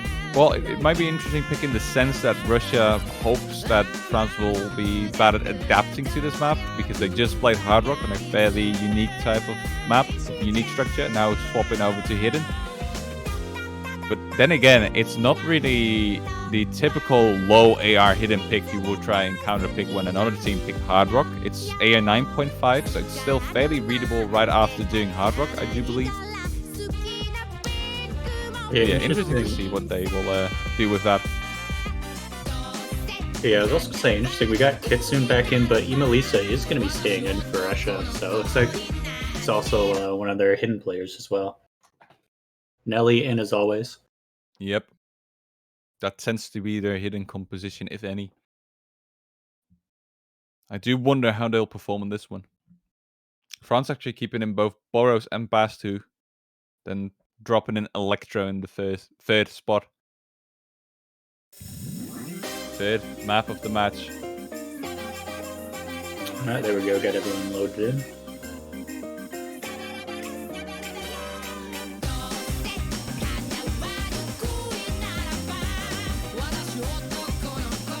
So enjoy the music, everybody. Nelly gonna find the first drop for Russia. Right around 100 combo. Electra's going to follow that up for France, however, so that's going to level out. Actually, Russia getting a slight advantage here if everybody holds on to combo. Yeah, Kitsune with the double S. Imelisa still with the full combo, but pretty low accuracy, and actually everyone just dropped there in Russia. That was a triple drop. Yeah, you lied to us indeed, as France on the other hand is looking really strong right now. See, I blessed them. They didn't miss. Russia has returned. Oh, maybe not. Electra is already moving up 200 combo here, so that is good to see. France now taking a very strong lead over Russia. Yeah, Nelly and Kitsune doing pretty well. Imelisa having quite a bit of trouble there, multiple drops. Yeah, Electra is going to follow that up though, so not the end of the world, but they already have a score deficit of over 230,000 points, so France really needs to implode here, where Russia to take this point still. Yeah, only about a quarter of the map left. We do have two members of Russia above 200 combo. Imelisa almost at 100. Yeah, with Bastu missing, Russia's going to be able to pull it back just a little bit, but Boros still holding on to double S. Very impressively with the slide. Is he going to miss now, though? Slight combo advantage there for Russia, as Electro misses again. Yeah, I don't think there's going to be enough time left for Russia at this point, unfortunately. Yeah, and with Imelisa missing again, that's probably going to call it. Yeah, the first break point. First half of the map really didn't go that well for Russia. They were able to pull it back a little bit towards the end. It was a 160,000 score difference, but that is not winning. That is only getting closer. So that's going to give a break point to France here, as Russia's hidden tactic sadly didn't work out in the end. Only one miss for both Bastu and Boros, and a 3 miss for Electro. Many more misses there for Russia. Yeah, we had the 1-1-3 versus the 2-2-6 for misses, so definitely France with much better performance there. So Hard Rock is going to be used there for France again. Solros this time around. very comfortable position for France to be in, I do reckon, because they had a very big score difference in the first hard rock map they played in this match. And winning the hidden pick with this amount of score to spare, 150,000 points, will make them feel pretty comfortable for this pick, definitely. But probably also for Russia's next pick, as they're going to have to reconsider their strategy from this point onward. I think it's going to be really hard for Russia to take this point off of France and bring it back to a 2-2 scoreline. Yeah, we are going to see Uncareful and AoE back in. Let's see how that goes.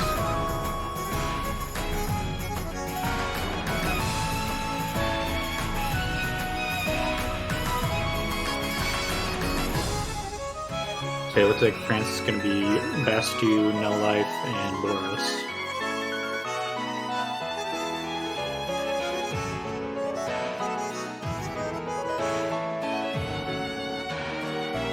Seemingly, yeah. No Life having posted their face on Twitter for the first time yesterday, having a very interesting hair color. So compliments to you, No Life, once again. A lot of people were actually really excited to see that. But it was a really cool hairstyle. It's like almost like an anime type of hairstyle where one side of their hair was like blonde and the other side was dark colored. Okay. I was assuming that was the one you were talking about. I saw a couple of those last night. I was like, oh man, which one were they? Well, that is No Life. And their profile picture is actually representative of them, which is the first time I've seen, or at least for me to see, with an anime profile picture. Yeah, actually, I did notice that. I think someone pointed that out, and I was like, "Oh yeah, you're right. That is weird." It's weird, but it's really cool. I do believe it's really cool and well done as well.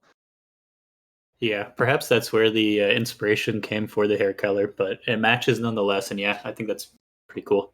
Don't you mean Morse? Never mind all of what we just said. That is indeed Morse, actually. Right, No Life, your turn. Don't miss now, though. Oh, No Life. Gonna find an early miss. Right, Russia's looking pretty solid thus far. Not the longest of maps. Bastu also gonna find a miss there, so France a really rocky start.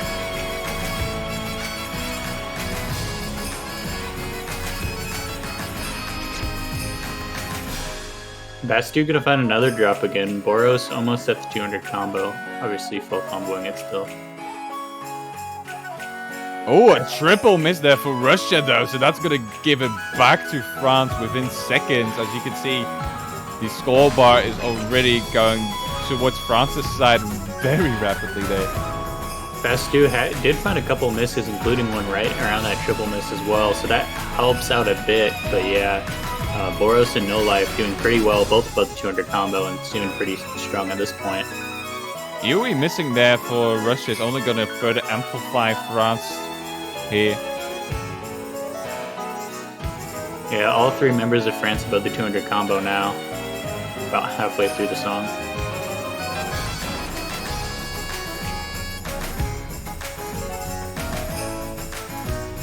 It was a good decision to swap up Ima and Lisa for AoE though there for Russia. So far, he's performing a lot better. They're going to be missing. You're going to find a miss.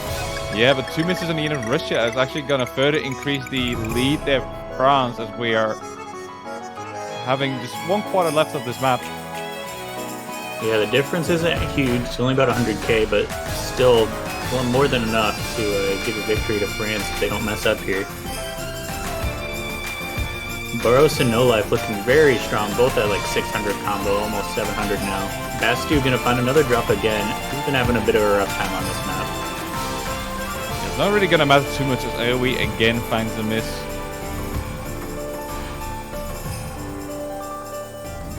And this ending section of the map really isn't something a lot of people tend to miss on. So France again is gonna take a Hard Rock win there. Not by as much as the previous time, but still not really too closely contested either.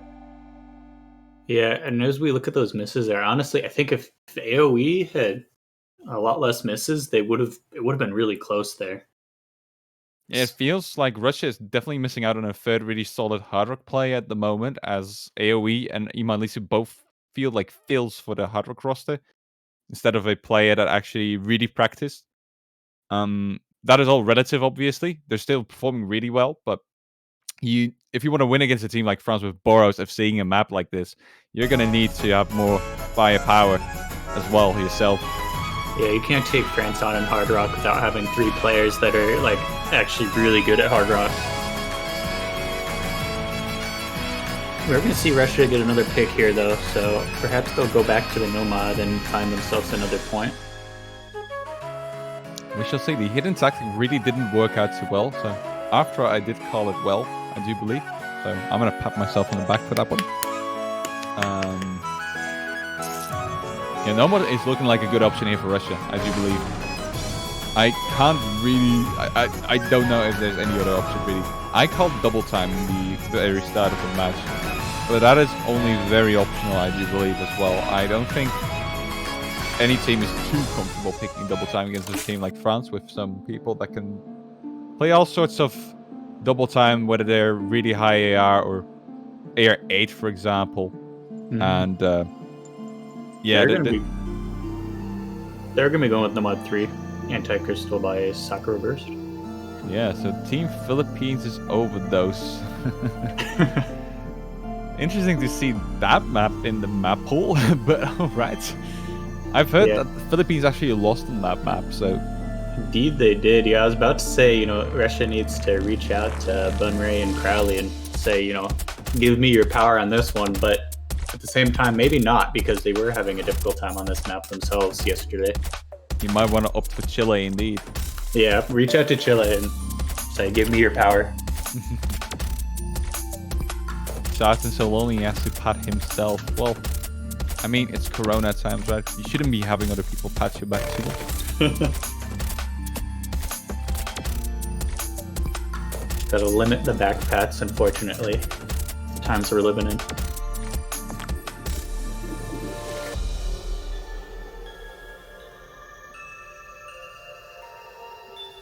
I'm careful calling this song anti-FC, so we'll have to see how it goes.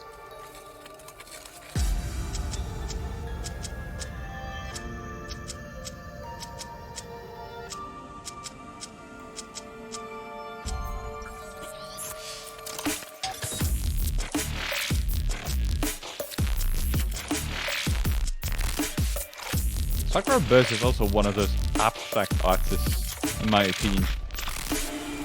Yeah, I like a lot of Sakura Burst songs. They're cool as well, yeah. Especially for rhythm games, indeed. Is Sakura actually a featured artist, or...?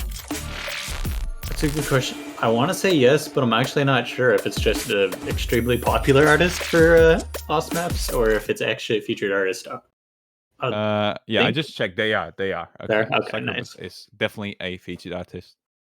I was gonna say, I imagine they'd be one of the like earlier featured artists when that whole project started. I would imagine. Yeah, it could be. Definitely one of those more popular artists on OC. Getting into the 5th map of the match. France having a fairly solid 3-1 lead, but not all is said and done just yet. Russia still has plenty of opportunity to come back. And now that they're back on Nomad, we'll have to see if they can bring the same firepower that they brought to that first Nomad. They are going to need it. Everyone's looking pretty strong so far. No life ever missing there for France, so that's going to mean Russia taking an early lead. Holo doing the same. Yeah, Russia holding on pretty strong still. All 3 players almost at the 200 combo now.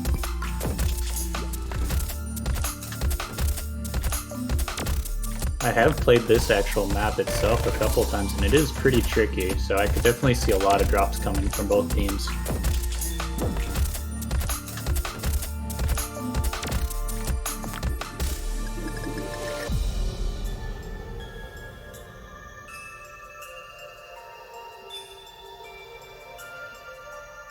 Was that me, or did Soon Ivy have a really weird movement there? It's a little strange, although he did hold the combo, but all 3 members at 400. Yeah, luckily France's misses were early, so the score difference isn't really that humongous yet, but there is a score difference nonetheless.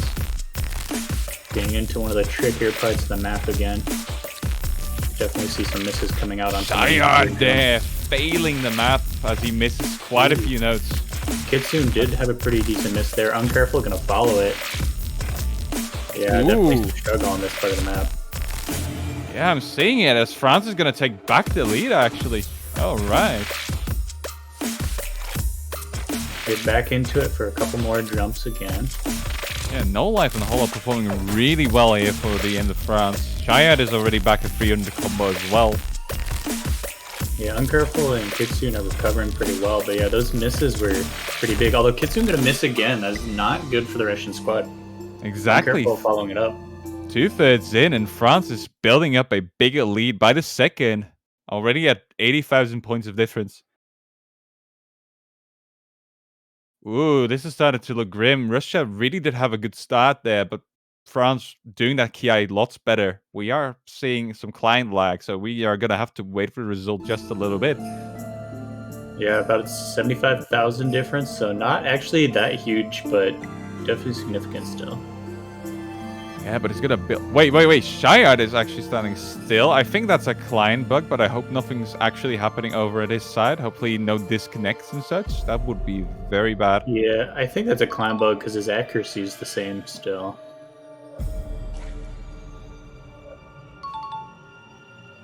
It's a very interesting client bug. Oh, we see Shayard again. Yeah, okay. he still has combo, so that must have just been a client bug.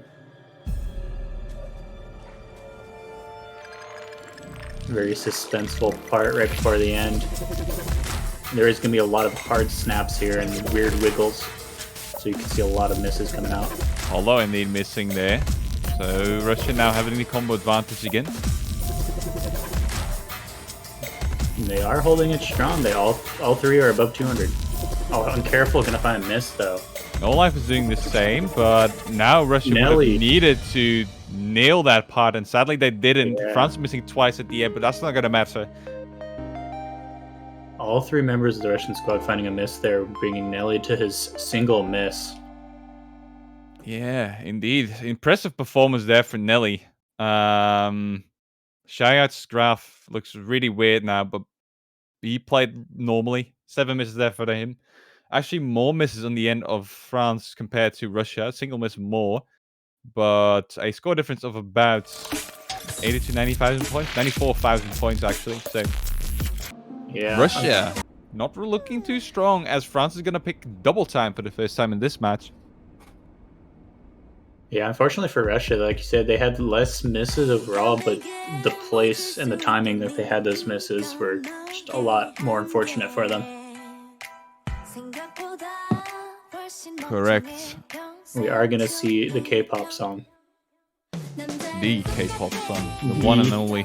The one and only K-pop song. I saw a lot of people very excited about this song during the map pool showcase. Yeah, let people have their fun. Very excited, maybe in quotations. Those were not Snow Leopard's words. Actually, I think that song's pretty decent. I was playing it yesterday. I can't play it with double time, but I can play it with no time. Yeah, prepare for war with chat. Yeah, it's either K-pop or K-poop, depending on the person. Yeah, definitely. There's always some really extreme and strong opinions regarding K-pop. Probably mostly due to social media postings from either side. Yeah, that's fair, actually. Yeah, but I'm actually kind of neutral on that. I'm not too hard on K-pop, but like they have some really decent songs. Definitely, there's like a few of them in my playlist, as you believe. Yeah, that's kind of where I would put it. I don't go out of my way to listen to K-pop, but I definitely don't mind hearing K-pop songs. The K-pop stans on Twitter, on the other hand, those I do not like at all. I mean, it's nice to see people being excited. That is true, but yeah, it also leads to some very unnecessary encounters between two camps. So that is unfortunate, but the music itself, very cool.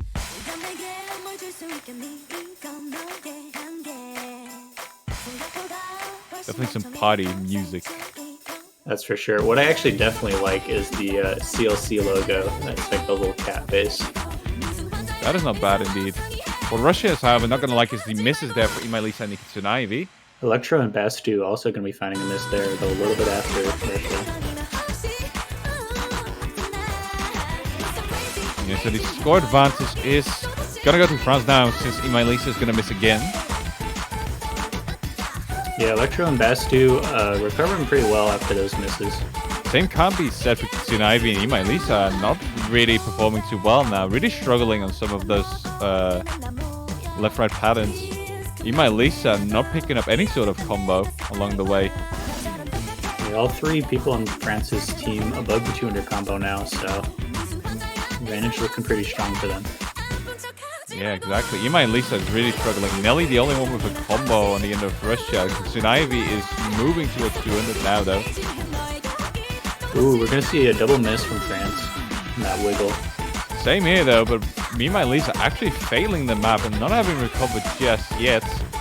Nelly is also going to miss, so Russia now having a combo disadvantage, and they score disadvantage of over 230,000 points already.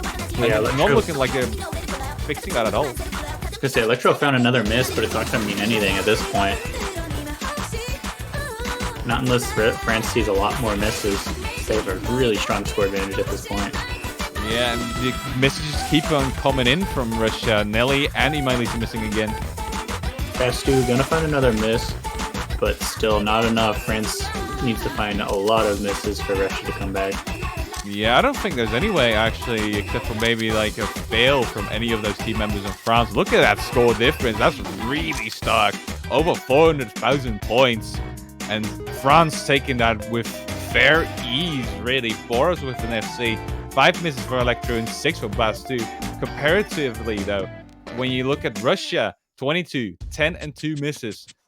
Not really performing all too well on this map. And Imailisa especially is not looking like they're having their day. Struggling on quite a lot of these maps today. Unfortunate for them. But that's going to mean France is going to take a match point already. And France is up 5-1 against Russia. They need to win 5 times in a row if they want to stay in this tournament, Russia. So you might want to go ahead and support them real quick. Any Russian fans, go ahead and let them know that they need to play at their very best, because France is going to knock them out otherwise. Yeah, this may be their last shot at this. Could be their very last pick if they can't find this next point. And France does have a Hard Rock song left too, so not looking super strong for Russia right now.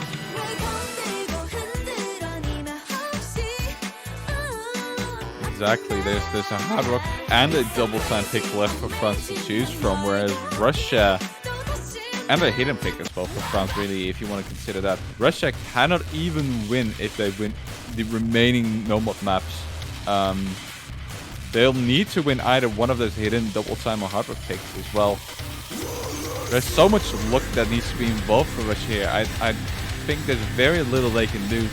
Actually, if France gives pity to Russia and also picks no mod, I think they could bring it to tiebreaker with just the no mod pool. So I believe there's 4 left. Oh yeah, that's correct. And then they ones, yeah. But I do not suspect France to be picking no mod at all.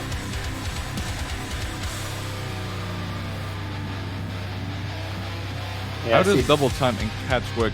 Question in chat. I think the song gets better by 1.5 times. If I'm not incorrect. About 1.5. Yeah. So all what happens is that your catcher gets quicker movement, and the map will also go quicker. It's pretty much the same as the standard, except for the fact that the catcher will also get an extra movement speed. Yeah. So it's basically, I think it all increases pretty much the same, so it ends up being almost the same exact movement for the most part, but you have to have a much faster reaction time, obviously, as that AR gets bumped up considerably. Correct indeed. Radio.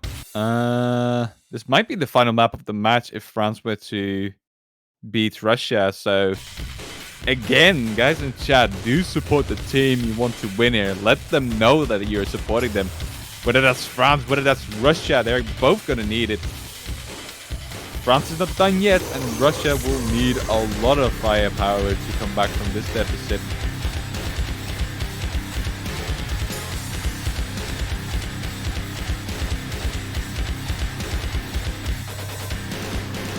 So an early miss there for Shayad actually in the end of France.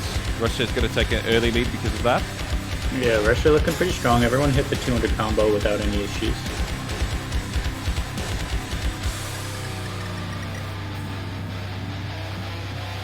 Yeah, after that break, we are going to see Russia has about a 25,000 advantage.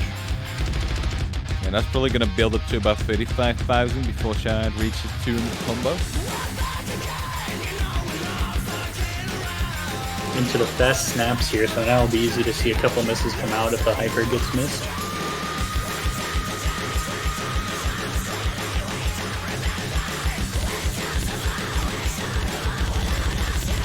Kitsune's gonna find the first miss for Russia. Alright, so that's gonna actually trade. Meaning that Russia will hold on to the lead for the time being. Yeah, Uncareful and Nelly's still with the full combos, so not the end of the story for Russia yet.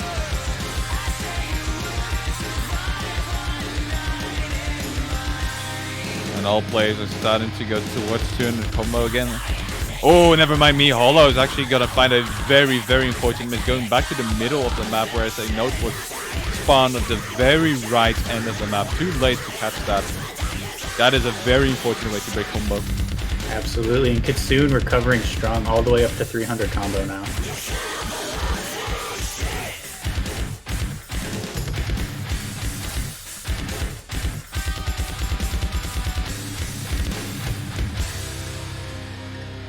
Ooh, Kitsune gonna find a miss there. I think that's a double miss. I think he missed a hyper and then didn't get across to the left side for that last note before the break.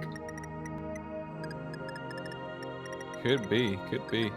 Nelly and Uncareful actually have bugged out health bars, if I'm not incorrect. Yeah, actually they do. That's interesting.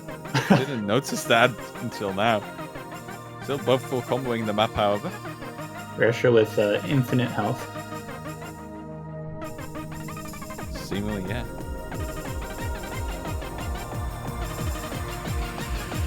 It looks like France is gonna get ever so much closer to taking back the lead now. Especially with the spinners being a tad bit better. Yeah, Kitsune is recovering. I think he just barely slipped off that hyper was kind of the issue towards the end there. It seems to have recovered pretty well. Obviously, Nelly and Uncareful still with full combos. Very strong performance there.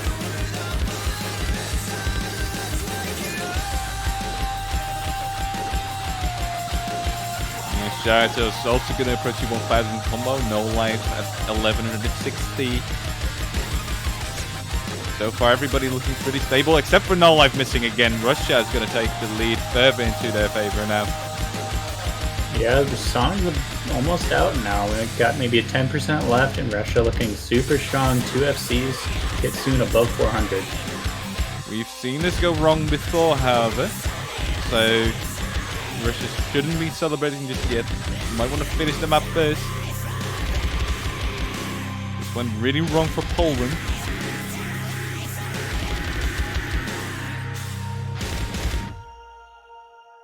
However, we are going to see, Russia 2 FCs. Kitsune just a few misses. Russia is not going to follow up on Poland. And they are indeed dropping a very impressive performance here. Nobody in the end of France having a full combo. Shayad with a very early 1 miss. No Life with 3 misses towards the end, and Hollow with 6. A little bit more spread throughout the first half of the map. Really picked himself up towards the end though. That's going to secure Russia their 2nd point, and there's many more to come for them, hopefully. Yeah, we'd like to see the tiebreaker hype here. If not, that's going to be the end of the story for Russia this year. But we'll have to see what France picks. I'm hoping for the best team to win, but Russia should be able to perform better than what they've done on some of these mob maps thus far in the game. Yeah, really hoping they're going to pick it up. Yeah, it looks like they've been having a bit of a rough time on the mod map so far. And we're going to see Double Time 1, the cat map. Zhao Mao Zhao. Go ahead and spam the chat for as long as Puffbuck likes it. It's fine with it. Do your thing, everybody. I would actually really appreciate it if one of you people could also explain what it means. Is that just the lyrics of the song with the meow meow meow meow? Yeah, I think the lyrics come out to like we'll all learn how to meow meow meow meow meow meow or something like that. Something about learning how to meow. Oh, I'm definitely not feeling that at all.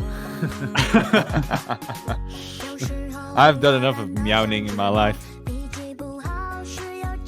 People, Twitter timelines have been terrorized by me plenty. Need to get Wesley in here to do some more meowing. Yes, sometimes we return to our old roots. Woosly over XD, Sartinyan over XD, that kind of stuff. Annie over Kugor, whatever we had. You should check out a 2018 roster if you want to see what we mean. The Dutch 2018 roster for CWC as well. Yeah, I saw Puffbuck in chat earlier with Sartinyan. That's me. Unfortunately. Alright, so here we have Puffbuck's son actually translating it for me. Thank you very much there. Yeah. Or at least I hope that is a translation, not some. Yeah, I believe so. The singer portrays himself as a cat asking for their lover's attention. They are in love with the target's smile and would continue meowing if the target doesn't confess to their love. Okay, that is actually kind of sweet. I'll admit that. Right. But these teams are not going to be loving each other. They're actually at each other's throats now to try and grab a spot in the next round for CWC. Getting started with the 8th map of the match with an early miss for Uncareful on the end of Russia. Yeah, France holding on pretty strong so far. This is their pick though, so not too surprising there.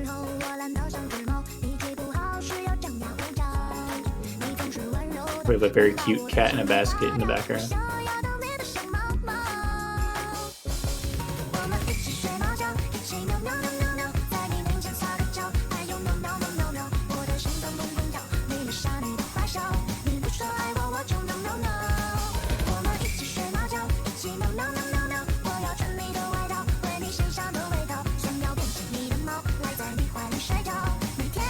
Solid performance so far from all other players though. Early slip up there for Uncareful. It's seeing the Ivy out of him missing right before the break. That is very painful, as France will be able to see that.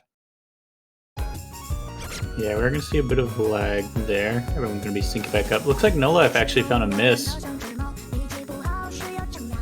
Boros and Bastu still holding strong with the double S's though.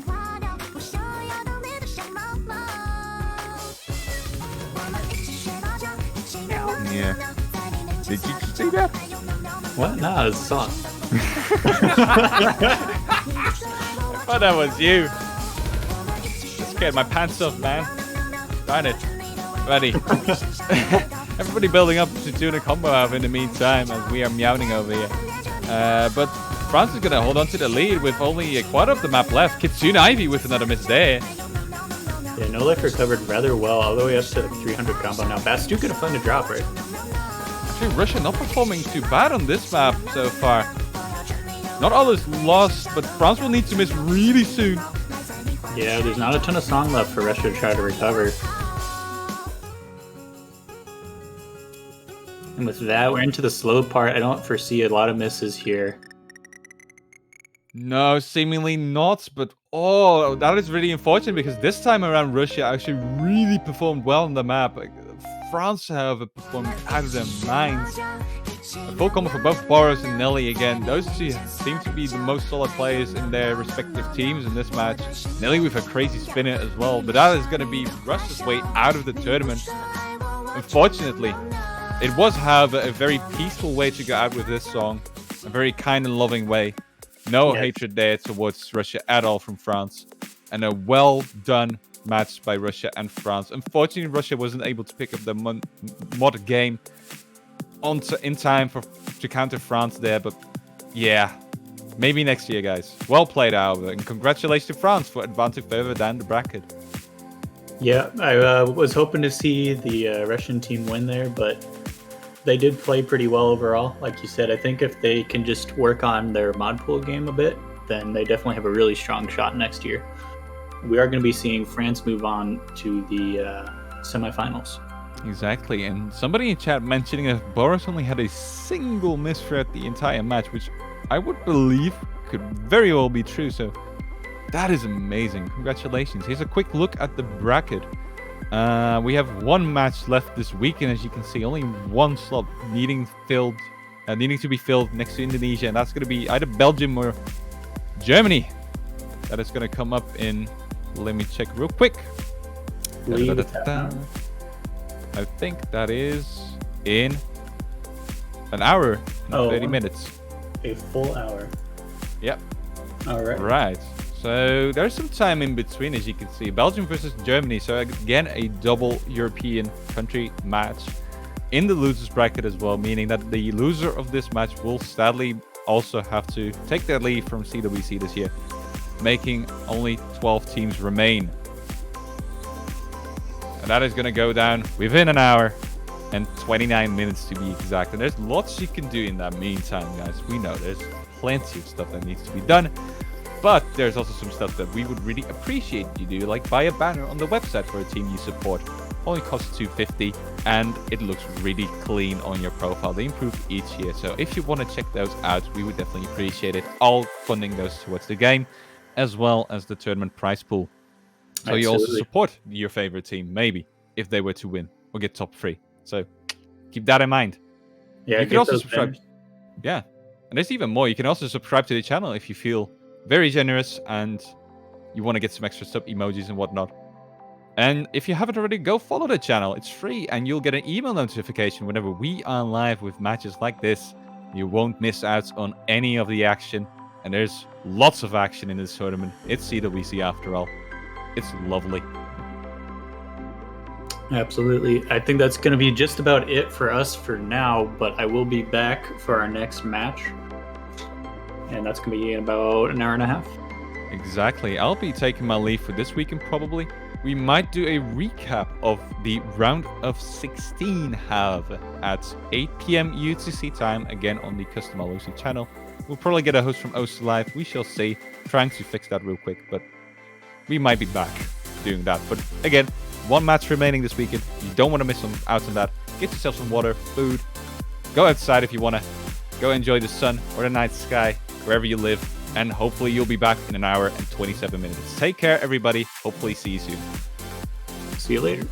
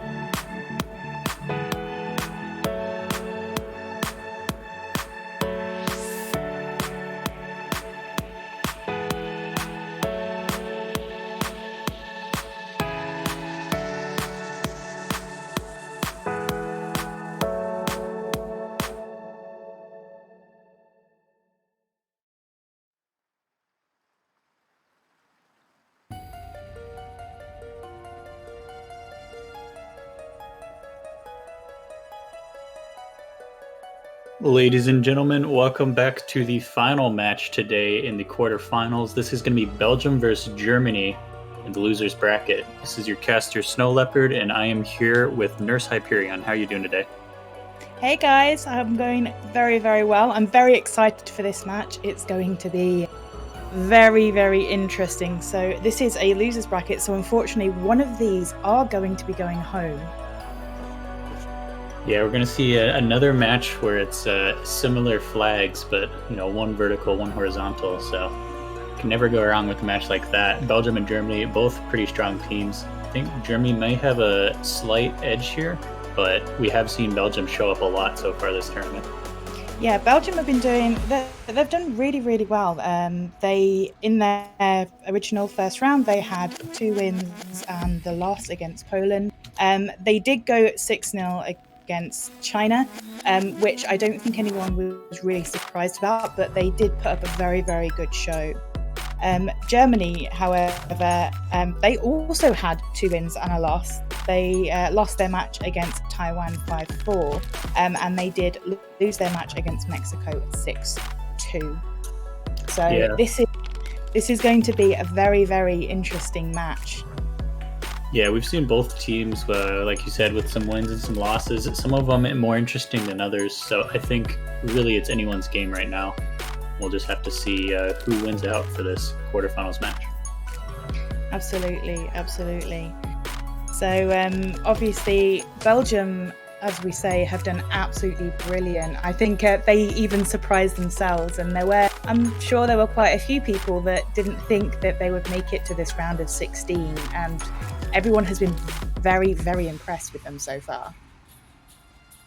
Yeah, I've watched a couple of the Belgium matches. I haven't seen as many of the Germany matches, but yeah, Belgium definitely is showing up a lot. I think, like you said, a lot of people are surprised they made it to the quarterfinals, and honestly, I think they have what it takes to make it to the semifinals. But Germany is going to be a tough opponent to beat. I think Absolutely. In general, they would probably have the slight edge. I mean, just based on seeding alone, they're I believe it's top seed versus unseeded. Yes, Belgium were unseeded, which I think is part of the reason that nobody expected them to get quite this far. But it's going to be tough for them, and I wish them all of the best luck in the world to get through this and keep on going strong. Belgium can do it.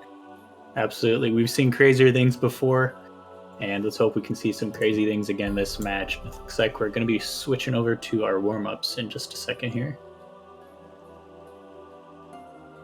So how is everyone in chat? How are you guys doing? Are you enjoying our Catch World Cup at the moment? Yeah, put your predictions in chat and who do you think is going to take the win for this one. Because I think it's pretty 50-50. And everyone, put in all of your cheers and your loves for the team that you are wanting to win. Give them all of the luck that they need. So far, I've seen a couple for Belgium and a couple for Germany, so definitely looks equally split in chat as well. It's like we're getting into the warm-ups now. See an interesting warm-up pick. Whose warm-up pick is this? I think Belgium. But, a map by Touch Me. Which I don't remember which country Touch Me's from. I recognize the name. Yeah. But I think typically red team gets warm up first, so. It's Auto LS from Hong Kong. Ah. I knew I recognised the name. Should do, really. Well known.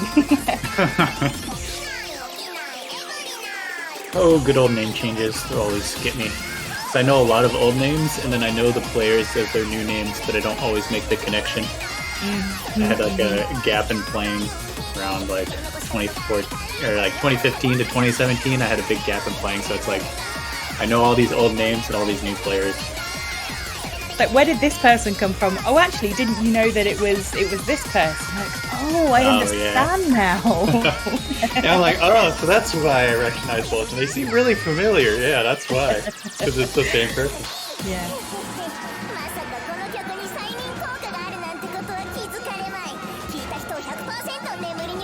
Looks like we're going to be hopping into this first warm-up. Get this underway.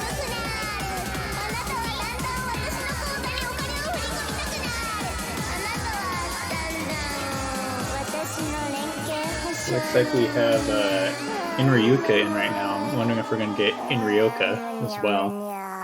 Just to confuse us. Yeah, I know. I'm familiar with Inryuka, but I'm actually not as familiar with Inryoka. I know both are well-known players, but I've talked with Inryuka quite a bit, but never Inryoka. Just like dash www and www dash. Oh, there's so many of those. You just start saying like W and then the number of them's like W5. Oh my goodness.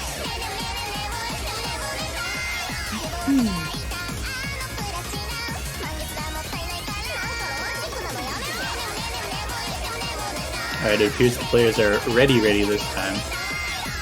We should be jumping in. Get this match underway.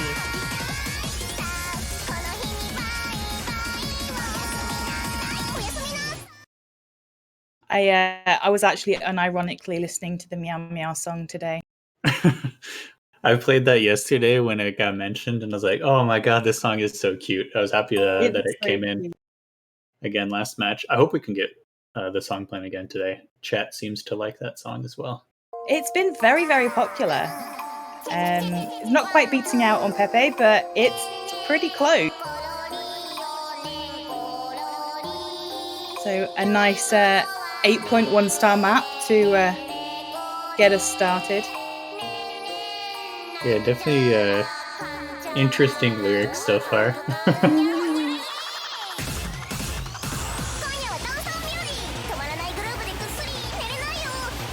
Oh, this is actually a Camellia song that I'm not familiar with, interestingly.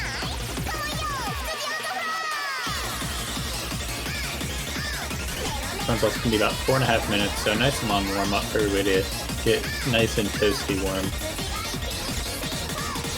Sure they're ready for the match ahead. Oh, Auto LS is like, my map!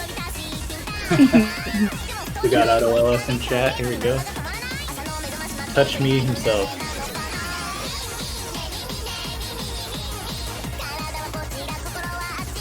This isn't a very sleepy song. No, this started out sleepy, but you should know if it's got Camellia in it that it's not going to be a sleepy song the whole way through. Oh yeah, it'll pick up for sure. You can always count on that with Camellia songs. They're bangers of songs though. That is true, yeah. I have a lot of Camellia songs in my song library, whatever, I don't know what it's called when you have beat maps. Songs folder. Oh, I see what you mean, yeah.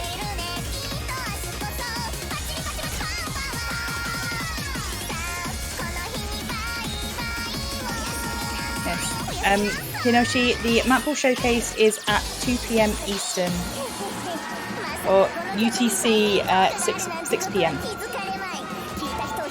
So hopefully after this match. It all depends on how many maps we get to see as to how long this will go on though. Yeah, I believe this should run up right against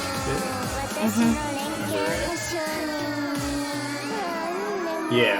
Yeah, so we have about an hour and a half allotted for this match, and depending on how long this goes, we should be starting with the showcase pretty much on time. Last match took just a little over an hour, so it's definitely possible that we could get there on time. But if we go to tiebreaker, which would be pretty hype, we may go a little bit past. That would be insane. I don't think I've casted during a tiebreaker yet, so that would be interesting. Casted one or two, and I can remember one for sure. I want to say there was another one though, so they're pretty exciting. I remember I was watching a match last night, and I can't remember who it was against, but there was the last quarter of the song left, and they were tied on spin and accuracy, and oh my gosh, it was so tense. Oh, it was the USA match. Yeah, I saw that score in the match feed. It was super close. That was a tight match.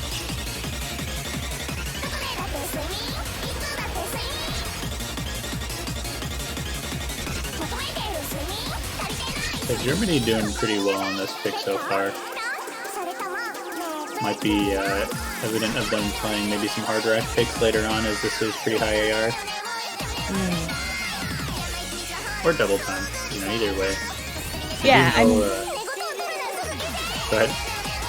I was just kind of saying that this is a very long song, but they seem to be coping relatively well with it. Yeah, I mean, there's a lot of misses across the board from everybody, but yeah, overall, Germany doing pretty well. But this is an 8.1 star map, so... Yeah, definitely much better accuracy than Belgium's squad shown right now. Got 98, 98, 97 versus 98, 88, 91.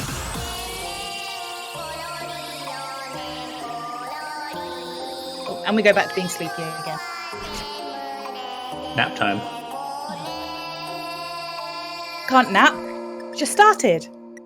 I know, I was thinking about maybe napping after this match, but now I made some coffee, so I might skip that nap. It's going to be wide awake. Oh yeah. I got some new audio gear coming in the mail anyway, so excited to check some of that out. You getting all professional. Yeah, I'm gonna get myself a nice little mic arm and a pop filter so I can get close and personal with everybody here.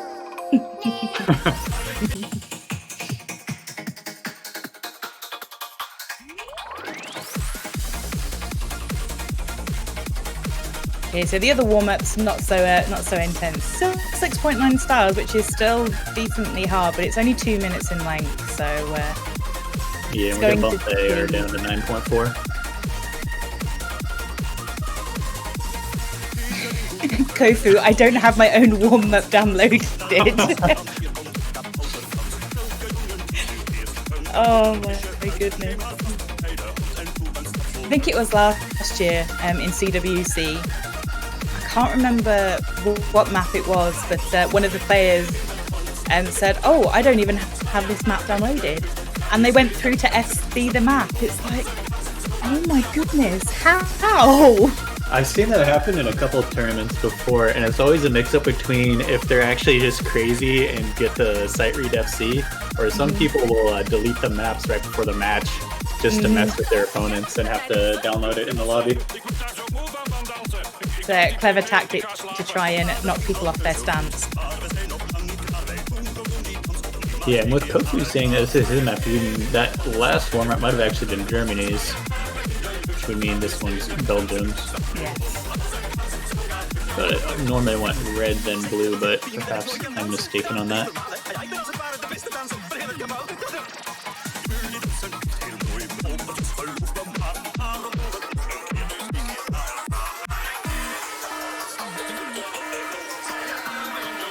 This song is a good song to dance to.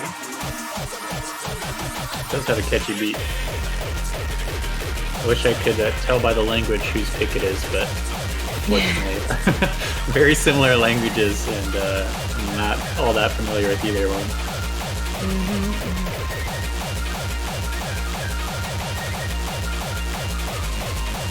So we're on the second warm-up, just about to start, as you guys know. So you know what that means. It means you need to get your role predictions in.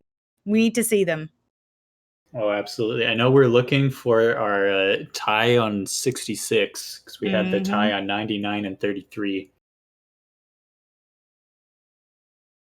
I saw that someone was saying that they were saving that for the grand finals. They were saving the tie for then. Yes. As we all know, this tournament is scripted, so I could see that being in there. And they'll throw us off, and it'll just be in the finals. Totally not scripted. What is the background for this map, though? is very interesting. It looks like evil Santa Claus. Yeah, it kind of does. I like it though.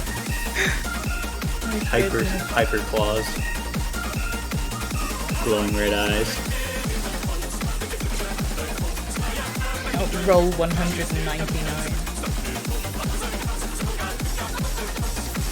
Yeah, actually, we were talking about the tie roll yesterday when that happened, and it's actually not that crazy of odds. It should be about 1 in 100 chance that there's a tie roll. So you imagine if there's 100 matches, which I don't know how many total matches there are in CWC, but if there was 100 matches, odds would be in favor for at least one tie to come out.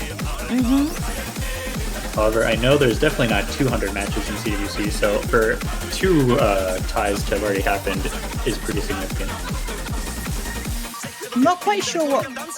Coco is just wiggling all over the place. I'm not quite sure. Might just be having fun. He's trying not to show just how good he is. Trying to put the Germans at ease. And then he's gonna come in and bam! Clear the table. Now he's playing Dodge the Beat.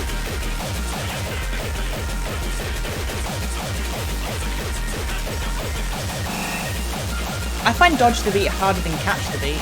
Honestly, sometimes it really is.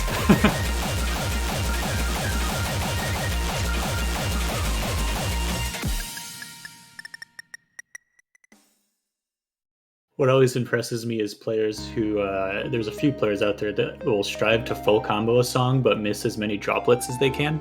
Yeah, so they get the full combo, but they get a D or something. Yeah, so they're like at the top of the leaderboard, but with a D. Everyone else up there has like S's. Oh my goodness. It's another it fun looks like tactic. Belgium are sad. Okie dokie, so it looks like Quinton's rolled a 15. Pretty low roll there. We've had things lower, so Quinton said it's tactical. The tactical low roll. Is that another tie? That is a tie. That is a tie at 15. Oh my goodness. Quinton's gonna roll a 9. We'll have to see what comes next. Oh my goodness. Come on, 9. Let's get the double tie. Keep it going. Keep it going. He's gonna get 36. Yeah, 36. Oh my goodness. So that is going to be Germany winning the roll. So we're going to see a ban from Belgium first, then Germany, and then Germany's first pick. So just having a quick look at the German and Belgian bans previously.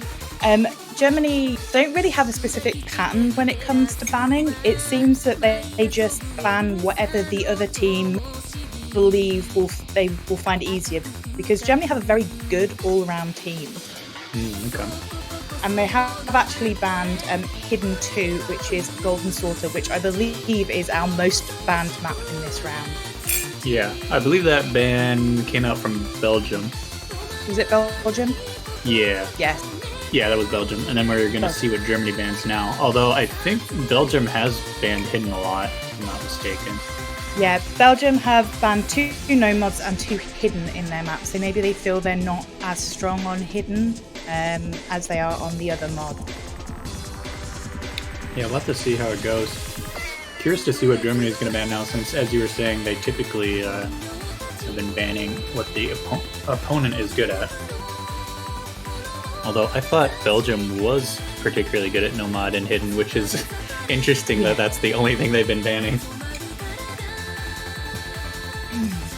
I know that Belgium have been very, very good at no-mod, so maybe Germany might consider banning a no-mod in the hopes of taking that away from... Germany banning no-mod to take that away from Belgium. Yeah, that wouldn't be a bad choice, seeing as there is 6 no-mod maps, so for teams that are just good at no-mod, they can get all of their points just from no-mod alone.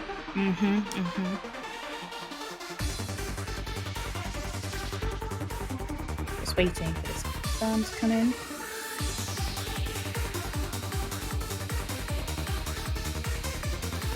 And they're going to ban no-mod 6. Zine calling us out.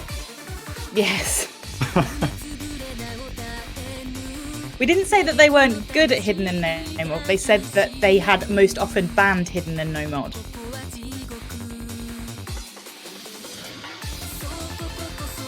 Looks like Nomad 6. I didn't actually see it in chat, but it looks like Nomad 6 is what was picked.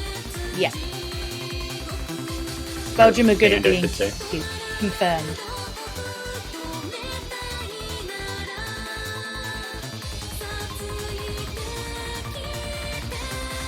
Rafu says they went from a Nomad team to a hidden team. Well, I expect to see some Nomad and some hidden out of Belgium today. Show us all. Or you can go the route of Russia and just prove us wrong and pick like double time or something. I wonder whether double time one will be picked in this match. I hope so. That sounds fun. I'd also like So to see cute. double time 3 as well. One is particularly catchy, and I love to see chat talk about it. So we are going with Hidden One, which is Megan Echo Nova matched by JB Hyperion. Our very own JBH, the man, the myth, the legend.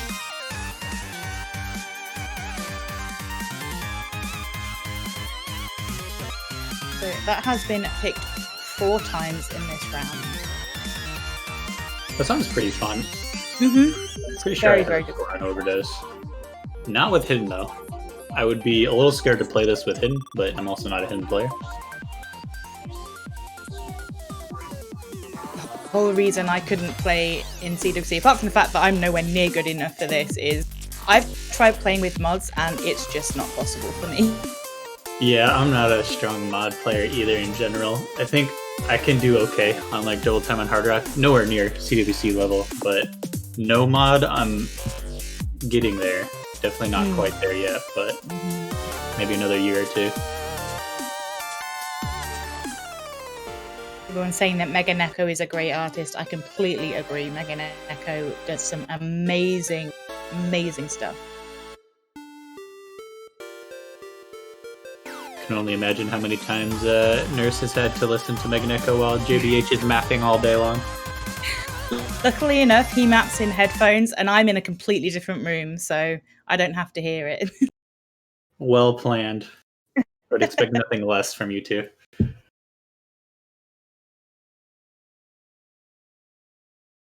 Oh, We're gonna Kofu hop in in here. chat.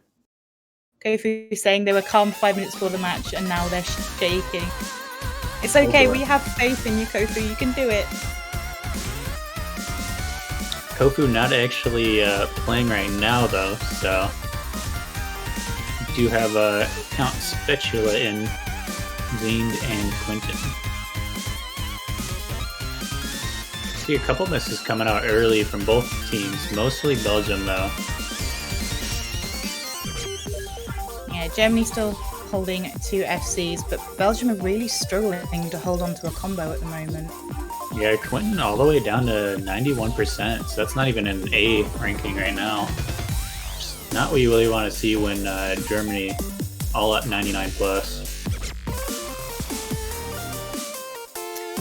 I'll count Spatula just getting over that 200 and then dropping again. This must be very nerve-wracking for both teams, but I think Belgium in particular.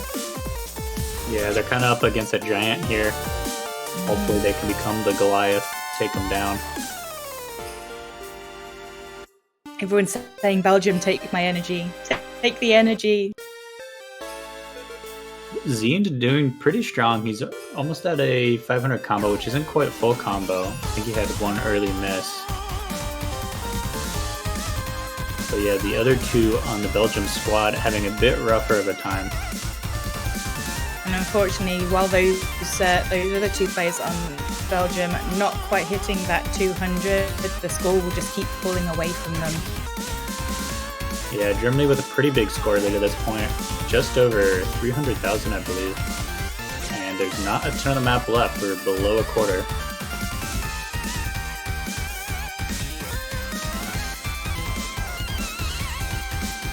Lume and Vinci do drop, so I don't believe that Marv Mallow does have a full combo, but I think they're had a pretty early miss and they've made it all the way back up again. But I think they're just far too far in the lead now to be able to capitalize off any drop. Yeah, I believe Marvmello did have an earlier miss. I think Loom was the one holding the full combo until he finally dropped. But yeah, Germany's still very far ahead of Belgium at this point, and the song's about to end these last few jumps, and that is going to be a first point for Germany. Yeah, that is a win by 968,000 points. So it seemed that Belgium, in particular, Quinton, really struggled with that map. Yeah, 54 misses. It's not the way to pull the win, but no worries. That was Germany's pick, so maybe we're indeed wrong, and Belgium is not a hidden team. They have moved straight on. Like we assumed they would. They've gone for that no mod for Anti-Crystal, which is another brilliant map. Yeah, we've seen this one come out quite a bit. Team Philippines over this. So playing to their strengths, trying to take that point away from Germany.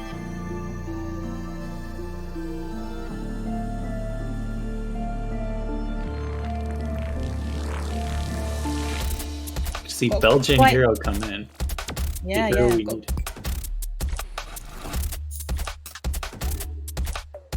We've got loads of love in chat for Belgium. Yeah, I think Belgium is kind of like the fan favorite just because they are the underdog. They are the unseeded team going up against a top seed. So this was always going to be a very tough match for them. Yeah, I think especially just because how far they've gotten so far when no one expected it. You want to see it keep going, so everyone's excited to see what they can do and how much longer they can hold out. I mean, quarterfinals already very impressive. That's top 8 in the world. But if you can make it to the semifinals, I mean, that's top 4. So yeah, I think the thing that Belgium really need to do now is not let the last match discourage them and just keep moving forward and keep pressing on and giving it their all. Yeah, hopefully they shouldn't be taking that last loss too hardly because it was Germany's pick, so it's definitely a song they may have not been prepared to play themselves. So what would probably blow their confidence more is if they lose this point. So hopefully they can get this point on their pick and kind of just go from there. Yeah. Pretty slow start. Is going to speed up and get into some pretty wild jumps. And we get some really weird kind of wiggle jumps at the very end. Keep you on your toes. Oh yes. Had a very rough time trying to play this map myself.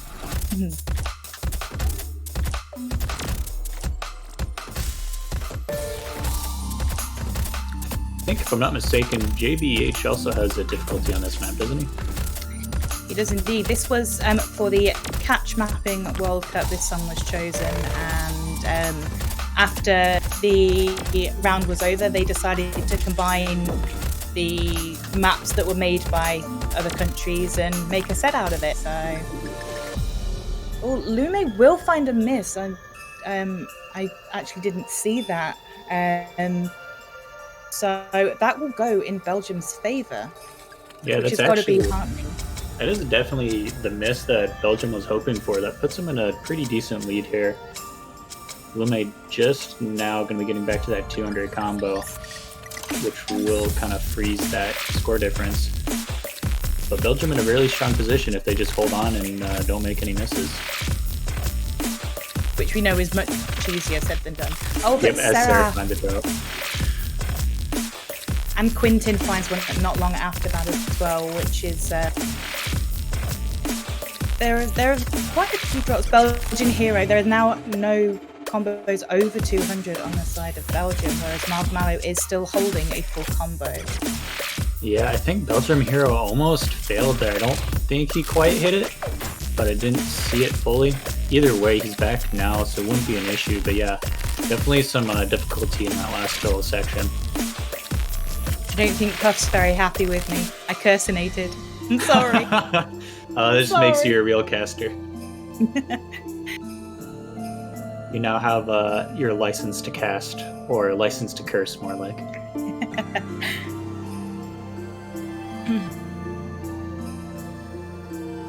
So Mallow's still holding that SS. Yeah, this is another slow section, and then we're going to get into those really weird kind of wiggle jumps. So I'll have to see if Marvello can hold on for that.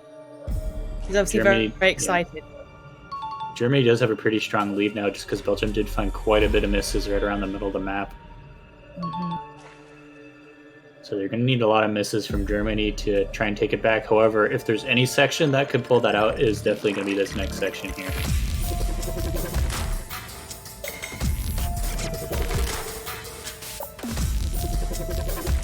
Quentin finding another miss. At the same time, Lumi misses at, I think, exactly the same time.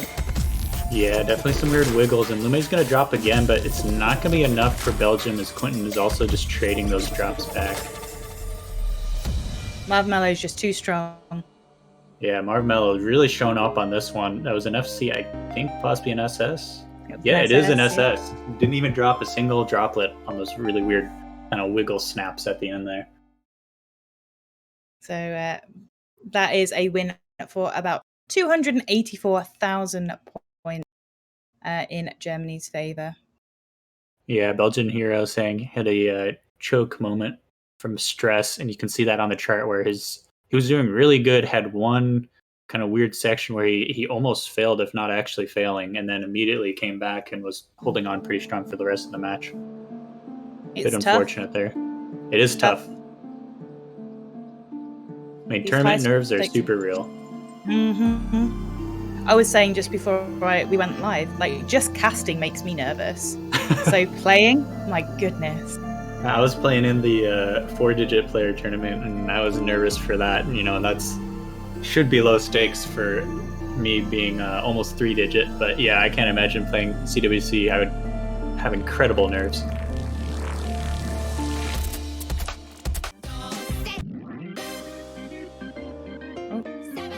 Looks like they're going to choose Tomodachi no Uta, which is our hidden 3. So yeah, Germany found some good success, pretty strong success actually, on their first hidden pick. So they're going to go for the second one here. And it looks like they're going to trade Sarah for Zing. Yeah, Germany, at least so far, appears to be holding in all the same players.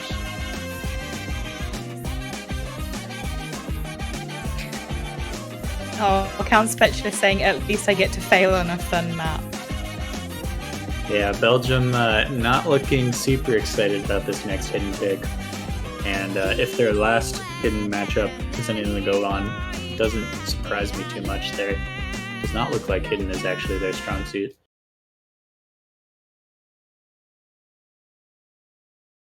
Though I can relate to that a lot. I also would, I would fail almost every song in this pool for sure in hidden. I think I'd have failed a lot of songs in the just in the first pool. Yeah, my hidden performance is just ugh. I don't even like looking at it in local scores, let alone on a world stage. Vinci actually gonna find a early drop there. Spatula and Quentin are going to trade. It's not so much of a big deal before 200. It's if it's just after the 200, then it's going to really, really hurt the score. Yeah, it also definitely hurts if your opponent is at that 200 and you keep missing, because that's longer and longer that you have to build back up to 200 while they're taking that advantage. And that is what we're seeing with Lume right now, where he's above the 200. No one else is. Belgium with a lot of misses, so pretty big score advantage going over to Germany right now. So Vinci's just hit over that 200 mark, so they are going to be getting the maximum amount of score. It seems that a lot of players are struggling a little bit with this song. Yeah, definitely an interesting pick from Germany. Perhaps they knew that their performance wasn't going to be like incredibly strong, but that it would be better than Belgium's. You have to imagine with how well Germany did on hidden the last time, if they're struggling on this map, you would definitely think Belgium would be struggling as well. Yes. And that's the thing with Belgium. They're as a they're very, very good all-round players. So if sometimes it's just a case of what do we feel we would be good at that the other team would be worse at. Yeah. That is for sure, yeah. Germany, very decisive lead right now.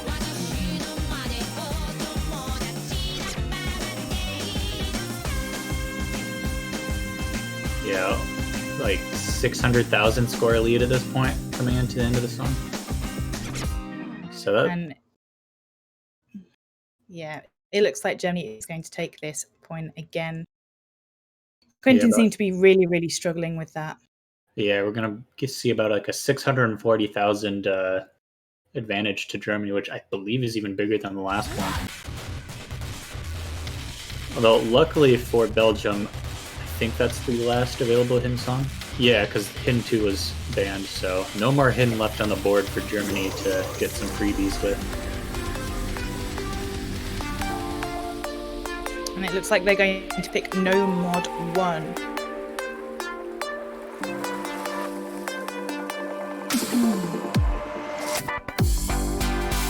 We're switching to our break scene for some reason. Maybe we just have a little bit of a technical difficulty, which it wouldn't be Catch World Cup if there wasn't a little bit of technical difficulty. Technical difficulty while streaming? Never. That's like a trademark of being a streamer, is just running into technical difficulties. It happens. If you don't have technical difficulties when you're streaming, then I think you are probably the luckiest person in the world. Yeah. You have to ask yourself at that point, are you really streaming? Oh wait, no, I'm actually just talking to a camera in my room. I didn't press go live. How does this work? Oh, that would be the worst. Can you imagine doing like a nice 3-hour stream and then you're just like, oh, I didn't press go live. I wonder why no one was chatting to me. Yeah, I thought I just wasn't popular today. So Belgium are going to pick Asking Alexandria at Closure, which is our No Mod 1. Yeah, I believe that's No Mod 1. Which is actually our least picked map. Which I find really surprising because I personally enjoy this map a lot. I played it when it first got ranked. There's another difficulty of this as well that's also pretty fun, so I expected it to be picked quite a bit. It is a 4-minute map though, so... It's a very, very good consistency pick. Yeah, definitely. I think this is definitely one where like you could just practice it for a bit and then be pretty comfortable with it. But I mean, then again, 4 minutes long on the world stage with nerves going and just in general, have to worry about your endurance for an entire match. I guess, yeah, not as surprising that it isn't picked, but I don't know. It'd be one I would pick. Quentin finding a couple of early misses right there. But Vinci also finding.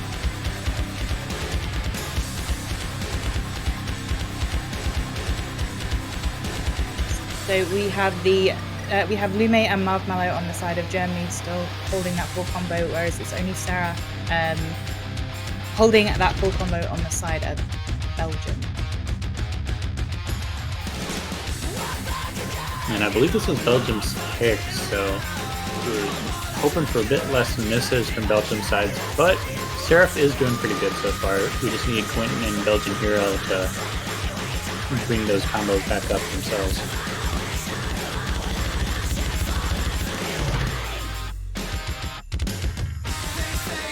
Vinci has recovered, so actually all 3 players in Germany's squad doing pretty well now, well above the 200 combo. Quentin is going to get there. Although he's going to drop, so I've cursed it. Snow's not allowed to talk anymore. You keep cursing Belgium. I'm sorry, Belgium. Take my energy. I'll have to be silent. Alright, I got to curse Germany now, so I got to talk about how Lume and Marvel is still with the full combos. We're getting into a pretty jumpy section here. Definitely very easy to drop on some of these wiggles. We are going to navigate pretty well. Vinci also not finding any new misses yet. not working. Belgian Germany- hero just overdashed that note there and managed to find another miss. Yeah, Germany is just impervious to my curses.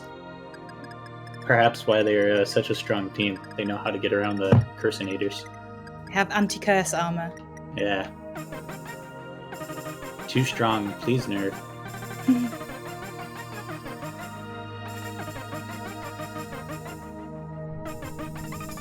About a little less than 250,000 score difference here. About 220,000, I think. Marv and Lumate still holding on to their full combos. Yeah, Seraph as well, actually, though. So, I mean, Belgium has a chance here, but they are going to need to see some misses coming from Germany as we are in the last quarter of the match. Germany not showing any signs of a miss right now, though. They look strong. Yeah.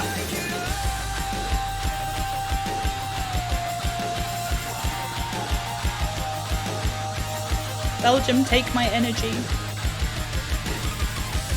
Yeah, Belgium looking pretty decent right now as well. We are going to see a miss from Vinci finally. Although it wasn't one of their full combo players, those two still holding on just strong. And it's not going to be enough for Belgium to come back. No, with how little of the song there is left. Belgium also finding a miss there as well. Yeah, so that's going to seal the fate for Belgium. This is going to be 4-0 Germany. Germany's pick coming up next. But Belgium not lagging too far behind with the exception of the hidden picks. So I think they still have a chance. They just need to fix up some of those misses. Dot the I's, cross the T's, and get a point going. Mm-hmm. Yep, so it was about 247,000 points in between them, but Belgium played very admirably in that one. Yeah, Seraph actually with the full combo. Unfortunately, Marv and Lume also with the full combo kind of cancels that out.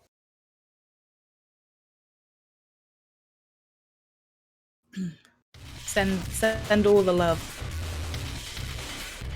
Have to see what Germany goes for now that all the hidden picks are gone. They're going to have to switch it up and try for something different. Sarah says that Quinton owes him a beer.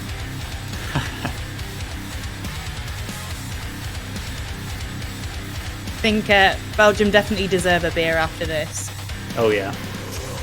And with Seraph getting that FC, which I imagine is what that beer is for, I can say definitely a well-deserved beer. Quentin with the "it is what it is." It is what it is. JBH, can someone owe me a beer, please? No, not allowed. You gotta send JBH his food stipend for the week. Stipend. Hey, I bought him McDonald's last night. He's fine. But did you get him a Happy Meal? Did you get his toy? I did not, unfortunately. He had chicken nuggies. Alright, that's close enough.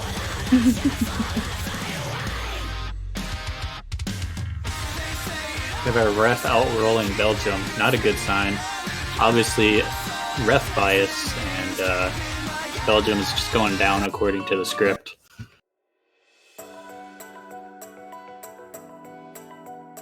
So we're going to see Nomad 2 coming out from Germany. Interesting that they're going to pick Nomad. This is Izanami no Nageki.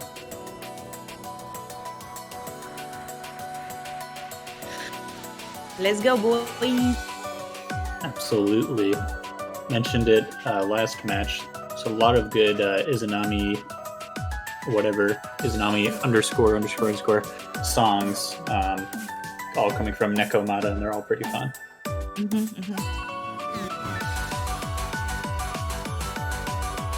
See someone in chat saying this song is Pog. I would agree. Can recommend Izanami's Whale. It's the other song I was referencing earlier, if you enjoy this one. They sound very similar.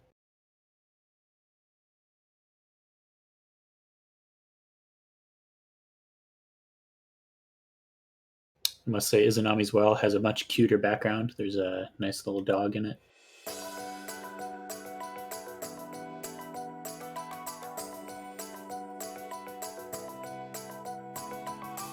Yes, Teth's saying it's comeback time. Oh, absolutely. I would love to see a comeback and a tiebreaker out of Belgium. I mean, they could honestly even shut them down 6-4, but I would imagine Germany can at least get one more point by the end of this.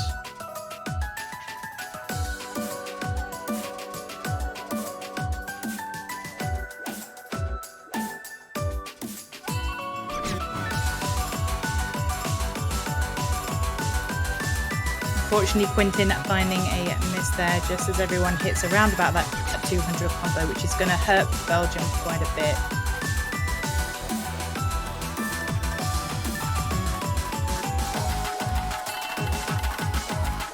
Yeah, the Germany squad, triple-double S. Every time I say triple-double, it reminds me of the triple-double crunch wrap from Taco Bell. Totally not Ned. Not being paid by Taco Bell. I used to be paid by Taco Bell. I actually worked there for 2 years. I've been in the US for over a year and I've never been to Taco Bell. Oh, you have to try it. It's so good. I mean, it's fast food, so it's what you would expect from fast food, but as far as fast food goes, it's good. So Seraph will be finding some more misses, and it looks like Lume playing on their own.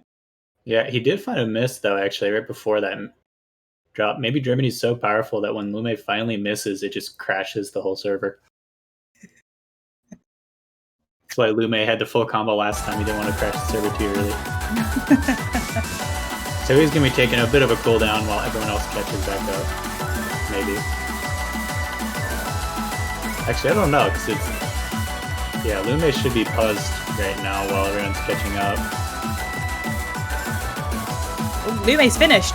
Alright, yeah. Lume said, I'm not waiting for you guys. See you later. I'm done. Yeah. He had to pee really bad, so he's like, I'm finishing and I'm out of here. I'll see you guys later. Marmello taking the slow but steady race to the end. So it looks like Germany will take this as well with a point lead rather, of about 232,000 points. Yep, Marmello finally finishing out with, I believe, a full combo. Yep. Mm-hmm. So we're going to see 2 full combos from Germany against 0 from Belgium. They've chosen DT1! Oh. Meow meow. Meow meow! Everybody get your cat spam in chat. This is like Kero's hat. Yeah, it's like the cat version. It's like cat versus frog. I'll throw some of my cats in chat myself. I know Puffbuck loves that emote.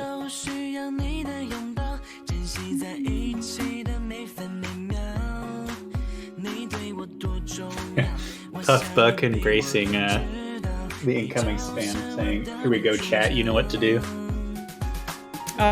Quintin, it's for the fans. Thanks for making our CWC so enjoyable. We appreciate your support a lot. Aww. That's so lovely. Belgium going out on a banger, quite possibly.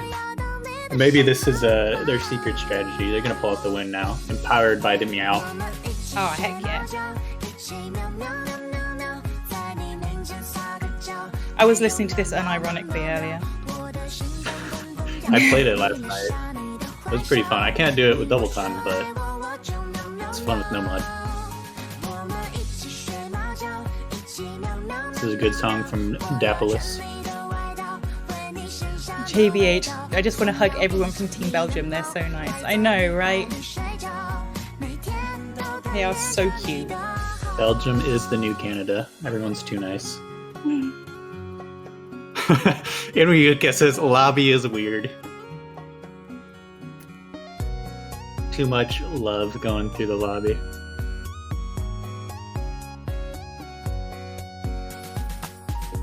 Or perhaps someone's bugged out. Looks like there might be a 4v3 right now.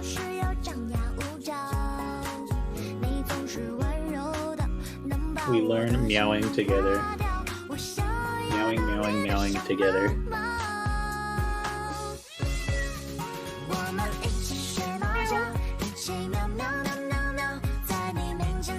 I can't help but sing along. It's too cute.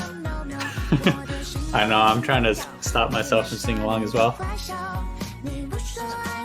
I can assure you my singing is not something you want to hear. Their strategy is being too cute, so the opponent unconsciously plays worse. Yes, they're going to be too distracted by the cat and singing along. Belgium's actually going to sneak a point here.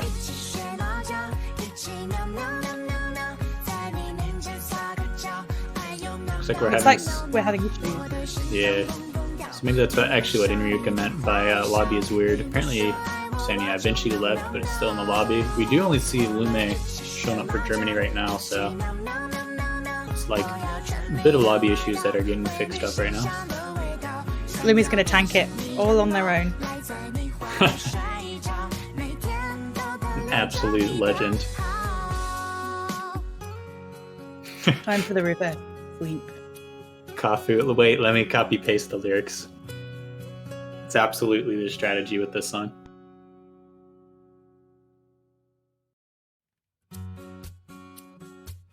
You know when it comes up, when literally there is just a spam wall of text. Yeah, and Mad C6 in the chat saying of all lobbies to wait in, this is the best one. I would agree. This is the one song we all want to be hanging out with. The conclusion to the Frog versus Cat War is that they all become friends and started a band. Perfect. Perfect. Got Walter blaming German internet. When in doubt, blame German internet or Polish internet. It's fine, it's fine. Alright, looks like everybody is going to be ready. That we're going to see Lume, Vinci, and Enryuka. Not to be confused with Enryoka. Everyone give your energy to Belgium. Give them all your love. I'm drinking coffee right now in support of Kafu. Told me his nickname in a different server is Coffee with a K. Yeah. So yeah, we're gonna have Quentin, Seraph, and Kofu in for the Belgium squad, and let's hope they can pull off something crazy.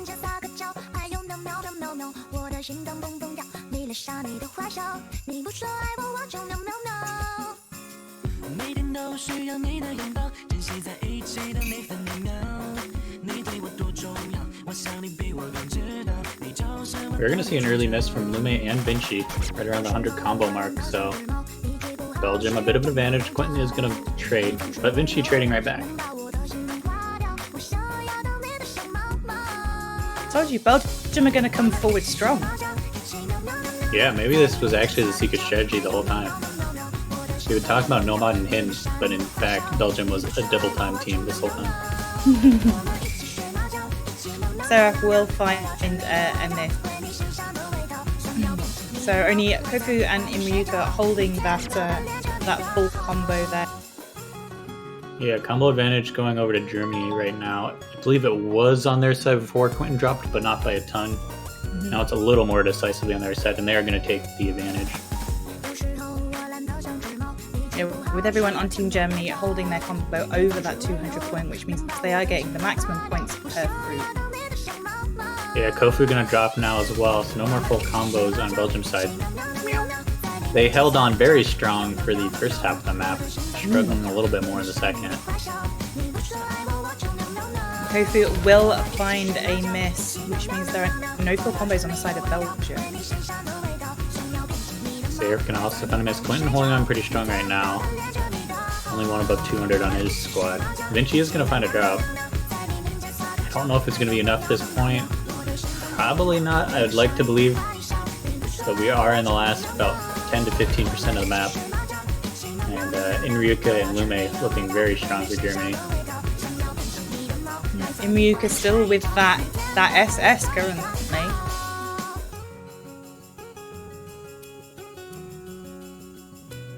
Yeah, it definitely looks like Lume and Enryuka were prepared to play this song at some point.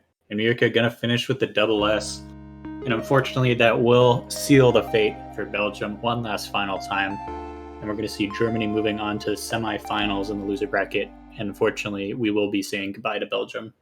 But an absolutely amazing wonderful. Round of applause to Belgium for how far they've come in the competition. You've done yourselves very, very proud, and you should be very, very, very proud of everything you've achieved. Oh, absolutely. A unseeded team making it to the quarterfinals, top 8 in the world. Extremely impressive, to say the least. And yeah, I think even in this match, they didn't score any points, but they did pretty well. They came pretty close a number of times. And overall, yeah, just very strong performance. And a massive well done to Germany for making it through, making it forward. Yeah, so we are going to see Germany going on to the semifinals.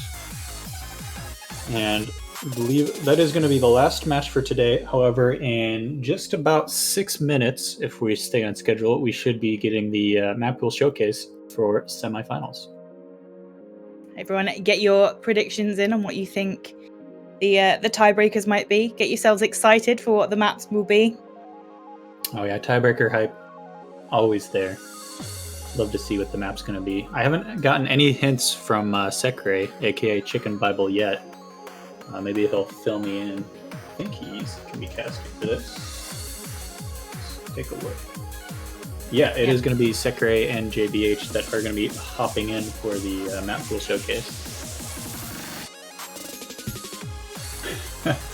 I love our schedule. So we used, for the Map Pool Showcase, we used to put Map Pool selectors versus Twitch chat. And then for this one, we have Philippines mappers versus other mappers. As we have seen, there has been quite a bit of Philippines maps so far in these map pools.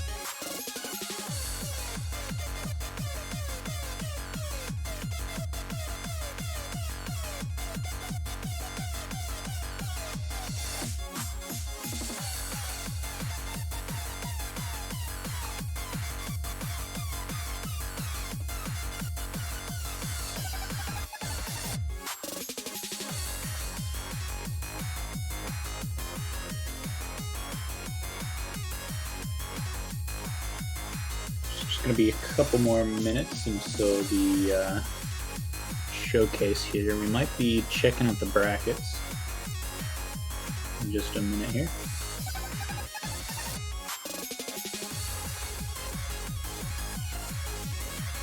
Until then, we can jam out to some of this good featured music by Jinkiha.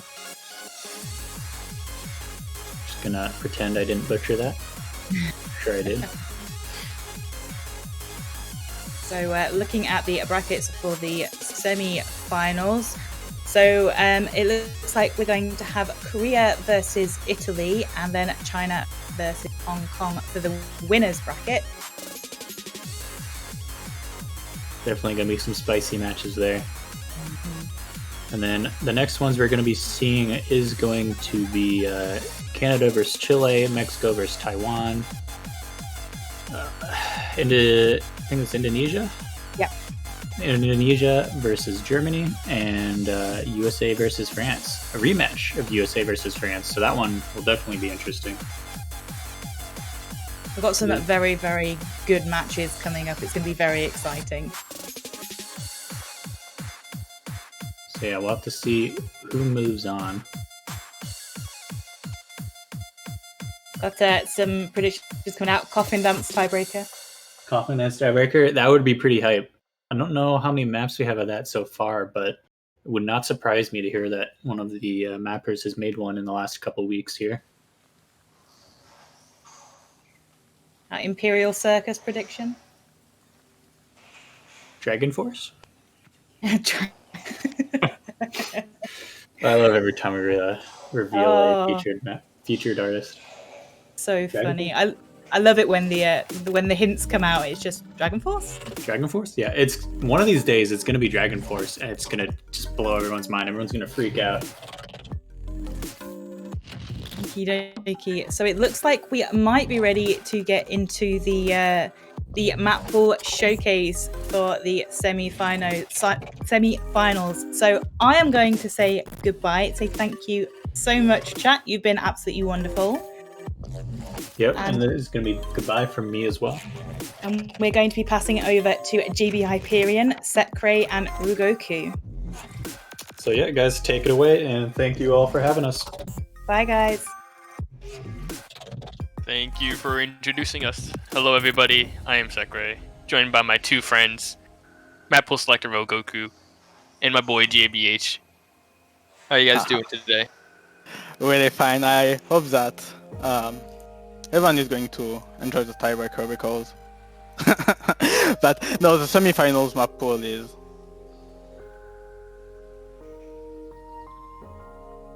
Looks like we got a little bit of a static on Rogoku's end, so hopefully we'll try and get that fixed. But yeah, I'm your boy. I'm Sekrai's boy. Hell yeah, you're how my cool boy. is that? But yeah, it's Map Pool Showcase time. Semi-finals. Pool's getting super tricky, super spicy right now. Yep. I'm looking forward to some very interesting participation from all of our remaining teams. 12 teams remaining. Let's see what they got to look forward to very soon. Oh yeah. Honestly, I think last round's map pool pretty good overall. Wouldn't you agree? I thought it was very interesting. Yeah, there was quite a lot that was very interesting, much more varied than we've seen, which the map pool selectors were definitely saying that was something they were trying to get fixed. So hopefully that continues. I think last week a lot of the people were saying a little bit easy on that side. So here we go. Gonna be bringing you a little bit of a step up in difficulty. We got PH Mapper Jamesu. We got DVP by Pup. Brand new features artist too. Only I think a few weeks old, if I'm correct.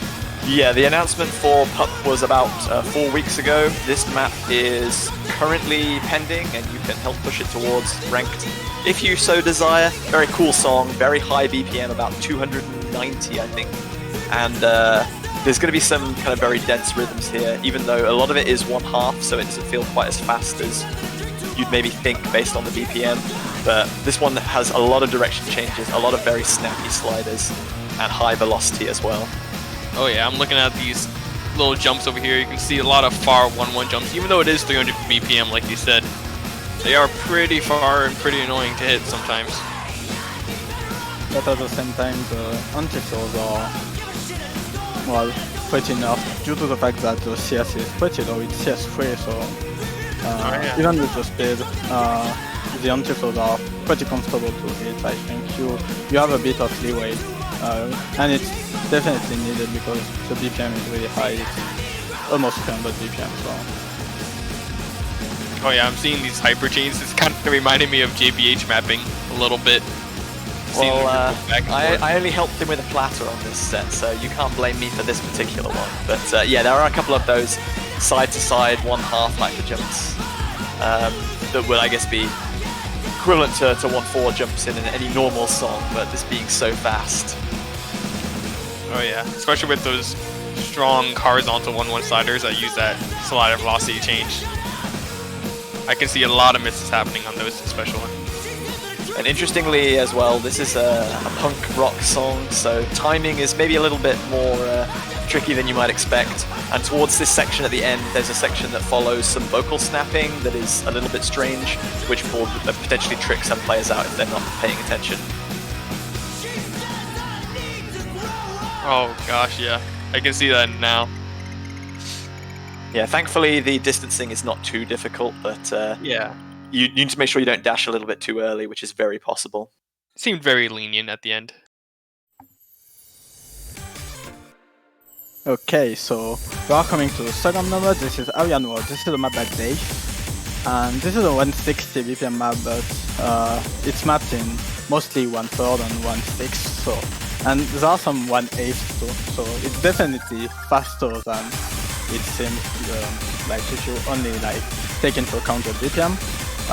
This is mostly a map where people are going to be tested on their anti-flows and their ability to actually either wiggle or be really good at positioning, because there are some little triangles that are pretty hard. I don't know how do you wiggle them, but apparently Ken is pretty strong, so he's able to wiggle them. You can also like position them. In the first part it's pretty easy to position them, and it's the second half of the map is becoming pretty hard because they are becoming higher and higher spaced. So this is not an easy map though. Yeah, I saw those first little triples and I was like, why are you wiggling this, Ken? I would always instinctively just stand still and hope I hit them. Also, it's pretty hard to accuracy if you wiggle them, because if you wiggle them, if you don't wiggle them, you're not really in the exact rhythm of the like following slider, so it's really easy to miss a drop that. I almost have hit this with like 99.2% accuracy, so it's really easy to miss a bunch of droplets on this map. I can see people trying to wiggle these patterns even if they don't need to, just to keep moving at the same rhythm and avoid kind of dropping out of the BPM and the snapping. Exactly. But the map is pretty short, it's a bit under 2 minutes, so maybe this is going to be a popular pick. This is the kind of pick that you see in the like beginning of the match, because this is a good pick to like get into the groove of playing a match against your opponent, I think. I can see it definitely being picked by some of the stronger teams into what they feel as the weaker teams, because this map looks a lot difficult than it usually is in this round. So for the fun no mode, we have our consistency no mode. This is I.O. Shikaishi Hime Kazari. This is a map by Spectator. This is a pretty old map by Spectator, like 2 or 3 years ago, I think. This map lasts 4 minutes and 2 seconds, so this is definitely a consistency pick because the pick is pretty long. Most of the distances and the jumps on this map are pretty high, so people need to be aware of that, but at the same time, because it's a consistency pick, it may be a bit easier than DVP or Avian Road that we saw for the last 2 nomads, so this might be a pick that the weaker team in the opposite might want to pick in order to play on the nerves of their opponents. Yeah, I kind of agree. It looks like it's pretty standard from what you would normally expect out of a spectator map. Yeah. Kind of 200 BPM. The only thing that is a little bit different is the AR 9.7, which is pretty high for a Nomad. This is pretty high. Yeah. Well, we saw DVP actually coming in at an approach rate 9.8 of the first pick. So, I mean, with 296 BPM, then an approach rate that high is kind of fitting. Yeah, on this one, you really feel the fact that the approach rate is a bit higher than normal, because this is 210 BPM, so this is quite fast still, but you might expect something like 9.6 or 9.5 for this kind of BPM, and you really feel that the map is pretty fast. But because there are some jumps and the map is pretty like highly distance snapped, it's not that hard to follow the rhythm. There are no sections that are especially tricky to read, so I don't think this is going to be the main point of difficulty. I saw a little bit of a tricky section that had a lot of 1/4 anti-flows. It had 2 1/4 anti-flows back to back. That looked a little bit hard, especially for players possibly coming into this thinking that it's an easier pick. Yeah, this looks like one of those picks that doesn't have many huge difficulty spikes, but is just consistently difficult throughout. You can see we're halfway through and we're already approaching 1,000 combo right now. So single misses are not going to be hugely punishing for players on either team. But anyone who can maintain that kind of big combo for a long period is potentially going to give their team a huge early advantage that they can rely on later when things start to get stamina draining. Exactly.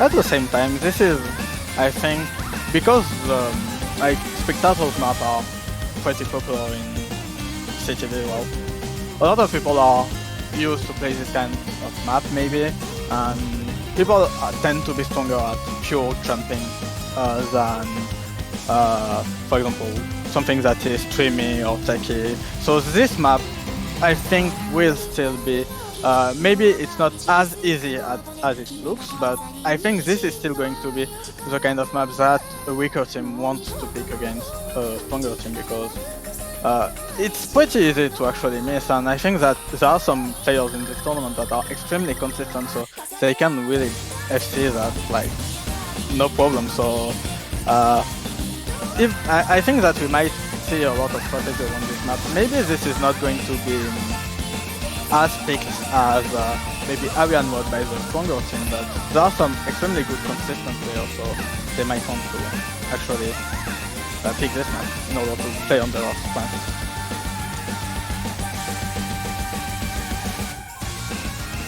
I actually see a lot of hyper dashes coming in at the end. Yeah, the hyper dash bag had just a few left in it, so we'll sprinkle, liberally sprinkle some hyper dashes in at the end there. Very intense ending, befitting of a song like this. And yeah, that one's going to be No Mod 3 closed out. So for the fourth nomad, we have, as always, our gimmicker pick. This is the Shuttle Time by FD Flowrate. This is a map that is CS5 and AR 8.8, so this is going to be extremely tricky to read and to play, only based on the stats. But in general, the map is also pretty hard because there are a lot of jumps that are higher with a pretty tight distance and a lot also of anti-flows. You see some patterns that you don't really see in your standard CTB maps that are ranked, and this is mostly reminiscent maybe of a mix of maybe an old convert and an old specific. There are some patterns that you don't really see every day, like, and I think this is pretty fitting for a gimmick pick because, well, not only the map is hard to read, but the patterns are pretty hard to play. Also, this map is pretty hard to hack.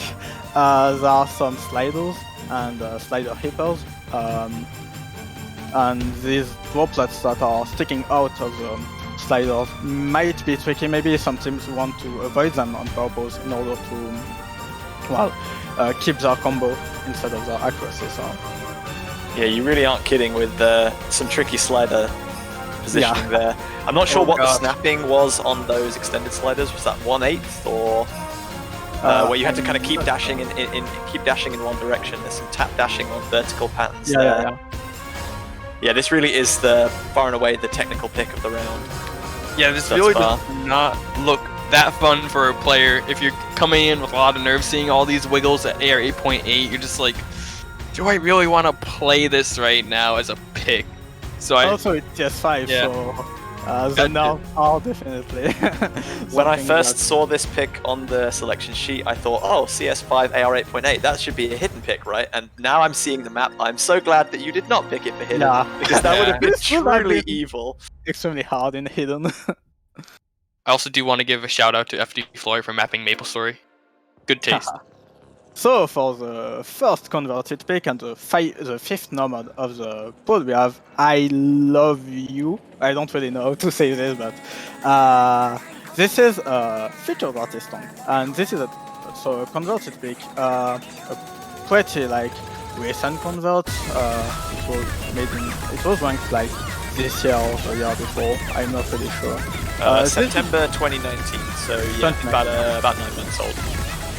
This is a pretty comfortable map, but the difficulty of the map is that it's pretty dense, even at 200 BPM and AR 9.4. It's still pretty dense. All of the patterns seems extremely stretched in the horizontal axis, so there are some patterns that are extremely tricky to read, and also you need to be extremely wary of the sudden difficulty spikes.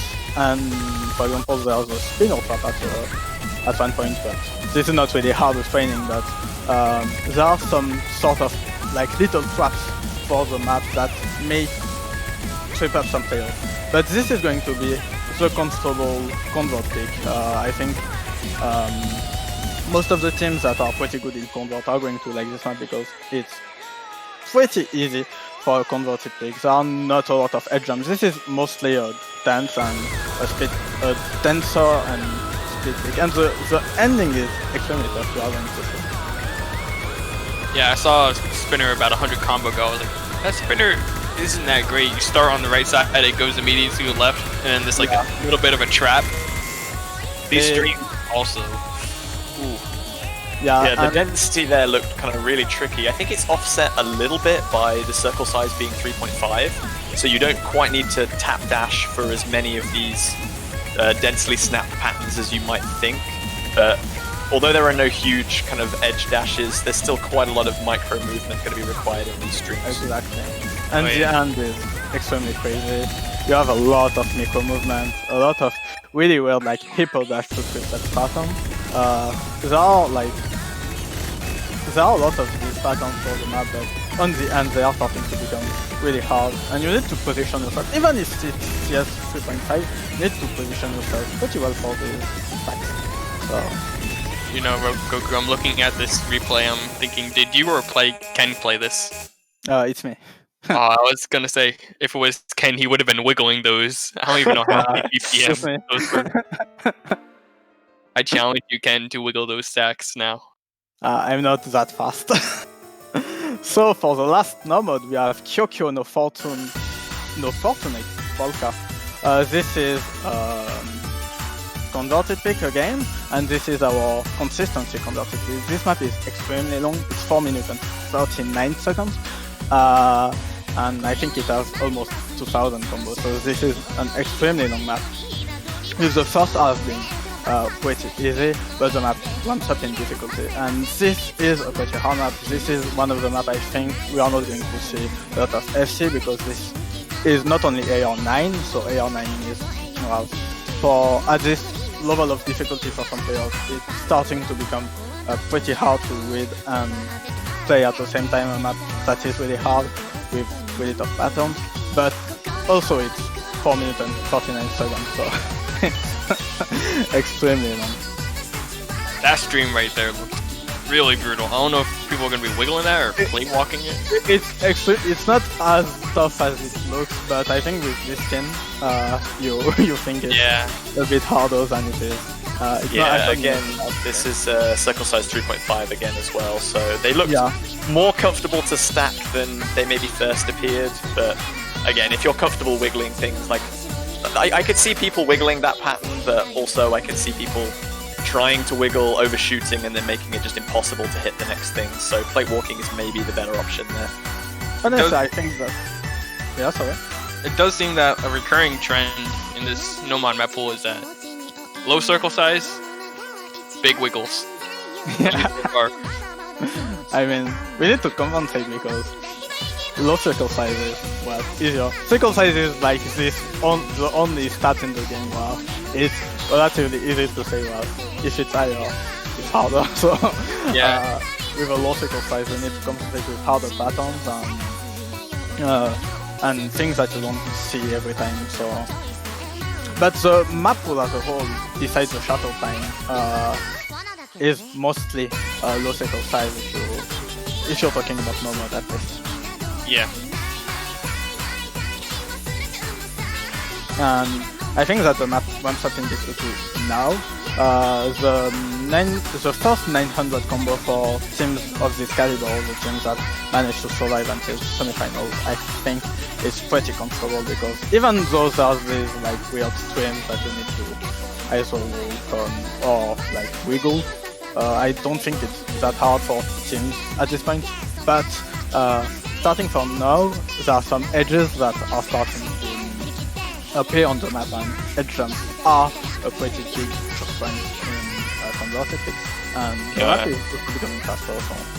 I saw a lot of edge jumps before and after those weird slider shapes, and I think it's going to be very, like, not easy, but it's going to be much easier for people to just ignore droplets entirely on some of those sections in order to maintain combo. Because following the slider precisely might put you at an extreme disadvantage for catching the upcoming fruit if there happens to be an edge dash there. Exactly. Another thing is, I'm not sure if we've mentioned it, but usually with these converted maps, you would see the AR being a little bit higher. In this one, it is AR9, so it is on the lower end by quite a bit. Similar to, I think it was Treason from last round. Treason was 9.2, I think, but it's definitely on the lower end. You expect it to be a little bit higher, but it being this low is a little bit off-putting for some players, I'd assume. But still, this is not, because the map is not really dense. I think it's not as bad. It's not as bad as it was, for example, DVP in AR9, but still those patterns, because some of these patterns are really stretched. Horizontally, sometimes with sliders, for example, you can have trouble like calculating the distance at this kind of AR. I think that AR9 is still comfortable for a lot of players, even though it's true that the standard is mostly becoming 9.3. I think that for this kind of map, AR9 seems to be fitting for a lot of players. So. Am I imagining things, or did the song speed up ever so slightly towards the end there? Yeah, a bit. Is there a little bit of a BPM change? That could easily catch people out on a map that long. So, we are coming into the best mode. This is Off-Brand, a map by Crowley. This is an AR 8.6 CS5 map, so sorry Crowley, because I know you wanted to play a Crowley map in Hidden. This is the low AR map of this pool, and this map is hard. This is pretty hard. It's CS5, so this is the first difficulty because CS5 is harder with Hidden. CS is one of those things that Hidden is making a bit harder, and the AR is 8.6, and the map is full of wiggles, so you need to be in rhythm, and most of the wiggles on this map requires you to dash, so you really need to be on rhythm on this kind of pick. Oh yeah, this looks, even just the first 300 or so combos, this looks so brutal. I can't imagine really playing this in a murder match. Thank God I don't play it. I think that people were thinking that Hidden was a bit of an easier pool. It's true that we were a bit soft on the previous round, so we tried to ramp up in difficulty and pick a really hard lawyer Hidden that is most likely going to be perma-picked, I guess, by every team in the tournament. No, I'm joking. But the map is extremely fun, though. Honestly, it follows the music pretty well. So if you're used to this kind of rhythm, it's pretty hard. It's pretty easy to actually FC. It took me one try to FC the map, so it's not that tough. And also a lot of the really hard parts are in TI mode, so you can wait a little on the bottom side of your screen if you have trouble playing these kind of wiggles with Hidden. Yeah, that's true. It does make it a little bit easier at least. Okay, so sight read FCable, nobody needs to practice this map, okay? Yeah, okay. Lexi, I'm calling for you to FC this sight read. If you don't FC it, I disown you. No pressure. So for the second Hidden, it's a bit of a different approach. It's in Talent Shredder by Spectator. This is an extremely old map. This is a 2012 map. And this is not really the same Spectator as the Spectator in normal. You are going to see that this map is featuring patterns that you do not see anymore in CTB mapping because they are considered, they do not abide by ranking criteria, firstly. But secondly, this kind of map is mostly reminiscent of a converted pick with some anti-flow sliders. At the same time, it's AR9, so it's easier to read, I guess, than Off-Brand, for example. But the map is still extremely old and based around mostly vertical patterns, which are not something that we see anymore, and some sort, I guess you can call them stealth, but these are more like triple anti-flow sliders instead of stealth. So I find it interesting that you said approach rate 9 would be easier to read, considering this is 280 BPM and lots of kind of vertical tap dashing 1/4 patterns. I think some people maybe disagree with you on that one. Yeah, but I mean, it depends on what kind of player you are, but I think that AR9, even on this kind of, people, when they play Hidden, if they are not Hidden main, they tend to play Hidden starting from AR9, so maybe they are more used to this kind of stuff. And even though it's 280 BPM, it's not like the map is filled with extremely tough streams, so there are some patterns that are hard to read, but I don't think that reading is pure reading is going to be the main difficulty. This is mostly the patterns. You need to know how to play these patterns with Hidden because it's true that they are pretty tricky. And I mean, you don't really see them on other maps, so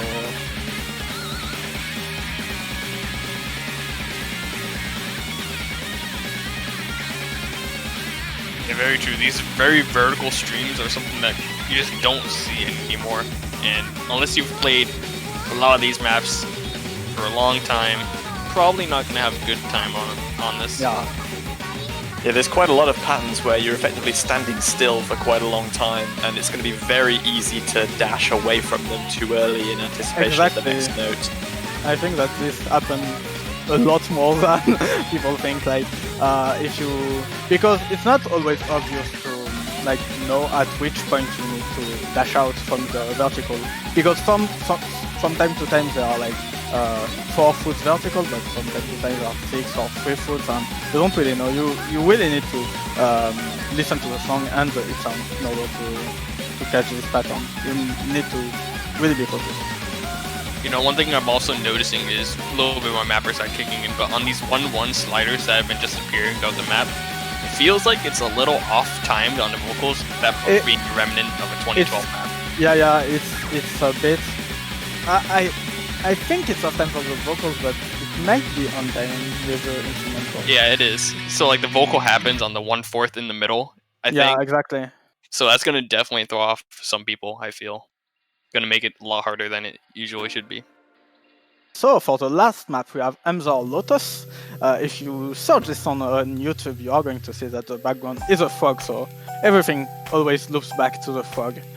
This is an CS 5.3 and AR 9.2 map. These are stats that you don't really see a lot, CS 5.3 especially. This is a map that does not require a lot of movements, but every single movement is going to matter because this is a micro movement map, and at this CS with Hidden it's pretty tough, especially since it's a techie song, what I call a techie song. It's pretty hard to know when you need to dash. You have these foot into hyper into foot patterns, which are pretty tough to actually time in Hidden, especially on the converted pick, because they do not follow the standard like twice points that you might notice on the music in general. But the map is extremely fun. I think this is going, if there's a hidden pick that is going to be popular, it might be this one, even though it's CS 5.3 and it's pretty hard to play. Yeah, this one definitely caters to the non-hidden players of the pool, I'd say. It's more so based on, can you hit these patterns just in general, I think. But it's still, I think it's a bit harder with hidden because these are still micro movements, so these are one of the patterns that are easier to miss if you can't read hidden, because from time to time you can like under dash or over dash, especially since every single one of these dash are extremely small. It's easy to like maybe not even see that you need to dash. You might think that you can work some of these patterns, especially in the beginning. There are some patterns that you strangely need to dash, and it's going to be, I think, maybe a popular pick for teams that are weaker with hidden, but they know that they are better on this kind of map, so they might want to pick this one. The map is pretty short though, so it's under 2 minutes.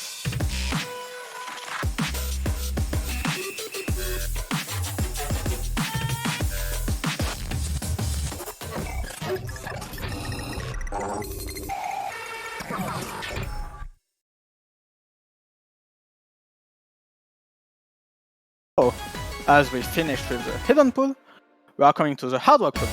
Hard rock pool is the first map, which is BS Power Explosion.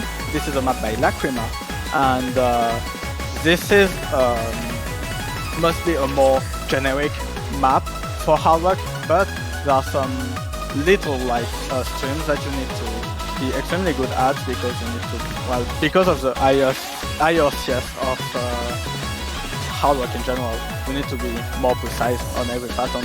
But also there are some patterns that are pretty tough to read, especially because there are some big sliders, and after each of the big sliders there's a jump. The jump might or might not be close to the catcher and the position of the last foot, so you need to maybe memorize the position of the next foot, because it's going to be pretty tough, especially in the first big slider item. But this is not really a memorization map. This is mostly a specific, standard specific hard rock pick.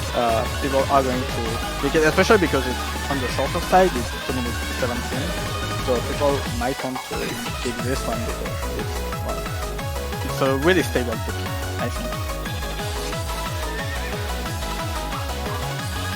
Yeah, very new map being brought to the pending section about 3 months ago. Fairly comfortable and clean for the most part, as is very commonly seen in Lacrima's style.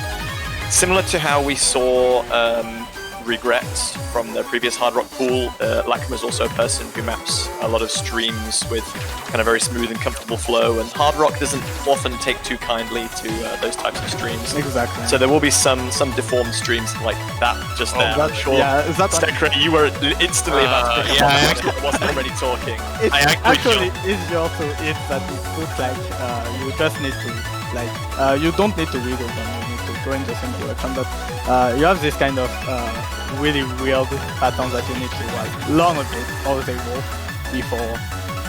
before playing them, because it's mostly a harder thing, I guess. Yeah, when I was first seeing this map in like the first 1,000 combo, I was like, oh, this kind of seems like a cleaner version of Solos. But then I saw a little bit of the ending where there's 2 parts. It's actually not that hard to hit. I even made Ken, who doesn't really read AR10, hit this. So. For the second hard rock, we have Magical Musical Master.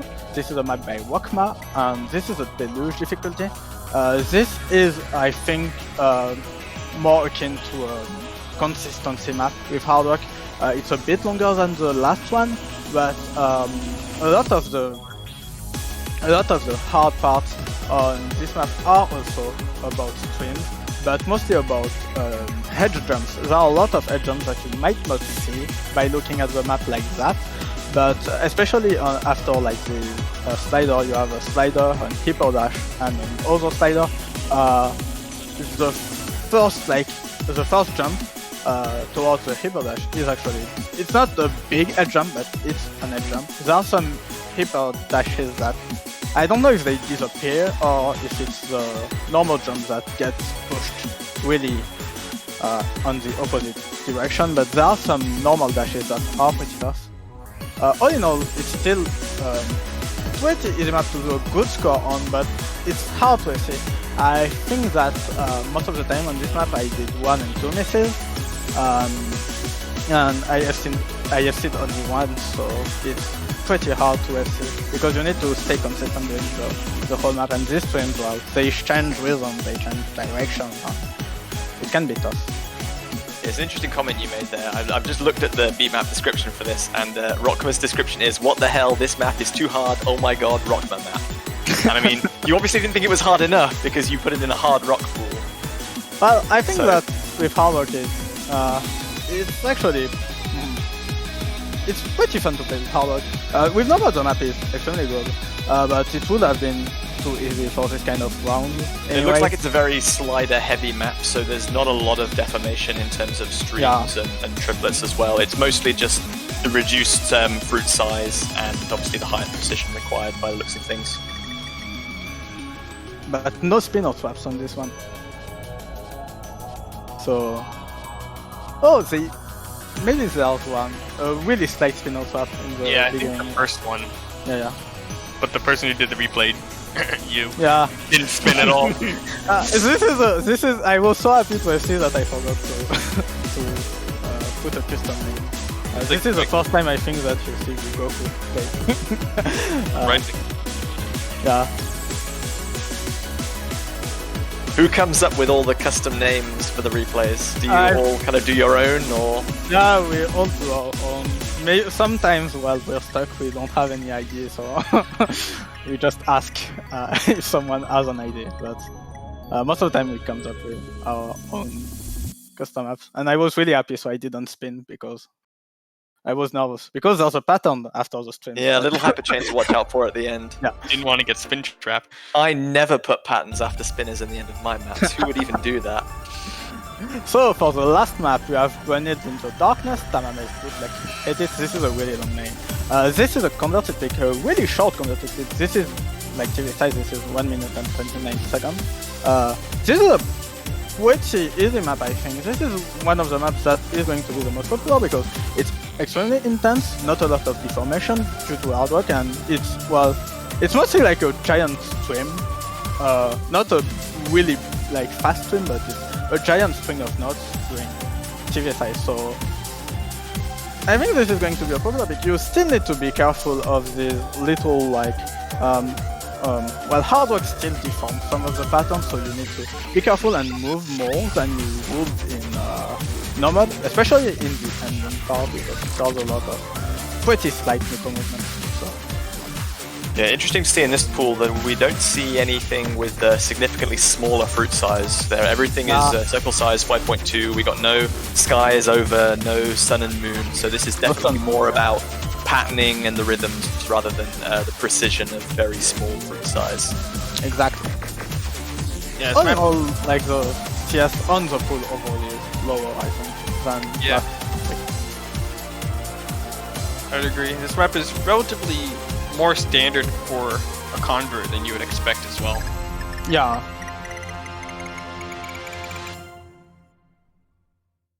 And it's already over, so this Just map like that. really goes fast. Yeah. It's really, really fast. As we are coming to double time with WTF. This is a map by Hyperion, GB Hyperion. Sorry, I have trouble with letters in English. I'm sorry. Yeah, I'm going to tell you Hyperion. That's fine. This is an AR 8.5 pick with a really pretty small CS. This is a CS 3.2 map, but this map is pretty tough. This is one of the maps I had the hardest time, I think. The first half of the map is a pretty good warm-up for what's going to come. On the last TI, this is mostly a technical pick with DT, so you need to be extremely precise, even though it's CS 3.2. Because there's a lot of anti-flows and, dash distances that are tighter than most range. So, also the reason is, yeah, the BPM of this one without double time is quite low at about 128. So a lot of the rhythm is very 1-4 intensive, and there's also a lot of quarter distance tap dashing as well, which becomes pretty tricky at the 190 BPM that this works out with when double time has been added. Exactly, yeah. But the map really ramps up in difficulty. The first half of the map is honestly not that bad, but starting from the second half, the patterns, you need to be extremely fast to catch some of them. Not because they are extremely fast by themselves, but because there are a lot of direction changes and slight movements that you need to do. Yeah, a lot of these patterns are a little reminiscent of Pepe from last round. Like those little wiggles that you had at the 200 combo mark. But it is obviously a lot more difficult because it happens pretty much everywhere. And wow, imagine placing notes after a spinner. I know! I said I would never do this, but I did it about 3 times in a row on this one pick. Yeah. So for the second map, people are going or not going to be happy because this is our first AR9 plus DT pick. This is Zetsubo no Fushi by Nelly. And this is an AR9 pick. I think that this is something that a lot of people are afraid of because they cannot read this AR. This is AR 10.3 if I'm not mistaken. And there are a lot of players that are trouble reading this kind of AR. However, the map by itself is pretty easy. This map is pretty flowy. It's long, so maybe people that are not people that are not able to read this kind of AR might have trouble because the map is so long. But on 75% of the map, this map is extremely flowy, so you really just need to be in rhythm. But there are some some change in timing that and some streams that might be a bit harder to hit for some players. Yeah, there was a time when Senya used to be a staple in the double time pool, making Yeah. his first appearance in CWC this year. As you said, approach rate 10.3 with DT and 3 minutes in length. This is going to be a pretty draining reading test for anyone who is not a speed junkie. I mean, for Senya plus DT, most of the time tends to be a converted pick, but this time it's a specific pick. And also AR9, Senya's plus DT tends to be also AR8, but this is an AR9 Senya specific. This is different, I guess, than the usual Senya picks that we see in tournaments. Yeah, I believe there's actually quite a few DTFCs on this map. A lot of players. Yeah, there's a lot. Well. Maybe like 20 DTFC, I think. Quite flowy overall, and not too many huge 1/2 dash distances as well. So, with the final DT, this is a converted pick. This is Toa no Maigo. Some people might know this map from OWC, but this is the converted pick. This is AR 8.2, so this is the lower AR pick from the DT pool, but because this is a lower AR pick, well, this might be one of the toughest picks to FC. This is a pick that is not... I think that during the previous pools, we tended to pick maps that were based on stream and micro movements for the DT converted pick. This one is mostly based around overall jumping and overall consistency. This is a pretty tough map to FC. I think there's only one FC by one page, but this is really fun to play with DT. This is a map that is almost made for DT because I don't know, it feels really good to play with DT. These patterns are pretty solid, but because this is a converted pick, the distances can be a bit tough, and you need to be pretty precise on every anti-flow, because else you are going to miss the slide, the tail of the slide or the, I don't know. There are a lot of choke points on this map. Yeah, although it is very jump heavy as a converted difficulty, there is quite a lot of micro movement, as you can see there, right? Repetitive balancing, little streams. Some of the half streams can be stacked, some of them you got to move just ever so slightly for. And I think the difference between micro moving in the little streams and then the big 1/2 dash distances, kind of going from low momentum to high momentum, is going to be a real key skill here. Exactly.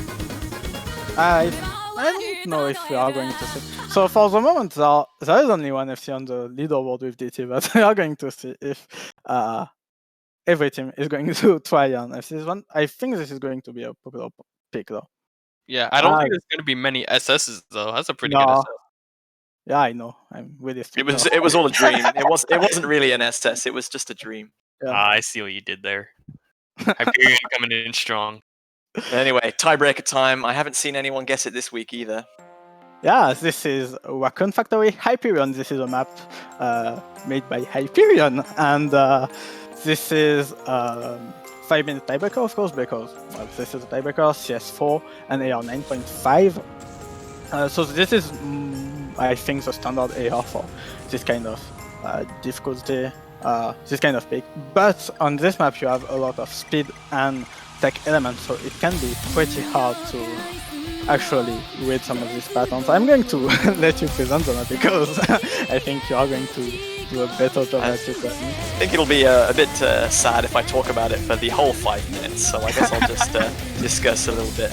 There's a very calm kind of introduction period with just some 1-1 and 1/2 distances, a spinner, and then we build into obviously more intense sections. The map is mostly built around streaming and also a lot of strong 1/2 dash distances as well. And it's going to build up into a lot of more intense sections later on with some very kind of high density and also a lot more strange slider shapes and very snappy transitions as well. Yeah, also I think that the music is changing throughout the map, and on, for example, near the 1500 combo map, you have some sort of really streamy part, because the map is becoming fast, but there are some times where the map is mostly based around doublets and The map is really changing. It was pretty hard to FC actually. It took me quite a long time, but it was extremely fun to play for the time I tried to to FC the map. What do you mean? You're not playing this. I see JP Hyperion playing this. Oh, sorry, yeah. I didn't know how good I was at the game until I just practiced this map over and over again. Yeah, this is a really fun game. I think that one for the players that are able to play this kind of map like really well, and they want to go for an FC in tournament, one key spot to actually look for is this spot at 900 combo and the spot at the faster stream spot at 1600 combo, because this is quite a bit faster than the rest of the map, so it's easy to miss. Especially the aftermath of the stream is easy to miss. Yeah, there's a guitar solo coming up after this Ki section, and then two very kind of interesting high slider velocity sections that have slightly weird snapping that can definitely catch people out. So I'll be interested to see how Sekra's reaction is to that one if this is the first time you're seeing this map. Oh boy, I can't wait, honestly. The music is really good though. Yeah, so we have a little breakdown section here after that second Ki with some little DJ scratching going on, some odd snapping, and then we come into a more intense section with a guitar solo and a kind of token death stream that is obviously required for such a map.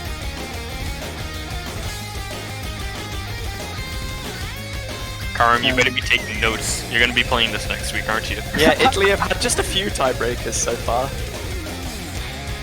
So this is a fast stream section, so it's not easy to miss most of my misses.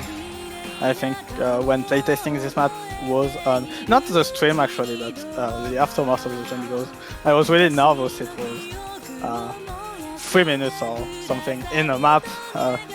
You see a big stream and you just missed after because it's hard. But yeah. There's a little like break time, I guess.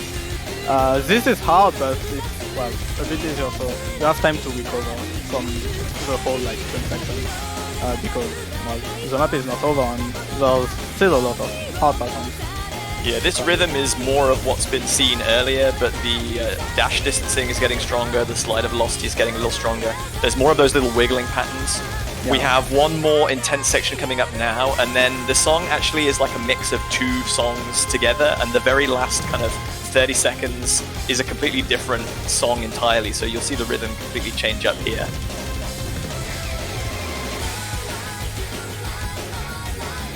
So now there's much more of an emphasis on 1/2 dash distancing and really big spacing back to back, and much less in the way of streamy patterns.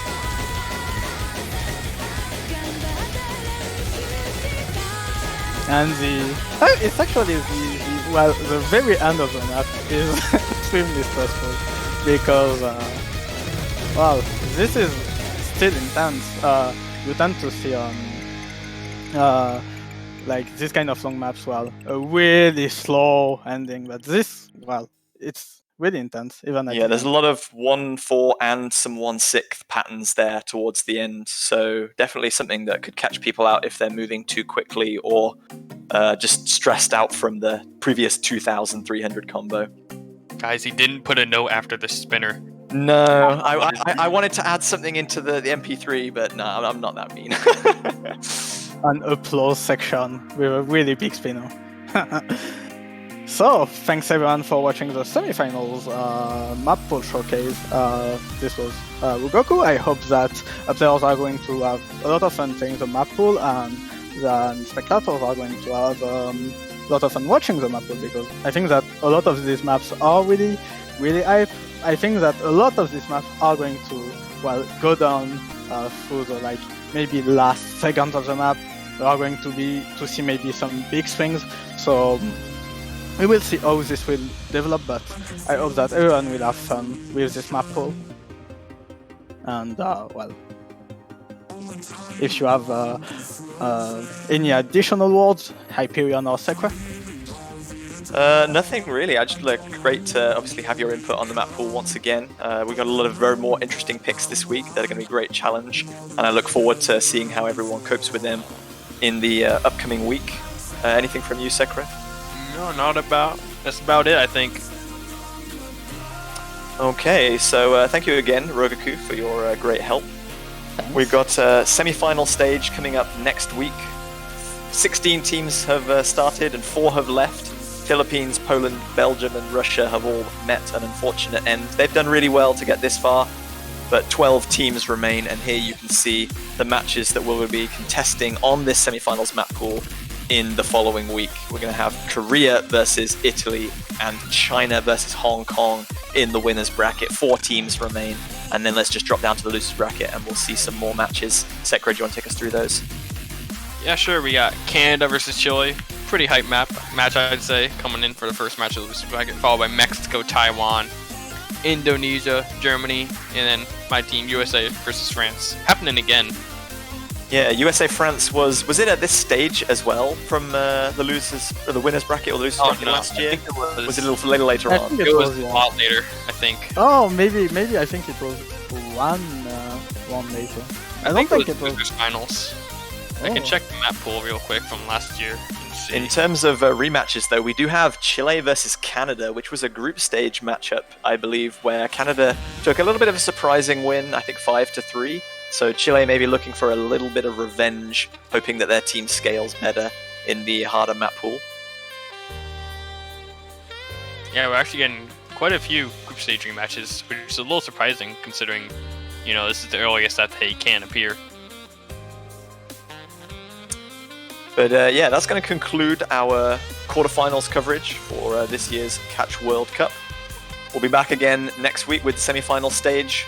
Do stay tuned to the OsLive channel to get notified of when we go live, and also follow us on Twitter as well to get more updates on when matches are taking place. Schedules will be out as soon as we're able to bring them to you. But otherwise, it's going to be thank you very much from myself and the rest of the commentators and streaming team. And thank you, obviously, massive thanks to everyone who turned out in the Twitch chat for supporting your teams, discussing the matches and the pools. Hope you've had a great weekend and are looking forward to more great matches next weekend. We'll see you all very, very soon.